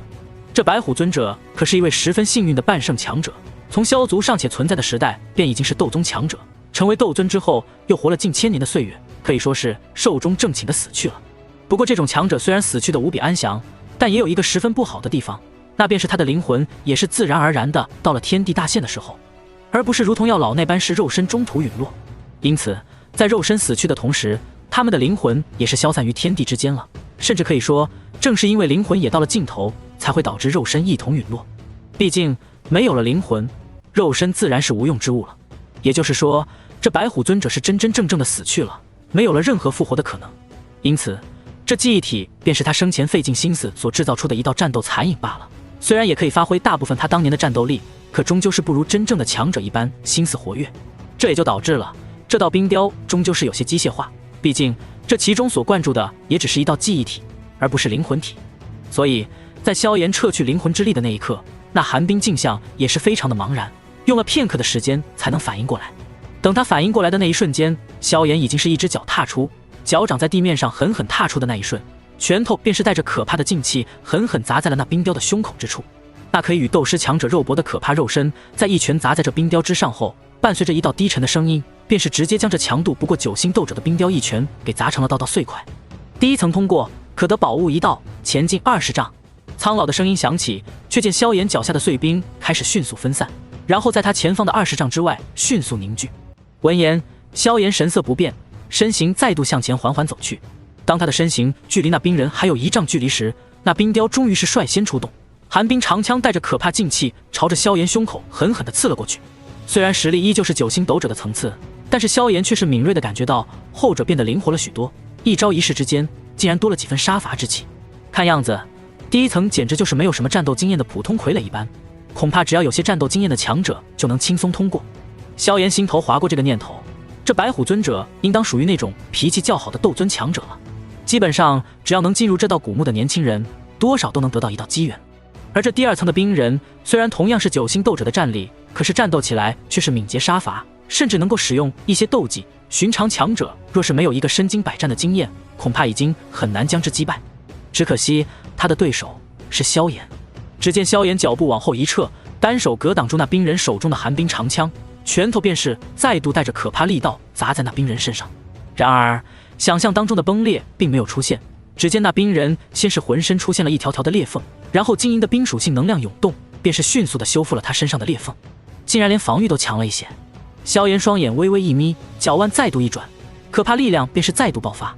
八级崩，可怕的力道随着一道肘击狠狠撞在那冰人身上，力量比起方才大了1倍不止。虽然有着冰属性能量快速修复，可那冰人的修复速度再快也需要些许时间，而萧炎在反应过来再到下一次攻击，却仅仅用了不到1秒的时间。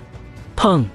伴随着一道沉闷的声音响起，那冰人便是再度化作满地的冰块四处乱飞。第2层通过，可得宝物2件，再进20丈。苍老的声音再度响起，萧炎依旧神色平静。虽然这冰雕的实力在不断递增，但第2层的战力最多也就相当于同层次强者当中的中上水平罢了。一到9星斗者层次的冰人，基本上是个斗师都能将之解决。伴随着他的脚步再度踏出20丈的距离之后，那原本有些机械和冷漠的冰人在这一刻终于有了些许人性化的动作，甚至隐隐再度传来苍老的声音：小家伙，能走到这一关，说明你的战斗力在同一级当中应当是不错了。不过若是你能通过这第3层，那即便不算是同级无敌，也应该算是其中极少的佼佼者了。听到这冰人当中散发出的声音，萧炎神色依旧平淡。同级无敌吗？这一点他在前世似乎一直就是这样，而那时的他所拥有的功法斗技以及战斗经验都还未能与这一世相比。至于如今的整个斗气大陆，同级无敌这个概念在他的面前似乎都是一个笑话。不等他心中的思虑结束，便是已经看到那冰人已经缓缓地抬起手中的长枪。这第3层只有1招接得住，你便是闯过了。话音落下的那一刻，长枪之上便已经是冰属性能量狂暴凝聚。地阶低级斗技寒冰审判。苍老的话音落下的那一刻，那一杆寒冰长枪便是带着无比可怕的劲气以及令人心生寒意的冰冷锋锐，朝着萧炎狠狠地爆射而来。9星斗者1层的战力，竟然那就能爆发出地阶低级斗技，难怪说能够闯过这第3层就能堪称同级无敌了。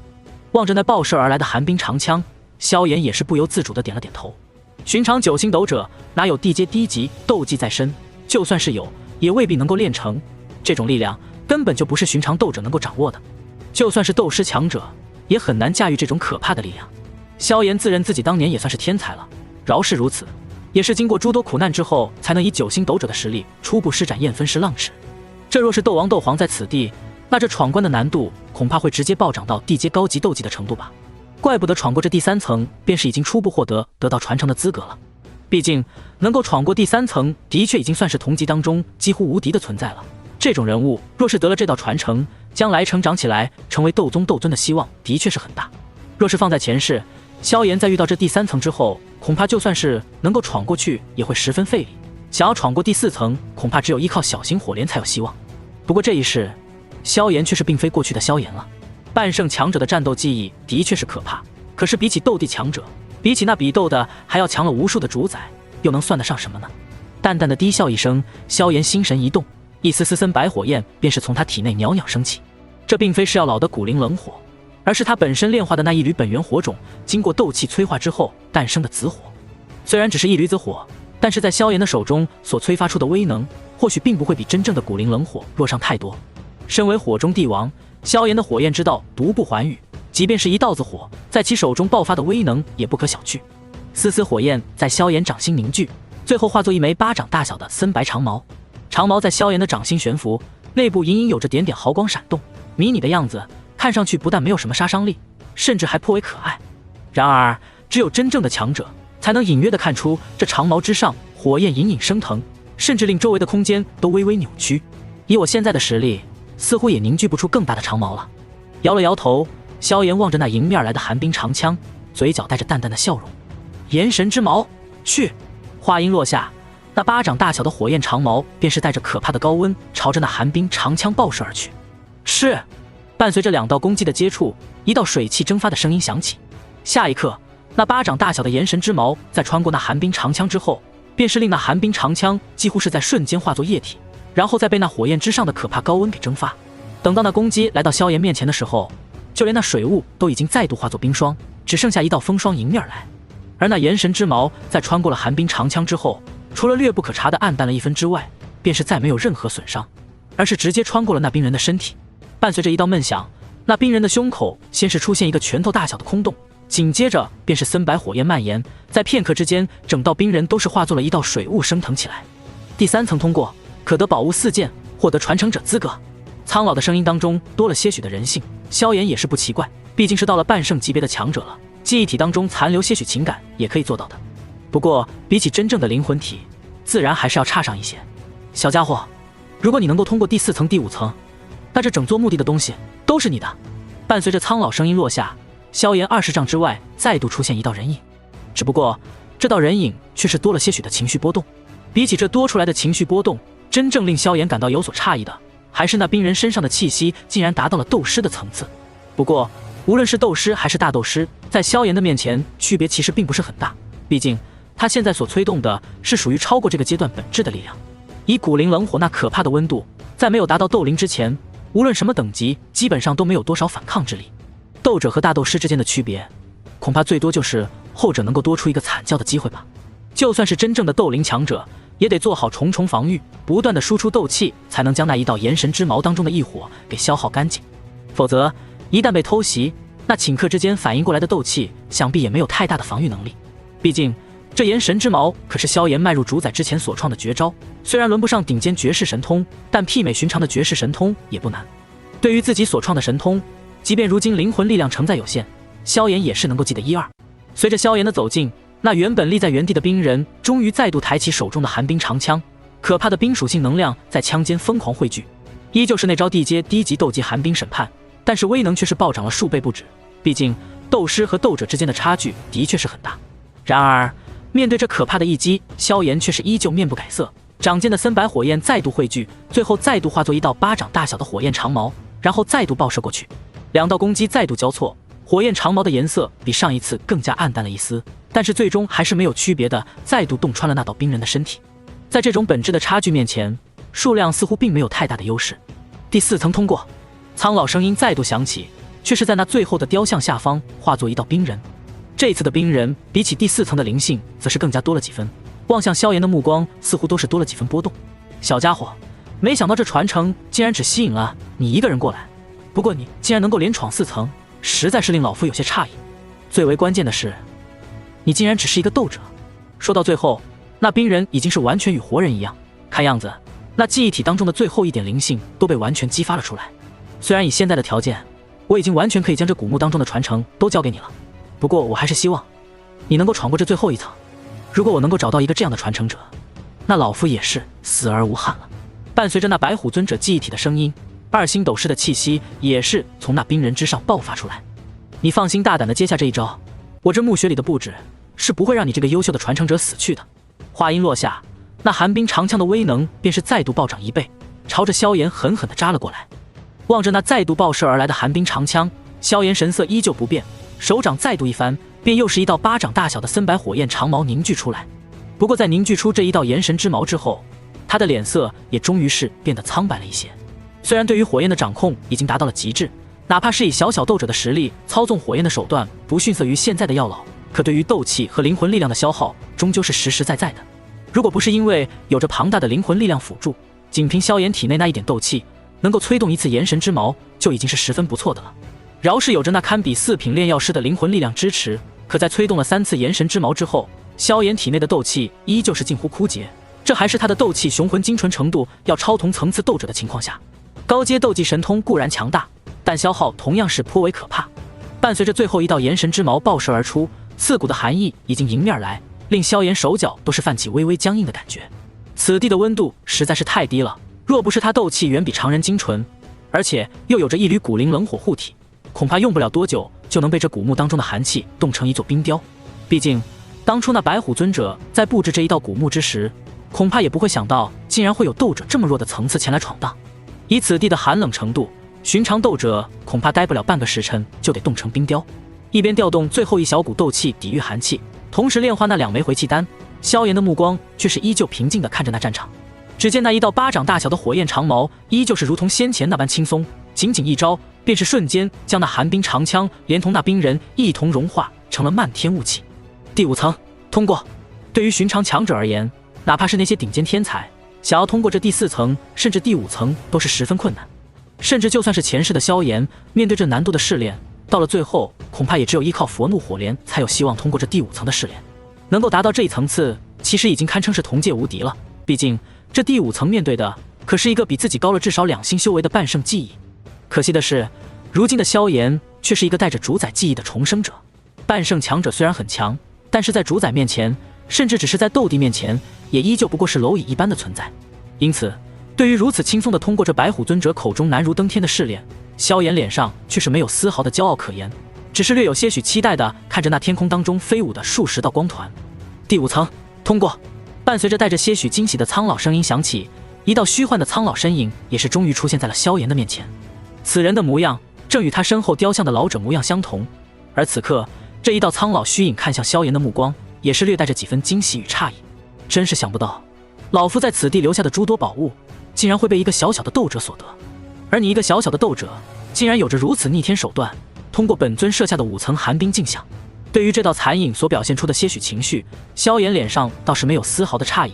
好歹也是个半圣级别的强者，即便只是留下这么一道记忆体，也是能够留下几分灵性的。而像净莲妖圣之流的强者，记忆体更是如同灵魂体一般，与真人无异。侥幸而已。微微对着老者抱了抱拳，萧炎嘴角带着些许尴尬的笑容。半圣这么弱的强者，他好像40岁以后就没怎么在意过了。那时的他已经是需要半圣强者仰望的存在了。不过想到自己还得靠着面前这位的遗产来提升实力，萧炎觉得对这么一位逝去的强者礼貌一点也没有什么，就是有点不习惯罢了。哈哈，无需多说，虽然你并不是冰属性的修炼者，甚至连我的主要传承都是无法修炼，不过能够闯过5层寒冰镜像，你的潜力或许比老夫当年更强。老者笑眯眯地望着萧炎，眼中尽是满意之色。他所留下的这第4道、第5道寒冰镜像，那就算是年轻的自己都难以击败。面前这个少年能够击败这2道镜像，显然是潜力非凡。沉吟片刻之后，那老者也终于是缓缓开口：老夫名为白虎尊者，乃是西南大陆4圣宗的大长老。因为座下有着一头8阶魔兽玄名白虎，所以也就被尊称为白虎尊者，也有人喜欢称我为白虎圣者。当然虽是半圣，可终究不是真正的斗圣强者，所以我也更喜欢以尊者自居。对于后者这如同自我介绍一般的话语，萧炎也只能是无奈地点了点头，一边炼化回气丹恢复体内斗气抵御这古墓当中的严寒，一边则是洗耳恭听这老头的絮絮叨叨。至于要老的灵魂力量，他现在却是不敢催动，生怕这灵魂力量会与这记忆体产生了冲突，到时候大战一番是小事，就怕对方还有着什么手段残留。现在的萧炎可没有能力去对抗一位半圣强者的残留手段。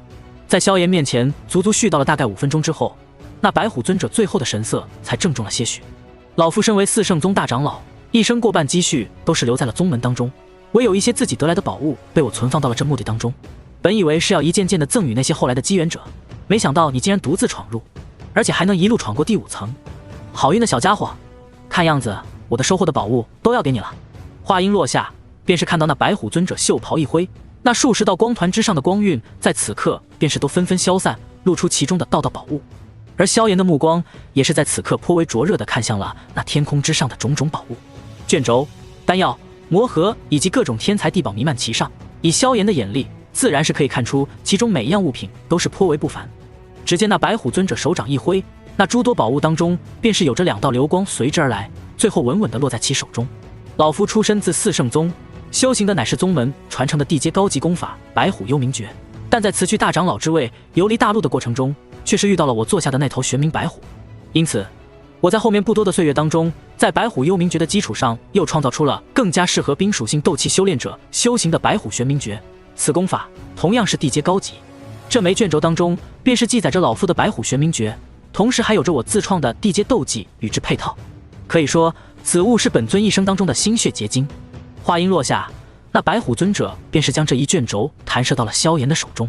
日后你若是能够修行到斗尊乃至更高的境界，还望将这白虎玄冥诀送回四圣宗，让老夫再为宗门做最后一点贡献。闻言，萧炎却只是轻轻点了点头，对着那白虎尊者拱了拱手道：今后若是有机会，一定会将这白虎玄冥诀送回到四圣宗。呵呵，如此我便也是放心了。白虎尊者的记忆体呵呵一笑，手掌一招，便是又一道流光落入其手中。仔细一看，赫然是一道雕刻着白虎模样的奇异徽章。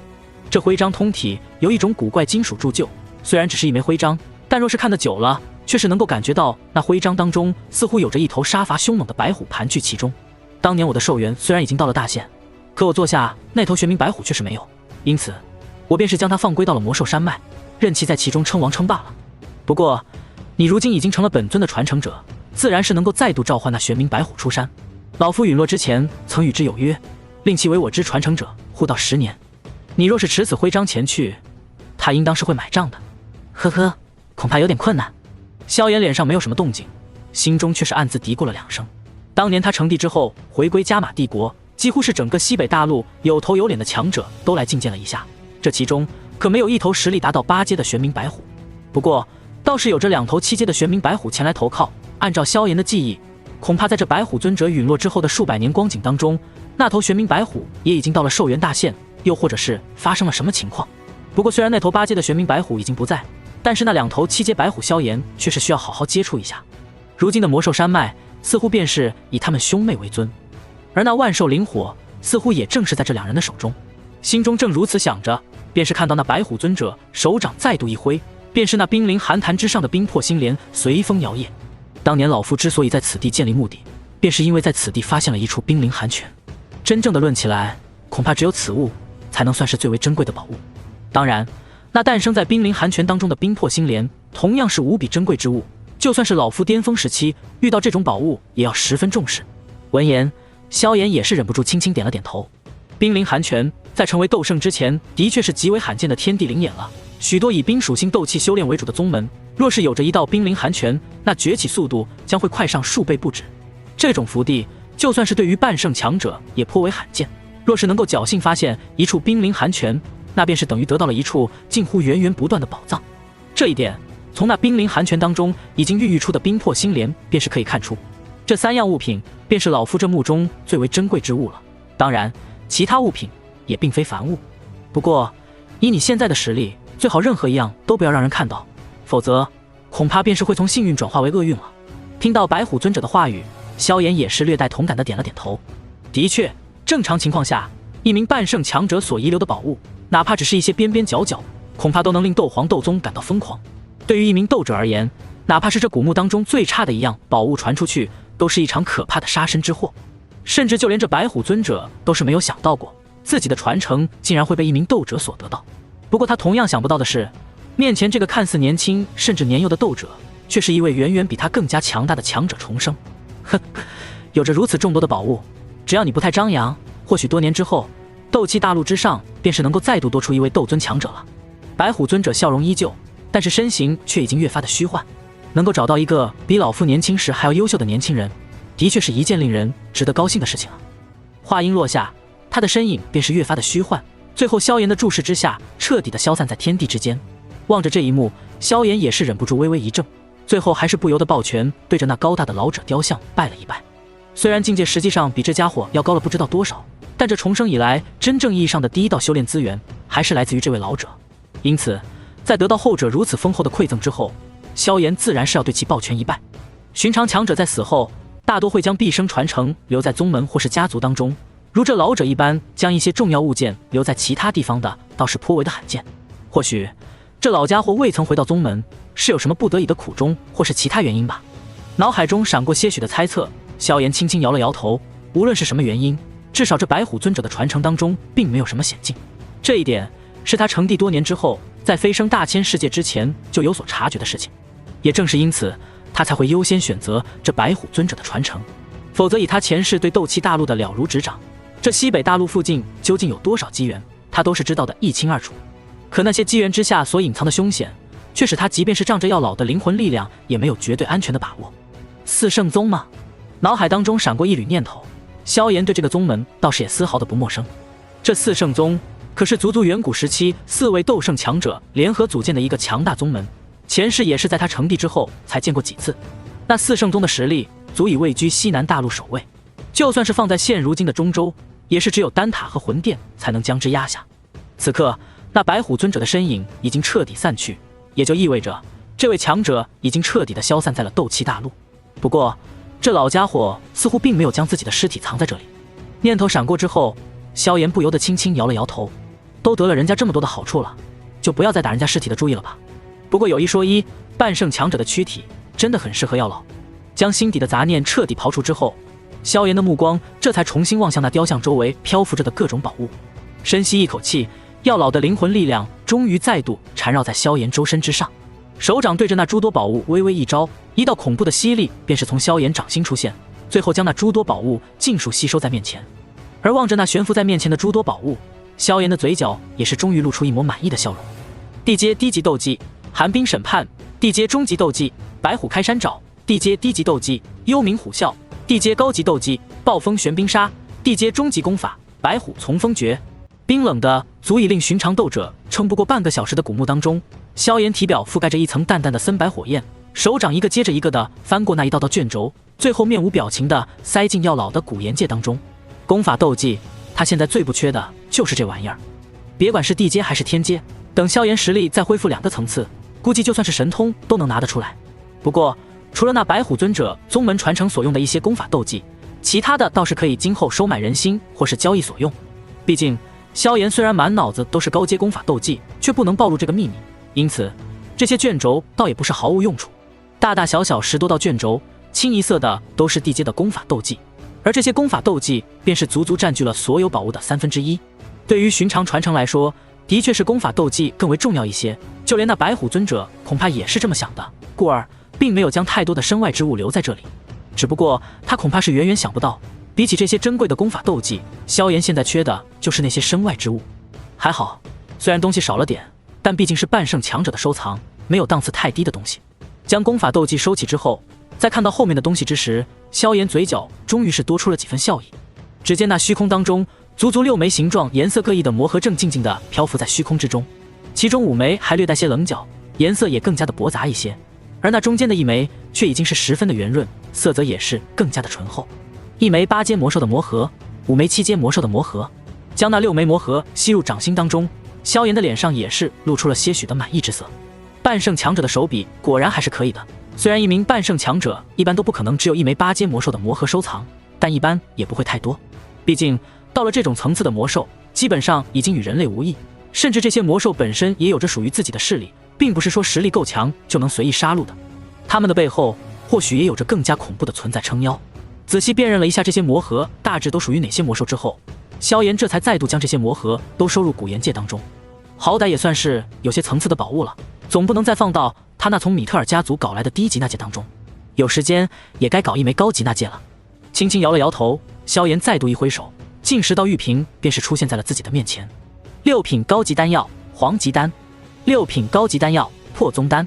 目光扫过2枚最前面的丹药，萧炎微微点了点头，便是继续朝着后面看去。黄级丹和破宗丹虽然都是6品高级丹药，但后者的品级显然是比黄级丹高了许多。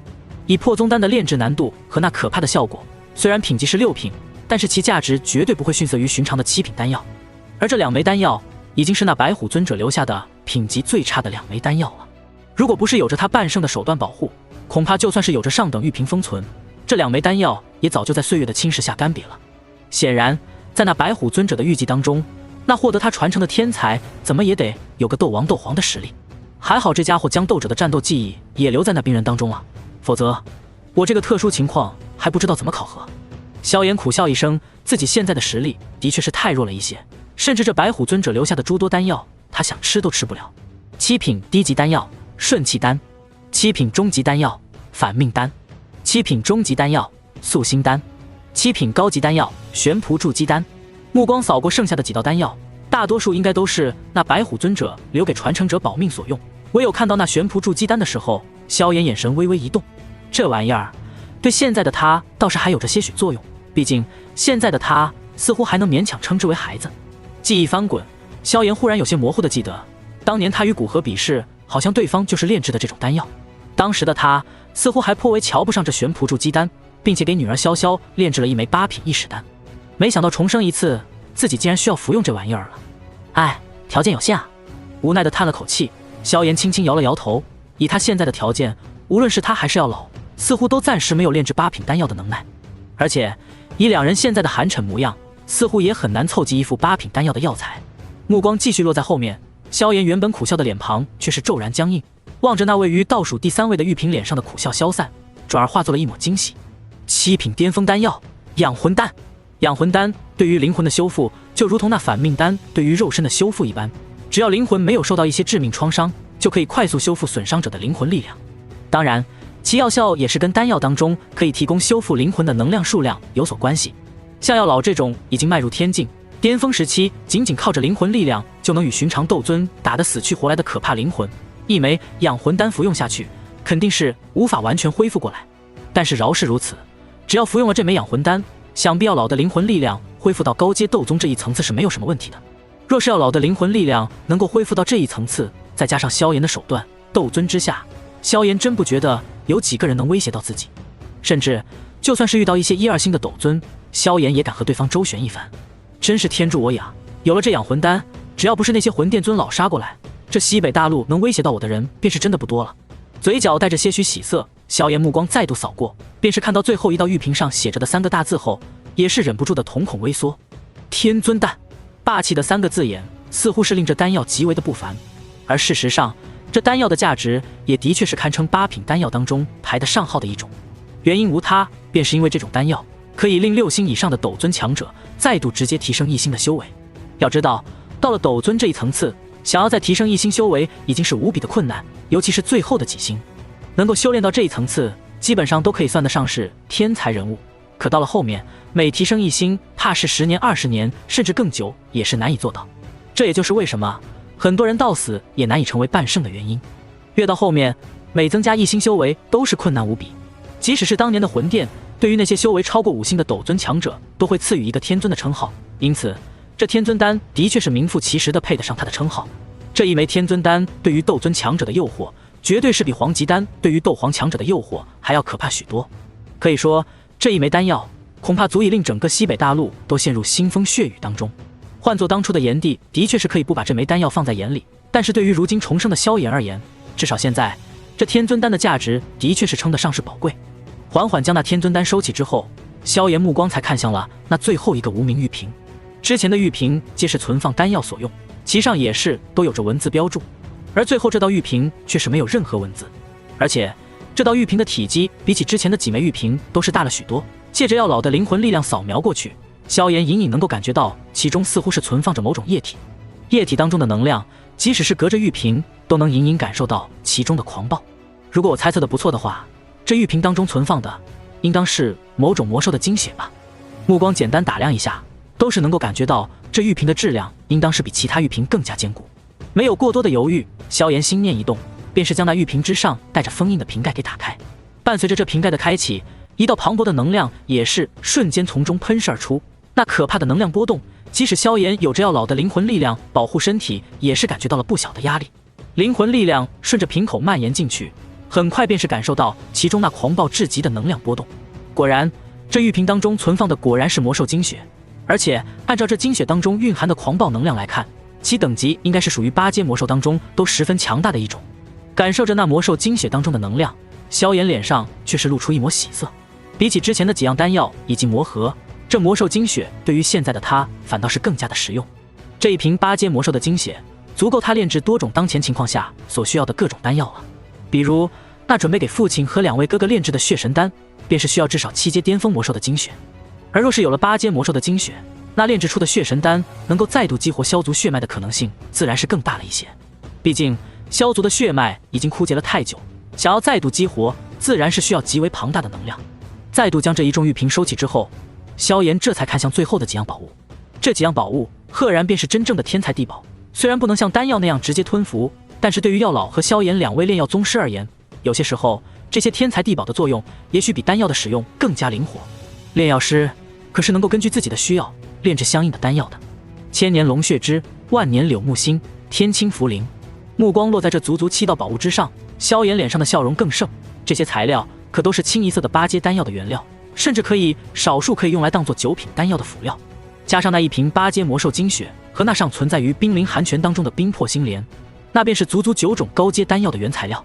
虽然说都是炼制高阶丹药的原材料，但是若是浪费一些，自然是可以炼制出品质极佳的中阶丹药。放在以往，自然是不会有炼药师去尝试炼制这种堪称奢侈浪费的丹药。不过对于现在的萧炎而言，只有抓紧提升实力才是真正的正道。萧炎有种预感，当他实力恢复到斗王层次之时，那属于大千世界的部分记忆也将会随着他的灵魂力量越发强大而渐渐苏醒。而到了那时，他将能够施展出越来越多的在那大千世界当中都属于极高层次的底牌。这种底牌放在如今的斗气大陆之上，简直就是堪称降维打击。老师，您先将那枚养魂丹服下吧，吃了那枚养魂丹，咱们能够发挥的实力自然会大大加强。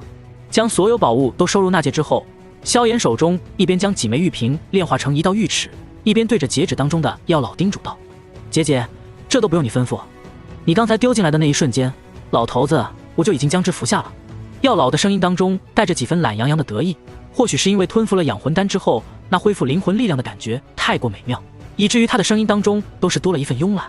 听到药老的声音，萧炎嘴角微微抽了一下，最后无奈地摇了摇头。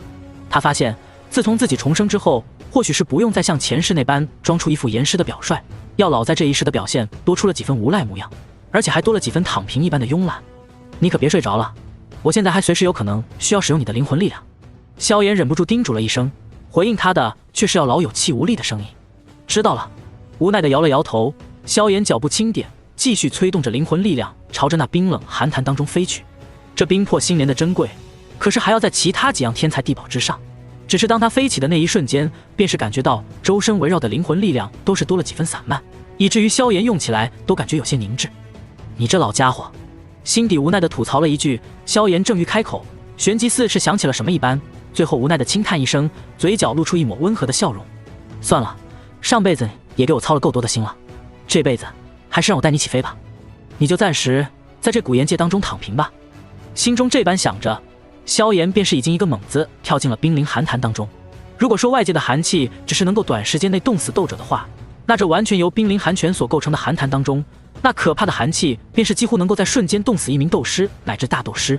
好在药老如今虽然变得懒洋洋的了，但是其灵魂力量的供应还是没有断掉，否则任凭萧炎有着何等强大的记忆，在这寒潭当中也扑棱不了几下，就得瞬间冻成冰棍。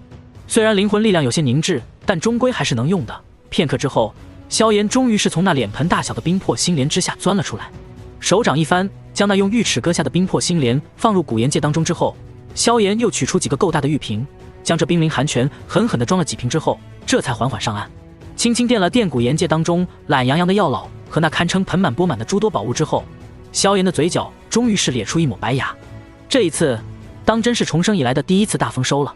缓缓将内心的激动情绪压下之后，萧炎这才再度走到那玄冰大门的门口处，恋恋不舍地看了一眼那近乎无尽的冰灵寒泉，这才轻轻摇了摇头。一旦他这个传承者离开此地，那这古墓就真的成了一个单纯的墓地了，空间从此封锁，除非是远超白虎尊者的强者破解此地的空间秘法，否则很难再有人能够来这里了。算了，等我下次来这里，估计已经成为斗圣了。轻轻摇了摇头，萧炎最终转过身，手掌轻轻印在那股老大门之上。